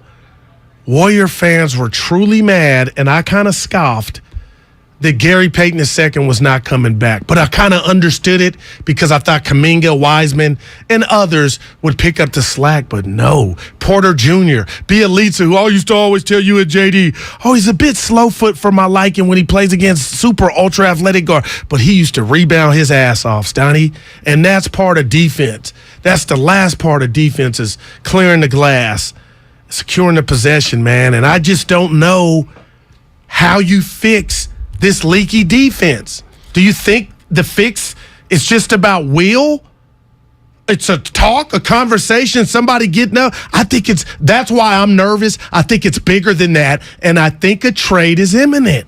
And I know I think it is down there like Pac-Man. You know where where you had to go get your magic peel. But you see imminent means sooner rather than later. Yeah, I just have to. Man. And Bob, when he did that math, it hit me. That 3 to 1.5, Steiny. It's like, no, that was here's what Guru's referring to, and it is absolutely, to me, interesting. Bob Myers from yesterday. I guess the better question is, could any of them help you at all? I mean, if you say, well, all three, I don't know, that might be a tough ask. Can one of them find minutes in the playoff? It's hard, Matt, because that's a fair point to take right now. Certainly you could. And may be right, but a lot of time until the playoffs come around, and it's interesting to think that even Steve and them tried in the second round last year with Moody and Kuminga, and Moody had some good minutes, I suppose, even in the Western Conference Finals, but liked him enough and trusted him enough to start the guy against Memphis, who's a really good team. So I don't know. I might say it a little differently. Can one and a half of them be there in the playoffs? When they come around in spring, maybe. Not clear. Yeah, that was Bob Myers from yesterday. And the question I asked him was, whether he really thought Kuminga, Wiseman, and Moody could help in this year win a championship. In other words, be permanent part of the rotations. And he basically said, that's a big ask for all three. Man. And here's the other thing that Myers got into. He said, I don't think I'm breaking a confidence here. He texted me after the interview and he said, did I ever say 2 timelines? And I said, no, never. I gave you the credit for that. He never said the 2 timelines. Yeah. So again, what he said yesterday was to look at Kuminga and Wiseman in such a short-sighted way, as though they need to be complete players before Steph Curry declines. Like, all right, they're not saying that's what they like. I got you. No, that's not etched in stone by any. What do you mean? That's not a tattoo of that's the course of action. That it's got to be ride or dying with them, and rolling the dice that they pick up the slack. Like, it can be other things at play. They might not even have a Warrior jersey if things don't improve. But to say the 2 timelines is etched in stone, as if they said that to the masses, that's what I took from Bob, Steiny. Like, everything's on the table. Yeah, it's early. Do you think I don't think it's on the table yet. No, but if you're reducing 3 to 1.5, they're starting to clear the table. Yeah, you're saying to yourself, you've thought that, I know I'm gonna come up empty on one of these. Like, you know what I'm saying? I'm kind of expecting that. Yeah. It won't be a shocker. Oh my God, give me a double. All 3 of them didn't hit. It's already like, give me 1.5. I appreciated that answer. I got some news for you. And I got some stats for you. Warrior news later. Yeah. Dante DiVincenzo, he scrimmaged today. That's big. He looks like he's online to make his return Friday against the Cavaliers. That's per 95.7 The Game Austin Insider. Another body. Anthony Slater. I got some better news. Evan, can you give us those scores from that playoff series? Well, all of the games, all three that Guru is referring to, were single-digit losses from the Golden State Warriors. Okay. 111 to 104 in Game 1. Go ahead. It's a win going away. 117, 111 in Game 2. Yeah. Warriors hit 2 late threes in that game. It was a 12-point game. And this was the Chris Devin Mullin Johnson 30 had game. 38. Yeah, this third one. And then Game 3, of course, the Barkley 56-point game, which you're referring to earlier, Steiny. A 140-133 victory for the Phoenix Suns. Mullin had 30. Stop it. 140-133. Man. Not that competitive. Stop it. It's a sweep. You think, seriously, real talk, because you know Nelly, you think he regrets how that thing went down? I don't even know if he's been asked. It's a good question. But you think, as time goes by, you reflect and say, you know what? Because he was the adult in the room. Who? Nelson. No, he wasn't. He should have been. Of course, yes, he should have been, because he was the grown-up. Right. No, Damn. What did I want to get on you for? Oh, my God. I think I know it. I got 3 answers, I think. Oh, my God. Dwight Howard I forgot about this. with Bob. No, it's not Dwight Howard. Oh, Jesus. Where are we going now? We're back in the day. We're talking about Steiny. How come this guy doesn't get a chance? How come that guy doesn't get a chance? This guy should be a head coach. That guy should be a head coach. This guy would be great. Patrick Ewing. Oh, I'll never forget. Georgetown just snapped a 21-game losing streak to Coppin State last night. Oh, your next great coach, Patrick Ewing. Get him in the league, Steiny. Get him in the league what? Undefeated as a head coach in the league. Oh, my That gosh. didn't bother me, but yeah. Pat, you still got a fan in me. I mean, yeah. That goes to show you how I've lost touch with college basketball. That's a big win, Steiny. Yeah, it was a big win. Coppin State nickname? Coppers? I don't know. Yeah, I don't know either. The Gophers. That's Minnesota. Well, it doesn't mean that you're not totally right. Two others can't. Bald Eagle. Really? Yeah. Now, why is it the bald eagle? Who wants to be bald? You know, it's a joy, but you do it for a reason. It is the animal that represents our country. No, but give him some hair. You know what I'm saying? I don't know what to do with this guy. Not just the bald Negan, eagle. help me! They call Bird. The other thing I wanted to mention, this is serious. Baseball free agency starts tomorrow. Willard and Dibs. Willard and Dibs will be doing their show live from Linden, California. About 73 miles east of the Bay Area. It's the hometown of Aaron Judge. Just going to see what happens. Yeah. But you said something, I'm going to repeat what you said, fascinating. Thank you. I think we were in the cafeteria Friday. You said, Goo, it feels like he's a giant already, and if somehow they don't get him, it'll feel like you lost him. Exactly. I like to fell off my chair. Yeah, it's pretty good. That was great, man. That's pretty good. The Because it ESPN, does feel like he's here. What? It feels like he's a giant everywhere you look. I mean, it does feel like if they don't get him, it's going to be real disappointing at this point. Don't you think? No doubt. The projection for Aaron Judge, contract, 9 years, $324 million. Did you? That is. You're kind of glazing over. No, it's just amazing. Hey, it's our guy, Aiden Mahaney. He scored 25 for St. Mary's, Evan. Sure did. Gales are back. First college game, he had 25. I'm a Bronco. Oh, he's going to be there for 4 years. It's going to be great. Wait a minute. So in his college debut, he had 25? That's what they're saying. What position?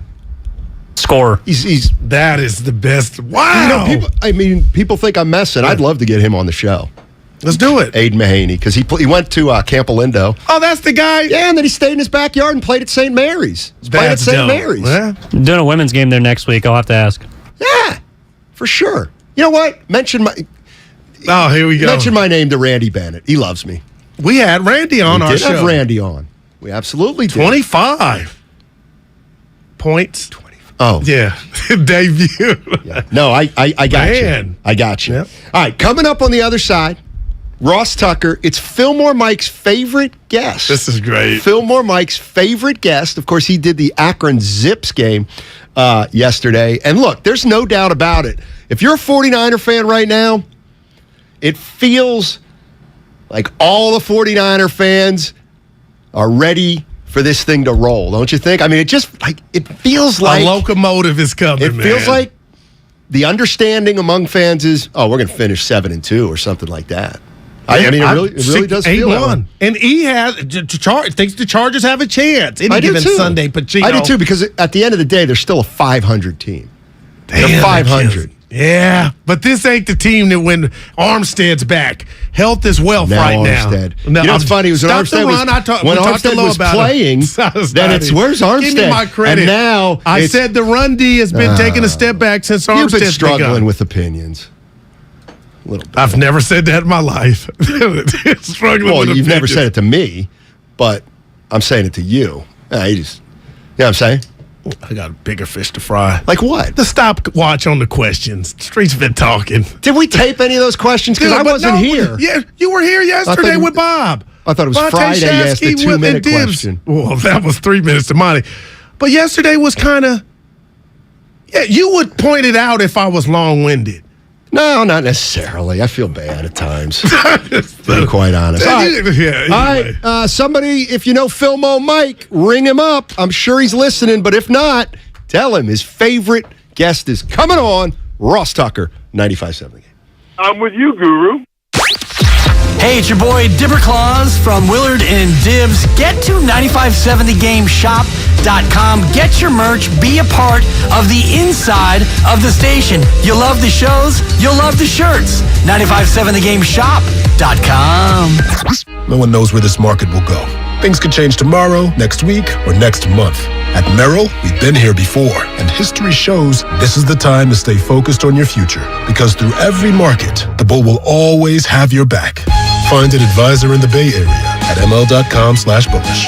Merrill, a Bank of America company. What would you like the power to do? Investing involves risk. Merrill Lynch, Pierce, Fenner & Smith Incorporated, registered broker-dealer, registered investment advisor. Member SIPC, a wholly owned subsidiary of Bank of America Corp. The award-winning documentary Beyond Homeless, Finding Hope offers real hope for transforming homelessness in San Francisco. Watch at beyondhomeless.org. If you own a business, this has been a bumpy ride. From pandemic to inflation, I'm sure you could use a break. If your business has 5 or more employees and survived COVID, you might be eligible to receive a payroll tax refund of up to $26,000 per employee. The challenge is getting your hands on it. Hi, I'm Howard Mackler, and that's why I founded GetRefunds.com to cut through the red tape and get you that money. The team of tax attorneys we have put together are highly trained in this little-known payroll tax refund program. We do all the work, charge not a dime up front, and simply share a percentage of the cash that we get for you. Businesses of all types qualify, including those who took PPP, nonprofits, and even those that had increases in sales. We have helped return over $1 billion to businesses, and we can help your business too. Just go to getrefunds.com and answer a few questions. This payroll tax refund is only available for a limited period of time. Don't lose out on up to $26,000 per employee. Go to getrefunds.com. That's getrefunds.com. Does your heart long to wander? To encounter colorful creatures from the deep blue sea and amazing animals from the Amazon and beyond? Feed your wild heart. Travel the world right here in San Francisco. Make your reservation to the California Academy of Sciences at calacademy.org.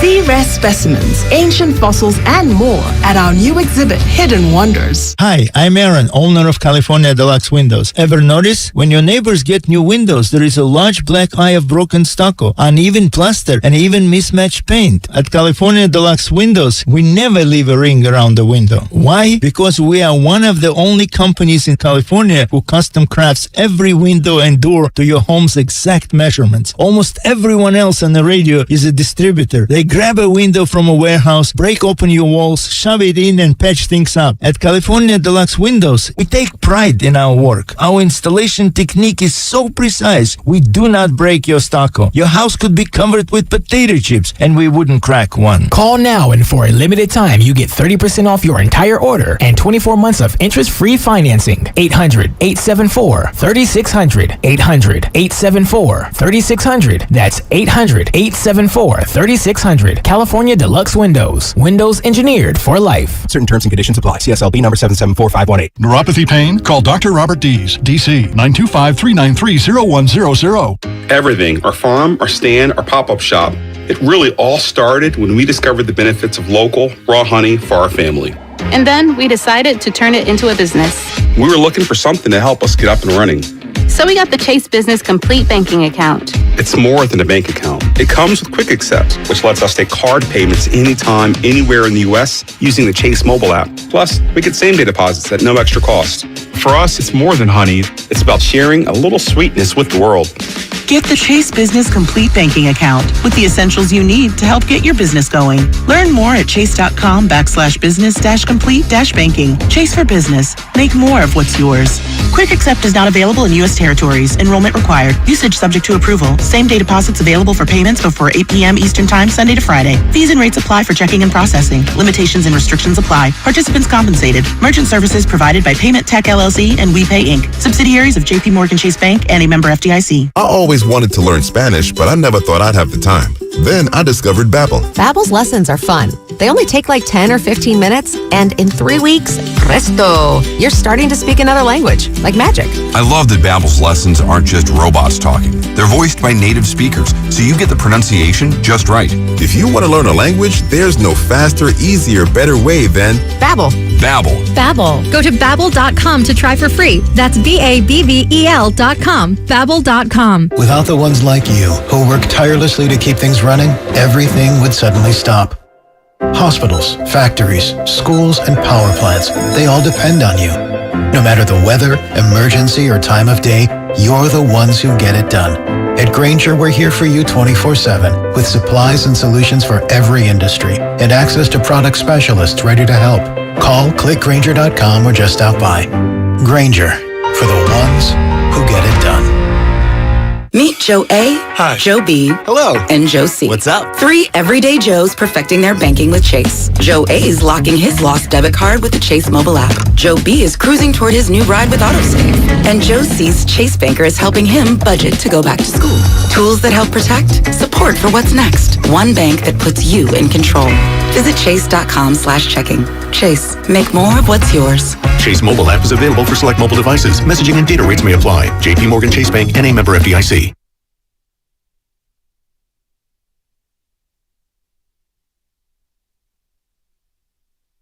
I'm going to heaven, no doubt about it. I'm a good guy. Now, back to Steiny and Guru on 95.7 The Game.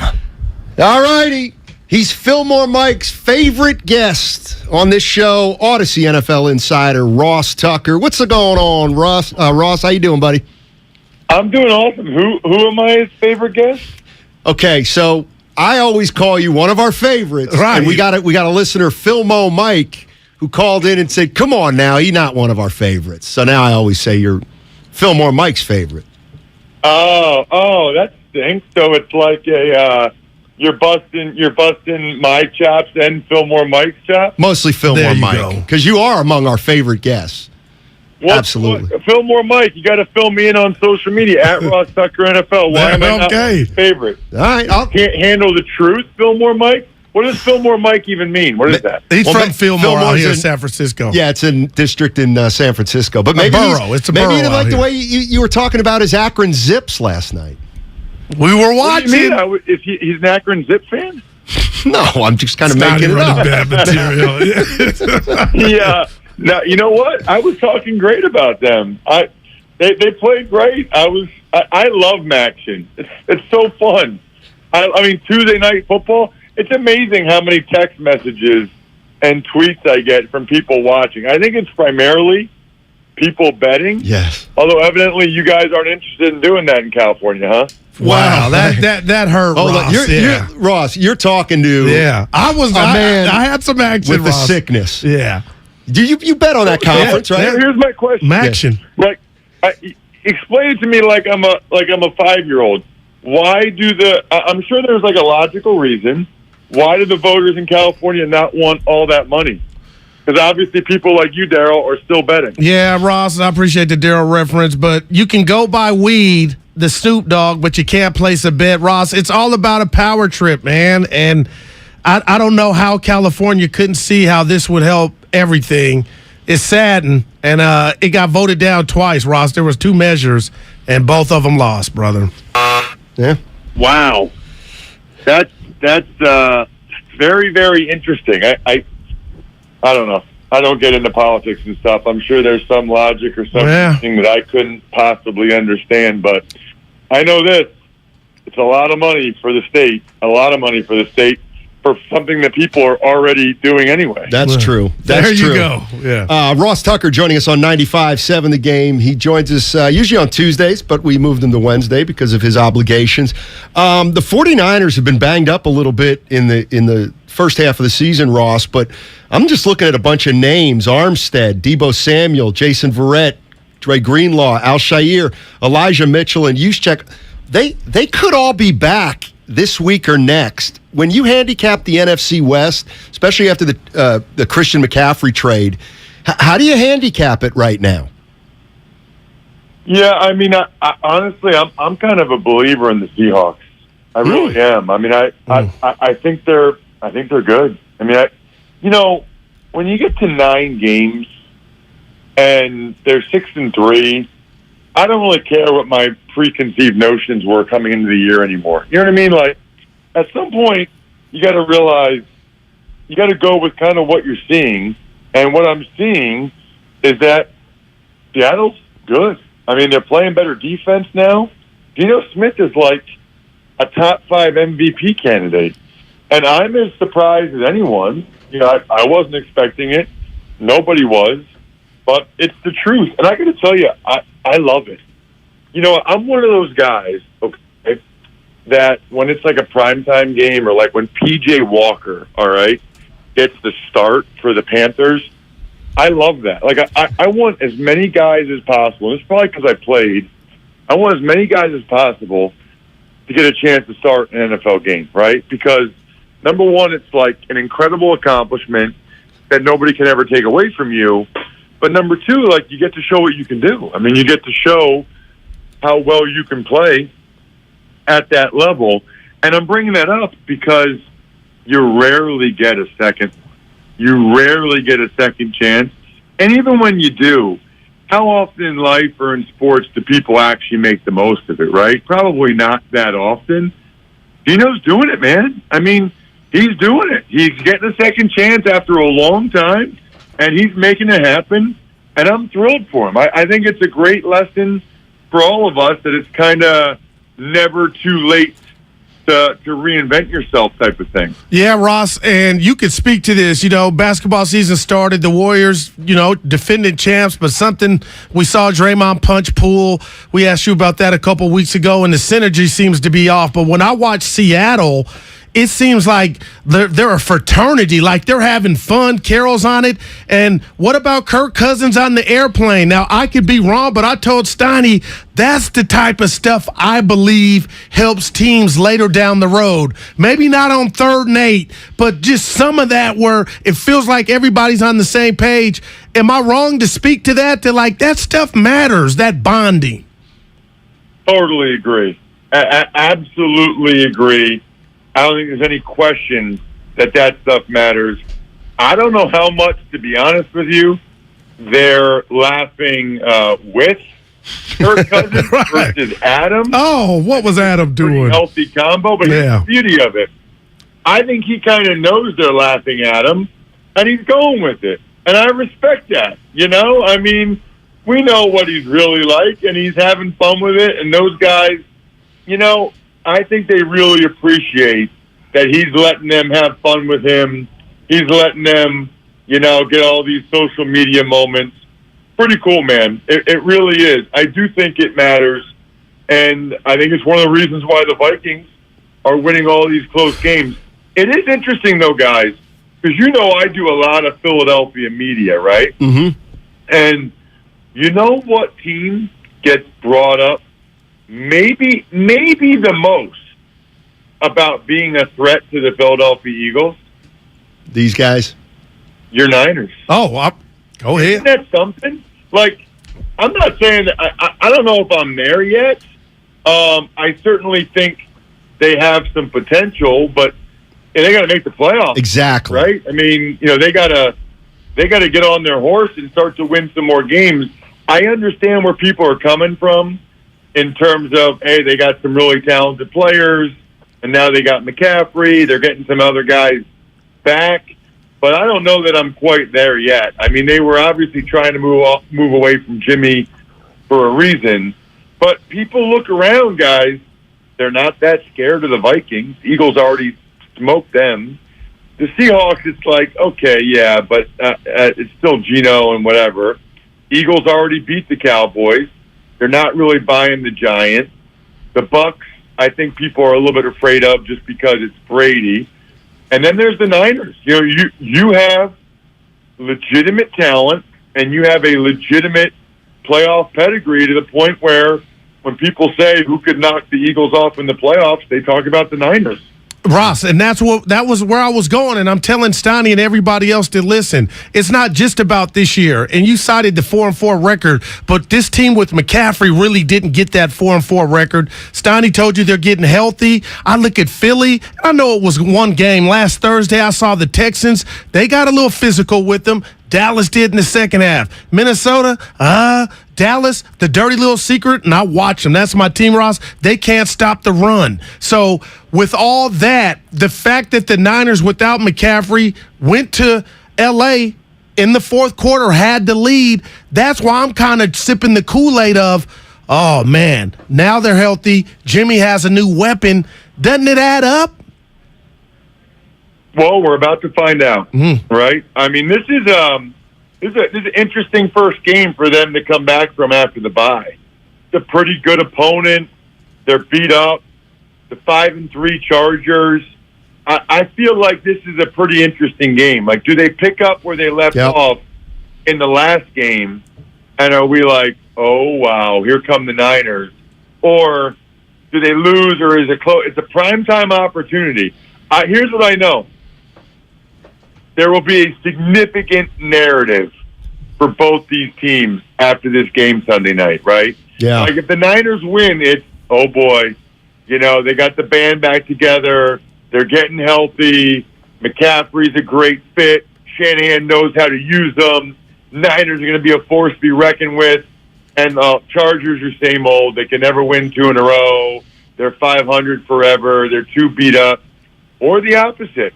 Chargers win this one to get 6-3, and people will be talking about, them being able to get a big win on the road, and it's not the same old Chargers, and they'd be saying the Niners, it's just not their year. I got to be honest with you, I kind of feel like the Niners are going to kill them. I got to look at what the betting line is again. I didn't bet on this game on the Even Money podcast. It's my betting podcast guru that you better listen to. And he's 5-10 right now in the NBA, by the way. I got to pull it up again. But unless the line's crazy, I kind of feel like the Niners are going to kill him. Ross, our producer's a Charger fan. He just his shoulders just dropped when you said that, because I told him I'm with you. The Chargers got a slew of injuries. I love Herbert, but they don't have enough.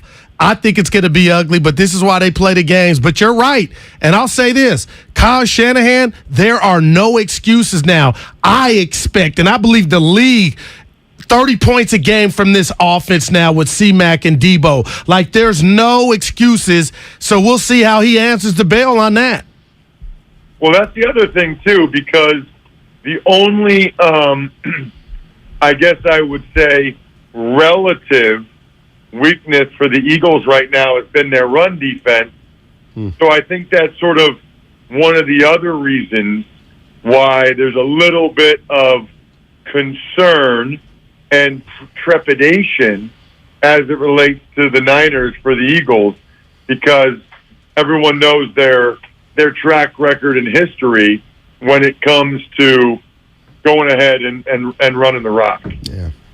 Hey, Ross, have a great rest of the week, and we'll touch base with you next week, man. Absolutely. Hey, I appreciate you. I appreciate you switching the days, and shout out to Fillmore. What's his name? Fillmore Mike. Fillmore Mike, baby. Thank you. I hope that was the best 14 minutes of your life, Fillmore Mike. That's Ross Tucker. Well, Steiny, you being messy, man. What? You being they call that messy. We just set trip and try to pit two people against each other. Oh, I love doing that. If we know, my boy AP, Aaron Pauls, the Union City's finest. Anthony Peeler. Look at you. Sends me a text. You are in this like one of your best moods ever. He goes, your partner's cranky.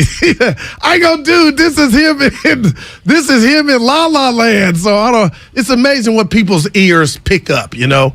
Shout out my boy AP. Yeah. No, shout out my disposition. He said your boy mean. I said, well, it's a good day. What's his name? AP, Aaron Posey. Yeah. Come on, Aaron. Now you are going to piss me off. Nah, but that was messy with him. And what if they run into each other? Fillmore, Mike, and Ross, you know. I don't think they will. I'm playing. I know you are. Okay. Not with AP, though. Yeah. I got to clear some things up, and then we're going to get back into the Warriors. I got to apologize to my neighbor Drew. Playing loud music? No. Oh. He went to Georgetown. The Hoyas. Yeah. He didn't like my insults on the team and the sorry, Drew. Shout out David Wingate. Well, we wish. Then they wouldn't have lost 21 straight. Oh, don't get me started in those teams. Michael Graham. Keep going. Alonzo Mourning. Reggie Williams was a hell of a player. Patrick Ewing, obviously. Who was the soft lefty, the center, played in the league a little bit? Lefty, the center. He was lefty. Othello Harrington. He was 6'6". But he still was, he still was. I didn't say short, but just. About 6'6". Soft. Not really a center. Yeah, he played in the league. Oh, yeah? What? Yeah, he absolutely, positively played in the league. And then there was one other thing. We got a meeting today, too. We had a meeting before the show. Oh, yeah. This is our own show meeting. Got another one. Yeah. Dude, why are you really, just relax? I am relaxed. And then the show meeting last week is adjourned, and you stand up and say, Guru. Everybody looks around 2 weeks ago. Like a little kid, disappointed I didn't ask a question to keep it longer. Today, I got something for you, boy. I got about 3 or 4. I forgot about Allen Iverson. Dude, we both did. That's just wow. I know. Steve Kerr's talking to the media right now. So we'll have some sound of Steve Kerr probably in the, definitely in the 2 o'clock hour. But here's one thing he said, and I kind of want to get into this a little bit. He was talking about the rotations, and he said the one thing they're thinking about or trying to maybe implement is playing Poole and Kuminga, in other words, 2 of the young guys, more with the starters. Okay? So maybe play Poole and Kuminga more with the starters. Okay. But he said, but then our starting 5 has, the best plus-minus of any starting 5 in the league. What do you think of this theory? Well, I love the theories. And I like to get into things a little bit. So there's a perception out there that, the starters have been fine and the bench has been terrible. All right. And I would say that's generally true. Okay. Yeah. I don't think numbers back it up a little bit. Yeah, I don't think they've been fine, the starters, but whatever. So my question is this. Whose fault is it if and when the young players do play with the veterans? Like, if first of all, it's not like the old North Carolina blue-white team where 5 guys check in for 5 guys in the first quarter. No. What do? They go to Poole coming off the bench, and then they decide whether they're going to go to Kuminga or Jermichael Green. Well, that's great that Steph, Clay, Wiggins, Draymond, and Looney, that's great that they can play together. And that's the strength of the team. But damn it, they owe it. They owe it to the team to try to be able to function with a couple young guys. There's a blend, a mix. Exactly. That's not reality. And I feel like in a little way, I think the veterans have to take some responsibility for that, for the fact that the bench has not been good. But a lot of times it's not been good with a couple or a few starters on the floor. I'm not mad at that theory, but what about the sound you played a couple days ago with Andre and Steph on that podcast, and they mentioned bad vets, which told me that's not Steph. Steph was not ignoring the youngsters.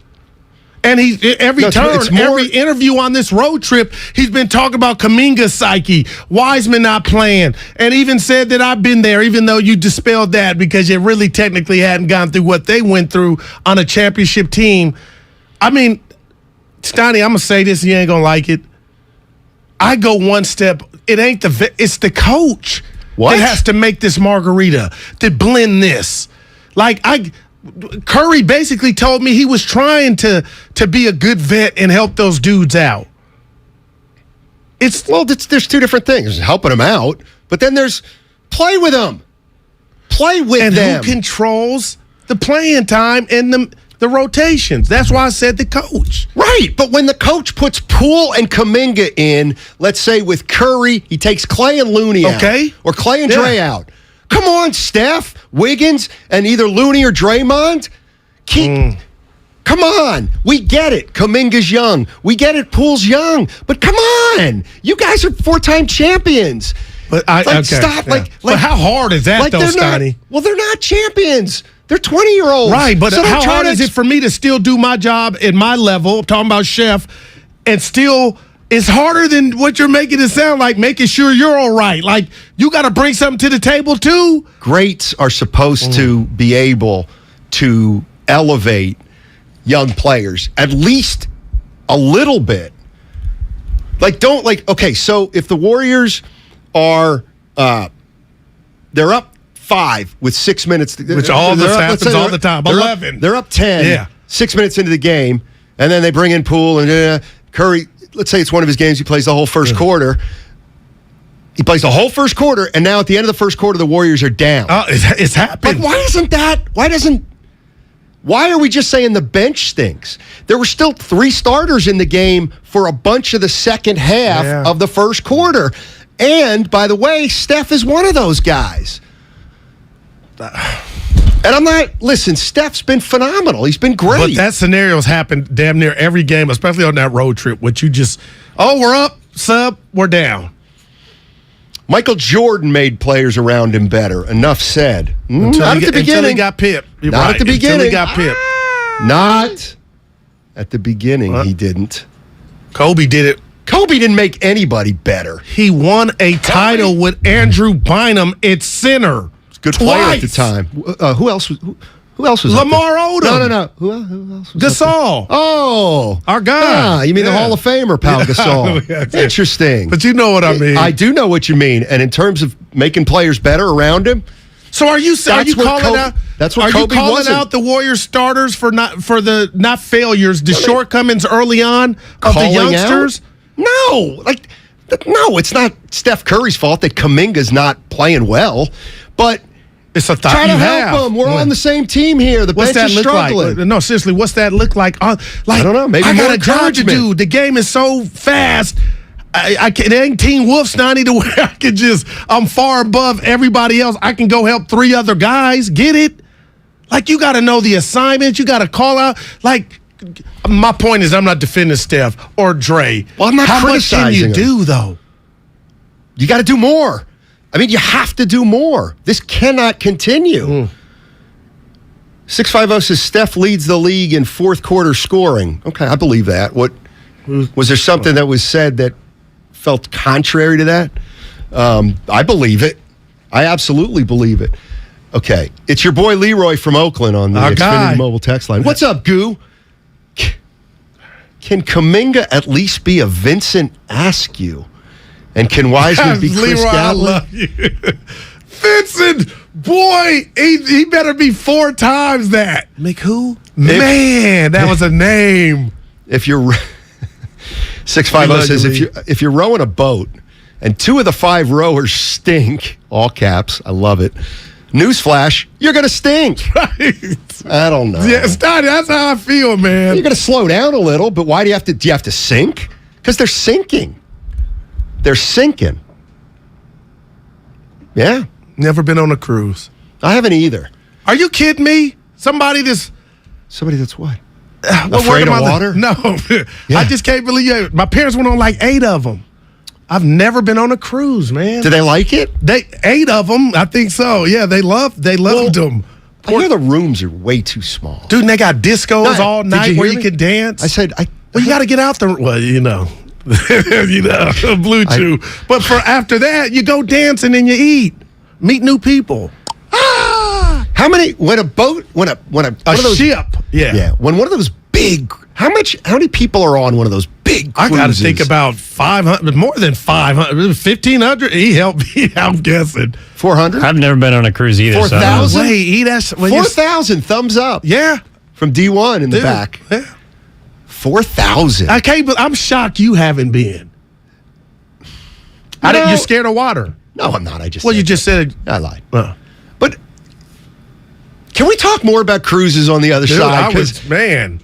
I've heard positive and negative. Oh, I've heard all positive. Cruises. Yeah, I've heard all positive. But by the way, what is it, Caravan? No, Carnival. Carnival, if you're looking to... right there, you're down looking for the street. A spokesman. Yeah. Oh, yeah, down the street. Get some action. All right, 888-957-9570 is the number. It's also the number for the Xfinity mobile text line. We're talking about the Golden State Warriors. Cleveland in town on Friday. And I'll ask Warrior fans one more time, how patient can you be? 4-7. Are they going to turn it around immediately? If they don't, again, how long are you waiting? 888-957-9570. I sound like a know-it-all sometimes.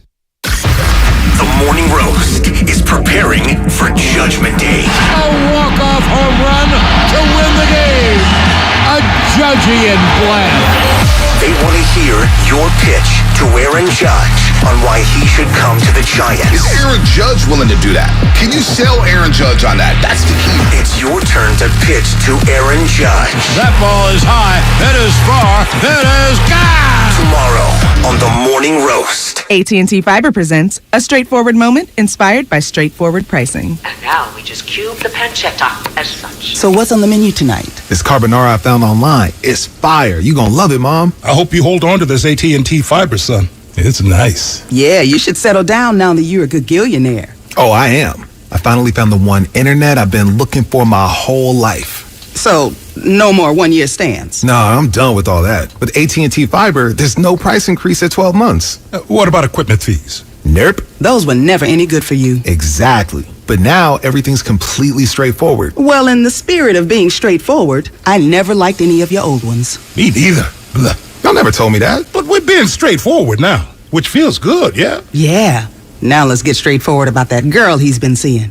Straightforward is better. No equipment fees, no data caps, no price increase at 12 months. Live like a gagillionaire with AT&T Fiber. Limited availability in select areas. Visit att.com/hypergig for details. Texting privacy policy and terms and conditions posted at textplan.us. Texting enrolls for recurring automated text marketing messages. Message and data rates may apply. Reply stop, opt out. Go to getrba.windows.com for full offer details. Homeowners, do you know when to replace your windows? Feeling too hot or cold? It's time to replace. Can't see through fog between the glass? Time to replace. Spending too much on expensive energy that literally goes out the window? It's definitely time to replace. If you've put off replacing windows in your home because it's too expensive, here's great news. You can now get a free in-home window consultation and free price quote from Renewal by Andersen, the company with the most 5-star reviews among leading full-service window replacement companies. And during their Black Friday sale, you can save $355 off every window and $910 off every door. Just text SCREEN to 323232 for your free consultation on top quality affordable windows or patio doors for $0 down, 0 payments, and 0 interest for a year. That's right, you don't pay a dime for an entire year. Plus, you can save $355 off every window and $910 off every door. But hurry, this offer ends November 25th. Text SCREEN to 323232 right now. Don't go into winter with drafty windows. Text the word SCREEN to 323232. Don't wait. Text SCREEN to 323232. Do you have 3 ex-wives and your current trophy wife wants a life insurance policy 3 times the size of the policies you had to purchase for your previous mistakes? If so, you need to call Big Lou at Term Provider, 800-230-2777. Big Lou is intimately familiar with your problems, and if you're 50 or 60 years old and in reasonably good health, a $1 million policy should only cost about $100 to $200 per month. Big Lou may have a solution for your previous policies as well. You may even save enough money to lighten the load on your new $1 million policy. Remember, call Big Lou. He's like you, except he's only on number 2. Call Term Provider at 800-230-2777. That's 800-230-2777 for $1 million in term life insurance that you can live with. Call Big Lou at 800-230-2777. 800-230-2777. Score big with Xfinity Internet. It's made to do anything, so you can do anything. Supercharge your home with the game-changing speed of supersonic Wi-Fi. With 3 times more bandwidth, it covers the field and then some, and blocks billions of threats with advanced security that helps keep you protected at home and on the go. If you're keeping score, that's internet that does it all. That's unbeatable internet from Xfinity. Learn more at Xfinity.com. Restrictions apply. Not available in all areas. Okay, smile naturally. Perfect. Cam's Photography knows wedding season ramps up in a flash. Smidge closer. They need to say I do to a studio assistant before clients go full Bridezilla. I'm so sorry. I have to get a different lens. I'll be right back. Indeed can help them hire great people fast. I need Indeed. Indeed you do.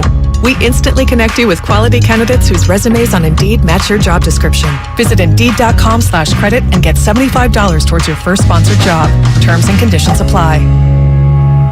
Today's Throwback Thought is brought to you by Kentucky Fried Chicken. Let's take some callers. Tony from Houston. Any throwbacks for us? Yeah, hi. I remember when you could get a whole meal for just $6. But now? You still can with KFC's 2-piece drum and thigh combo. Crispy chicken, mashed potatoes, a biscuit, and a drink for just $6. Is this an ad? Thanks, Tony. Order KFC's 2-piece drum and thigh combo on the KFC app for just $6. That's finger licking good. Price and participation may vary. Limited time offer, tax extra. Chris Cuomo is back with a new show on a new network. Catch Cuomo weeknights on News Nation at 5 and 8 p.m. Pacific. To find News Nation on your television provider, go to newsnationnow.com/join us. This football season, adopt a new tradition that's sure to turn fans into family. The Jim Beam Highball. That's beam and soda over ice with a lemon slice. Share one at the stadium or make one at home. Kentucky Straight Bourbon Whiskey, 40% alcohol by volume. Copyright 2022, James B. Beam Distilling Company, Claremont, Kentucky. Drink smart. This Veterans Day, Outdoor Supply Hardware is giving 20% off to retired or active military service members. Visit OSH November 11th through 13th and receive 20% off with ID. This discount is on top of OSH's end-of-season clearance sale. Save up to $200 on in-stock fire tables and patio heaters, or save $100 on select Weber propane grills. OSH has great price in-stock holiday decor, artificial trees, lights, and inflatables. Visit 14 Greater Bay Area and Central Coast OSH locations. OSH, neighbors helping neighbors. Kirby is your driveway mechanic. They bring the shop to you with brake replacements, oil changes, washes, and so much more. Get $50 off your first oil change with code OIL50 at Kirby.com. That's CURBEE.com and use code OIL50. You're listening to 95.7 The Game, KGMZ FM and HD1 San Francisco. Always live on the free Odyssey app.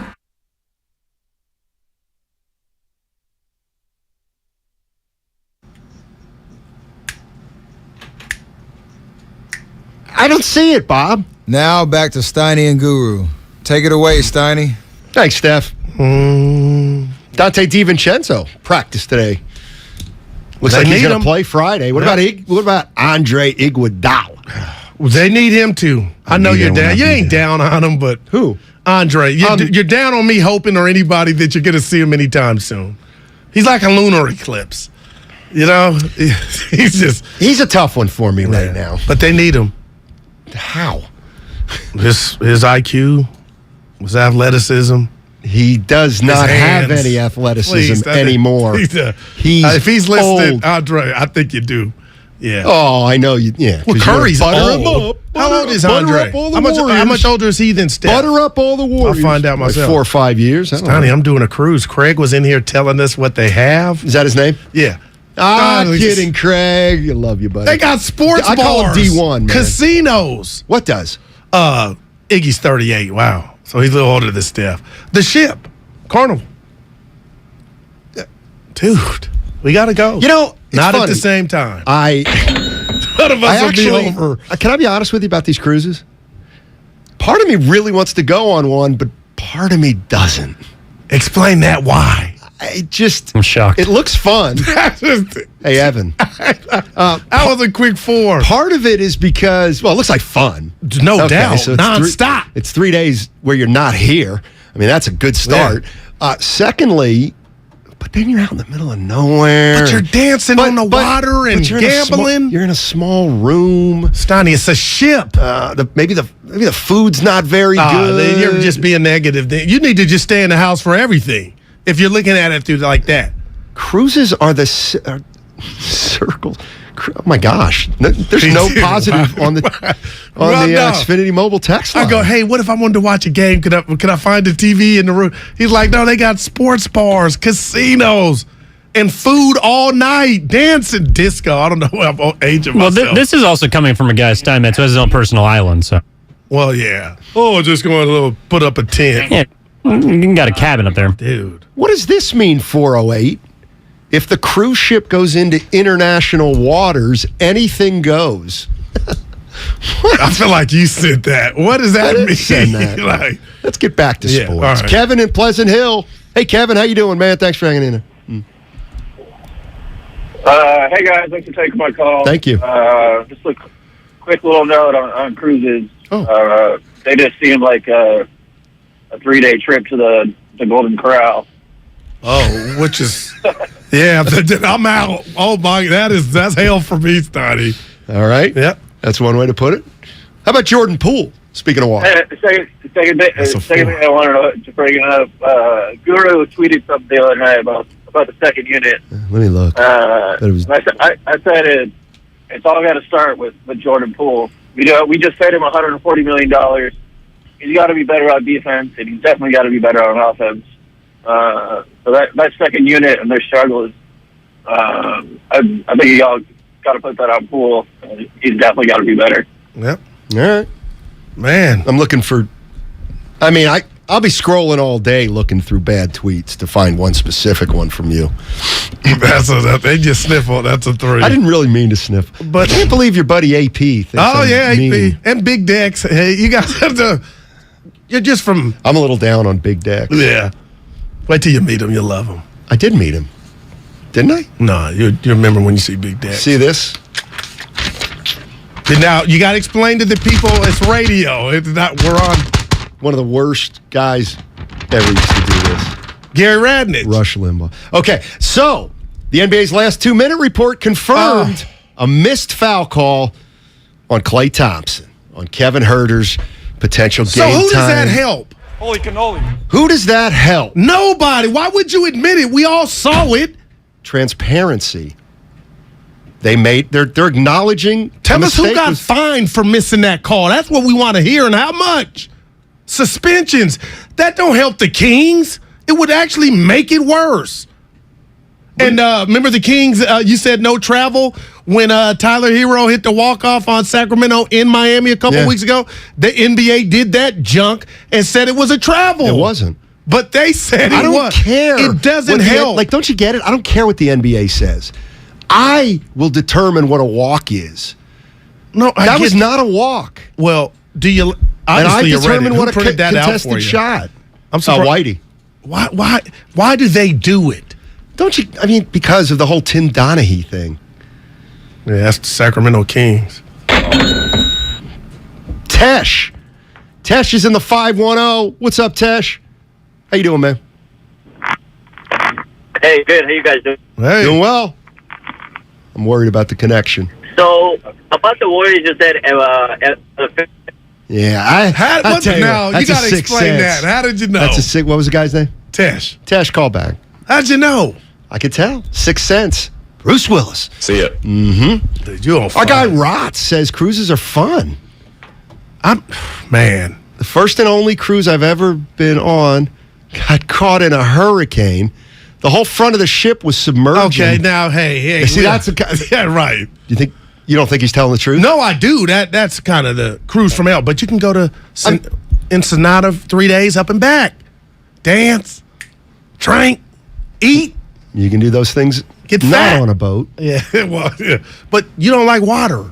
No, what did you? I love water. Just looking at water. That's why I love Lake Merritt. I used to live there. I have a affinity for water. By the way, the reason they come out and say we missed the call is to acknowledge their mistakes so that nobody thinks it's getting swept under the rug or they're not dealing with it. Yeah. You should like it. Accountability. What's wrong with accountability? See? Stumped. Yeah. Stumped like Stump Mitchell. Neil Lomax. St. Louis Cardinals. Roy Green. Jim Bakken. Dude, who was their coach? He was from the Hogs. He was offensive lineman on the Redskins. It was... Come on, he was a Raider, too. You know? Hold on, no, do you know? Yeah, I do know. Okay, now. hold on. It just came to me. For some you reason, hear this word in the Spider-Man movies and comic books. The St. Louis Cardinals. Come on, Hannafin? That's a great guess. Hannigan? Nope. Give me the initials. JB. I don't know. Joe Bugle. He was He was on off. He was a Hog. Hold on a sec. He was on the offensive line. He for was the the Redskins. coach when Neil Lomax was the St. Louis Cardinals quarterback.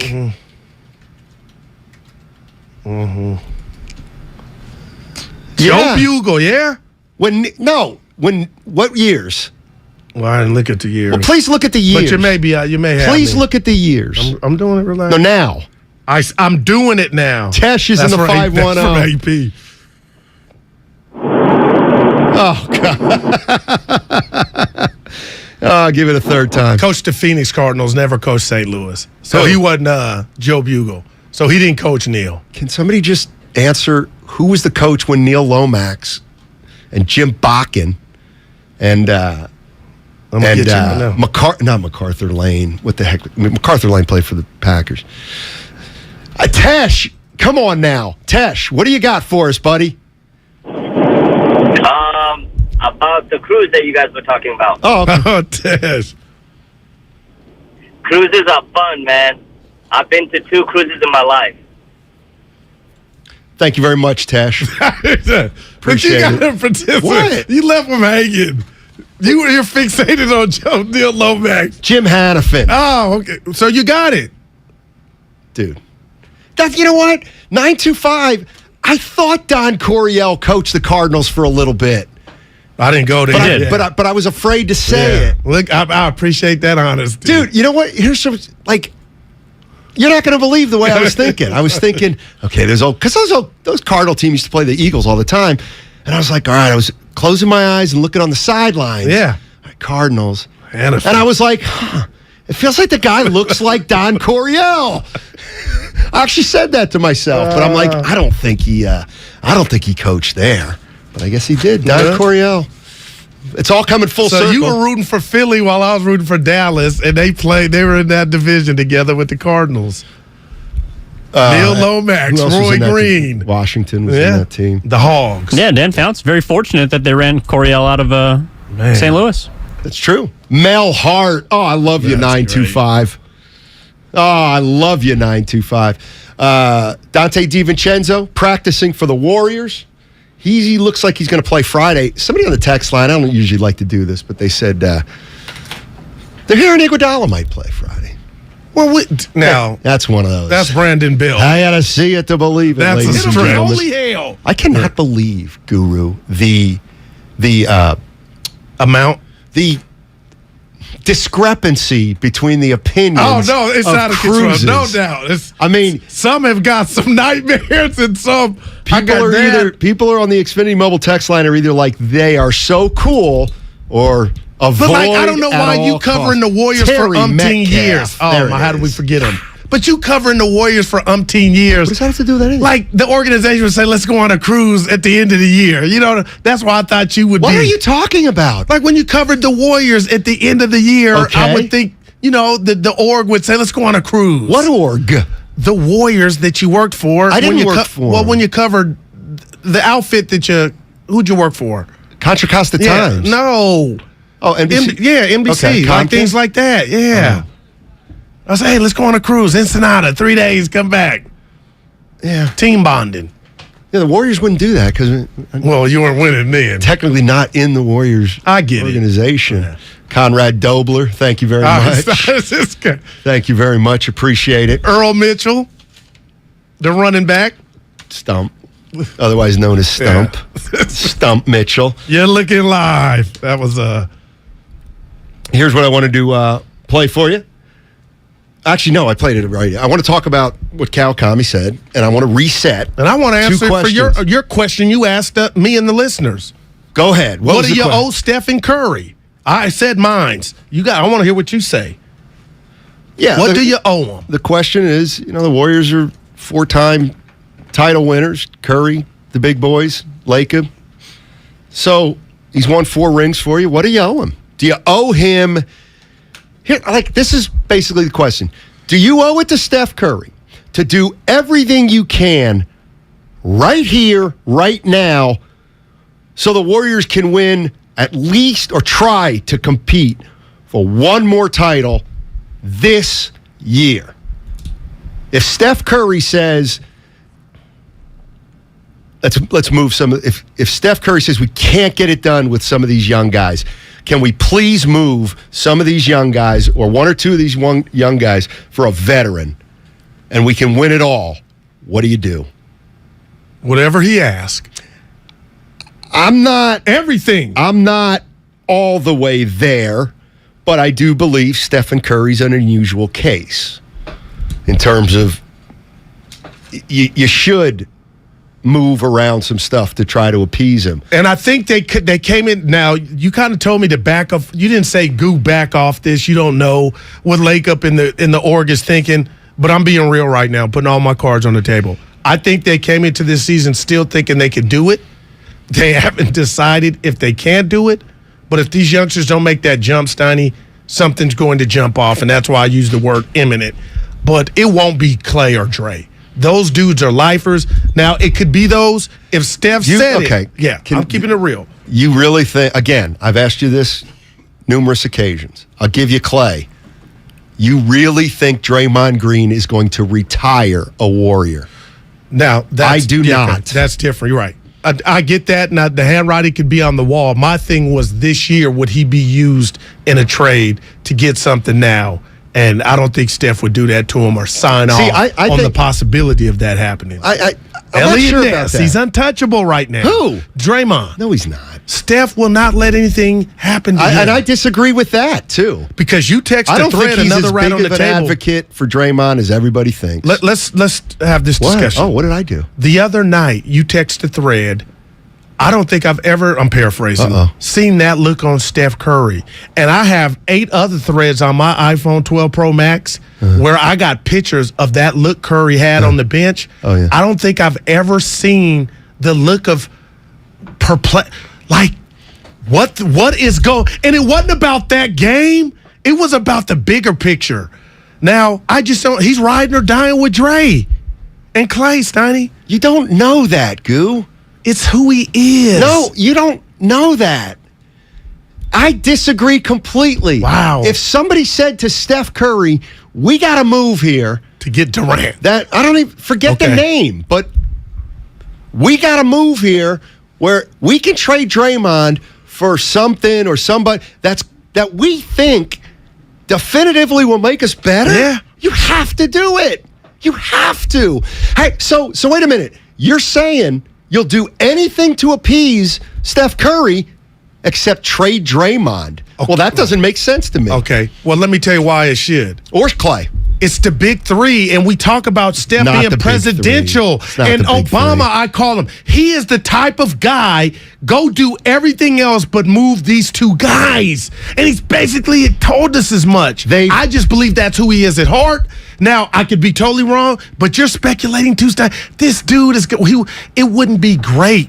It wouldn't be good. It would be bitter crazy. if he did it at the cost of losing one of his dogs. No, I disagree. Yeah. I disagree. I mean, for all we know, he may be sick of Draymond right now. Yeah, we would know. No, he wouldn't. Why? Would Curry come out? Hey, I'm sick of Draymond. Now, that something would have happened with KD over the summer when we were reading those articles and you hearing rumors that they were interested. Steiny, he is Joe Lacob right now. Who? Steph. Okay, you're absolutely out of your mind. Do you know nothing about Joe Lacob? Seriously. They wanted him to do something last year. He didn't do it. The two things that we know they've asked management to do, they didn't do it. And what happened? They won a title. So Joe was right. Exactly. But now, Look, if this gets uglier. Listen, Joe Lacob and Bob Myers are far more equipped to run a team than Curry, Clay, or Draymond. I don't dispute that. Plain and simple. But if they feel like they owe him something, Steiny, they're going to say, you're involved. Hey, we want to move Steiny. You ain't moving Steiny. I don't want him to go. All right, Steph, we respect you that much. We see LeBron, the Lakers, now it's blown up in their face. The Lakers are doing it to Bron. Whatever he wants, they have tried to do. Yet, how's that worked out? But they want a chip, but I hear you. How's that worked out? They have the worst roster in the league. Yeah, but if 3 years ago, you would have said, how's that worked out? I'd been like, it's worked out fine. They went and got Anthony Davis. But my point is, they did whatever he wanted them to do. That's all. And it's you can't do that. It's proven it's not the smartest thing to do. So are you telling me you feel Joe Lacob, when I say they owe Steph everything, you think Joe would have a different answer than that? Yes, I do. I do. He would say, I owe Steph. Steph's a great player, but made me a billionaire. I hate to say it, but it's his team. It's Lacob's team. It's not Steph's team. And I do believe that if Joe Lacob believes Kuminga, Wiseman, Moody, and Poole are all capable of becoming really good players, yes, and he may still believe that because they are still very, very young, then he's not going to trade them. Wow. I do not believe he will trade one of the young guys unless things get really bad. Yeah. And how bad is right now 4-7 defense looking like it's non-existent? Are you under the umbrella of it's just early, it's cute, they'll figure out? No. I'm frightened. Like, are you getting better players or more athleticism? That's why I'm concerned about what we're seeing. I was concerned before they played a game. I was concerned and thought they had unbelievable challenges before Draymond punched Poole. I told you that, Goo. I just feel like they're not. Okay. It's basically the exact same thing as the Niners to me. You can't develop a quarterback and win a Super Bowl. You can't play Kuminga, Wiseman, and Moody and win a title. I just don't think those go hand in hand. I think the idea that a couple or 3 20-year-olds are okay. I'm just. I appreciate I don't know the how honesty. else to Give say me it. this though. They have tried that. What you're talking about with the youngsters and the 49er example. They have gone into this season trying that. Now the plug may get pulled, it may get yanked. They've come into the season, the Warriors, along with Dante and Green, but they have tried through 11 games, 10 games, to do what you're saying seems impossible. To get from those three. Yeah, sure. All right. I think it was possible before the season. And I'm over here envisioning a front line of second unit of Kuminga and Weissman. Yeah, I just it looks like it may be a pipe dream. I've noticed you're kind of going back and forth a little on Weissman. I'm just curious. I don't know that one's right, one's wrong. And who do we have early on that said it's Weissman? Yeah, but then that was Dibs, huh? No, it was a nightmare. Yeah, but who the was whole it? Weissman That's what we were doing the shows from home. Now, you want me to give you hear the facts? Yeah. Well, I don't know if they're well, they are facts, but we all said Weissman. Yeah, James Weissman. Raymond Ritter. I called Raymond and said, "What's it?" I remember he this. said, "Actually, it's Weissman." Yeah, Weissman. I said, "Okay." Yeah. Started using Weissman for about 3 days, and then Ritter called me back and said, "Yeah, actually, it's Weissman." Oh, that's I didn't. So I think somebody went to him. Yeah. I think somebody. I'm gonna speak to him Sunday. Who? Raymond. I might go to the Warrior game Friday. I'm thinking. Man, the Meyer seats. I'll say that again for the Bay Area who's going to be out there. I may go to the Warriors Evan, game. who is this? You are the man. Well, he only decided he was going to go after I told him I was going. No, so. I did. Yeah, you did tag along. I actually thought about it. Good. It's unity. It is. Hey, you had Meyer seats that night? I didn't. I don't even know if I'm going. No, you know what? That was unprofessional of me. I don't think I'm going to do that anymore. Somebody come take this man's temperature. No, you didn't know. Listen, when Orlando comes Bob in, Myers says, man. "Hey, here's 2 tickets for you. Yeah, great seats. Okay, I take them.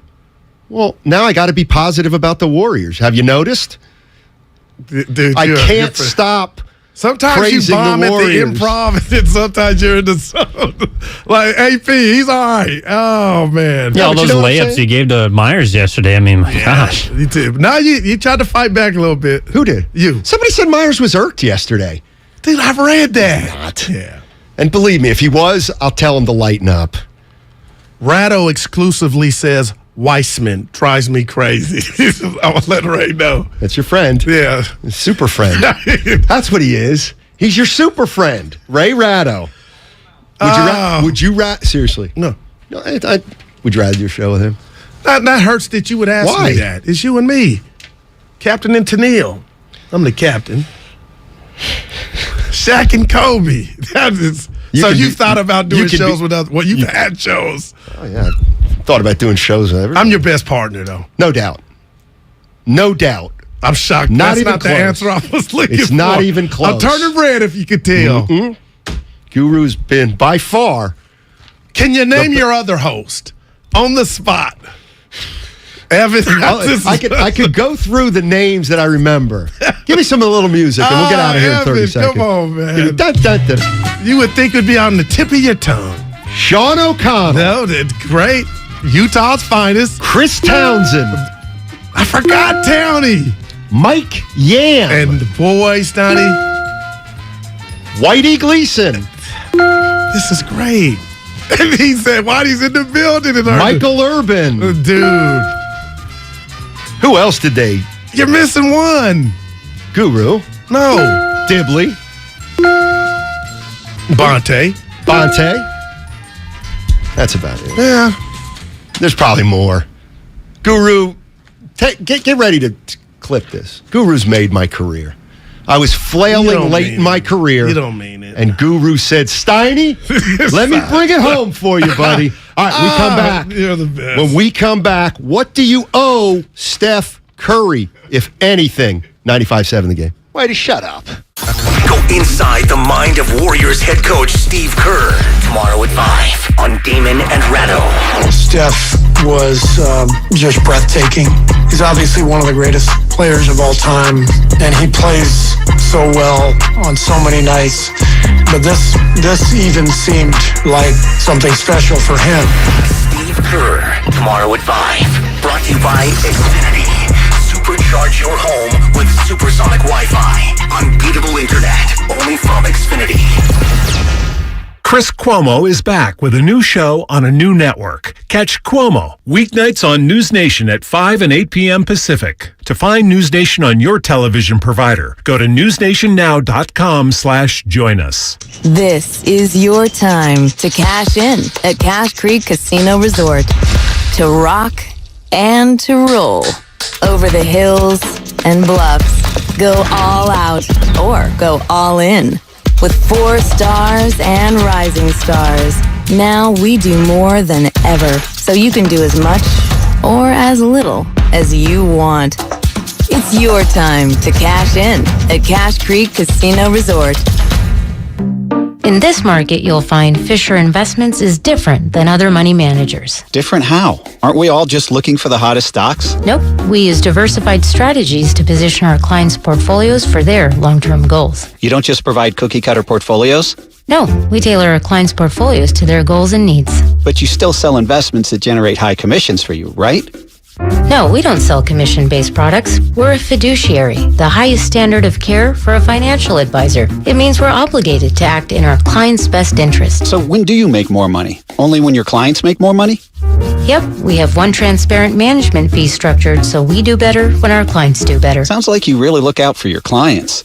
We do, because our priority is helping them achieve a comfortable retirement. That might be why most of our clients come from other money managers. Visit FisherInvestments.com to find out why investors like you switch to us. Fisher Investments. Clearly, different money management. Investments in securities involve the risk of loss. Are you interested in new career opportunities in the Bay Area and want to make a difference in your community? The San Francisco Sheriff's Office is looking for people considering a job in law enforcement right now. If you're at least 20 years or older with a high school diploma or equivalent, the San Francisco Sheriff's Office wants to hear from you. Enjoy full benefits, flexible schedules, and opportunities for growth and promotion. For employment announcements and more information, visit sfsheriff.com. That's sfsheriff.com to apply today. Don't waste your time trying to sell your old car. Donate it to Cars for Kids. It's the easiest and fastest way to donate your car and get a tax deduction. Donate online at carsforkids.org. That's cars with a K. 1-877 Cards for Kids. Donate your car today. Technology lets you access a personal trainer from home, like on this exercise mirror. Less talking, more squatting. But to keep your hybrid workforce in shape, you need more than technology. And kick. And jump. You need PCs powered by Intel vPro, custom configured by CDW. Hardware-based security and remote management make it easy to protect and monitor PCs from anywhere. Wait, don't turn me off. Intel vPro makes secure remote management possible. CDW makes it powerful. Learn more at cdw.com/vpro. Yellowstone, television's #1 show, returns on Paramount Network. I, John Dutton, do solemnly swear to uphold the Constitution of the state of Montana against all enemies, foreign and domestic. Featuring an all-star cast led by Academy Award winner Kevin Costner. The invasion is over. They will fight you dirty. Is there any other way? As the Dutton family fights to protect their legacy, they'll learn power has a price. Signing this is a declaration of war. We're already at war. Yellowstone returns Sunday at 8 p.m. Eastern for an epic 2-hour premiere event exclusively on Paramount Network. Someday, you might be with friends in the Bay Area, telling the story of how you navigated these complex times. The market was all over the place, so you reached out to a Merrill advisor, and with their help, charged ahead. And unlike your fishing stories, you won't have to go overboard. Find an advisor at ml.com/bullish. Merrill, a Bank of America company. What would you like the power to do? Investing involves risk. Merrill Lynch, Pierce, Fenner & Smith Incorporated, registered broker-dealer, registered investment advisor, member SIPC, a wholly owned subsidiary of Bank of America Corp. Finding the right Medicare plan? Oof, no easy feat. Kind of like those dances my granddaughter loves making me do. But then I found Walgreens FindRx coverage. Lets you compare plans online, over the phone, or in person. Made Medicare shopping so easy. Plus, I found plans with low-cost copays. I can get down with that. Medicare annual enrollment ends December 7th. Find a plan that's right for you at walgreens.com/Medicare. Anywhere fans go to cheer on their team, there are behind-the-scenes MVPs, ensuring everything is game day ready. We see you, Joe, fixing seats so every fan can enjoy every game. And Allie, who keeps her stadium running smoothly from the moment the first game starts to the last play of the season. At Grainger, you're our MVPs, and we're always here for you, with supplies and solutions for every industry and 24/7 customer support. Call, click Grainger.com, or just stop by. Grainger, for the ones who get it done. With Black Friday savings at the Home Depot, you'll find top brand kitchen appliances with innovative features that can do more, so your holidays can be more. Ovens with built-in air fryers for baking the perfect cookies. Dishwashers with smart tech to clean everything from bakeware to festive mugs. And high-capacity refrigerators to keep leftovers fresh. Shop Black Friday savings and get up to 30% off, plus instantly save up to $750 on select GE kitchen packages at the Home Depot. How doers get more done. Offer valid November 2nd through November 30th. U.S. only. See store or online for details. In Livermore, we're looking for highs at 57, partly cloudy. Weather brought to you by one thing. Install a low-flow shower head and keep water off when brushing teeth or shaving to save water every day. Join Odyssey, and together each of us doing one thing makes a greener tomorrow.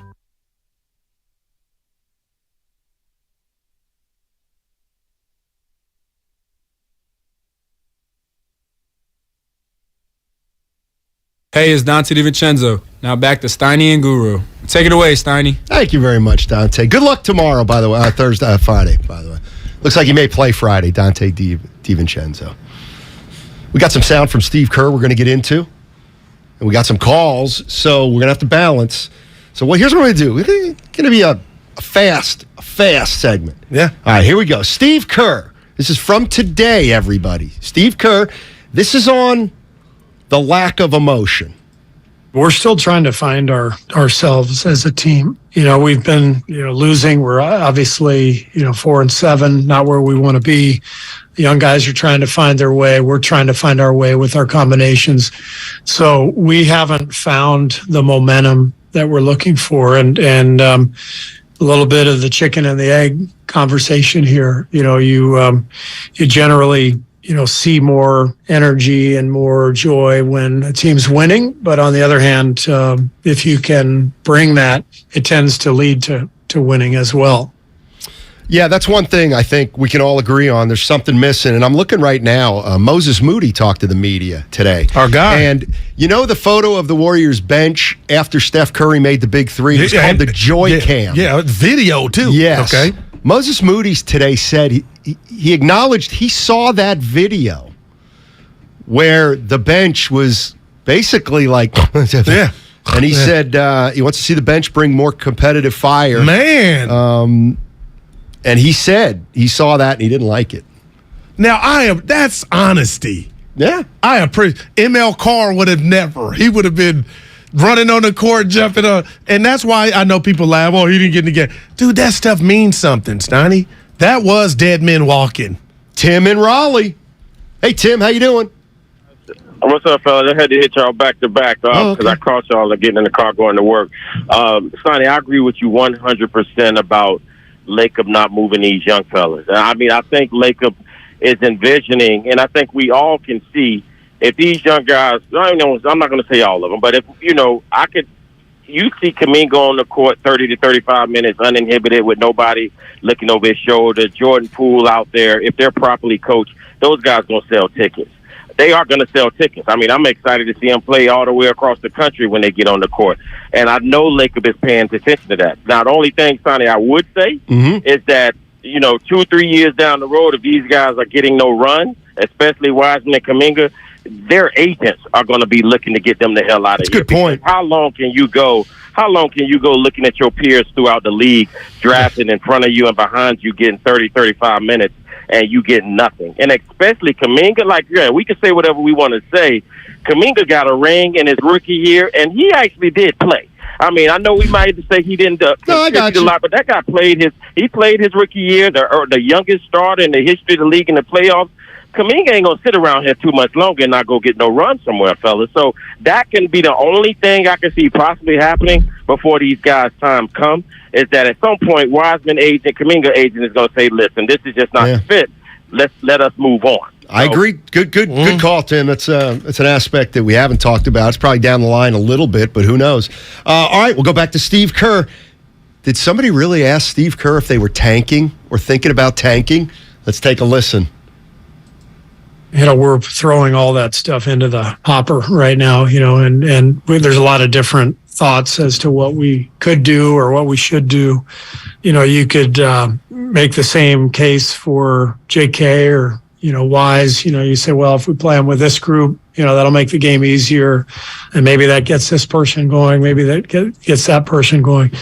But you also have a starting group that has the best 5-man net rating in the league. I think they're still at the top. If not, they're right near the top. So there's no clear answer, as to how to best try to get guys going. But I'm always a believer that a team finds its way as long as everybody commits and competes together, and that'll happen with us. We've got too good of a team. Our guys are high character guys. We'll find our way. But that's going to include more, experimentation from us as a staff, and players just, having to commit to each other and see where it all goes. All right, that's my bad. What happened? He wasn't asked about tanking. I'm sorry. He was asked about taking a starter out. Oh, because I was waiting for him to flip his lid. To the bench. Yeah. Lou Piniella. My bad. But there he goes again. Not there he goes. But there's something he said that we were kind of talking about. I mean, the starters are great when they're with the starters. But that's not reality. Yeah. Let's go to Bobby. Bobby's in Oakland. Bobby. What's going on, Bobby? How you doing, man? Hey, good, man. I'm going to say something that I was totally against of even thinking about trading these young cats. But, man, I got to say, I don't see that bounce. What I mean by that bounce, even if you're a young guy coming in, there's something about you when you got that energy that you can just take over, even though you make mistakes. I think they'll be pretty good to okay, even if you wait. But, man, I'm looking at see if you can get KD out here. I know it's maybe a pipe dream, but you have to do something because you can't wait to see if they're going to turn out to be anything. Oh, again, I was totally against it, but I just don't see the bounce, fellas. Thanks for the call. What do you guys think, man? Yeah. Wow. He doesn't see the bounce? Yeah. Well, I think he's right. And I know I've used this example before, but, back in the late 80s when the Pistons were really good, they couldn't really get over the top. And then they brought in Sally and Rodman, who were young, athletic. Spider in the worm. Just incredible athletes, both of them. And they gave that older team an energy that they just didn't have without them, and they ended up winning it. And don't you think that was the Warriors? That's what they were trying to do when they named these two. And this is going to be the drafted hardest. These two guys. But this is going to sound. Well, I don't know how it's going to sound. That worked. Sally played in college, big-time college basketball. Georgia Tech. Rodman didn't. But why aren't they playing with their hair on fire? I think that might be another issue. Everyone's like, let's play through their mistakes. The only way you get to play through your mistakes is if the coach thinks you're busting your hump. Man, and if the coach doesn't think you're working as hard as you could be, then you don't get to play through mistakes. You want to hear some more? Yeah. This is Steve Kerr on why he's playing Ty Jerome and Anthony Lamb. The thought process is, when you're struggling and you don't have a rhythm, you don't have consistency, veteran players are going to be able to provide that more than young players are. And so, Ty and Anthony are both, relatively young, but, 4-year college players. They've learned a lot more. They've absorbed a lot more than our younger guys. And so they're more capable of allowing different groups to click, defending without fouling. You've seen, Lamb, you just watched Lamb, every defensive play on the interior, he's here instead of in here. And so as we're trying to clean up our defense, it's Ty, same thing. He defends without fouling. He doesn't turn the ball over. Those are crucial things when our margin for error is really slim. There it is. And I would tell, James and Kuminga, listen to this, but my question to you and the masses is, why is the margin of error that slim? Because Clay's been poor, Poole's been poor, man, and Draymond's been okay. He's been okay, and there you go. Say 2016, everybody. I didn't need to. That made it sound like How worried about Jordan Poole are you? I'm worried about Clay more. Man, I was listening to morning show, and there's no right or wrong answer. Bonte said he's more worried about Poole than Clay because he just thinks Clay, and I get it. He's had slow starts before. Okay, And on top of the slow starts, it's science. He has a reason. Clay has reasons. I'm going Earth, Wind, and Fire. Reasons of why he's not his old self. Poole just got paid. Okay, he started last year. Steiny, he was a beast and still is. Now you wonder if it's the Mike Tyson or if it's just him not comfortable in his role, which I would understand. After starting 56 games last year, now you're coming off the bench, and it's about what you said. If I'm Steve Kerr, and I'm never second-guessing other coaching, ain't did this 4 years. Dude, I just got something in mind. You ain't did this 4 years in a row to where we want you to all of a sudden start working on your passing. I want you to still be a walking bucket. I want the ahs. And it ain't, and I've been hearing this. You can't do that in the second year. It ain't the carrying. They ain't calling them. That might be something. It might be something. Might have something to do with it. He's over dribbling, if anything, to me. But it ain't going to have him not. He's still dribbling. Four shot attempts. I don't ever want to watch a Warrior game where it's 4 or less from JP. Vince is in the city. Hey, Vince. What's going on, man? Hey, what's up, guys? Hey. I just wanted to talk real quick about Wiseman. I think he's still got time. The Warriors seem to have been able to find big men in the league whose careers seemed like they were spiraling out of control, and then all of a sudden they come to the Warriors, and then they're a big name, and then they leave, and then you never hear from them again. So I think the Warriors system would be a good fit for Wiseman. I think it's just like how you guys played Kerr's take. They just got to figure out how they're all supposed to work together. It's a lot of new guys on the team. And one thing that this roster doesn't have that all the other ones had was a solid veteran that, like a Sean Livingston or guys like that who could just get buckets, who knew what to do, play defense, and just take care of the ball. These guys seem like they're afraid to make mistakes, and they're playing tight. That's one thing that I noticed. The young guys all seem to be playing tight, even Jordan Poole. I agree. Good stuff, Vince. Appreciate it. But he just signed a contract. You think he'd be as loose as you can get, Poole. Maybe he's so conscientious that he feels like he's got to play better because he's making more money. There are people. Oh, no, it's happening. They call that pressing. So Vince talked about they just got to figure out how to work together. Yeah. And see, I think that's a much more difficult issue than it sounds like.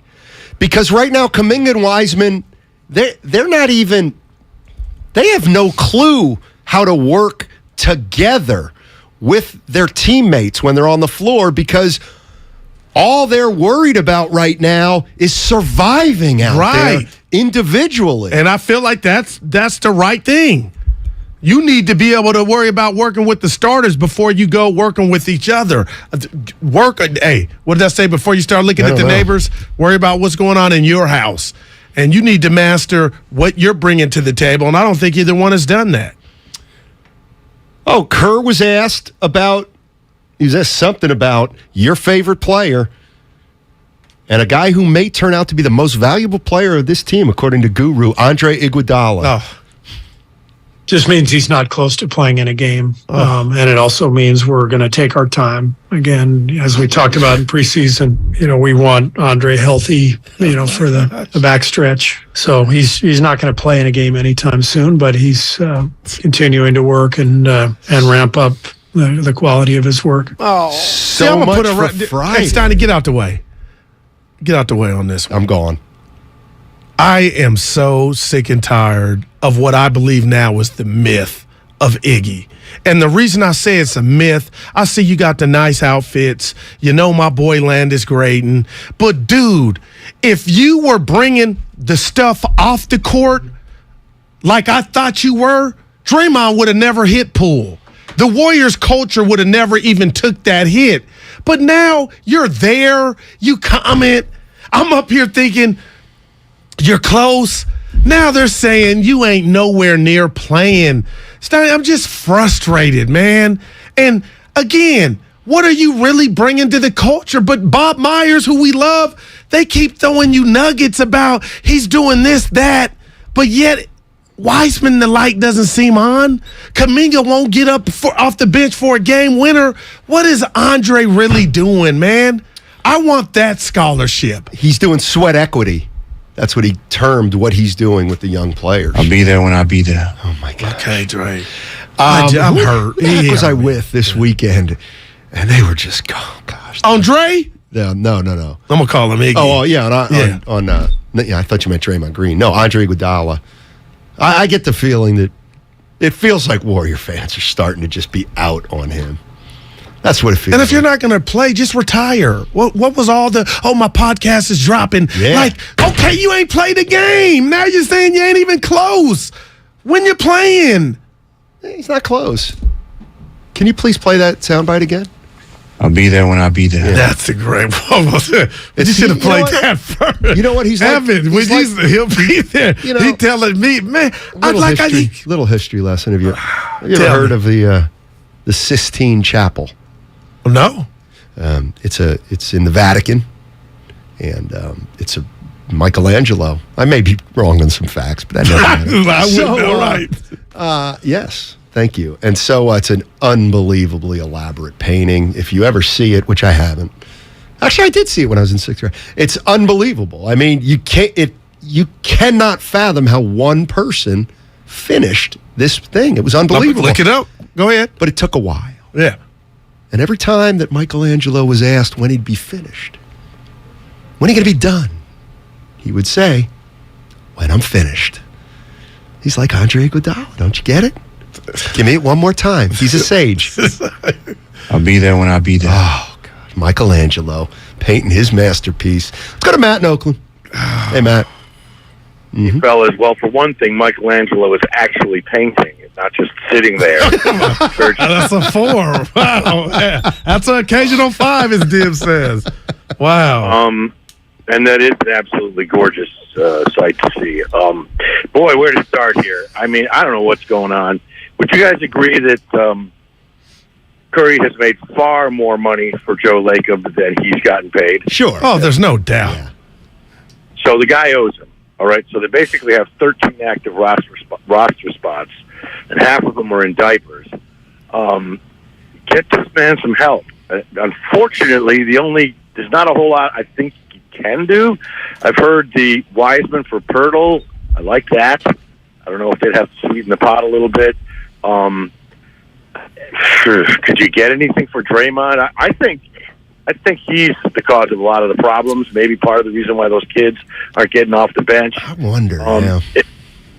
I just Clay. You probably couldn't get anything for him, and man, I don't care. He's just way too much fun. I got think you. They'll work that out.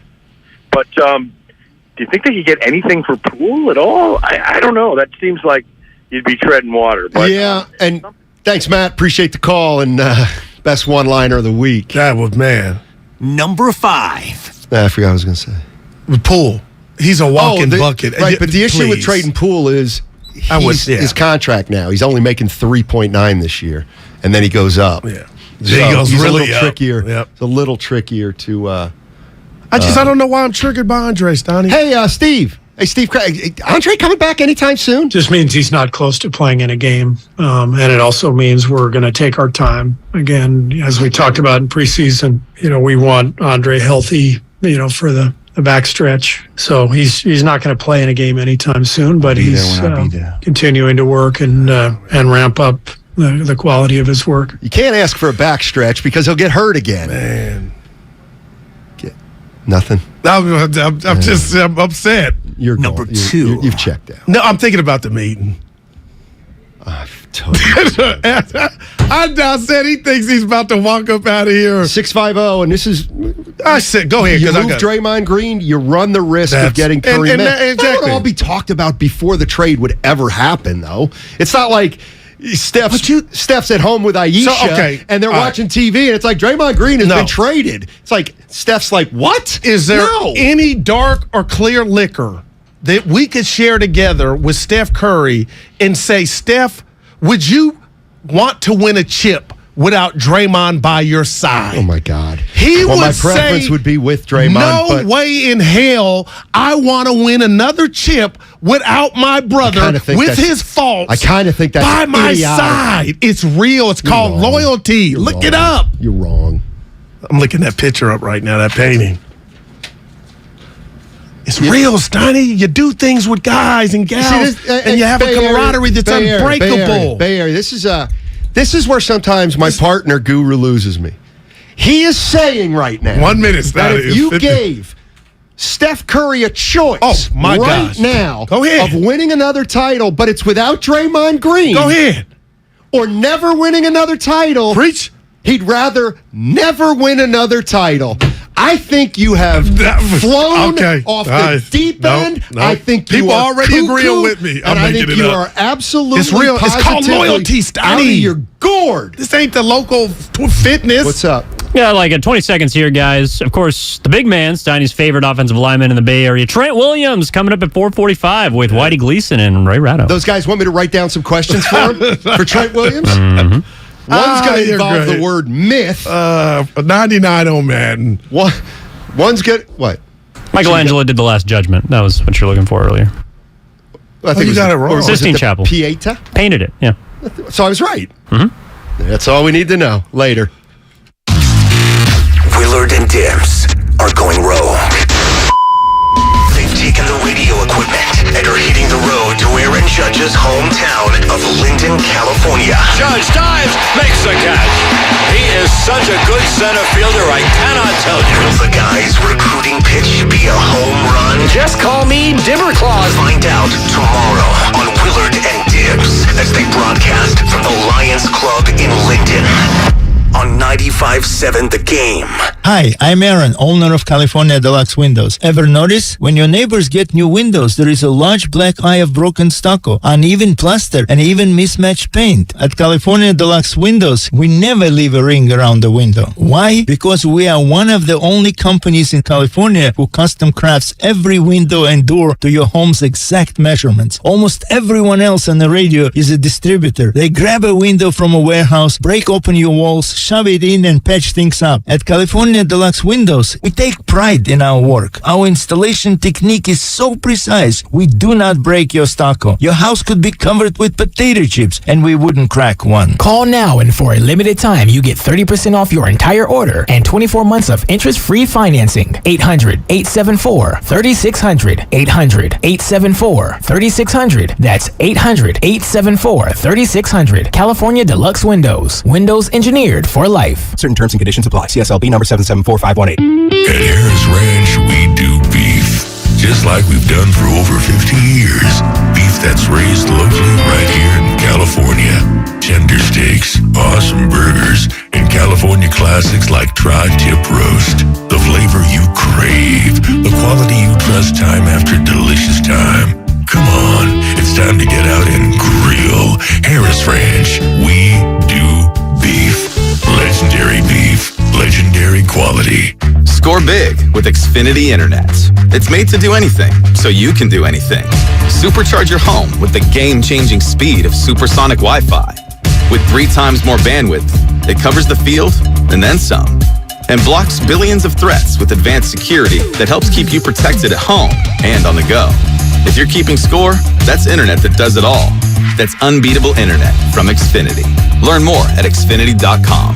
Restrictions apply. Not available in all areas. At EasyCater, food for work is our thing. Maybe that's why we get orders from 93% of Fortune 500 companies. So what's up with the other 7%? Everyone, meet our newest employee, Susan. She has an idea that is going to revolutionize our food ordering. Hi, Susan. So nice to meet you. Unfortunately, she just gave her notice, and today is her last day. I'm gonna miss her. Why don't all companies order through EasyCater? Who knows? Order 24/7 from over 95,000 restaurants on EasyCater.com. EasyCater, food for work. It's our thing. I found the place to shop Black Friday. Kohl's. I earned Kohl's Cash on everything I bought. Got 15% off and saved big with their early access deals like sweats for under $10, a throw blanket for just $8.49, and boots for $16.99. Did I mention these deals are for a limited time? Don't wait. Get more gifts and more savings at Kohl's. Flex styles. Deals valid through November 10th. 15% offer valid through November 10th. Some exclusions apply. See store or Kohl's.com for details. It's Joe Shasky from the Morning Roast. And if you're an independent restaurateur or are starting a brand new business, then you gotta know about my friends at Trimark. Trimark, making independent restaurateurs' dreams come true in Northern California for over 55 years. Whether you're designing your next restaurant or you need equipment and supplies, this is where Trimark comes in. They do it all. And what's most important to them is being a partner to their business customers. Visit TrimarkWest.com. That's TrimarkWest.com. Hey, this is Kenny Mayne, host of something called Hey Mayne. That's a podcast. We're working busily on season 2, but let's not forget about season 1. Remember Roy Wood Jr.? Wow, opening for Ron White. I've arrived. He's such a nice man. Maybe he wants a ride. Maybe he wants me to drop him off at the American Airlines terminal. Roy, I have a private jet. My pilot hangs with me like my homeboy. If you missed that episode of Hey Mayne, check it out on the Odyssey app or wherever you get your podcasts. Here's to Prilosec OTC. Without Prilosec, I wouldn't be able to enjoy all this yummy holiday food. Speaking of, whoever made that apple pie, delicious. I just take one pill each morning and zero heartburn all day. So cheers to Prilosec OTC. Ooh, are those jalapeno poppers? Prilosec OTC prevents excess acid that can cause heartburn, so you can enjoy the holidays. 1 pill a day, 24 hours, zero heartburn. It's possible while taking Prilosec OTC. Use as directed for 14 days to treat frequent heartburn, not for immediate relief. O'Reilly! Don't miss See Better, Drive Safer Month at O'Reilly Auto Parts with great deals on wiper blades, headlight bulbs, and more. Right now, get up to a $20 gift card after a mail-in rebate with the purchase of select Sylvania bulbs. Plus, get double O Rewards points with your purchase. Prepare for the weather ahead during See Better, Drive Safer Month at O'Reilly Auto Parts. O'Reilly Auto Parts. If you have certain chronic conditions such as heart disease, Asthma. diabetes, and you're 19 years of age or older, 52. 36.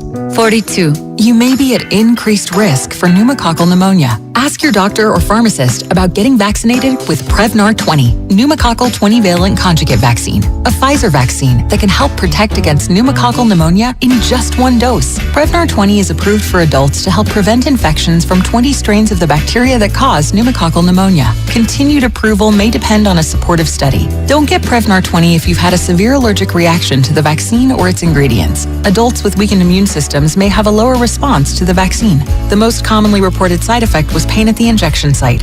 For additional common side effects and full prescribing information, please call 1-855-213-2138 or visit Prevnar20.com. I'm going to ask my doctor about getting vaccinated. with Prevnar 20.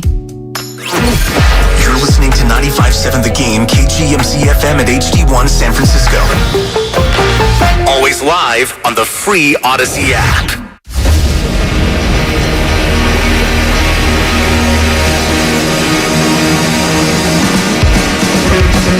Live from the corner of Broadway and Battery, you're listening to Damon Bruce and Ray Ratto on 95.7 The Game.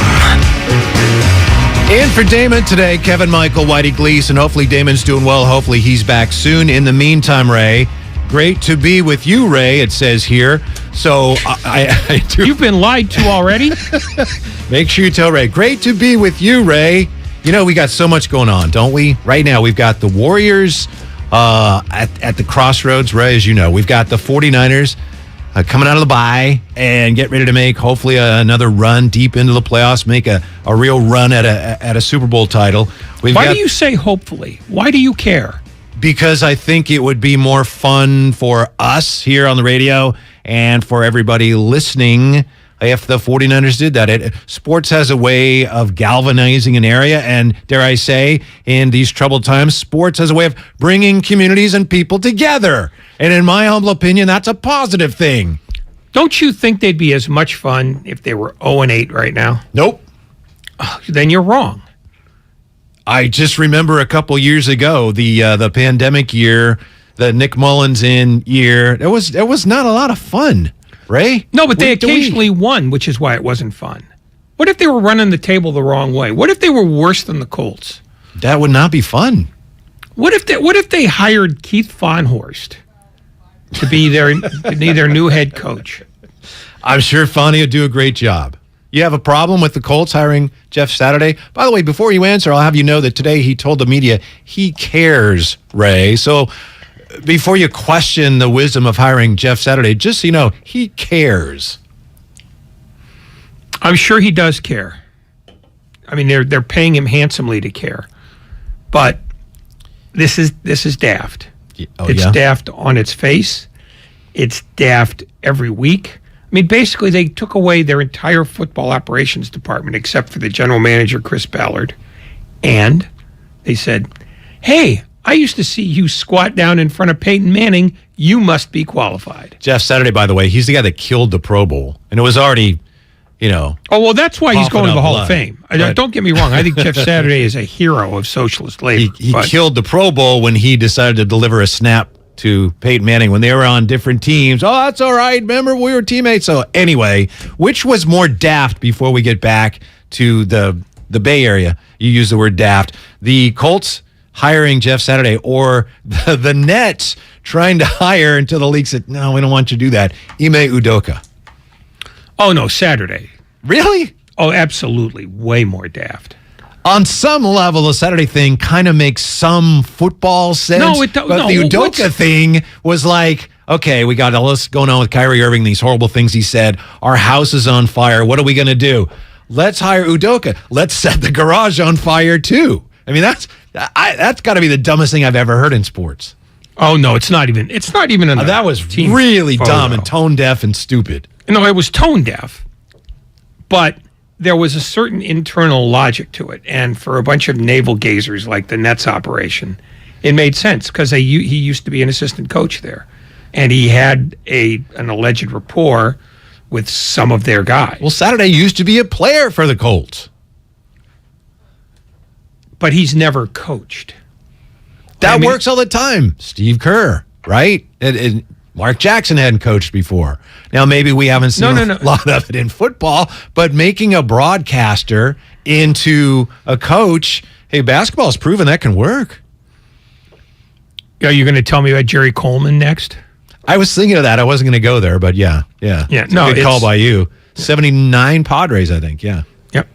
They went 73 and 89 by pulling a guy out of the booth who was already in his early 90s. But he had played. I mean, he was a player at one time. Well, but that didn't go well. Yeah. The only time anything like this has gone well, and you won't believe me, but in 1954, the Fort Wayne Pistons hired Charlie Ekman to be their new coach. And his background in basketball, he was an NBA referee. Really? Yep. And in his first 2 years, he took them to the finals each year. Didn't they lose to the Warriors one of those years? The Philadelphia Warriors? I think so. Yeah. I think 55. Yeah. All right. But the truth is, this is nuts, and it will be revealed to be even more nuts as time goes on. You know what else is nuts, Ray, is the Warriors 2 timeline plan. It's nuts. It was a bold experiment. I understand why they tried it. It was a desperate attempt to stave off the inevitable decline that great teams face in all sports. When their great players are no longer so great, here comes that gravity. We know the Spurs, to a degree, were able to hold it off for a long time, and the Warriors had this plan. Look, we've got our veteran core. They're still productive, especially Steph, of course. So we've got, look at this. We had the gap year. We ended up with the second pick, and we got the 7th pick in the trade for Wiggins and D'Angelo Russell. Let's make the most of this, and let's find our foundational pieces for the future, and then we won't have that drop-off. But right now, it's apparent that the 2 guys the Warriors drafted, hoping they would be foundational pieces, if they're going to be really good players, it's not going to be soon enough to help this core when the core ages. So it's time to abandon the plan. No, it isn't. But you do raise an interesting point. That this of course I do. That's why I'm here. Well, although Charlie Ekman in 1954, I can't top that. Yeah, well, blind pig finds acorn. Yeah. No, it's what they're trying to do is create a seamless future. But the mistake they made was not in making the 2 timeline plan. It was in drafting a 19-year-old who had played 69 minutes of college basketball, and then another 19-year-old who had played no college basketball. There is a level of knowledge that you need to have to be able to play for Steve Kerr. Not because Steve Kerr is a genius, but because he trusts guys who have done this before. He had way more trust a year ago in somebody like Gary Payton II, who had no pedigree other than the fact that his dad was Gary Payton I. But because he could defend, Kerr found time for him. And the same thing with Kevon Looney. Kevon Looney is a more valued piece to the Warriors now than he was when he was young, because even though his hips are shot and even though he can no longer get up off the ground, he still does all the things Steve Kerr wants him to do when he wants them to do them and the way Steve Kerr wants them to do He them. defends and he rebounds. Primary among those things. So that's where the mistake is. They haven't been able to buy enough time with either Kuminga or Weissman to do what they did with Poole, which was to slow play him until he figured out sort of what his strength is in the NBA. Now, Poole has his own deficiencies, but he at least has had the time to figure out who he is and how to be that guy. Neither Weissman nor Kuminga have been able to do that yet, and maybe they never do. So, but I don't think the two timeline thing is necessarily as goofy as relying on two guys with almost no top-level playing experience to perform these miracles. We actually are agreeing on this. You're trying to separate the players they drafted from the plan, and I consider the players they drafted part of the fabric of the plan. But other than that, we agree. It's a great question. Why did the Warriors draft Wiseman? Why did they draft Kuminga when they hadn't played much? And clearly, to me, the answer to that is because, again, they were looking for all the upside.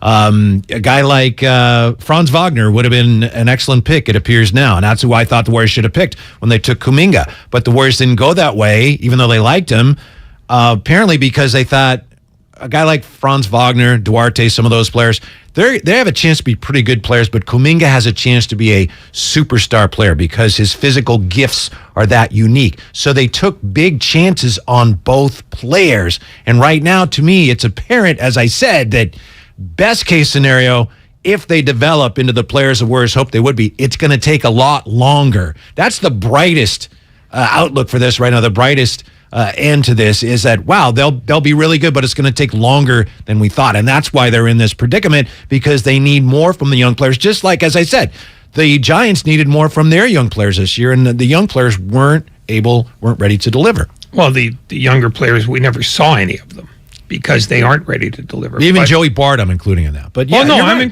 you're right. I mean, the truth is, when you go to, and this is more true in the NBA than anywhere else. When you go to somebody with no discernible pedigree, you're taking things on faith. You're going, man, he can jump high and he can block shots and he can do like really athletic stuff. But the game is no longer just about running up and down and showing how athletic you are. And it's definitely not that way with Golden State. So it might very well be that Weissman and Kuminga have long and delightful careers, but I'm not sure that it'll be here, because I don't know if the one timeline will stay open long enough for them to hit their stride. Is it time to give up on the two timeline plan? If so, what's next? That's coming up next. It's Damon and Ratto. Whitey in for Damon. 95.7 The Game. In Daly City, clear skies overnight, lows in the low 40s. Weather brought to you by one thing. Improve your gas mileage by properly inflating tires and taking your car in for a tune-up. Join Odyssey, and together, each of us doing one thing makes a greener tomorrow.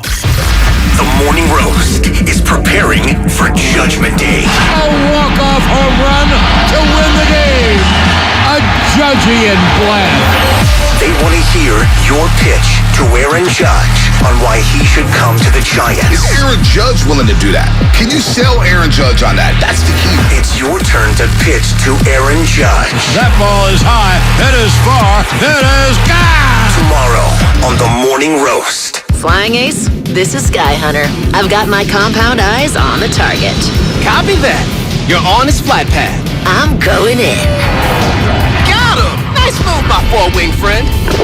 Tasty. That mosquito never saw me coming. See how dragonflies catch a mid-air meal at Bugs, a new exhibit at the California Academy of Sciences. Explore the secrets of bugs, massive models, and more. Now open. Get tickets at calacademy.org. The world is a vampire. Two of rock's biggest bands in a must-see monumental night. Spirits on Fire Tour. The Smashing Pumpkins. With very special guest, Jane's Addiction. November 15th, Chase Center. Spirits on Fire Tour. The Smashing Pumpkins with Jane's Addiction. And Poppy. On sale now. Buy tickets at Ticketmaster.com. Arcade Fire returns live in concert. The We Tour.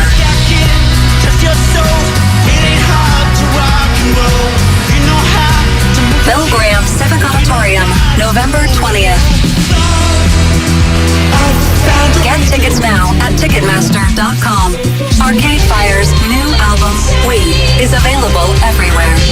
Visit ArcadeFire.com. Everything, our farm, our stand, our pop-up shop, it really all started when we discovered the benefits of local, raw honey for our family. And then we decided to turn it into a business. We were looking for something to help us get up and running. So we got the Chase Business Complete Banking Account. It's more than a bank account. It comes with Quick Accept, which lets us take card payments anytime, anywhere in the U.S. using the Chase mobile app. Plus, we get same-day deposits at no extra cost. For us, it's more than honey. It's about sharing a little sweetness with the world. Get the Chase Business Complete Banking Account with the essentials you need to help get your business going. Learn more at chase.com/business-complete-banking. Chase for business. Make more of what's yours. Quick Accept is not available in U.S. territories. Enrollment required. Usage subject to approval. Same-day deposits available for payments before 8 p.m. Eastern Time, Sunday to Friday. Fees and rates apply for checking and processing. Limitations and restrictions apply. Participants compensated. Merchant services provided by Payment Tech LLC and WePay Inc. Subsidiaries of J.P. Morgan Chase Bank and a member FDIC. If you owe back taxes to the IRS, have unfiled returns, or are worried about an audit, the IRS is hiring 87,000 new agents to address these very issues. That means if you need to get your tax problems resolved, now is the time to get started. I'm tax attorney Robert Goldstein, and my firm specializes in helping individuals and small businesses resolve their tax problems. We work to stop IRS and state seizures. We may be able to settle your tax debt for pennies on the dollar with an offer in compromise. We prepare your past due returns, even if you have no records, and represent you before the IRS and state in an audit. At the law offices of Robert Goldstein, the consultation is always free, and we have offices located throughout the Bay Area. To schedule your free consultation, call 1-888-TAX-EXIT. That's 888-TAXEXIT. 888-TAX-EXIT. And make us your last stop. At the UPS Store, we know this upcoming holiday is when things can get busy for small business owners. Exactly. My to-do list and I don't take days off.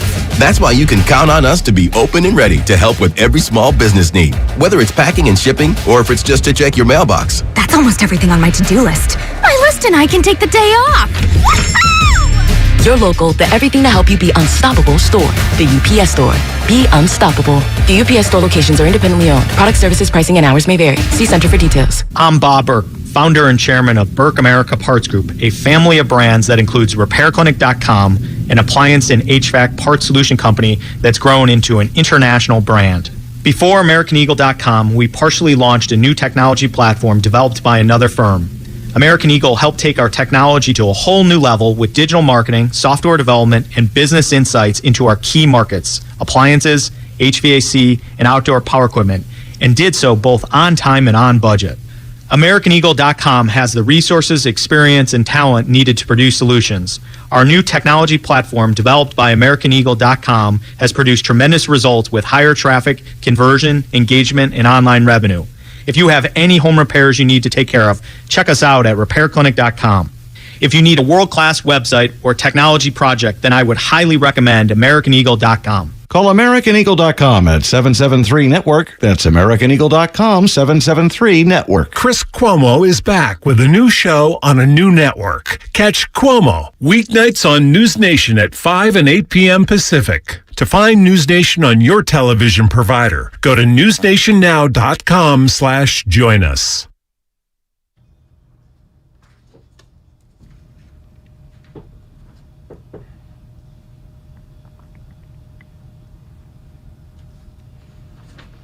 Now back to Damon and Ratto on 95.7 The Game.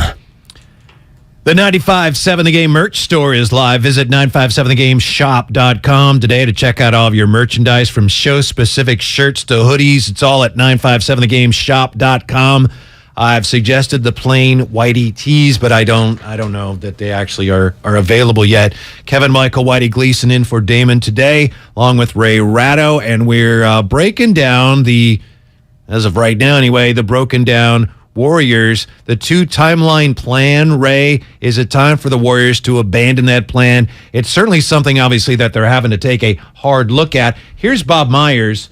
This was with Steiny and Guru yesterday. What the plan has always been for the young players and how much they could contribute. I've always kind of thought that when we drafted the young guys, eventually they'd help us. But in the meantime, let's try to give, like we did last year, this team a chance to win a championship. Don't know if it would happen or not. And again, you don't really know with youth. Sometimes 20-year-olds help you. Sometimes they don't. When they don't, you got to look to some of the veterans. Some of our vets haven't played. DiVincenzo, I think, is a veteran in some sense. Iguodala, we'll see when he gets back. We leaned on a lot of the guys last year, and I'm sure that's been stated as to the value that those minimum guys brought last year. We'll see. It's a long deal. I think the young guys will do more than they're doing. I'd be surprised if this is what it is this early. I think the bench will be better. The starters, they have a good net rating, but even them, I think there's growth. Here's the concerning thing, Ray. Wiseman neither one of them really has played that much. You mentioned how little they've played. Wiseman has barely played, and you don't even know if you send him to the G League, does that help him address the areas in which he needs to improve? I'm not sure it does. And Kuminga also hasn't played much. Going back to last year, how many times have we heard Steve Kerr, and I know you guys are going to talk to Steve Kerr tomorrow, how many times has Steve Kerr said, yep, Kuminga's in the rotation now? And then within a couple of games, he's back out. They've given him every chance, and they just did this, Ray. And I'm not coming after you. You're not arguing against this, but it just really illustrates and underscores where they are. Just recently, Friday, we're going to see Kuminga is going to play a lot more, and then he didn't play in the second half against Sacramento. He just can't stay on the floor. So how do you develop the young guys when they can't play well enough to stay on the floor for a team that wants to contend? Well, the truth of the matter is they can't send both of them down to the G League at the same time because they need to have a large presence other than Looney. Yeah. And so Looney, you're talking about bigs. I'm sorry. Yeah, somebody's got to play that role because the whole idea behind drafting those two guys was so that Draymond Green did not have to play bigs 30 minutes a night. I think, somebody's going to have to, go down there and get those minutes. I think whichever one it is, it almost doesn't matter at this point. But in terms of your initial question, it's way too early to abandon anything. I mean, you can't just go up. These guys can't play because we saw them for 11 games and they're not useful, so let's get rid of them. And replace them with what? Well, neither of them have. You need to make a trade, I think. And I know now. But what guy helps you now? Well, it's not clear who would be available. I'm not dodging your question. That's the essential point. It's making a trade is irrevocable, and if you're going to do that, you have to be able to say to your team, if nobody else, I just made us better. And there's no such thing in this situation as addition by subtraction. They're going to have to stay with this for a good while longer. And if it gets to the point... What's a good while longer? I think if... half a season, the All-Star break... Trade deadline? I mean, to me, if Trade it's deadline? January and this is still the way they're playing, it's time to do something, but I also think that might be too late. Well, you know what? You roll the dice. I mean, this is part of the gamble. I mean, it's the sort of thing where when you take a pig in the poke, like the 49ers did with their draft choice a couple of years ago, and like the Warriors have done here in two different situations, you're hoping that your judgment's right. And so far, the jury's out on all three of them, because while everybody wants to rave about their upside is code for they don't get it yet. And you're either going to be patient with them because you're sort of all in on both of them, or you rip up your bench in the middle of a year after you just won a championship, and while your best player is having one of his best seasons ever. So how do you walk up to Stephen Curry and say, we're going to trade one of these guys, but we can't get anybody that'll help? Well, because you wouldn't do that. If you could say, But if you that's could what tell me, they've done. if you could tell me right now, if we move Weissman, we can get Miles Turner. Do that in a heartbeat. Probably take you more to get that, but I'm with you. But that's what I'm saying. Yeah. But if you're just trading them to trade them because you don't want to look at them anymore. No one is suggesting that. But you've got to walk. I thought I know. I'm not. I didn't say you were. But you've You got to walk. implied it. I'm kidding. Go ahead. Is it 5:54 yet? Nope, not quite. 2 hours and 30 minutes, and Yeah. I'm counting every second. No, I mean, dumping them because you're offended by them after one. I'm not saying you are. But is anybody saying Pipe that? down. Is anybody saying? I don't know anyone that's saying that. Nobody credible. But the point is, I don't know that you want to set a date where you go, if you don't have it by Christmas Day, we have to get rid of you. Or if you don't have it by Valentine's Day, we have to get rid of you. They might have to ride this out for a whole year. Here's. I mean, it's not. I mean, you can't just you don't dump these guys just because you're offended by them. You've got to get a return because the core of your team, which is playing very well when it's just them, The starting five is very well. deserves, if nothing else, to get immediate and useful help in any trade for either of those guys. And if you can't get that, don't bother. Here is a nice piece of fuel for your argument. You go back to last year, and I think it was until early or mid-January, the Celtics were kind of, I mean, right-minded people were suggesting they need to break up this core because Brown and Tatum can't play together. And then January, it all came together. They ended up going to the finals. So you're right. You don't have to make that decision now. But you're also right when you say with this core playing the way it is, with the starting five playing as well as they are, getting nothing from the bench, you have to start seriously considering what can we get for our young guys. And if you do trade any of these guys, if you trade, and I'm being specific, if you trade Wiseman and or Kuminga and or Poole, although he's awfully hard to trade now because he just signed his deal, then that in a way is admitting that, all right, this foundation of the future we were building, that's not working. And that's where I think they're already there. If they're not there, I think it's inevitable that they're going to be there. You're right. They're going to afford to wait, but they don't have the bench right now. You've got Steph playing well, and the bench has given you nothing. It's alarming. It's stunning how you see that drop off as soon as the bench players start coming in. The company line is, you know what? That's true, but Poole will play better, blah, blah, blah. These guys will not always play as poorly as they're playing now, but the young guys look so far away from where you need them to be right now. I think you have to seriously start looking at some of these trade possibilities. Okay, well, I haven't heard any. I haven't heard any trade possibilities. All I've heard is the standard knee-jerk, they got to trade these guys. For what? Well, because that's the answer to the question. Again, I made the point, you don't trade these guys to trade them. You trade them if you can improve the team that 1 through 5 looks like a championship contender. People are going to scoff, and I don't think it would work now, as I mentioned with Poole's deal. If I could trade some of those young players and end up getting Kevin Durant, I would do that in the blink of an eye. but I don't think that's feasible. You'd have to have another team involved. That's if the Nets wanted to do it. And you'd have to get a new if the coach. Warriors wanted to do it. Really? I don't think so. I think Steve got pretty fed up with that whole thing at the end. I mean, he loves his talent because he's not an idiot. Yeah, and he wants to win. I don't think he wants to re-inherit that. Well, it's probably not I know feasible. That's not an available trade for them.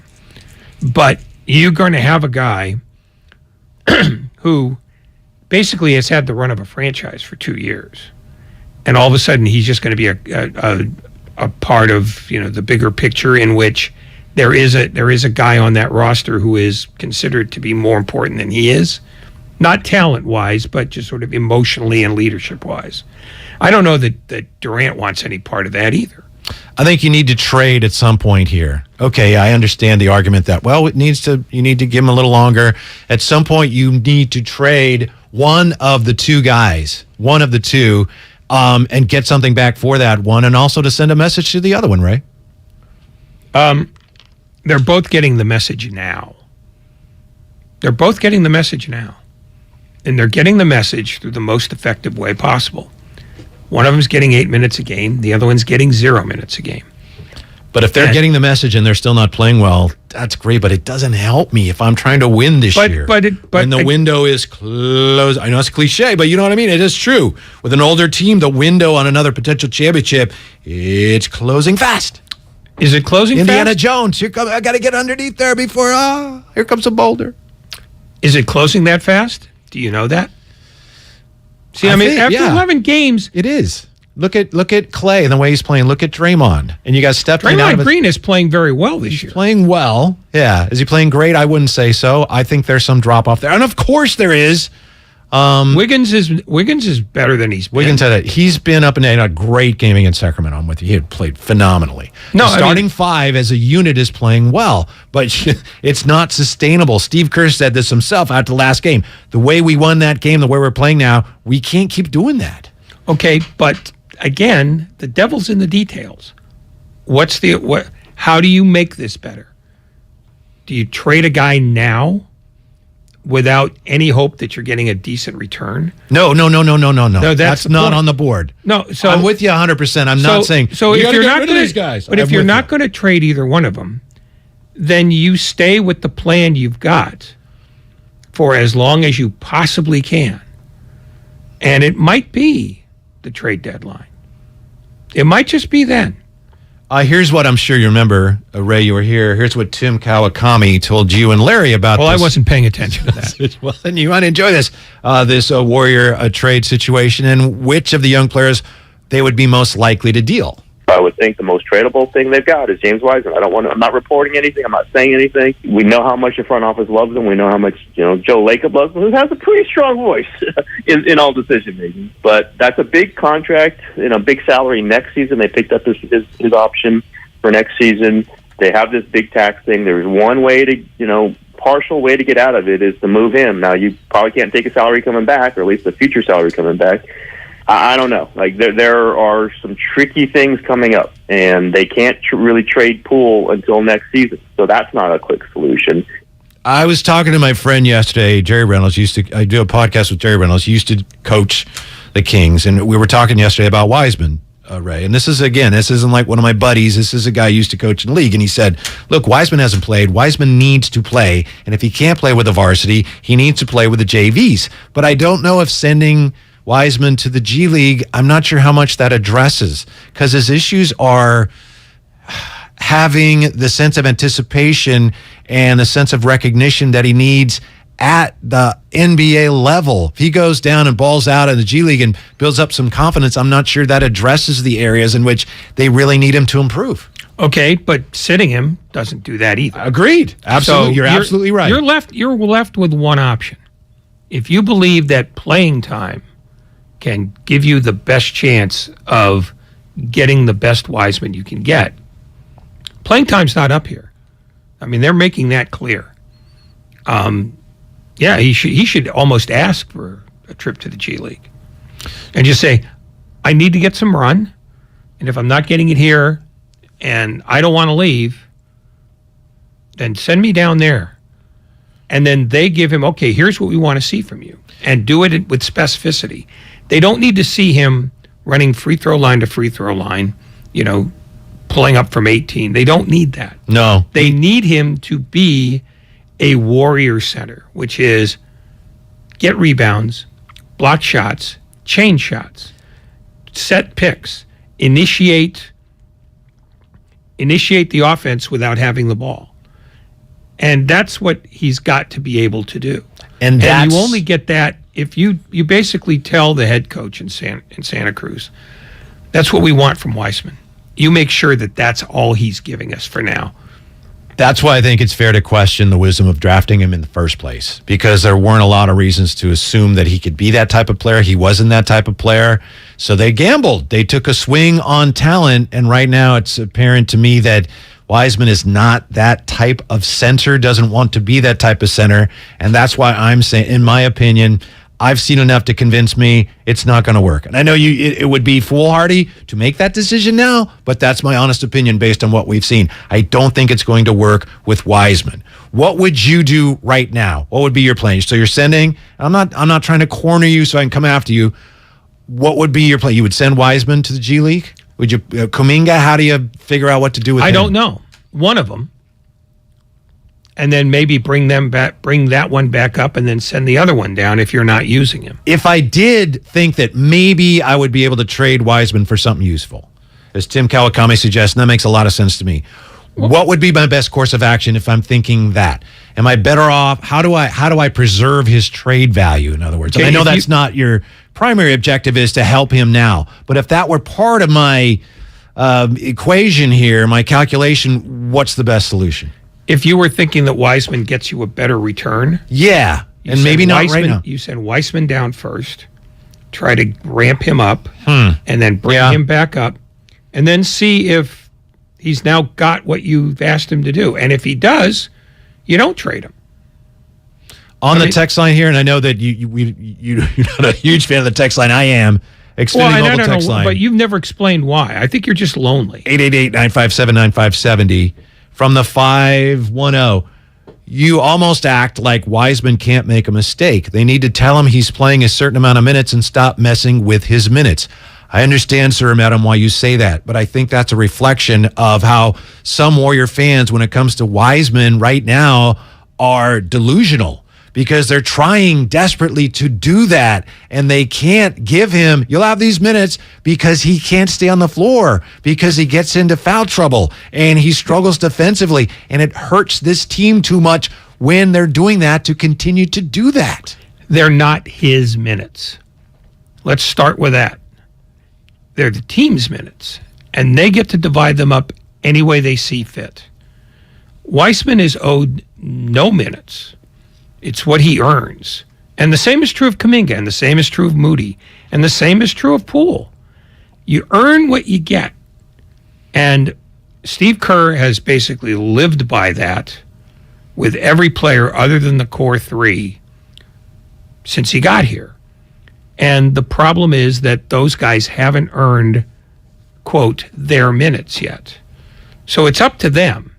It's not up to the Warriors to grant them minutes just because they exist. I understand the concept, though, Ray. I agree with you, but the concept is, look, as a young guy, he needs to know he's going to get to play. Not because he's entitled, but that's the best way you develop him. My point is they are trying to do that, and he can't. Neither one of them can play well enough to stay on the floor. It reminds me of a few years ago when the Giants bullpen was struggling, and we know that Boch was a great bullpen manager. And this was, when things were starting to unravel and people were complaining about their roles, and Boch said, you just got to get somebody out. And then all of a sudden we know who's got what role. So for these guys, what are their roles? They have to play better when they do play, or you don't get to have a role.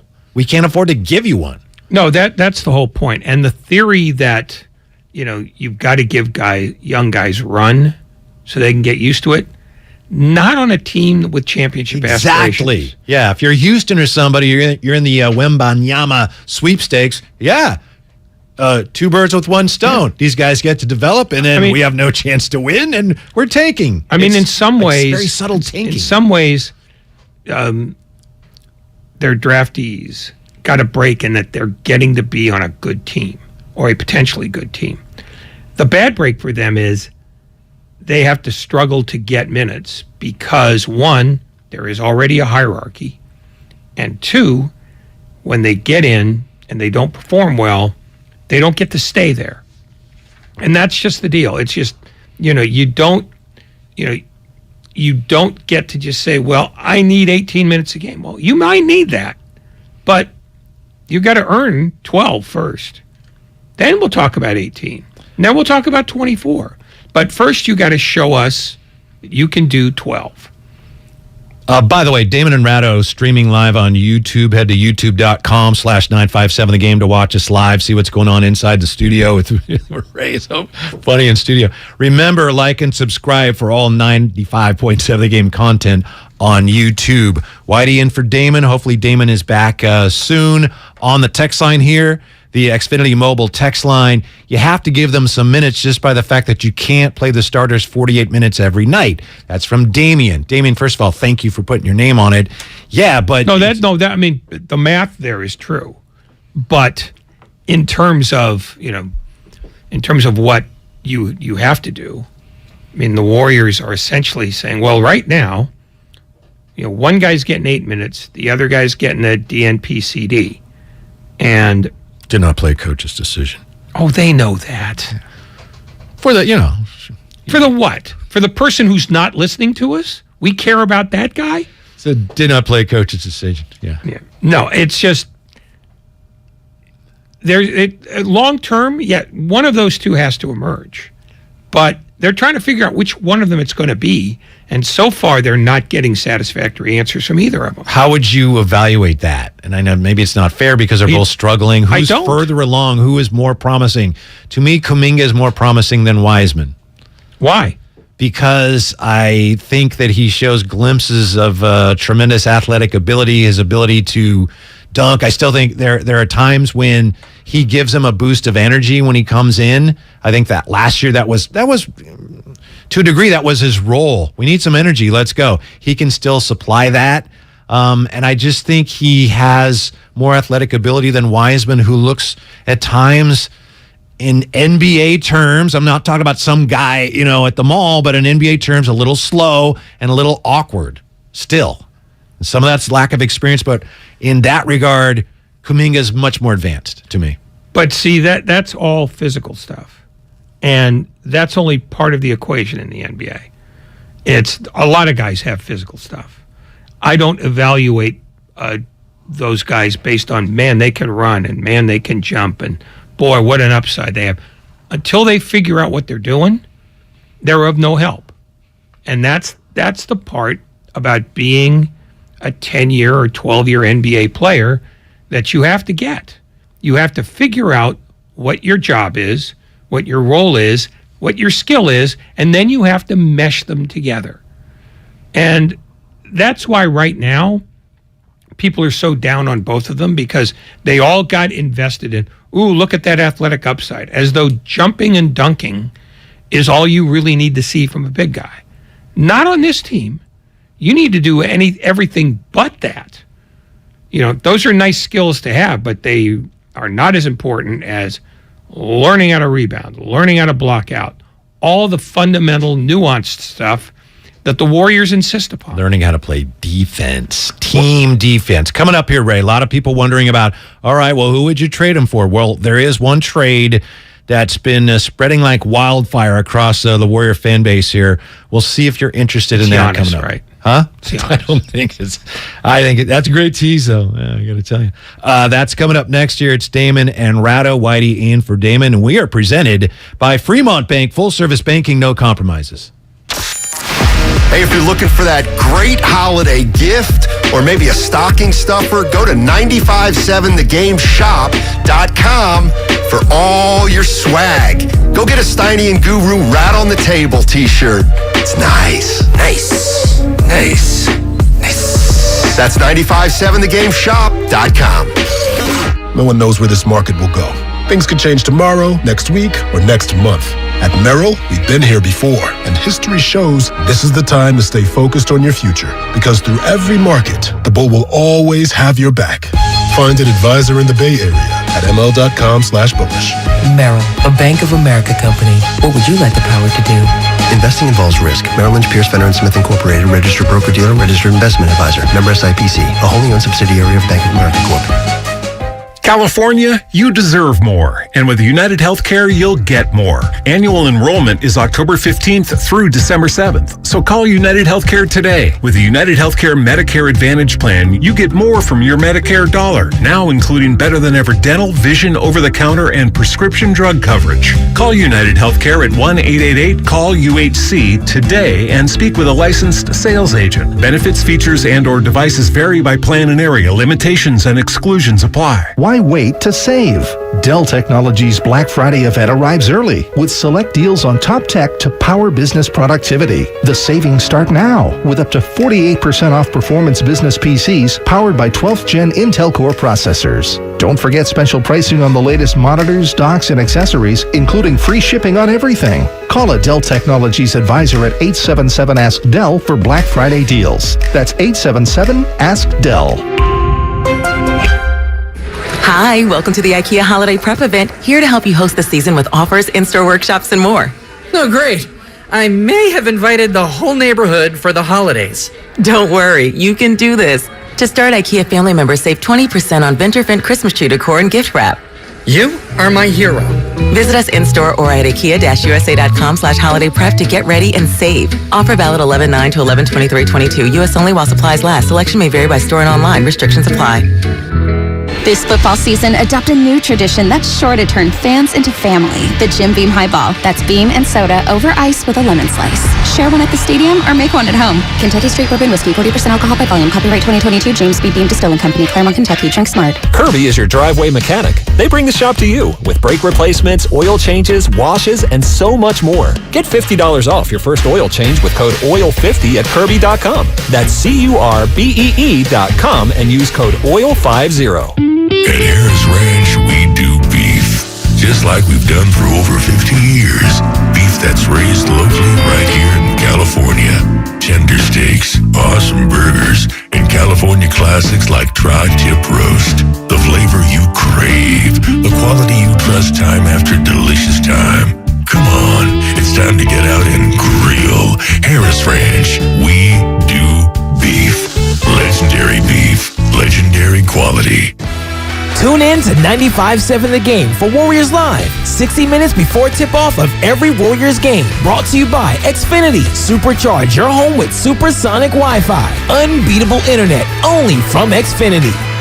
Hi, I'm Aaron, owner of California Deluxe Windows. Ever notice? When your neighbors get new windows, there is a large black eye of broken stucco, uneven plaster, and even mismatched paint. At California Deluxe Windows, we never leave a ring around the window. Why? Because we are one of the only companies in California who custom crafts every window and door to your home's exact measurements. Almost everyone else on the radio is a distributor. They grab a window from a warehouse, break open your walls, shove it in, and patch things up. At California Deluxe Windows, we take pride in our work. Our installation technique is so precise, we do not break your stucco. Your house could be covered with potato chips, and we wouldn't crack one. Call now, and for a limited time, you get 30% off your entire order and 24 months of interest-free financing. 800-874-3600. 800-874-3600. That's 800-874-3600. California Deluxe Windows. Windows engineered for life. Certain terms and conditions apply. CSLB number 774518.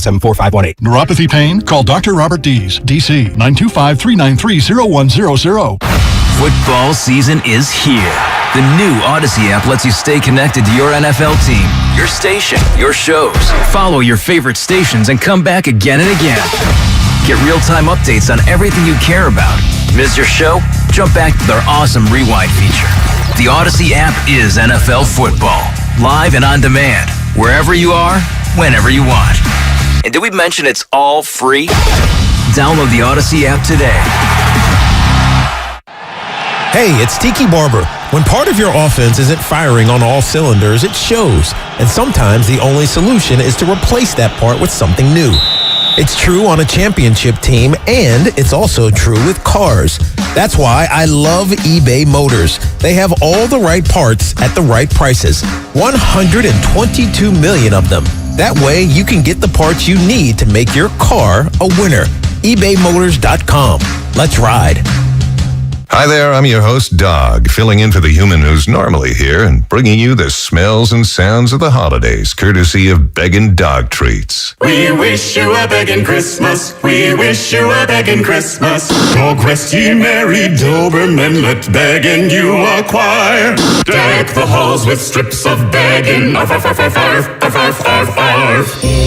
Remember, for bacon-loving dog excitement this holiday, It's begging!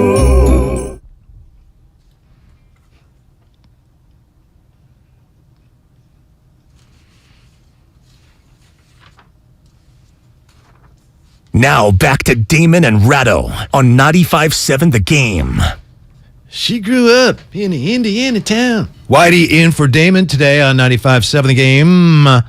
Hey, we're sponsored by Trimark, which has been partnering with independent restaurateurs in Northern California for more than 55 years. Trimark brings you innovative product solutions to help your hospitality business thrive. Visit TrimarkWest.com. We're going to talk to the playmaker, Michael Irvin, a little after 4. We got that coming up. Also, Trent Williams will be with us today in the 4 o'clock hour. Michael Irvin, by the way, Ray, as you well know, in Deutschland. He's in Munich getting ready for Tampa Bay and Seattle. So I don't know, would that be a decent time to call him? I mean, I'm not sure the whole, and then we have daylight savings. I'm not sure if that works. The hell with him. Yeah? Call him anyway. All right. Yeah, we got him. It's not like he's doing this for free. Okay. This $50 we're paying him, let's make him earn it. $50 is what I used to get when I hosted horror films on Saturday nights on Channel 58 in Sacramento. $50 a show. Cha-ching. Yeah. How old were you then? 9? Yeah, it was earlier in my career. It was a lot of fun. Ton of fun. You didn't answer the question. No, At I what didn't. point You're were right. you satisfied with $50? Well, it was all part and parcel of the whole overall package. It was just it was fun. Tremendous fun. People are wondering here, all right, wise guy or former rise guy, you want to trade? You want to swing a trade? Who would the Warriors trade for? There is one trade rumor that's been out and about, Ray. And I think it goes back to late in the summer. And then, let's see, I just traced it back to a source who spoke with Sean Devaney of Heavy Sports about this. That might be where this started. And that was from October. And here's the potential deal that the Warriors, if they look to potentially move on from some of the young guys, they could trade James Wiseman to the Spurs for a protected pick and Jakob Poeltl. So what do you think of that potential trade scenario, Ray? We're not saying it's a rumor is these teams are talking about this. This could happen. Not saying that. There are reports that Poeltl could be a piece the Spurs are looking to move. Windhorst reported that, but this is a suggestion that Warriors could get protected pick Jakob Poeltl for James Wiseman. They could do it. I mean, their salaries are roughly equivalent. But doesn't bowl you over? I don't know. I like it. I mean, I don't know if Greg Popovich is going to be any more endeared by Weissman than Steve Kerr is. I think that's the key to it too. I agree with you 100%. And unless the Spurs are in full gut it mode, and are willing to just roll the dice on a guy who cannot play on a team like Golden State, I don't know if that's one that would appeal to Popovich and R.C. Buford. I don't know, because I don't know how the Spurs think about a lot of things, but that would be the first question I would have is, okay, who are you getting? I'm with you. It's kind of like that old saying in football, if Belichick wants one of your players, then don't trade him. He's better than you think. And I feel that way to a lesser degree, about Pop and the Spurs. If they want one of your guys, maybe he's better than you think he is. But just on the surface that's the old Pop who wasn't coaching a team that looks like it's going to win 30 games. Yeah, I know. From the Warriors standpoint, I could see how it would be tough for the franchise to admit that, all right, look, we thought this guy was going to be a franchise center. It's not working out. We're getting Jakob Poeltl. But if you're just looking at this year, how could you be better this year? How could you improve your chances at making another run, maybe at another championship this year? Wiseman out, Poeltl in, I think helps you a lot in that regard, Ray. I really do. Well, it helps you. It doesn't help the other guy. It might. Why? Because as you said, they're trying to, they may be in tank mode, trying to increase, I should say, the odds of getting Wembanyama. Okay, but... And then you have Wiseman. It's like, we'll let him play. Who knows? Maybe he's a guy after all. We'll let him play the whole season. We would have that luxury. You don't have that luxury. And then maybe we got something at the end of the year. Yeah, I just don't know that if San Antonio is trying to tank. If they're trying to tank, I think it does make sense for them. No, because if what you're talking about is we're going to get the young guy who can't play for my pal in San Francisco, I don't know that that's, helping them turn the corner and say, here's a potential foundational piece. They don't need potential foundational pieces. That's what drafting Wembanyama would be. Right. So, I don't see the lure for San Antonio just because I think they need to see more from Wiseman before they do this to get a sense that here's a guy we could keep. Mm-hmm. Yeah, to me, the reasoning would be we won't be as good. This actually helps us, increases our chances of drafting high, and maybe we end up with Wembanyama, and we take a flyer on a guy that presumably, if they had interest, they would like the guy.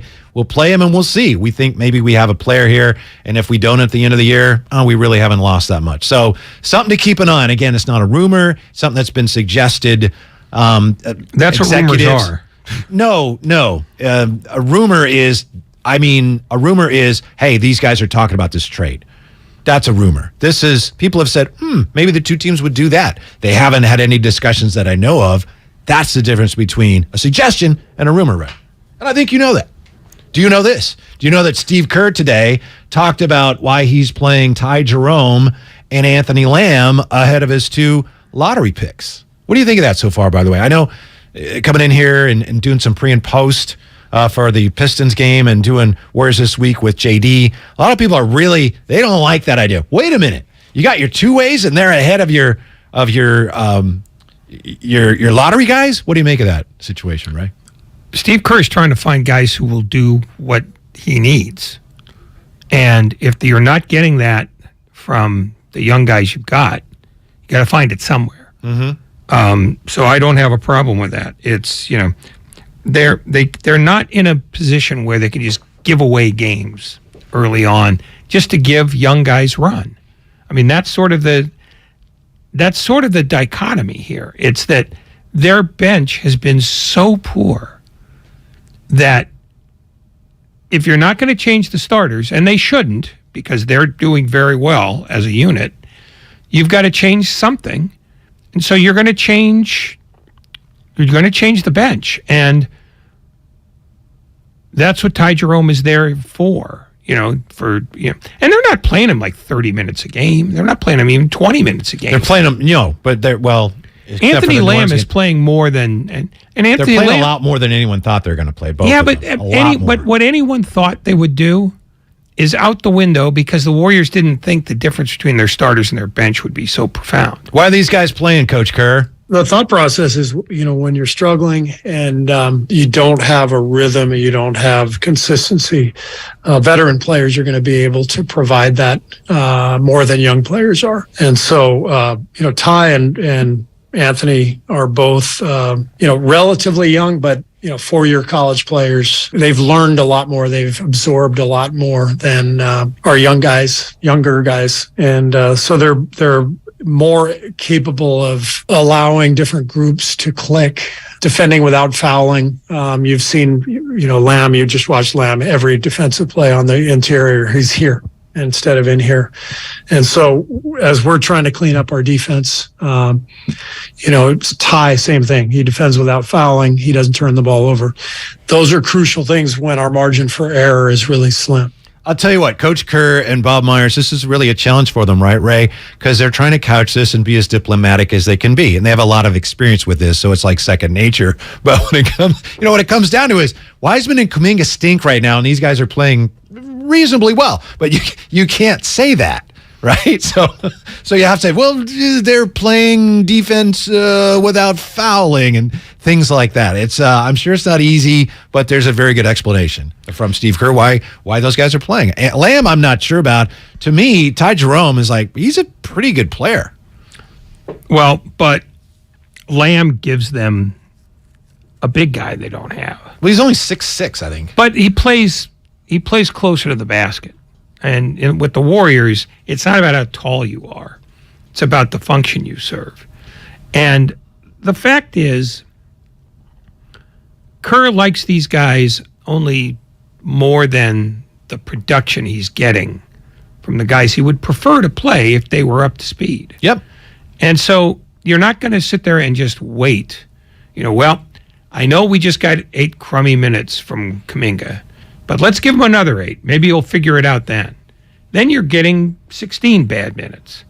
And it's not like the things they want those guys to do are things you have to ramp up to do. You can come on the floor immediately and rim protect. You can come on the floor immediately and rebound or set a proper pick and roll from it correctly. I mean, those are things you don't need to have 5 minutes of sort of run to get used to. Those are the things you should be able to pick up immediately.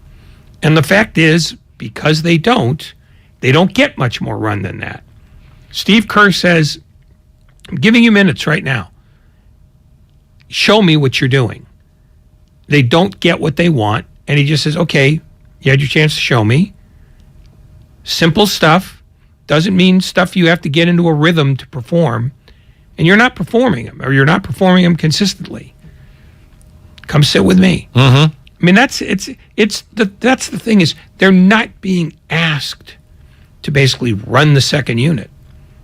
They're basically being asked to support the starters when possible and make a difference on the second unit. And they're doing none of those things, and that's why they're not seeing much time. And that brings us to our 4 o'clock hour. Welcome. You're listening to 95.7 The Game, KGMZ FM and HD1 San Francisco. Always live on Twitch, YouTube, and the free Odyssey app. Damn well better be free. Good one, Ray. Yeah, it's Whitey in for Damon today. Damon and Ratto, 95.7 The Game. Got the playmaker, Michael Irvin, coming up this hour. Trent Williams as well. And we'll get back to the Warrior conversation here. But, Ray, with a new hour underway, I wanted to see what you thought about Willard and Dibs and their plan to secure Aaron Judge for the Bay Area. As you probably know, you got Willard and Dibs doing their show tomorrow from Linden, California. Rest of the week, I believe, and they're just trying to find anybody in town who has any connection with Aaron Judge, trying to find out everything they can about Aaron Judge. They're hoping to actually find Aaron Judge. So does this really increase the Giants' chances of landing the prize free agent slugger? Knowing Willard and Dibley as we do, it probably decreases it by about 23%. That'd be. I mean, if you see those two mutants on your street. Yeah, but if you're Aaron Judge, oh man, they must really want me back home in the Bay for those guys to come do their show from my hometown. That moves him in no ways whatsoever. The Giants have to pile up the most money and pile up the most money by a significant margin. They have to outbid the most crazed bidders because that's how you make a breakthrough. To what extent, in your opinion, do they need to do that? Do they need to leave no dollar potentially unoffered, no stone unturned in their pursuit of Aaron Judge? If that's the guy they want, then empty it out. Yes. But is that the only guy they want? I don't think they're one player away. I think they're more than one player away. Now, if they wanted to throw the book at but they Aaron could Judge, go after Aaron Judge and steal somebody else. Okay. Right? Yes, they could do that. But are they in the mood to give Aaron Judge upwards of $50 million a year and then Rizzo, Trey for example. Turner Trey 40. All right. I don't see Charlie Johnson as that guy. You don't think they're sobered by the fact that no one's coming to the games anymore? They could be sobered all they want, but an additional $90 million of payroll every year with nothing else changing. They can afford it, right? You know that. But they've given every indication of not wanting to afford it. I know, but it's possible that there's been a sea change because you look at the Dodgers and you look at the Padres who actually went all in on stars, and all of a sudden we're looking up at those teams, and Arizona that went the other way, developing young talent. My goodness, that's a good team. We better do something, because if we're mediocre again, tumbleweeds will be the only things you see at Oracle Park. You're assuming that those guys are moved principally by baseball. And I suggest that they are moved principally by the business of baseball.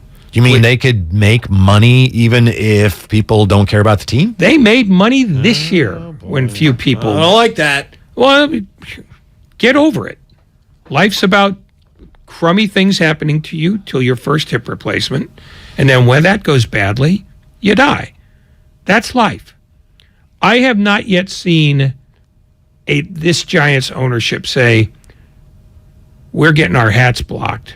We got to start playing in the free agent market. I think they've playing given deep. every indication that they at least want us to think that's what they're doing this year. Well, and if you aren't going to do it and you suggest you are, you're at cross purposes. So because then your fans are like, what's going on? Which fans have already been down that road with the Giants and potential free agents. At some point, you're going to have to deliver on all these promises.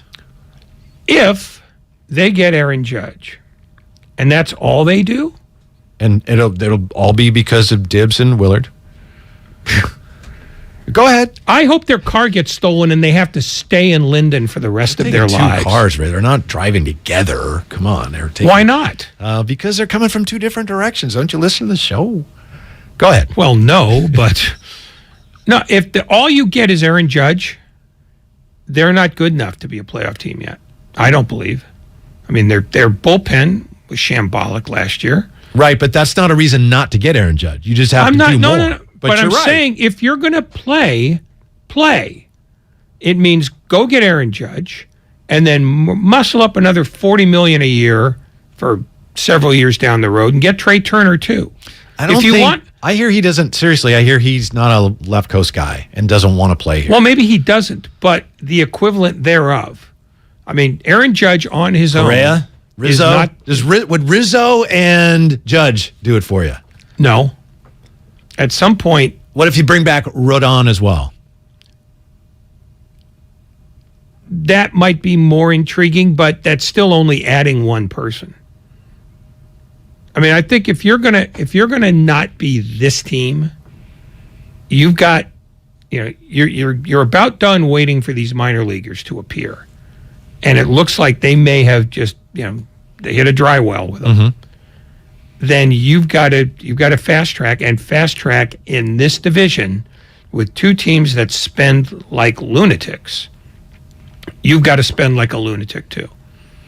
And that means Aaron Judge plus. Yes. If all you do is agree Judge, with you. And what I'm saying is I don't see Charlie Johnson as that guy. They'll make an effort for Judge. I don't think he's going to come here because I think the Yankees, A, would match anything, and B, the Giants, as presently constituted, are not a deep run contender. How likely is it that Aaron Judge is using the Giants to up the ante to make sure he gets every last dollar from the Yankees? Bryce Harper did it. He got more money out of the Phillies that way, and he had no intention of ever coming here. I mean, yeah, why? Nothing bad. But his favorite player was Rich Aurelia. Sorry. I'm trying not to be as cynical as you. Do you ever listen to the sentences that you're forming before they leave your face? I mean, there has been this narrative that's been constructed since going back even to the All-Star game last year about Aaron Judge and how much he has always loved the Giants. And it's kind of comforting to think in those terms. And now just the thought that he didn't really like the Giants, he's just using him. It's not a pleasant thought today. That's all. Well, so I'm choosing to turn a blind eye to that. Well, that's all. Okay, if you want Rich Aurelia, baby. If you want to live in Narnia, you go ahead. I'm telling you that Is that near Linden? I want to hurt you now. And if it wasn't too much trouble to get out of the chair, I would. Yeah, it would be unfortunate. I'm telling you, the Giants have to outbid everybody by a significant amount because one thing we know about Aaron Judge is he wants to win. Yes. And by winning, he means deep runs. All indications from the Giants have been that they're all in on Judge and more, and I just don't think it would behoove them if they really were not. There are ways you can couch that without setting up fan expectations to be dashed again. So I think they are legitimately interested in multiple big free agents, and I think they have a shot at pulling it off. Otherwise, it's ludicrous the way they've handled this. Well, I haven't heard them say that much directly. I've heard a lot of people speculate, well, that's what they ought to think. And I don't think that's what the guy who signs the check necessarily thinks. Because Judge and Impact Player 2 is an additional $75 million a year at the very minimum. A bargain. Given what he would give you. Aaron Judge. If it's but you're relevant again after it's all not of this. irrelevant Hey, if no. You're relevant again, I said. If you get him, you're relevant again. But do they want to be relevant or do they want to make money? I am not clear on what the Giants... Hand in hand, right? No, not hand in hand. They made money this year. Every team in baseball made money this year. And they'll make more money as years go on because it's a real estate deal. Owning a franchise. The green and gold made money? What? The green and gold made money? Yes. Wow. What did they spend? I know. I mean, their salaries were what, $28? I mean, no, everybody made money in baseball again. Mm-hmm. So the question is, do the Johnsons, Charlie and Greg, want to say, you know what, we have to double our payroll? Real quick here, 888-957-9570. Let's go to RJ in Napa on 95.7 The Game. Hey, RJ, what's going on in Napa? Not a whole lot. Good afternoon, radio legends. I don't want to be Debbie Downer or anything, but Aaron Judge, much like Bryce Harper, Juan Soto, Manny Machado, et cetera, is not coming to the Giants. This is why. The reason Aaron Judge is in this prime position as this year's preeminent free agent is due to, wait for it, statistics, okay? The way you get statistics is you hit in a hitter-friendly ballpark. It is never going to happen with the Giants. The only way they're going to acquire players is through a trade or through the draft. This free agent thing, these guys do not want to come here. So I'm just don't want to be bah humbug before the holidays, but everybody needs to live in the now and get a grip. Thank you, gentlemen. Thank you, RJ. I appreciate that. But it is a more hitter-friendly park than it used to be, Ray. We know that. I mean, last year the Giants hit, 487 home runs, whatever it was. Not this last year, but the year before. 2,911. They did. That's yeah. what it was. Yeah. So it's not the cemetery for fly balls that it used to be. No, but... And you're overlooking, RJ in Napa, the Aaron Judge's professed love for the franchise and Rich Aurelia. And I don't think he... Great jumping, Jesus. I'd like to think that matters on some level. I know you like to think that. If the Giants knew that, and if RJ knows it, the Giants would know it, and they would not be banging the drum as loudly as they are, because that just ends up embarrassing them. But are they banging the drum, or is it people banging the drum on their behalf, hoping that they'll bang the drum? I think it's both. And I think some of the people banging the drum on their behalf are people who are doing that literally on their behalf. Like, hey, could you bang that drum? We'll see. We'll see soon enough. They don't Aaron need anybody. Judge, Rich Aurelia, Willard and Dibs, I like the Giants' chances. I know you're just playing an idiot on the radio, but that is an idiot. No, I really am an idiot. No, you really aren't. You're a delightful human being and a relatively intelligent one as well, which is why when you propose things like this, I wonder... Something to keep an eye on. I wonder if you aren't really just a great actor. Coming up, the 95.7 The Game merch store live, as I've mentioned earlier. Visit 957thegameshop.com. Check out all our merchandise from show-specific shirts to hoodies, all at 957thegameshop.com. Coming up, the playmaker Michael Irvin. Hopefully he'll be available to join us from Munich, Germany, where he's getting ready for Tampa Bay and Seattle. Going to ask him, and I think I know what he's going to say, where he would go if he were Odell Beckham Jr. How much do the Niners actually need him? That's next. Michael Irvin joins us. It's Damon and Ratto. Waddy in for Damon, 95.7 The Game. The world is a vampire. Two of rock's biggest bands in a must-see monumental night. Spirits on Fire Tour. The Smashing Pumpkins. With very special guest, Jane's Addiction. November 15th, Chase Center. Spirits on Fire Tour. The Smashing Pumpkins with Jane's Addiction. In Poppy. On sale now. Buy tickets at Ticketmaster.com. Arcade Fire returns live in concert. The We Tour.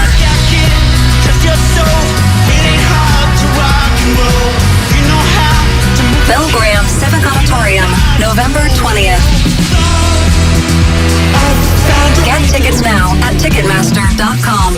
Arcade Fire's new album, We, is available everywhere. Visit ArcadeFire.com.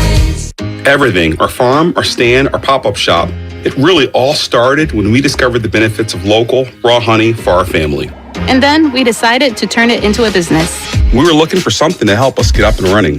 So we got the Chase Business Complete Banking Account. It's more than a bank account. It comes with Quick Accept, which lets us take card payments anytime, anywhere in the U.S. using the Chase mobile app. Plus, we get same-day deposits at no extra cost. For us, it's more than honey. It's about sharing a little sweetness with the world. Get the Chase Business Complete Banking Account with the essentials you need to help get your business going. Learn more at chase.com/business-complete-banking. Chase for business. Make more of what's yours. Quick Accept is not available in U.S. territories. Enrollment required. Usage subject to approval. Same-day deposits available for payments before 8 p.m. Eastern Time, Sunday to Friday. Fees and rates apply for checking and processing. Limitations and restrictions apply. Participants compensated. Merchant services provided by Payment Tech LLC and WePay Inc. Subsidiaries of J.P. Morgan Chase Bank and a member FDIC. Salute our veterans and wrap up the Bay Area hot rodding season in style at America's favorite car show. It's the Good Guys 32nd Autumn Get-Together, and it's all happening this weekend at the Alameda County Fairgrounds in Pleasanton. See over 2,500 of the Bay Area's baddest hot rods, muscle cars, and trucks of all years on display. Plus, don't miss Good Guys CPP Autocross Series racing action featuring the Fall Shootout. Our Veterans Day weekend celebrations include our Vets for Vets Parade and so much more. It's all going down this weekend at the Alameda County Fairgrounds. Get details at good-guys.com. With energy bills as high as they are, proper weatherproofing is essential. If you're working with a client to upgrade or build a new home, be sure to visit Golden State. They partner with respected brands such as Owens Corning, James Hardie, and Boral Siding. They're a great option for a comfortable home with lower energy bills. Start at goldenstatelumber.com. Building better in the Bay Area since 1954. Golden State.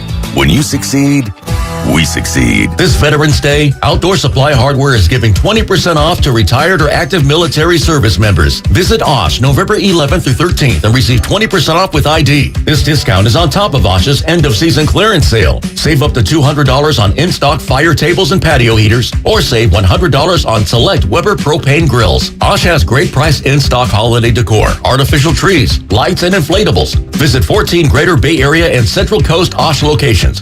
Osh, neighbors helping neighbors. Are you interested in new career opportunities in the Bay Area and want to make a difference in your community? The SF Sheriff's Office is looking for people considering a job in law enforcement right now. If you're at least 20 years or older with a high school diploma or equivalent, the SF Sheriff's Office wants to hear from you. Enjoy full benefits, flexible schedules, and opportunities for growth and promotion. For employment announcements and more information, visit sfsheriff.com. That's sfsheriff.com to apply today. Finding the right Medicare plan? Oof, no easy feat. Kind of like those dances my granddaughter loves making me do. But then I found Walgreens FindRx coverage. Lets you compare plans online, over the phone, or in person. Made Medicare shopping so easy. Plus, I found plans with low-cost copays. I can get down with that.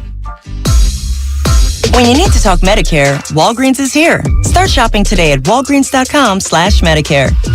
You can't get much for $5 these days. Unless you go to Wendy's for a $5 Biggie Bag. Get your choice of double stack, junior bacon cheeseburger, or crispy chicken BLT. Plus 4-piece nugs, fries, and a drink. All for just $5.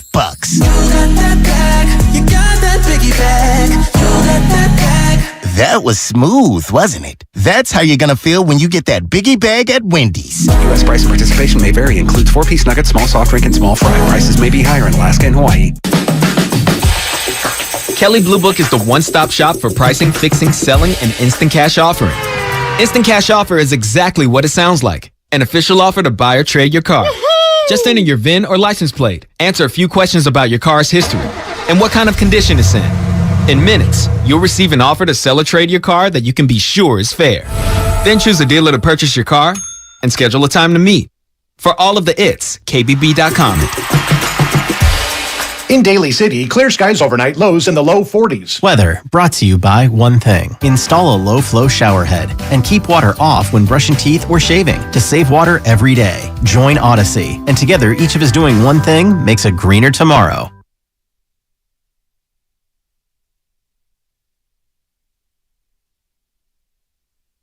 Now back to Damon and Ratto on 95.7 The Game. The great Michael Irvin joining us here from Germany. Michael, thanks for joining us. How you like in Munich, Germany, and Guten Abend or Auf Wiedersehen? I'm not sure which was appropriate right now, depending on what time it is there.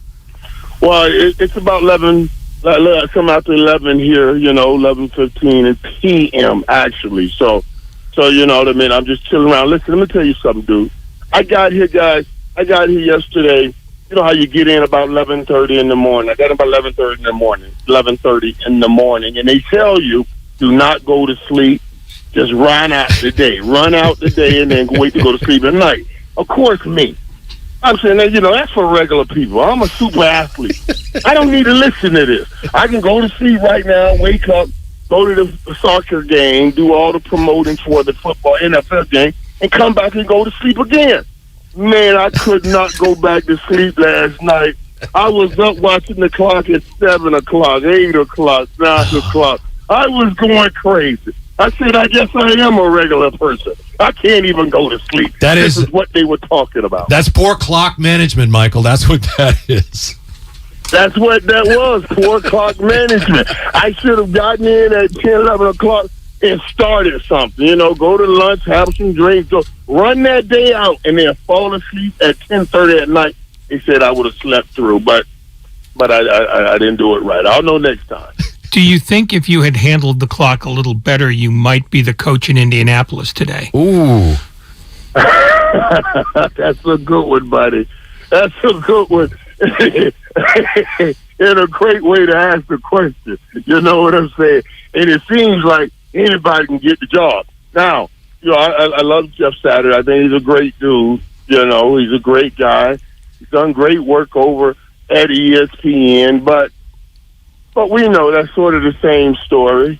Getting those opportunities. Who gets those kinds of opportunities? And I don't see how they don't think when something like that happens, even when it happens in Indy, how do they not see that Brian Flores is going to try to pull that right in his lawsuit, even though the lawsuit is Miami? You see what I'm saying? Mm-hmm. He's going to say that's exactly what I was talking about. That's exactly what that I was talking about, and it's permanent, and it's throughout the NFL. Michael, this is, I know, kind of a layup, but a lot of people around here are wondering about Odell Beckham Jr. and maybe a fit with the 49ers. If you, and I know where you're going to go here, if you were Odell Beckham Jr., where would you play? Well, no. And, listen, this is a great question. That's a great question also because the truth of the matter is Odell wants to go and play for a contender, right? There's no doubt. And San Fran is a contender. Dallas is a contender. Philadelphia is a contender, but probably not interested because they're pretty set. So it does come down to Dallas and or San Francisco, and either one of those guys, either one of those teams, I think he would be happy. Now, to be honest with you, I know Odell and talk with Odell when he was in New York and certainly in Cleveland. And way back in those days, we've had conversations about him playing for Dallas, and he always wanted to play He talked about how it would be nice for him to play for Dallas because a lot of his family is in Dallas, and he's had such great games against Dallas. And I try to use that in any kind of recruiting form. I said, man, if you had great games playing in AT&T Stadium, imagine the kind of year you can have if that's your home stadium. And you can put 8 of those or 9 of those on the season together. You could have a hell of a season. But either one, he couldn't. It would be great. And I'm going to tell you something. It'll be one of those two. From the 49ers standpoint, do you think they need him? How much do they need OBJ? OBJ puts either team over the top. Over the top. Now, if you want me to sit here and say you cannot use OBJ, that would be absolutely incorrect. And the good thing you have is the offense, he's already gotten it. He was in it last year. You know what I mean? He knows it. It's the same thing. You may have a few things change here and there, but it's very, very, very similar if it's San Francisco, and that may weigh in on his decision. What, though, do you think would be the best football fit for him? If really what he just wants to go to is a contender, what's the team that plays the style that is most conducive to him thriving? Okay, now, honestly, if you want to say that, I would have to say that's San Francisco because he was going to get MVP in that Super Bowl. If he would have stayed healthy and continued playing, he would have ended up, I believe, with the MVP of that Super Bowl. That's how good he looked. That's how well he was playing in that system. Now, that was with Matt Stafford, who wants to go up the field probably too much and throws too many interceptions going up the field, as opposed to being Jimmy Garoppolo, who probably doesn't want to go up the field as much. You see what I'm saying? So he has to weigh in. I got the offense down over here, and I know it fits my skill set over here. But I got this quarterbacking in San Francisco. Will I have a better opportunity catching more plays, catching more passes, and more opportunities up the field if I'm in Dallas? And I say he would. Michael, the 49ers are playing the Chargers, and of course when they played the Chargers in the Super Bowl years ago, they got there by beating you guys in the NFC title game. And it sounds like you're thinking we're headed for another Cowboy 49er NFC title game. And Ray doesn't want me to ask you this, but is it possible that in that NFC title game that the officials missed a PI on Deion Sanders, that maybe he interfered with? Is it possible that they... You want to just live in my pain area, huh? In that sort. That's like rubbing salt right on in that old wound on the scab that ain't all the way healed yet, you know. Every day I deal with that. Every day. That Super Bowl 29 that was in Miami was my MVP Super Bowl.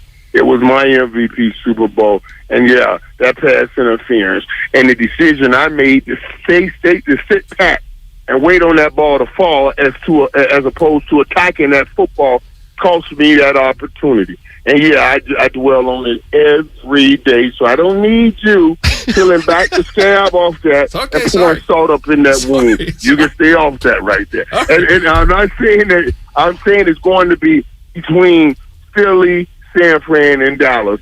Those three teams, two of those three teams will be in the NFC Championship game. The 49ers play the Chargers this weekend. And I'm hoping Philly and San Fran run into each other, and we only have to go through one of them. Yeah. Because going through two would be difficult.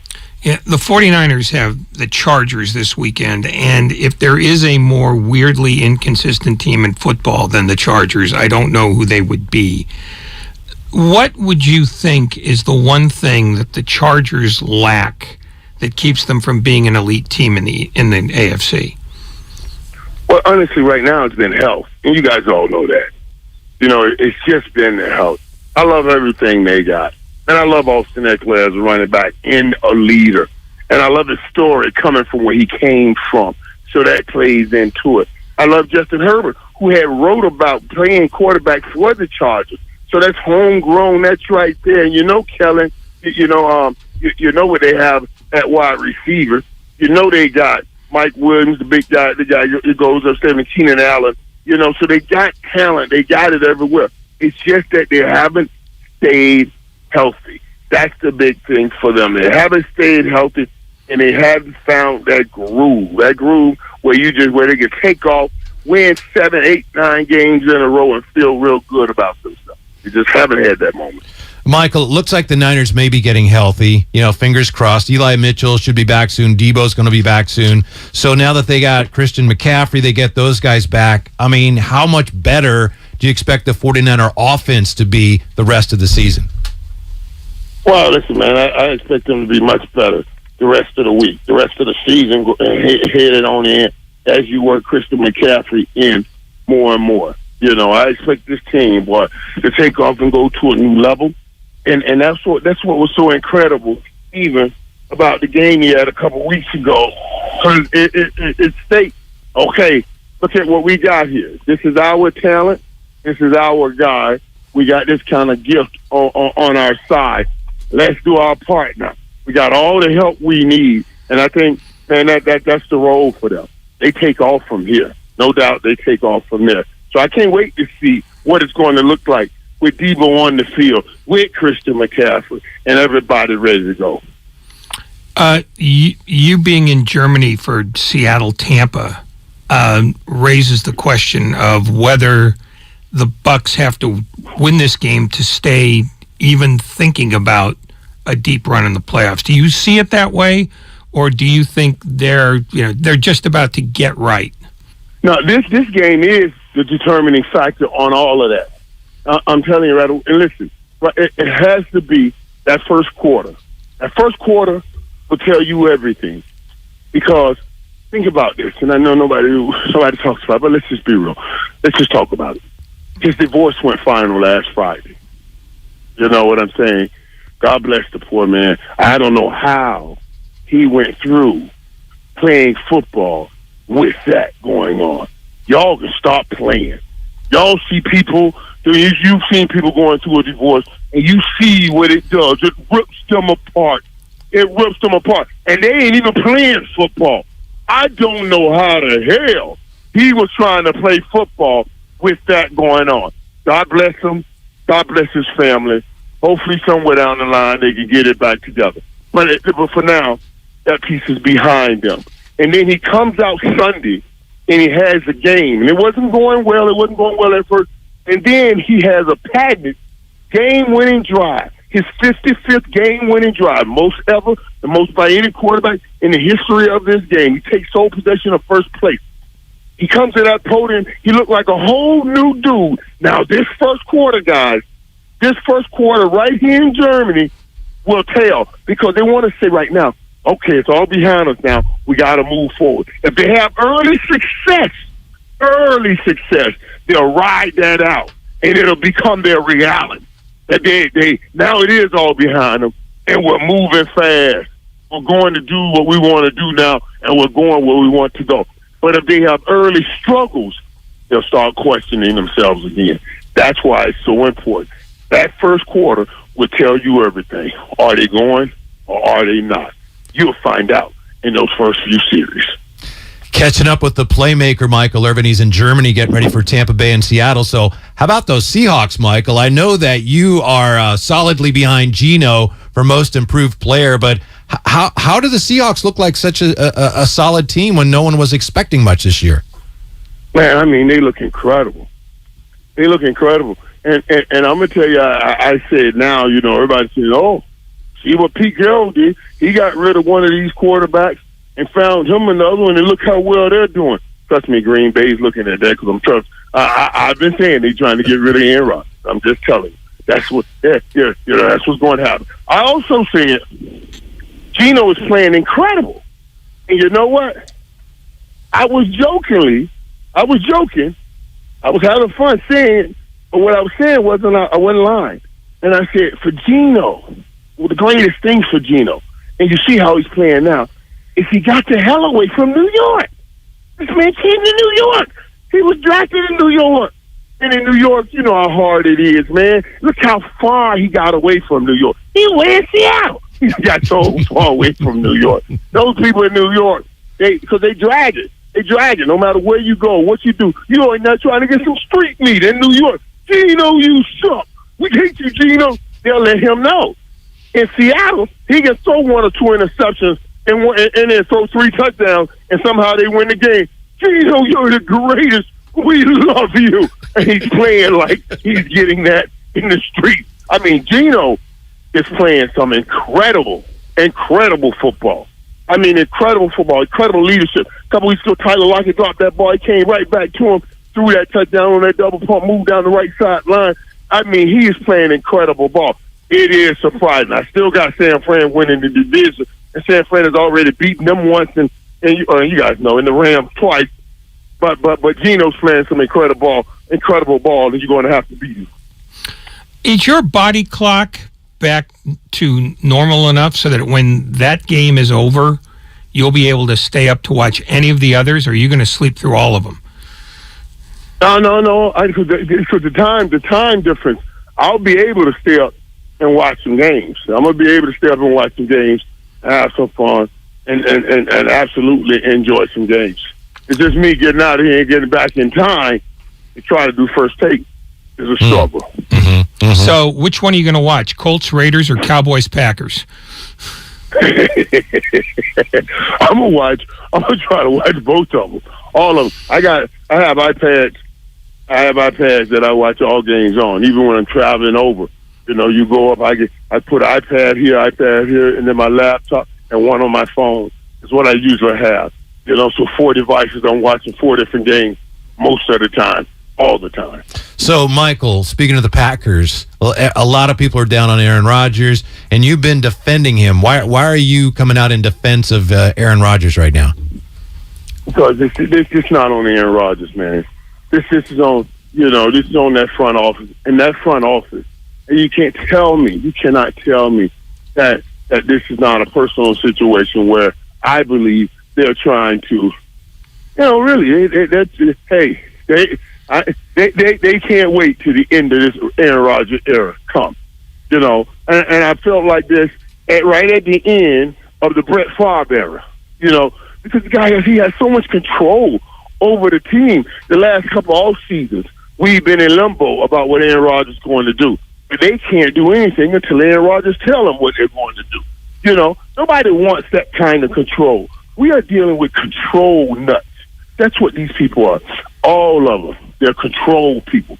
That's what they want. They want total control. I've had a coach tell me one time, Mike, we just think you got too much. We think you have too much control over the team. We want to start playing you less and sitting. I said, are you joking? You guys are tripping. We just won 3 Super Bowls and 4. And but that's how they are. That's how they are. That's what happened in Seattle when they didn't hand that ball off to Marshawn Lynch. They wanted, they think that's control. They want to see, they didn't want to be able to determine who gets the MVP in the Super Bowl. Football doesn't go like that. You can't make a predetermination. You got to go with what the game says. And right now, I believe there's something going on in hot Green Bay. How do you tell me you don't go get them some help? You don't tell me, well, they beat us for Claypool, and the Waller package cost too much. They want you to throw in another 5th rounder or 4th rounder or 6th rounder? Who cares? Aaron Rodgers ain't going to be around. And the guys you just drafted in the 2nd round, in the 3rd round, in the 4th round ain't working. So give up the 5th round and get them some help. That's all I'm saying. The reality is the reality. In the last couple of weeks, there have been a ton of rumors about athletes and movie stars who want to buy into the Washington Commanders when they go up for sale. We've heard Kevin Durant. We've heard Matthew McConaughey. We just heard the owner of the Boston Red Sox. When's your name going in? My name's not going in there. My name's not going in. And I'm going to tell you something. Everybody else, y'all get y'all name out of there. Everybody get your... I don't know. How y'all think y'all going to win this bid? Who think they going to win this bid? Let me tell you something. When you saw that first Thursday night game, and you saw that date night, they showed it on the first Thursday night game. They showed Roger Goodell and Jeff Bezos right there talking on date night. That was date night. What you think they talking about? Who you think gonna own that team? Stop playing, people. Let's stop playing. You gonna outbid Jeff Bezos? Let's stop playing, man. Jeff Bezos gonna get the team. And you know, in the NFL, whenever they bring you in there, because they don't want nobody leveraging these teams and leveraging these teams, so they go through your finances with a fine-tooth comb. You got to come, and the whole board, everybody goes through your finances with a fine-tooth comb. When Jeff Bezos comes in there, they're gonna say, "Don't worry, we're not even gonna check. You good. Just don't say you good. Ain't nobody else they gonna say you good like this right here. You good, buddy." That was the date night, that Thursday night. That'll be Bezos. And didn't you? Hey, go ahead. And Aaron Rodgers may end his career in Washington, which I really don't like because I got to play Dallas. But that's where he may end his career. That's what I was going to ask you. One more here for me. Justin Fields playing great lately. So is it fair? I know Trey Lance is hurt. There's nothing he can do. Is it fair to suggest maybe the 49ers took the wrong quarterback and maybe they'd be better off if they had Justin Fields right now? It's too early to say that. Okay. But he is playing great. It's too early to say that. But he is playing great. Last Monday, I had so much fun with it. And I titled my playmakers, "Keep It Spinning and Breaking Records." Keep it spinning and breaking records. Keep it spinning and breaking records. What I meant by that was I picked the three guys. Because, I always try to reach out to guys that are coming in the league. Especially if the guys had any kind of challenge. On the field, off the field, whatever. Just to let them know that I'm a sounding board, man. If you need help, you want to talk about anything on here, whatever. And I always try to do that. And I got a chance with Joe Mixon, got a chance with who really hadn't met Justin Fields. But all three of those guys had challenges on and off the field. And last week, all three of them set records. So I was just trying to encourage my brothers that we're all looking and we're proud of them. And I want them to keep it spinning and breaking records. Just keep doing it. Keep it spinning. Keep doing what you're doing and keep breaking records. A lot of people didn't give you this chance. Nobody thought Justin Fields could do what he did. Maybe the 178 yards, but not throw for 3 touchdowns like he did last week. So that was it's my way to try to encourage those young men to keep doing what they're doing, man. You guys always hear me talk about distance travel. They travel great distance, and we should all be proud of them. Michael, before we let you go, how's the podcast coming? I understand you had Chris Olave on. You have another podcast dropping soon? Yeah, man. Listen, dude, it's so funny you say, man, that's great. And I didn't even tell you guys this, and we'll go back to back with that. That's great, because I talked about how encouraging I wanted to be those young dudes. Mm-hmm. And now today, I did a podcast today. I talked today with Ryan Leaf, though. Let me tell you something. I guarantee you don't want to miss it. This was one of those, let's talk about where we've been podcast with Ryan Leaf. And I asked him, I said, Ryan, I can go back on my life, go over the mistakes I made, the bad decisions I made, man, and the dumb things I did. But I can also point to the one dude that I call my miracle on my journey. That dude that said, hey, we're going to get this right. We're going to do this, I'm going to be by your side. And I asked him, who was that dude for him? And he said, man, it was my cellmate. It was his cellmate. I mean, it's a deep story when you talk about his cellmate. Dude, you in prison.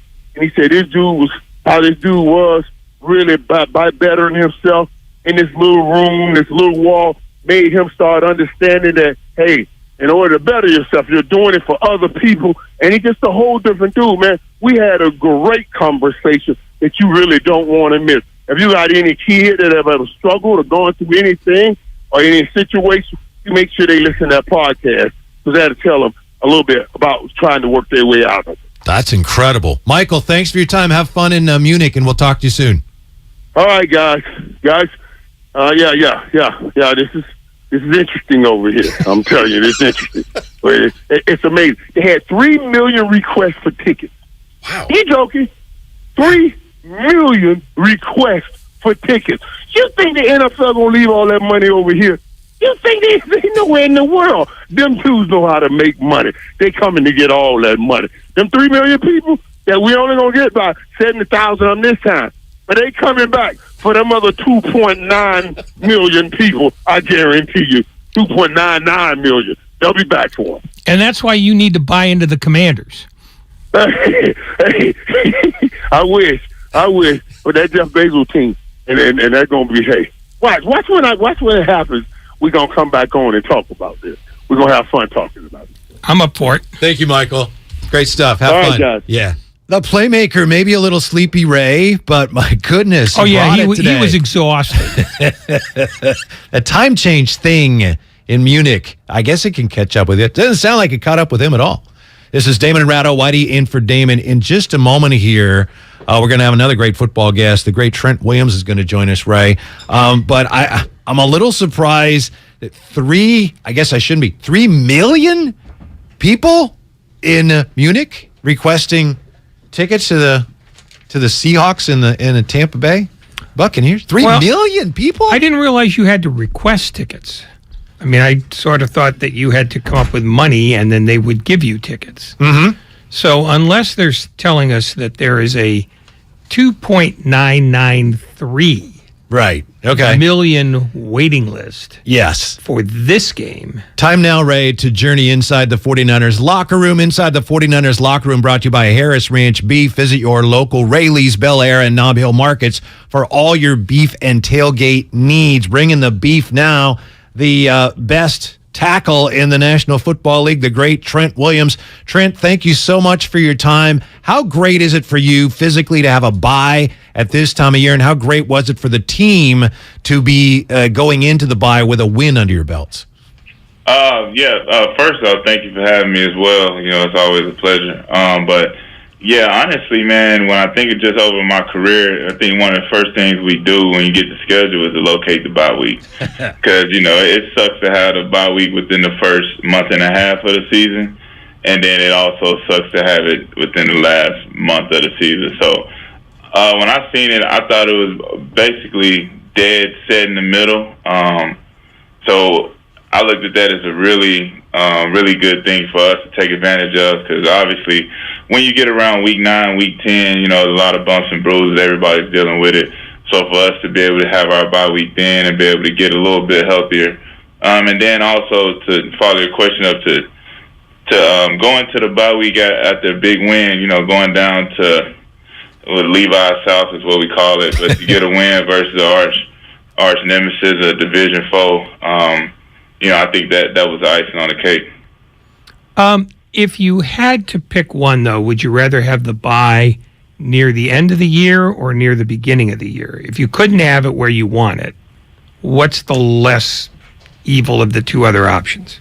Oh, definitely near the end. Definitely near the end. I mean, it sucks to have to go, you know, 12, 13 games straight. But, you know, like I said before, I think at the end of the year, towards the end is when you start to see that wear and tear, bumps and bruises, the guy's legs starting to get a little bogged down. So I would definitely rather have that 5-6 day window later in the year as opposed to earlier. The great Trent Williams, our guest here on 95.7 The Game. And Trent, I wanted to ask you about blocking for Christian McCaffrey. Then I realized Christian McCaffrey could become here the first 49er back under Kyle Shanahan to rush for 1,000 yards. And I know he did, you know, a lot of that with Carolina, but, you know, he's going to rely on you guys here. What's the etiquette? I mean, if he rushes for 1,000 yards, doesn't he owe you and the boys at least, you know, some kind of nice gift for helping him get to that number? Right? I mean, come on. You know, we'll leave that up to him and you know where his heart sits and how we want to do good for people. But you know, honestly, our conversation comes from the top. You know, Mr. York. Every time we get our game day check, you know, if that's not compensation enough to open some holes up, then I think we're in the wrong business. You know. Okay, all right. But what is it like blocking for him? Is it different as a tackle to block for different runners depending on their styles? Honestly, no, sir. It isn't. You know, that's a tall order for, you know, within that 30 seconds we get to get back to the huddle, get a play call, get back up to the line, make your call and play again. And we had to look in the backfield and see who was back there to see if, you know, we're going to change the blocking style up any. So, you know, naturally, you know, we don't really pay attention to who's back there, but you know, just watching him always make the first guy miss, you know, watch how he hits the holes and, you know, watch just how dynamic he is and being able to see that first up close when he's not an opponent, you know, that's an amazing thing have. But most of all, it's just actually watching a guy like that who, I've watched on ESPN highlights for the last few years, and he's always been regarded as one of the better backs in the NFL. But to actually have him and see him up close and personal, you kind of see why his reputation is what it is. This is about the time of year. I mean, even though the trade deadline has expired, there's still a lot of talk about a free agent like Odell Beckham, wanting to sort of test the market again. Do you ever pay any attention to that just as a casual fan, or is that noise you don't need? Yeah, I would be lying and say you don't see storylines and read them, as a casual fan. Of course, I do that. But, at this time of the year, you're not really looking for any saviors to walk through the door. You kind of are who you are at this point. Obviously, you can always pick up people who can come in and make an immediate impact. But, when it all boils down to it, once you get around this part of the year, it's all about, your depth. How can you survive guys going down, next man up attitude. And like I said, trade deadline being gone is no blockbuster trades where you're going to get some type of, Christian McCaffrey help again walking in the door, So for us, of course, if we can add anybody to this roster that can help us win, we're all for it. But, at the end of the day, we're not expecting it. Trent Williams with us here on 95.7 The Game. The offensive line, the pass blocking's been excellent. Trent, you've been on it. You've led and anchored a lot of offensive lines, a lot of good offensive lines. How much more cohesive is the line now than you guys were at the beginning of the year with some moving parts? And how important is it for an offensive line to play together to learn to be more effective running the ball and passing, pass blocking? Honestly, yeah. Around this time of the year, I think you can see the cohesiveness starting to pay off. But we knew that it would take a little time. We had 2-3 new starters on the inside. 3 great players, but obviously they were new. So you got to get reps under your belt. But for offensive line, honestly, there is no room to hang your hat and say, "Hey, we're coming along with where we want to be." I mean, you literally get judged on each game Sunday by Sunday. That depends on what they're saying during the week. And are you a contender? Or are you going up the power rankings? Or are you down 4 spots from the week before? This league is such a week by week basis. So, for us, it isn't about, just getting that cohesiveness down and playing better. For us, it's a collective body of work that we want to put together that ultimately continues to build momentum till we get to where we want to be, and that's in the postseason. In the last couple of weeks, and I suspect this might be a delicate question, but I'm going to ask it anyway. There have been a lot of rumors about athletes and movie stars being interested in buying into a piece of the Washington Commanders. Kevin Durant, Matthew McConaughey, now the owner of the Boston Red Sox. Did you spend even a minute envisioning what it would be like for you to get a piece of that? I didn't think about it, but I'm glad you put it on my mind. Love to throw a couple quarters in, give me a little ownership of a team here and there. That'd be a dream. But obviously DC is a team with a huge market. I think that team would be a really attractive investment for a lot of people. But if I was in on those conversations, I would definitely try to take advantage of it. Trent Williams, our guest on 95.7 The Game. I know it's very important for athletes to look, week to week and don't get ahead of yourselves. But that said, have you given much thought yet to the week following? I mean, going to Mexico City. Are you excited at all about the trip to Mexico City? Yeah, I'm excited just to go and experience, something new.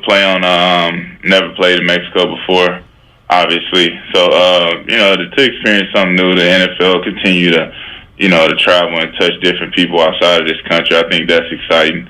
But honestly, I hadn't even thought much about it. This Chargers team is it's a headache to try to prepare for because they find ways to win, and they got the bend but don't break style of defense, where it's really hard to get in the end zone, and they get really stiff around the red zone. So honestly, I know that the Mexico trip is coming up, but we've been honing in on this on these Charger cats for the last couple of days since we've been back, so I hadn't even had time to think about it.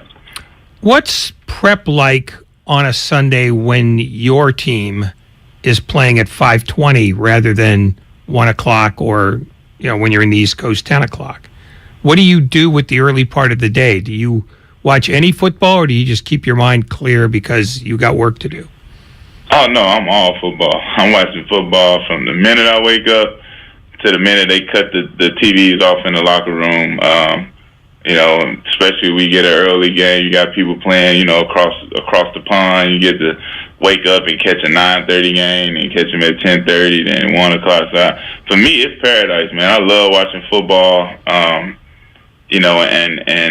that's what I like about being on the West Coast. You really get to watch the first slate of games before you even got to go line up. So every Sunday brings a different type of momentum, a different type of matchup, and to sit there and watch the league, and it kind of motivates you to want to go out and play better. You see a team that you think is really good, and they go out and lay an egg, it kind of wakes you up a little bit, like, hey, just because you got a better roster don't mean you're going to get the win at the end of the day. And you see those sleeper teams that sneak up on people. I get motivation from watching those early games. So as soon as I wake up, I'm glued to the TV. Trent, speaking of watching football, what have you seen from Khalil Mack on film that you would be willing to share with us in terms of how difficult this matchup could be? Yeah, he's Khalil Mack. He's the reason why. The same reason why he's a household name. He's a dominant force on the edge. Can get after the quarterback, can get after the running back. He's a special player, always has been. So, our work is definitely cut out for us. We know it won't be an easy outing. We know we got the world watching Sunday night. So, I'm looking forward to the matchup.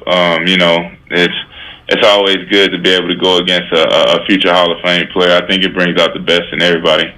And there's a feeling among 49er fans now that it's all coming together. The Niners in great shape to make a second half run, hopefully a deep one. Similar to last year, it seems like, wow, everything's fallen into place here. Do the players share that view? Does it at least feel like, wow, we're finally getting healthy right now? Honestly, no. Honestly, like I said, it's a week to week type of deal, and you go back and you go look at the headlines from 3 weeks ago, from after the Atlanta game or after the Kansas City game. We were we were an afterthought when it came to being a team that can contend, and then we have a good week in LA, and now everybody is saying that we can contend. We're now the odds are going up and stuff like that. So it's like, if you just break it down and look at it from outside looking in, it's like, why would you even, why wouldn't you take it 1 week at a time? Because that's the way we're judged as a team, as a unit. You always judge as a 1 week at a time type of deals. What have you done for me lately? So, honestly, it's all about getting this win. It's making it, stacking it and getting another win and just building momentum, as opposed to thinking that we have arrived. I think we'll know where we're at in those, those late December, January games. And, I think that's when you kind of really start to hone in on who you are, what chances you have, and, where the season could go. Last one, Trent. Trent Williams, our guest here. Earlier this season, as you know, George Kittle told the media that the players were arguing about who might win if you had the Silverback, you, against the Grizzly Bear, Nick Bosa. I'm just wondering what you would be willing to share with us about that question that your teammate George Kittle posed earlier in the year. The Grizzly against the Silverback, how do you think that would turn out, Trent? We're talking about pure animals. I'm a big National Geographic guy, so I kind of I know the I know the tail of the tape when we talk about the size of a silverback and the size of a grizzly bear. So just not even getting past those measurements, I don't think it'd be very close. And when you take a grizzly bear, it could be 1,200 pounds versus a silverback who probably 400 or 500 pounds. So honestly, as much as I would want to say silverback, we know that's my spirit animal. That's who I kind of resonate with. But I think if I'm gonna go with my better judgment, I'd say grizzly bear. All right. Thank you very much. By the way, Trent Williams, our friends at Harris Ranch Beef, giving you a 10-pound package of prime porterhouse steaks. How about that, sir? Oh, yeah, I love that. I appreciate it. Tell them I said keep it coming. All right. Thank you very much, Trent, for your time. We appreciate it. Good luck this week. All right. Thank you. Thank you for having me. The great Trent Williams on 95.7 The Game. Ray, week to week, baby. Taking it week to week. Coming up next on 95.7 The Game. A big name media member has a big name trade idea for the Warriors. We've got that for you next. This is Damon and Ratto. Whitey in for Damon. And we are presented by Fremont Bank. Full service banking. No compromises. With energy bills as high as they are, proper weatherproofing is essential. If you're working with a client to upgrade or build a new home, be sure to visit Golden State. They partner with respected brands such as Owens Corning, James Hardie, and Boral Siding. They're a great option for a comfortable home with lower energy bills. Start at goldenstatelumber.com. Building better in the Bay Area since 1954. Golden State. When you succeed, we succeed. Universal Studios Hollywood is where the holidays come together. We've tested it. Festive food with refreshing Coca-Cola. Family, friends, and fa la la. Dazzling lights cranked up to maximum merriment. The Grinch and his dog Max stealing your tree. All the science adds up. It's the awesomest celebration of the season. Save $20 on a Coca-Cola 2-day general admission ticket. Offer ends 12/14/22. Restrictions apply. Details at universalstudioshollywood.com/Coke offer. O'Reilly. Don't miss See Better, Drive Safer Month at O'Reilly Auto Parts with great deals on wiper blades, headlight bulbs, and more. Right now, get up to a $20 gift card after mailing rebate with the purchase of select Sylvania bulbs. Plus, get double O Rewards points with your purchase. Prepare for the weather ahead during See Better, Drive Safer Month at O'Reilly Auto Parts.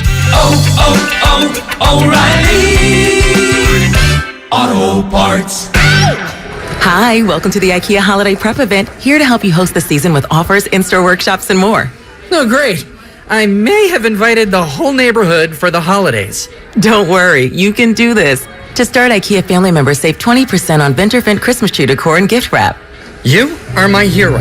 Visit us in-store or at IKEA-USA.com/holiday prep to get ready and save. Offer valid 11/9 to 11/23/22. U.S. only while supplies last. Selection may vary by store and online. Restrictions apply.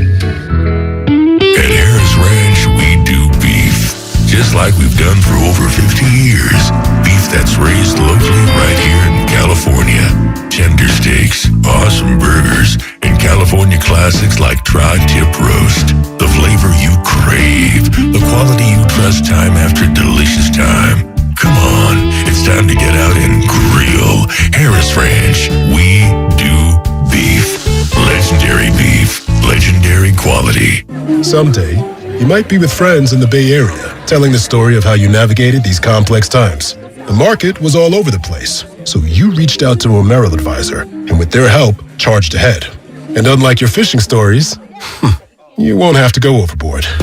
Find an advisor at ml.com/bullish. Merrill, a Bank of America company. What would you like the power to do? Investing involves risk. Merrill Lynch, Pierce, Fenner & Smith Incorporated, registered broker-dealer, registered investment advisor, member SIPC, a wholly owned subsidiary of Bank of America Corp. Does your heart long to wander? To encounter colorful creatures from the deep blue sea? And amazing animals from the Amazon and beyond? Feed your wild heart. Travel the world. Right here in San Francisco. Make your reservation to the California Academy of Sciences at calacademy.org. Explore Wanderwoods, our new outdoor playscape, now open. Score big with Xfinity Internet. It's made to do anything, so you can do anything. Supercharge your home with the game-changing speed of supersonic Wi-Fi. With 3 times more bandwidth, it covers the field and then some. And blocks billions of threats with advanced security that helps keep you protected at home and on the go. If you're keeping score, that's internet that does it all. That's unbeatable internet from Xfinity. Learn more at Xfinity.com. Restrictions apply. Not available in all areas. Hi, I'm Aaron, owner of California Deluxe Windows. Ever notice? When your neighbors get new windows, there is a large black eye of broken stucco, uneven plaster, and even mismatched paint. At California Deluxe Windows, we never leave a ring around the window. Why? Because we are one of the only companies in California who custom crafts every window and door to your home's exact measurements. Almost everyone else on the radio is a distributor. They grab a window from a warehouse, break open your walls, shove it in, and patch things up. At California Deluxe Windows, we take pride in our work. Our installation technique is so precise, we do not break your stucco. Your house could be covered with potato chips, and we wouldn't crack one. Call now, and for a limited time, you get 30% off your entire order and 24 months of interest-free financing. 800-874-3600. 800-874-3600. That's 800-874-3600. California Deluxe Windows. Windows engineered for life. Certain terms and conditions apply. CSLB number 774-518. Hey, I'm Andy. If you don't know me, it's probably because I'm not famous. But I did start a men's grooming company called Harry's. The idea for Harry's came out of a frustrating experience I had buying razor blades. Most brands were overpriced, overdesigned, and out of touch. At Harry's, our approach is simple. Here's our secret. We make sharp, durable blades and sell them at honest prices for as low as $2 each. We care about quality so much that we do some crazy things, like buy a world-class German blade factory. Obsessing over every detail means we're confident in offering a 100% quality guarantee. Millions of guys have already made the switch to Harry's, so thank you if you're one of them. And if you're not, we hope you give us a try with this special offer.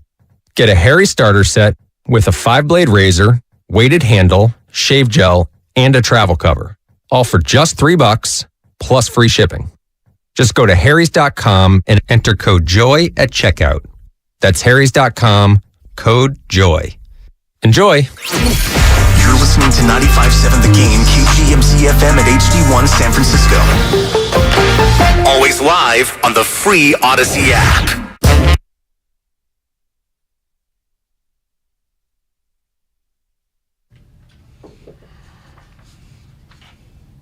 Now back to Damon and Ratto on 95.7 The Game.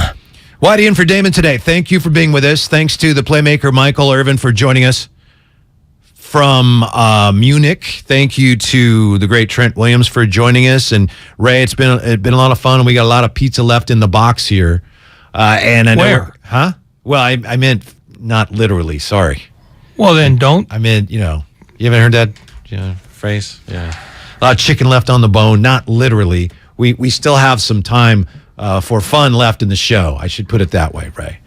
So when does the fun start? Fun is well underway, but it is hard to have fun right now. I get your point. When the Warriors are struggling the way they are right now, it's not as much fun as last year's 18-2 start was. Remember that maybe you don't watch all the games, but the Warriors got off to that terrific start last year, 18-2. Everybody was playing well. And now, you got Steph playing really well. A couple guys are playing okay, but it's just night and day from the start they got off to last year. Well, what did they do last year that they're not doing this year? Well, they had guys like Porter that was playing great, and they had Bjelica had his moments. Gary Payton II was playing well. Even Iguodala. I'm not saying they need to do what they did last year. I'm just saying it'd be nice if they played better, more guys playing better. Iguodala played well last year, and they kind of took teams by surprise a little bit last year. It seemed like teams thought, wow, this was the play-in team last year, and now they're the Warriors again. And they're certainly getting everyone's attention so far this year to a degree they did not get early in the year. That's too many words for the correct answer. Correct answer is last year they played defense. This year they do not. That's true, too. Last year they were third in defense. Look at their defensive rebounding percentage last year. It was phenomenal. This year, well, the rebounds, the amount of fouls committed. Their turnovers are down, and it doesn't make a difference. That's why when people rave about, they have too many turnovers. No, they don't. Mm-hmm. They're fine. That's a meaningless statistic for this team. Their problem is they can't keep the other team from scoring 30 in a quarter. Yeah. They can't keep the other team from scoring 120 a game. Even teams like Orlando and Sacramento. Yeah, that's the difference. Yeah. It's true. Last year they committed a lot of fouls. I think they committed the third most fouls in the league, but they still won the championship. Well, this year they've gotten sailed worse. past that. It's gotten worse significantly than it was last year. So it's easy to look at the Warriors right now and identify what the issues are. We're going to try here, Ray, the rest of the way to see if we can't come up with some solutions. I know trades, potentially, maybe a solution. We got a suggested trade by Stephen A. we'll get to in just a moment. First, this is Steve Kerr today. Steve Kerr was asked if, hey, maybe, the starter's playing so well, the bench not playing well. Do you take a starter out of the starting lineup, putting him with the bench, Steve? Is that something you try? We're throwing all that stuff into the hopper right now, and there's a lot of different thoughts as to what we could do or what we should do. You could make the same case for JK or, Wise. You say, well, if we play them with this group, that'll make the game easier. And maybe that gets this person going. Maybe that gets that person going. But you also have a starting group that has the best 5-man net rating in the league. I think they're still at the top. If not, they're right near the top. So there's no clear answer, as to how to best try to get guys going. But I'm always a believer that a team finds its way as long as everybody commits and competes together, and that'll happen with us. We've got too good of a team. Our guys are high character guys. We'll find our way. But that's going to include more, experimentation from us as a staff, and players just having to commit to each other and see where it all goes. I understand why the Warriors don't want to break up that unit. That, as you pointed out, Ray, the starting five together as a unit, they're one of the best units in the NBA so far, but they may have to. If that drop-off to the bench continues, that might be the next thing they're going to have to try, even though it's something they don't want to do, which again speaks to it's almost desperation right now in terms of Steve Kerr and his staff trying to find the answers.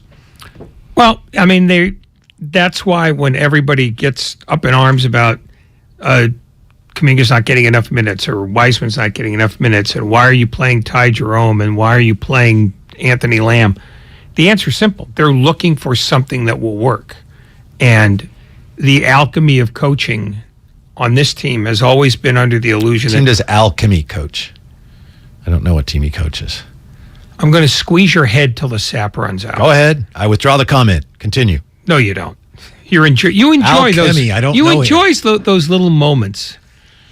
No, it's normally fans here are used to a coaching staff that has a pretty set rotation because everybody knows what their role is and everybody knows how long they're going to play and when they're going to play and what they need to do when they play.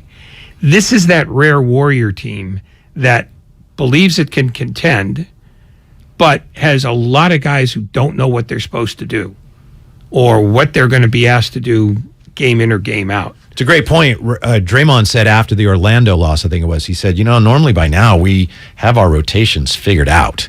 And he said, this is, to the point you made, very, very unusual. You also just asked about, hey, Ty Jerome and Anthony Lamb, why are they playing so much? And Steve Kerr addressed that today as well. The thought process is, when you're struggling and you don't have a rhythm, you don't have consistency, veteran players are going to be able to provide that more than young players are. And so, Ty and Anthony are both, relatively young, but 4-year college players. They've learned a lot more. They've absorbed a lot more than our younger guys. And so they're more capable of allowing different groups to click, defending without fouling. You've seen, Lamb, you just watched Lamb, every defensive play on the interior, he's here instead of in here. And so as we're trying to clean up our defense, it's Ty, same thing. He defends without fouling. He doesn't turn the ball over. Those are crucial things when our margin for error is really slim. That gets us right to the heart of the matter. For a team that plays such a, what's the word? I hate the term basketball IQ. I don't use that. But for a team that plays such a, I don't know, in some ways a complex system, Ray, where players have more freedom, you wonder why they went out and drafted guys as highly as they did, 2 guys that didn't have much basketball experience. And obviously they were hoping, they'll figure it out. But here we are with guys like Ty Jerome and Anthony Lamb, and you can plug them in and they can play. They understand what you're doing in a way that, Kuminga and Wiseman right now because they just haven't played enough. They just don't understand how to play the Warrior way. So why did they draft them? Because they thought they would by now. That's why. They thought that their athleticism and what they believed was their desire to be better, their intelligence. I think they believe they're both bright players, but they haven't gotten it yet. But that they drafted them on the come because they thought they'd have this figured out by now. That's why. Yeah. And sometimes you're just dead ass wrong. To me, basketball players, they play a certain way and they can learn to adjust and play different ways. But to me, there's the way the Warriors play and the way Kuminga plays and the way Wiseman plays. And it's not that they don't get it or they're not smart enough. They just don't play that way. That's not the natural way they play. And you can understand why maybe there's a little resistance there on their part. That's not me. So that's going to be something definitely to keep an eye on going forward. Hopefully they can salvage that. I don't know that they can, but here is an idea from Stephen A. Smith. If you can't salvage that, then at some point, we're not there yet, maybe trade deadline, the Warriors have to look at maybe a deal. Not to just dump those guys, as Ray said earlier. You don't want to just get rid of them, but you may need something back if you want this expensive veteran team to have a chance at winning this year. You may be forced to make that kind of move. This is Stephen A., okay? I'm warning you, Ray. It's just a suggestion. Again, not a rumor, a suggestion. What do you think is Stephen A.'s idea for a Warrior big-name trade? If I'm the Los Angeles Lakers, I might pick up the phone and call Bob Myers and Joe Lacob and say, Anthony Davis, give me Klay Thompson and Draymond. They're not looking to pay everybody. They're not looking to pay everybody. You know what? I'm glad you did that proposal because I was literally standing here thinking, Anthony Davis can't stay healthy, but Anthony Davis is actually balling this year. He's the only one player in the league averaging 20, 10, and 2 blocks. You're not going to get real value in return. And to your deal, I would send you the voicemail because I am not trading Anthony Davis for Draymond Green and Klay Thompson. I would do it. If you're Bob Myers and I want activity, Stephen A. guys that I know gonna play. You can make that phone call, and I would make the phone call. Right. But if I'm Bob Myers, I'm politely declining. All right. And he's saying he wouldn't make the phone call. I think I would. You see the difference? But it's debatable. It's debatable. What is it? Prolific shooter and an energizer bunny who holds people accountable? Yes, I think about that. All right. Maybe you saw that today. That's ESPN, that audio courtesy of ESPN. That's Stephen A.'s suggestion. You also heard Michael Wilbon, Jalen Rose in there. What do you make of that, Ray? That's one of the dumbest things I think I've ever heard in my life. It's not one of the dumbest things you've ever heard, but it is too much of a stretch for any number of reasons. One, this is one of the dumbest things I've ever heard, but go ahead. I refuse to believe that. I believe you heard dumber things on the drive into the station today. Did not. You were listening to the station, right? I was. So the chances are you heard a thing that was dumber than that. Just taking shots at everybody. I'm a bitter man. I mean, I'm right now, I'm 40 minutes away from freedom, and the clock is working backwards. No, it's thinking outside the box to break up a logjam, but it creates two different problems for the Warriors and solves none. Anthony Davis is not a great defender and doesn't seem to want to be a great defender. Draymond Green is a great defender. And if your problem is defense, you're not doing that deal even with Klay Thompson. The second thing is emotional. It's going to take a lot for the Warriors to get rid of Klay Thompson because it's almost a chemical romance as much as it isn't anything else. Klay Thompson is as much a part of this franchise in his own way as Stephen Curry is. And for the Lakers, to get rid of your second best player for two guys with injury histories in their early to mid 30s, that doesn't get them younger. It gets them older at a time when they're already, struggling with trying to get younger. I mean, they're younger than they were last year, but I think that's just shuffling deck chairs. And I think the Lakers would think they would be poorer without Davis, and the Warriors, I think, would believe they'd be poorer without Green and Thompson. You got a lot of guys that have injury issues right now in that trade. A lot, just about everybody. But for the Warriors, again, I think that comment is blind to the fact that the Warriors have proven they don't need Anthony Davis in the middle. James Wiseman, we don't need you to be a superstar center. We need Kevon Looney. We need Zaza Pachulia. We need somebody that can hold things down defensively and rebound and screen. And then we're not going to have our center on the floor at times if things go the way we want when we're making our run anyway, because we're going to go small. And I don't know why people can't understand that about the Warrior approach. 888-957-9570. George in San Francisco has a solution for the second unit on 95.7 The Game. George, we're looking for solutions here. What do you got? Okay, all right. Back in the day, back in the Billy Cannon era at LSU, the LSU had a second unit called the Chinese Bandits. They came into the game as a unit, they played as a unit, and they came out as a unit, and they spelled the starters. In the last 2 years, the Warriors have benched their starters and put basically the second unit out to defend the Warriors. And both times, the second string has done very well. I believe they won a game in San Antonio last year, if I'm not mistaken, and they looked very good this year in New Orleans. That game was competitive into the fourth quarter. This was Kuminga, this was Wiseman, this was Poole, this was basically the second unit. And you are not going to win a championship this year until Kuminga and Wiseman are playing at a championship level. So my idea is to put them in this form as a unit and play them as a unit and let them get to know each other, let them develop a chemistry together, and let them keep the game as close as they can until the starters can come back in. This way they get minutes. They don't have to worry about mixing and matching and, working in with Clay and everybody else. They can develop their own chemistry and their own style. Thank you, George, for the call. Yeah, appreciate that. And you're right, by the way, before we get any further, George is right. He's talking about last year. This was last season, though. You had different players. They won at San Antonio when Steph was out and Draymond was out. They won at Detroit when Steph was out and Draymond was out. Poole and Wiggins had huge games, and they won at Miami. But you can't do that with this team. Well, not only can you not do it with this team, it's not practical with any team just because, rotations are what they are. Foul trouble is what it is. And the other thing is the second unit as a group is terrible. You get killed if you do that. Yes, I guess you do. Now, the difference between them and the starters is so stark. They don't hold leads. They don't keep you close. They get you boxed. They get you crushed. I mean, the Kings, who are Sacramento a subordinary Kings. team. We're on in Sacramento. Kings and Cavs tonight, Ray. Go ahead. Yeah. Thanks. Yeah. What's your Kings note? No.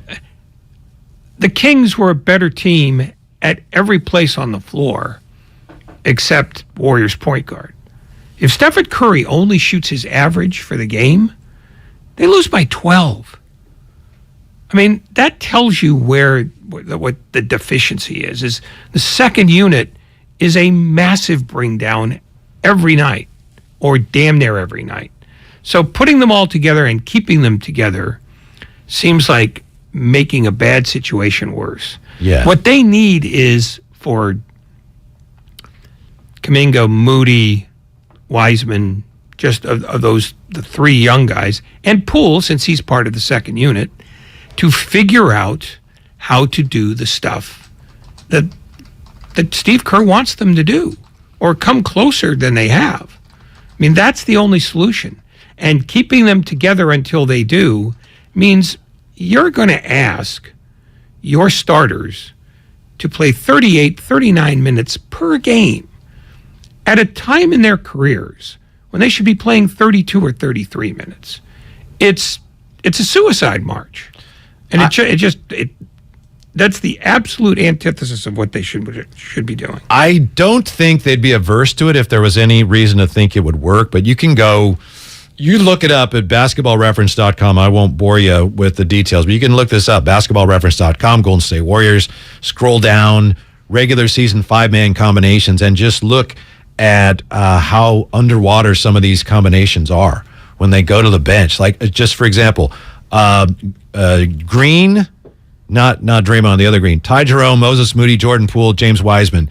They've spent 9 minutes, 40 seconds together. Points, minus 61.9. I mean, you just go up and down the list and you look at what's happened when bench players have played together without any starters. They're getting killed. I think they would like to try that to alleviate some of the stress on the starters because it's just not sustainable. They just can't do it. Kuminga, Moody, Poole, Clay, and Wiseman, minus 16.7. Just on and on. So it sounds like, these guys got to play together. And we've been around and around on this, Ray. The idea that Kuminga and Wiseman, they have to play, and they have to play together. They can't. They just don't function as a unit well enough to allow this team to do that. Yeah, it's head caved in. Yeah, no, it's the proof is not just in the metrics; it's in the eye test. Yeah, and there's nothing about the second unit that says, "Boy, they're on the verge." They have to get themselves to the verge, because when the Warriors win, it's because the second unit has held serve on a game in which the starters have given them a lead. Strength in numbers does not apply this year so far. Not yet. I mean, but that's what has to happen. And it might just be a matter of Steve Kerr continuing to fiddle with the second unit and the way he uses it until the point where something clicks. Because if it doesn't click, they're a playing team. That's the difference. Their second unit right now is playing at a rate where they'd struggle to be a ninth place team. Mm-hmm. Yeah. And again, I have to remind myself that last year, you look at Boston, they struggled into January and then whoosh. So you do have time to figure it out, especially a veteran team. Speaking of the bench, a lot of people have noticed and have commented on the lack of enthusiasm from the bench. I've had that discussion with people. Why is it that the guys that aren't in the game, when they're on the bench, they don't get excited when the guys on the floor do something? Steve Kerr was asked about that today. Here's Steve Kerr's answer today to a question about how come the guys on the bench don't seem more animated. We're still trying to find ourselves as a team. We've been losing. We're obviously 4-7, not where we want to be. The young guys are trying to find their way. We're trying to find our way with our combinations. So we haven't found the momentum that we're looking for, and a little bit of the chicken and the egg conversation here. You generally see more energy and more joy when a team's winning, but on the other hand, if you can bring that, it tends to lead to winning as well. I think, Ray, there may be some kind of fracture between the veterans and the youngsters. And I don't mean openly, like open animosity, but they're just, as a team, there seems to be some resentment both ways maybe. I don't know, but they don't look like a team. You compare that to last year, you can just close your eyes and see JTA and Damian Lee going nuts on the bench when the team scored. At the very least, everyone understood their roles better and was more accepting of, all right, we're going to cheer the guys on now. So maybe Steve Kerr is right. That's one of the things that falls into place once they get the rest of this sorted out. Yeah, I mean, that's what he's hoping for anyway. I mean, the thing is, the Warriors, and I made this point before, always knew what they had. This team, they only know half of what they have. And the other half is a complete mystery. Yeah. And I think the Warriors are a great front-running team in which when they understand what every player is expected to do and how much they deliver, life is easy. This isn't easy because a lot of guys aren't delivering the things that the Warriors are used to getting as a function of their employment. Right now in our palatial studios, we have monitors every sporting event in the world is on one of the monitors we have all over the walls here. We happen to have the two in front of us here. We have the Pacers playing Denver, and we have Brooklyn playing the Knicks. So anything you see there, Ray, or have seen, I know you're working, you're not just enjoying the games. Anything the Pacers have, is Miles Turner taking the ball to the basket all the way inside, puts it up, doesn't go, but it'll go to the line. He was fouled by Jokic. You can't do that. Yeah, I didn't do it. Do you like Miles Turner? You think maybe he's a fit? Should the Warriors be talking Indiana? Should they be maybe seeing if they can work anything out with the Nets for Durant still? I don't know. What do you think, Ray?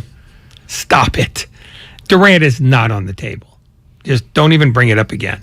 And if you do, I will chastise It's hard not you. to just because of his history here and because he had asked for a trade. But you're Well, right. then why don't you see if they could get Rick Barry back if you were going to worry about history? Rick Barry's not currently playing, although he was on the Nets at one time. I see where you're going. Yeah, well exactly. played. Yeah, That's exactly where I was going. Good call. God. Yeah. No, I mean, Durant did his time here.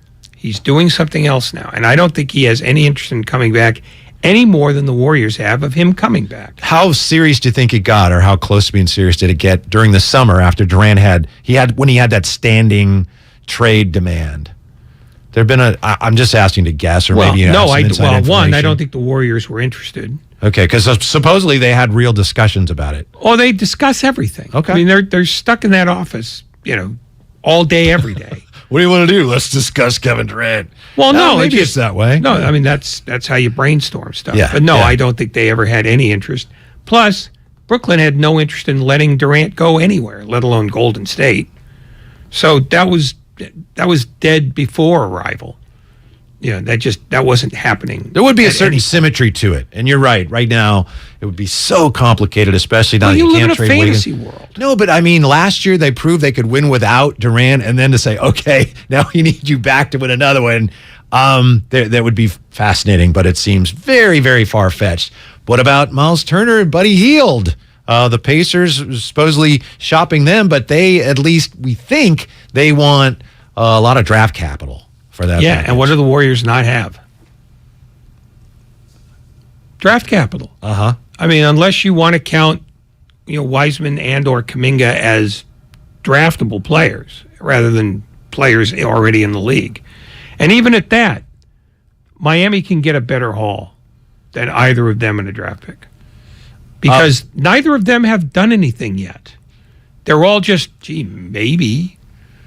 Maybes don't get those deals done. So, no, I don't see either of those things being plausible at the moment. Speaking of acquisitions, reports / rumors, we have this, Ray. Of course, we talked about this earlier. The fact that tomorrow here on 95.7 The Game, Mark Willard and Dan Dibley will be doing their program from Linden, California, hometown of Aaron Judge, in an effort to secure his services for the San Francisco Giants. Can't hurt, right? Well, it probably could. Hopefully, hopefully it won't. I firmly believe that they will get there. They'll do their show, and then they will be escorted to the city limits by the sheriff. All right, and they'll be told, "Don't come here again." They won't take him to the Who's Cow. They'll be. No, they just want him out of town. Okay. This is from. Thank you, Lucas, for pointing this out. This is from Alden Gonzalez on Twitter. Giants head of baseball ops Farhan Zaidi, prominently linked to Aaron Judge. Quote, Ray, I have a quote. Farhan Zaidi, I think from a financial standpoint, there's nobody that would be out of our capability, and then it'll just be a question of whether there's mutual interest, end quote. We were talking earlier about, do they want to spend the money? Farhan says, from a financial standpoint, there's nobody that would be out of our capability. I'm telling you, whether they're going to land Judge or not, from what Farhan's saying and what the Giants are saying, they're certainly raising the level of fan expectations. And if they don't come through, I hate to think where fans are going to be with this team. Oh, they'll be at home. They'll be very upset. They're already upset after last year and after last offseason. And after seeing Soto go to the San Diego Padres. The Padres? Giants, that's what Ted Williams used to call them. I played for the San Diego Padres. So anyway. You channel guys who have been dead for 30 years. It's my tribute and to... no longer have their own heads. Yeah, the great Ted Williams. Anyway, with Farhan saying that, I mean, he could easily say, hey, we think we'll be competitive. We're going to do everything we could do. But he's going a little beyond that. But you know what? He must be confident.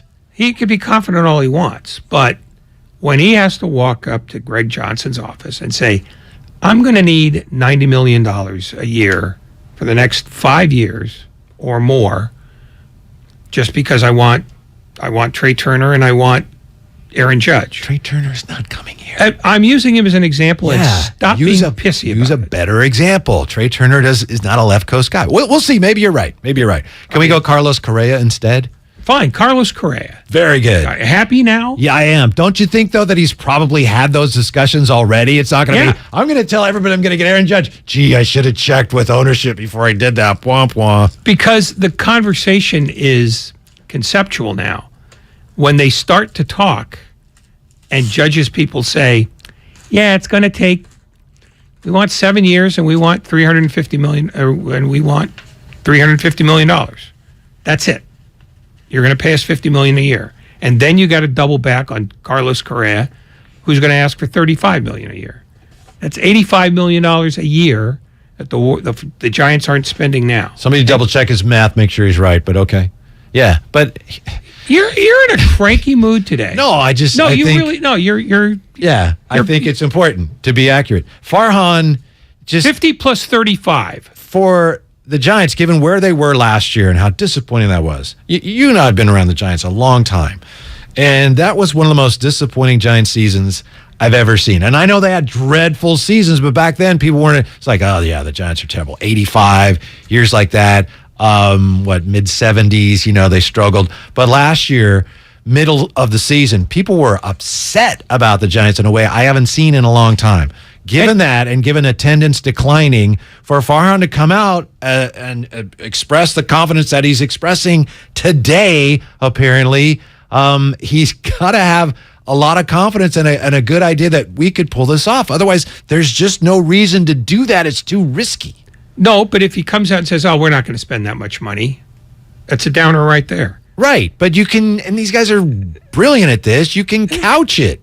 Like last year with Gosman. He just did couch it. Did he? Did he say, we are absolutely going to spend this money? No.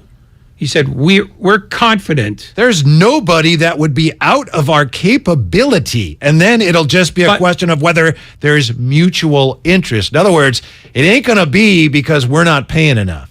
My ass. They're not going to be paying enough. Certainly not for Judge. They're not going to lay out that kind of money. But that's what my point, maybe you're right. That's what he said. Why is he saying that? Why does he say that? Because saying anything else is depressing. And if you get caught in a lie on something like this, so what? People get angry. Not as depressing as it would be if, guess what? We didn't get Aaron Judge, just like we didn't get Ohtani, and we didn't get Soto last year. We didn't get Bryce Harper. I mean, people are getting upset about this. Well, that's why this particular issue with Aaron Judge is so important to the credibility of the franchise.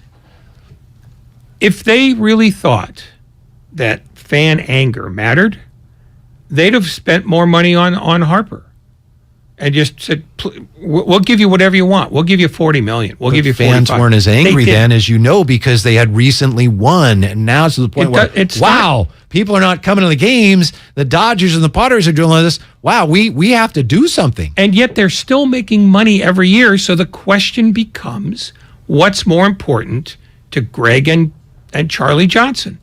Is it to make sure that their profit margins are still high? Or is it important to win baseball games? And I think the way the payroll has gone the last several years indicates to me pretty strongly that it's money that matters to those two guys. And they're the decision makers, not Farhan. Farhan can say whatever he wants, but he has a budget like every other general manager. And if that budget says we are not spending another $90 million on two baseball players, then whatever he says doesn't matter. But it wouldn't be prudent for him to say those things if he knew and he's a smart guy. It is. That's a big part of this. But they'd rather look disingenuous than spend that money, I think. Gosman last year, you knew early on they were not going to sign Gosman from the way that Farhan phrased it. And maybe some of that was about, finances. I think they should have. But you knew, it's like, okay, they're not going to pursue him. And I'm not getting that vibe, and it would be easy. You could say, Judge is, or just, guys that are that old, they don't, they end up not being a very good value. And then not say anything about Judge. You could easily do that, but instead you're ratcheting up expectations. And I don't think you do that if you don't already have the go-ahead from ownership. Maybe I'm wrong, but otherwise there's no reason to do it. But the reason to say, no, we're not thinking that way is far more damaging.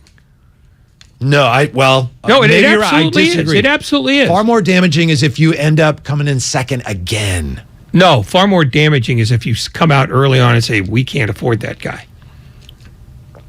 You couch it. There's a better way to say it. Well, the point is, go ahead. Sorry. If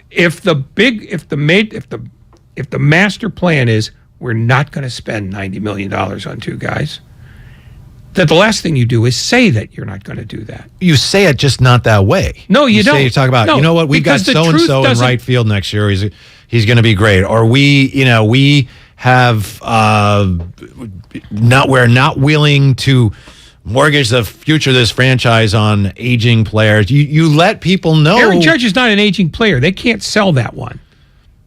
Well, he will be by the end of the contract. Oh, okay. So we can't afford a guy 5 years in the future, is what you're saying. All I'm saying is, if you're not interested, you let people know without saying we don't. You absolutely don't. You have to now. No, you lead people along, and then you just say we were in there right till the end, because that's what they've done before. Even when they weren't in there till the end. You're right, and that's why I think they can't afford to do it again. Oh, they'll keep doing it. Mm-hmm. They'll absolutely keep doing it, because it's they'll be more comfortable going, we were right in there, and then just somebody beat us at the end. How do you think Boch is going to do in Texas? We had Boch on last Friday. I was in with Dibs. I was in for He's Willard. going to get his brains beat out for 2 or 3 years. For a 60 whatever win team, they've got a little bit of talent, right? They got a little bit of talent, but their pitching is a nightmare, and their bullpen is shambolic. So if Ray Davis is willing to start laying out some real money for pitching, as well as for hitters. You surprised Boch is back in it? I'm surprised. Texas, but I'm surprised that Texas wanted him, because their last regime, which is John Daniels running the baseball operation, was very analytics heavy and very top down. Bruce Bochy must have gotten assurances from Chris Young, the former pitcher who's now their general manager. Who called him. That's Boch says, yeah, see why I called me up. That's why I'm there. And he must have made it clear to Bochy that, no, you get to run the dugout, because he wouldn't take the job otherwise. His need to manage a baseball team is not so great that he would accept phone calls during a game about, hey, get that guy down, get that guy up, warm, get him hot, or take that pitcher out because he's reached 64 pitches. Bruce Bochy won't operate that way. So he must have gotten assurances.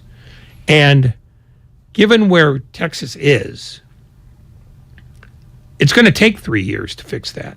And he's at an age where now you're talking 72, 73, 74 years old. And with all due respect to Dusty Baker, the trend had always been to go get younger managers. Can you believe Dusty and Boch are in the same division? They'll be going in the same again. state. Yeah. No, I mean, one of the things that happened last year that nobody really noticed was that some teams were going counterintuitive and getting the veteran manager who was pushing 65 or 70, and just said, yeah, you can run the dugout. Like Showalter, Tito Francona in Cleveland is still one of those guys. And so the army of general managers' puppets managing baseball teams is shrinking a little bit, I think in part because people are looking for that, that market inefficiency. And now the new market inefficiency, I think, is for managers that in exchange for their independence will give you wins. Coming up next year on 95.7 The Game, we have Steve Kerr's solution to fan load management woes. Does it really make sense? That's next year. Damon and Ratto, Whitey in for Damon, and we are sponsored by Outdoor Supply Hardware. This Veterans Day, Osh is giving 20% off to retired and active military service members. Visit Osh November 11th through 13th and receive 20% off with ID. This discount is on top of Osh's end-of-season sale. Visit 14 Osh locations. Osh, neighbors helping neighbors. The Morning Roast is preparing for Judgment Day. A walk-off home run to win the game. A Judgy and blend.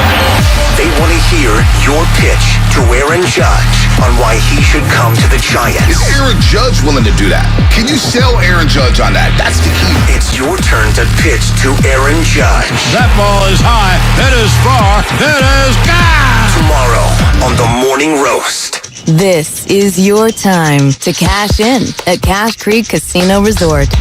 To rock and to roll. Over the hills and bluffs. Go all out or go all in. With 4 stars and rising stars. Now we do more than ever, so you can do as much or as little as you want. It's your time to cash in at Cash Creek Casino Resort. Everything, our farm, our stand, our pop-up shop, it really all started when we discovered the benefits of local, raw honey for our family. And then we decided to turn it into a business. We were looking for something to help us get up and running. So we got the Chase Business Complete Banking Account. It's more than a bank account. It comes with Quick Accept, which lets us take card payments anytime, anywhere in the U.S. using the Chase mobile app. Plus, we get same-day deposits at no extra cost. For us, it's more than honey. It's about sharing a little sweetness with the world. Get the Chase Business Complete Banking Account with the essentials you need to help get your business going. Learn more at chase.com/business-complete-banking. Chase for Business. Make more of what's yours. Quick Accept is not available in U.S. territories. Enrollment required. Usage subject to approval. Same-day deposits available for payments before 8 p.m. Eastern Time, Sunday to Friday. Fees and rates apply for checking and processing. Limitations and restrictions apply. Participants compensated. Merchant services provided by Payment Tech LLC and WePay Inc. Subsidiaries of J.P. Morgan Chase Bank and a member FDIC. Hi, welcome to the IKEA Holiday Prep event. Here to help you host the season with offers, in-store workshops, and more. Oh, great. I may have invited the whole neighborhood for the holidays. Don't worry, you can do this. To start, IKEA family members save 20% on Venturfent Christmas tree decor and gift wrap. You are my hero. Visit us in-store or at IKEA-USA.com/holiday prep to get ready and save. Offer valid 11/9 to 11/23/22. U.S. only while supplies last. Selection may vary by store and online. Restrictions apply. Bear Robotics makes robots for restaurants. Automated servers to do the heavy lifting. But get this, our office, it wasn't automated. Paper invoices going in and out, getting lost. We don't do that anymore. Now we've got Bill. It automates our finances the way we automate restaurants. With Bill tracking our invoices and planning payments, we can focus on growing. The old way, not going back there. Automate your finances with Bill. Learn more at Bill.com. No one knows where this market will go. Things could change tomorrow, next week, or next month. At Merrill, we've been here before, and history shows this is the time to stay focused on your future. Because through every market, the bull will always have your back. Find an advisor in the Bay Area at ml.com/bullish. Merrill, a Bank of America company. What would you like the power to do? Investing involves risk. Merrill Lynch, Pierce, Fenner & Smith Incorporated, registered broker-dealer, registered investment advisor, member SIPC, a wholly owned subsidiary of Bank of America Corp. UCSF Sports Medicine Center is dedicated to treating every type of athlete, from kids to adults, amateurs to elite professionals. As one of the best orthopedic programs in the nation, UCSF has programs to optimize an athlete's performance and the latest advancements to treat the most complex sports injuries. With locations throughout the Bay Area, now including Marin, Walnut Creek, and Redwood Shores, it's even easier to make an appointment today. Visit ucsfhealth.org so you can get cleared to play. UCSF Health, redefining possible. Why wait to save? Dell Technologies Black Friday event arrives early with select deals on top tech to power business productivity. The savings start now with up to 48% off performance business PCs powered by 12th Gen Intel Core processors. Don't forget special pricing on the latest monitors, docks, and accessories, including free shipping on everything. Call a Dell Technologies advisor at 877-ASK-DELL for Black Friday deals. That's 877-ASK-DELL. At Target, you can shop with confidence knowing that if you spot a better Target price, we'll match it with our holiday price match guarantee. Pick up the hottest gifts of the season, holiday hosting essentials, and so much more right now. If you spot a better Target price, we'll match it on items purchased between October 6th and December 24th. Get the gifts you want at prices you love all season long with Target's holiday price match guarantee. Get price match policy details on Target.com. Some exclusions apply. You're the one who protects the flock, and that requires an eye for detail. Because when safety and well-being are on the line, it's the details that can save lives. Even when no one else is watching, you see everything. Grainger gets you, and we're here for you, and all the ones who get it done with a wide range of safety products and solutions, plus board-certified safety consultants here to answer your questions. Call, click Grainger.com, or just stop by. Grainger, for the ones who get it done. You might not have the biggest garage on the block, but with eBay Motors, there's 122 million parts right at your fingertips. Whatever you need, there's something that fits your vehicle. Air filters, tires, seat covers, and more. Get the right parts at the right prices. ebaymotors.com. Let's ride. Here's what happened today on The Game. Presented by the County of Santa Clara. The Morning Roast from 6 to 9. Just because you're wealthy or born into wealth doesn't give you emotional intelligence. It doesn't give you social awareness. Willard and Dibs from 9 to noon. Hey, Golden State Warriors, if this isn't going right, are you going to do everything in your power to make sure this season goes right? Steiny and Guru from noon to 3.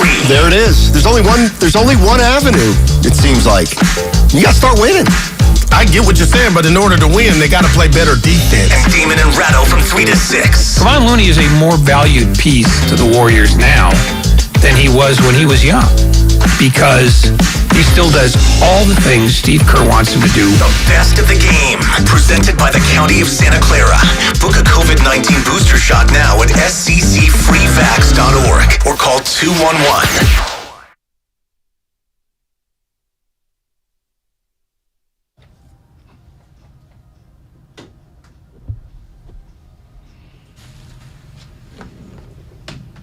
Now back to Damon and Ratto on 95.7 The Game. In for Damon, Kevin Michael, Whitey Gleason. The NBA back in action tonight, Ray. And isn't it wonderful after no games last night for Election Day? That's great. I appreciate that. But the night before when everybody played, it was great, wasn't it? Except then, of course, it's hard to find decent officials for all the games when you have 15 games. Maybe we had some questionable calls, whatever. But wasn't that a great night? And isn't it great to have the NBA back tonight? You're way too enthusiastic for that.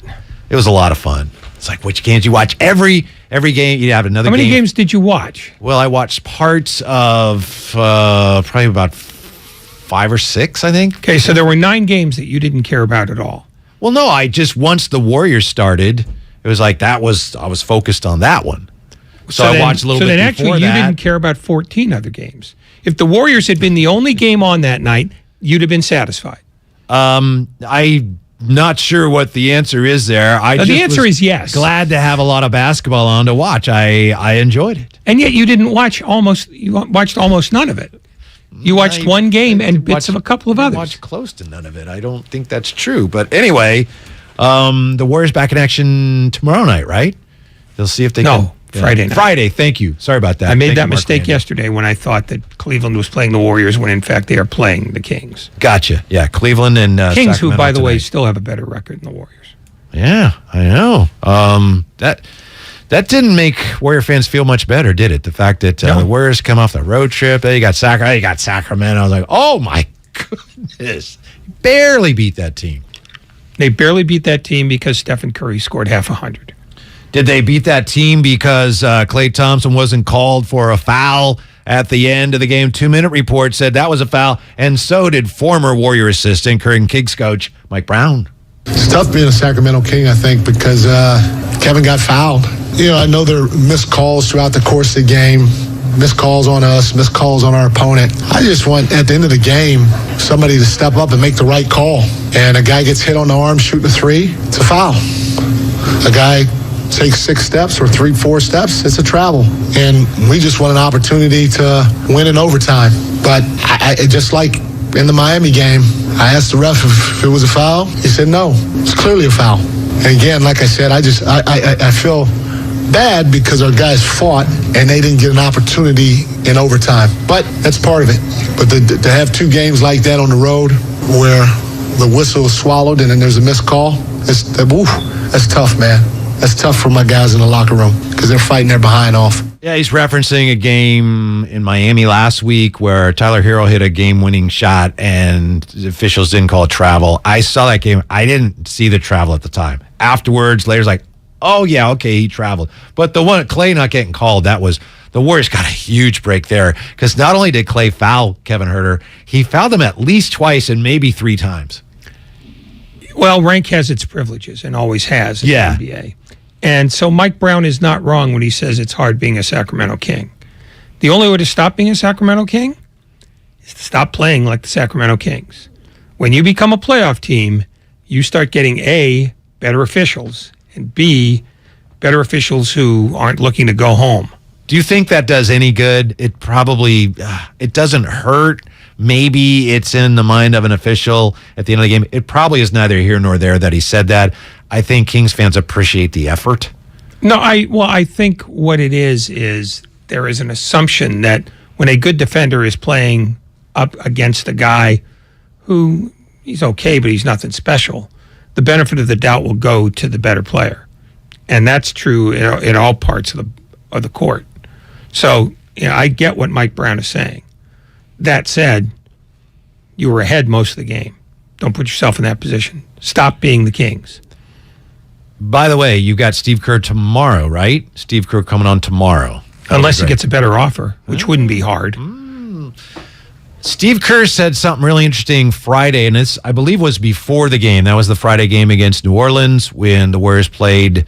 They played guys that haven't played much, and they were competitive. But before the game, Steve Kerr apologized to fans because there were some fans in New Orleans at the old Smoothie King Center, Ray, who were hoping to see, hey, we get to see Draymond, we get to see Clay, we get to see Steph, freaking Curry. They didn't play. That happens, and Steve Kerr said he appreciates that fans pay good money to see players on the team.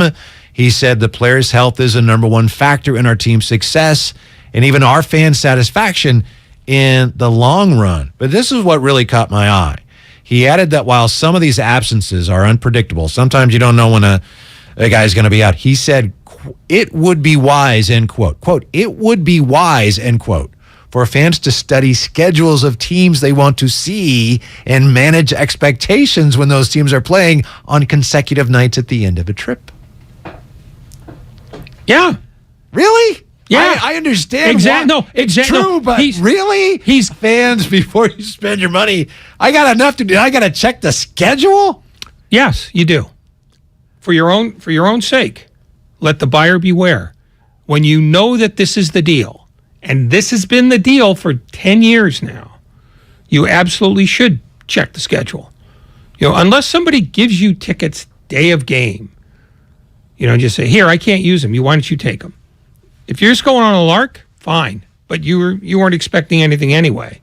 But if you're looking at this and you're planning, I'm going to buy tickets for that game in 2 weeks, yes, you need to look at both team schedules before. Just because you're the customer and the customer has to be forewarned of what could happen. He's trying to do right, and I understand. He's saying, look, it's in your best interest to check these things, and he feels badly. But it's too bad. It's unfortunate, I should say, that it's gotten to the point where fans, you got to check the schedule. Because as you know, there's still some fans who think, well, they got a game, so they're going to play, right? No, that's just not the way it is anymore. In the NBA. But it hasn't been that way for a decade. That's the point. But some feel like it still should be. Well, then some people are wrong. Let the buyer beware. I mean, more now than ever, because the price for a ticket is usually fairly astronomical. And if you're going to lay out that money, you'd better do your research. What if I'm a season ticket holder? I can't I don't want the games where guys are going to be load managed from the other team. Give the tickets to your neighbor. I still have to buy them. It's not Steve Kerr's that's fault, why season but tickets. There's just an injustice to it. That's why season tickets are a fraud in that way. I mean, if you're buying season tickets to see the Indiana Pacers, I haven't had season tickets in a long time. No, but I'm saying if you're that guy, you live in Broad Ripple, Indiana, and you buy season tickets to the Indiana Pacers, you deserve what you get. And it's not like they're going to take you into account when they decide to load manage, Benedict Mathurin. We need dynamic pricing for these games. Well, but you can't. But then some people are going to buy them ahead of time. And then you got people angry for another reason. The answer? Stay home. Watch it on TV. Have the mute button. The beer doesn't cost $20. And you get to go to bed immediately. You don't have to fight traffic. It's a much better deal. Which game are you focusing on tonight when you get home? Turning on the tube, you're settling back, having your popcorn and watching? Probably none of them. I had a feeling. I might watch a little bit of Cavs Kings just because I like watching the Cavs. Yeah. But that's probably it. That's good enough. I was looking up a minute ago. Yeah. And Nets Knicks. It was awful. I'll text you at halftime of that Kings game. I'll be around. I won't answer back, but I'll be around for it. What's coming up next on the game is brought to you by Fremont Bank. Warriors Roundtable with Kevin Dana and Gary St. Jean, the great Saint. Stay tuned to 95.7 The Game. Kevin and the Saintly One bring you a full hour of Warriors talk coming up next. Again, it's Warriors Roundtable next on 95.7 The Game.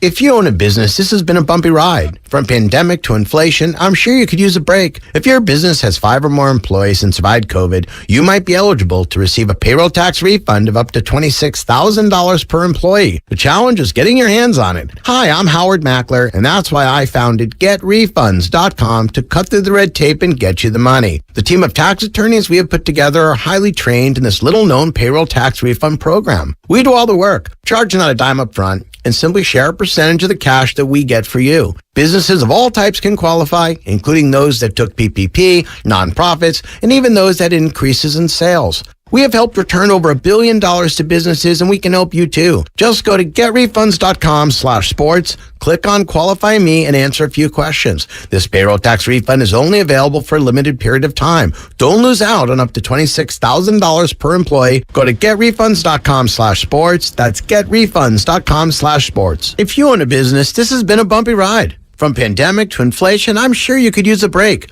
If your business has 5 or more employees and survived COVID, you might be eligible to receive a payroll tax refund of up to $26,000 per employee. The challenge is getting your hands on it. Hi, I'm Howard Mackler, and that's why I founded GetRefunds.com to cut through the red tape and get you that money. The team of tax attorneys we have put together are highly trained in this little-known payroll tax refund program. We do all the work, charge not a dime up front, and simply share a percentage of the cash that we get for you. Businesses of all types qualify, including those who took PPP, nonprofits, and even those that had increases in sales. We have helped return over $1 billion to businesses, and we can help your business too. Just go to getrefunds.com and answer a few questions. This payroll tax refund is only available for a limited period of time. Don't lose out on up to $26,000 per employee. Go to getrefunds.com. That's getrefunds.com. Homeowners are choosing the beauty of Milgard Trinsic Vinyl featured at Dolan's. Narrow frames, the contemporary look, the color choices, perfect white and tan, and an array of custom exterior colors. And that's only the beginning. The innovative Smart Touch window locks exceed California's rigorous forced entry codes, plus energy efficiency for comfort.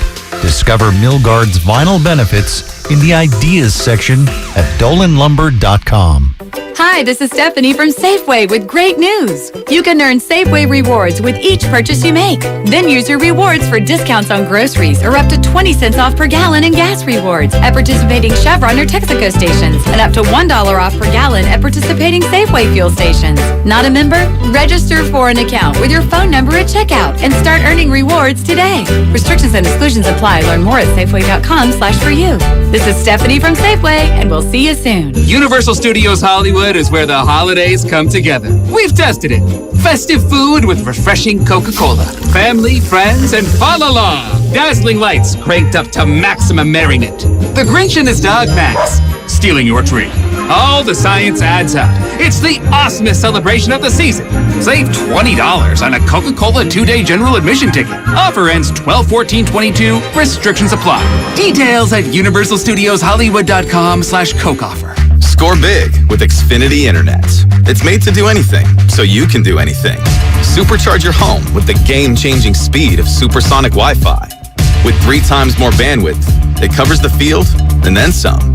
And blocks billions of threats with advanced security that helps keep you protected at home and on the go. If you're keeping score, that's internet that does it all. That's unbeatable internet from Xfinity. Learn more at Xfinity.com. Restrictions apply. Not available in all areas. America's favorite car show makes its final Bay Area stop of the year with a jam-packed weekend of hot rod and fun the whole family will love. It's the Good Guys 32nd Autumn Get-Together, and it's all going down this weekend at the Alameda County Fairgrounds in Pleasanton. See over 2,500 of the West Coast's coolest hot rods, muscle cars, and trick trucks of all years. Plus, shop the huge swap meet and vendor exhibit. Check out the Smash for Cash Demolition Derby. Experience a tire smoke and burnout competition, Nitro Thunderfest, and so much more. It's all this weekend at the Alameda County Fairgrounds. Get details at good-guys.com. You've got advanced prostate cancer, but you're not waiting around. You want straight talk, the facts about a Goldfix. Orgovix Relagolix 120 milligram prescription tablets is a treatment for adults with advanced prostate cancer. Fact: Orgovix is a different kind of androgen deprivation therapy treatment, a pill, not an injection. Orgovix may cause serious side effects, including a heart condition called QT prolongation.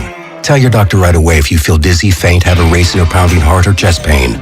Orgovix can cause harm to an unborn baby or miscarriage. Use birth control during treatment and for 2 weeks after Orgovix treatment. The most common side effects include hot flushes, increased blood sugar and blood fat levels, muscle and joint pain, decreased blood hemoglobin levels, increased liver enzymes, tiredness, constipation, and diarrhea.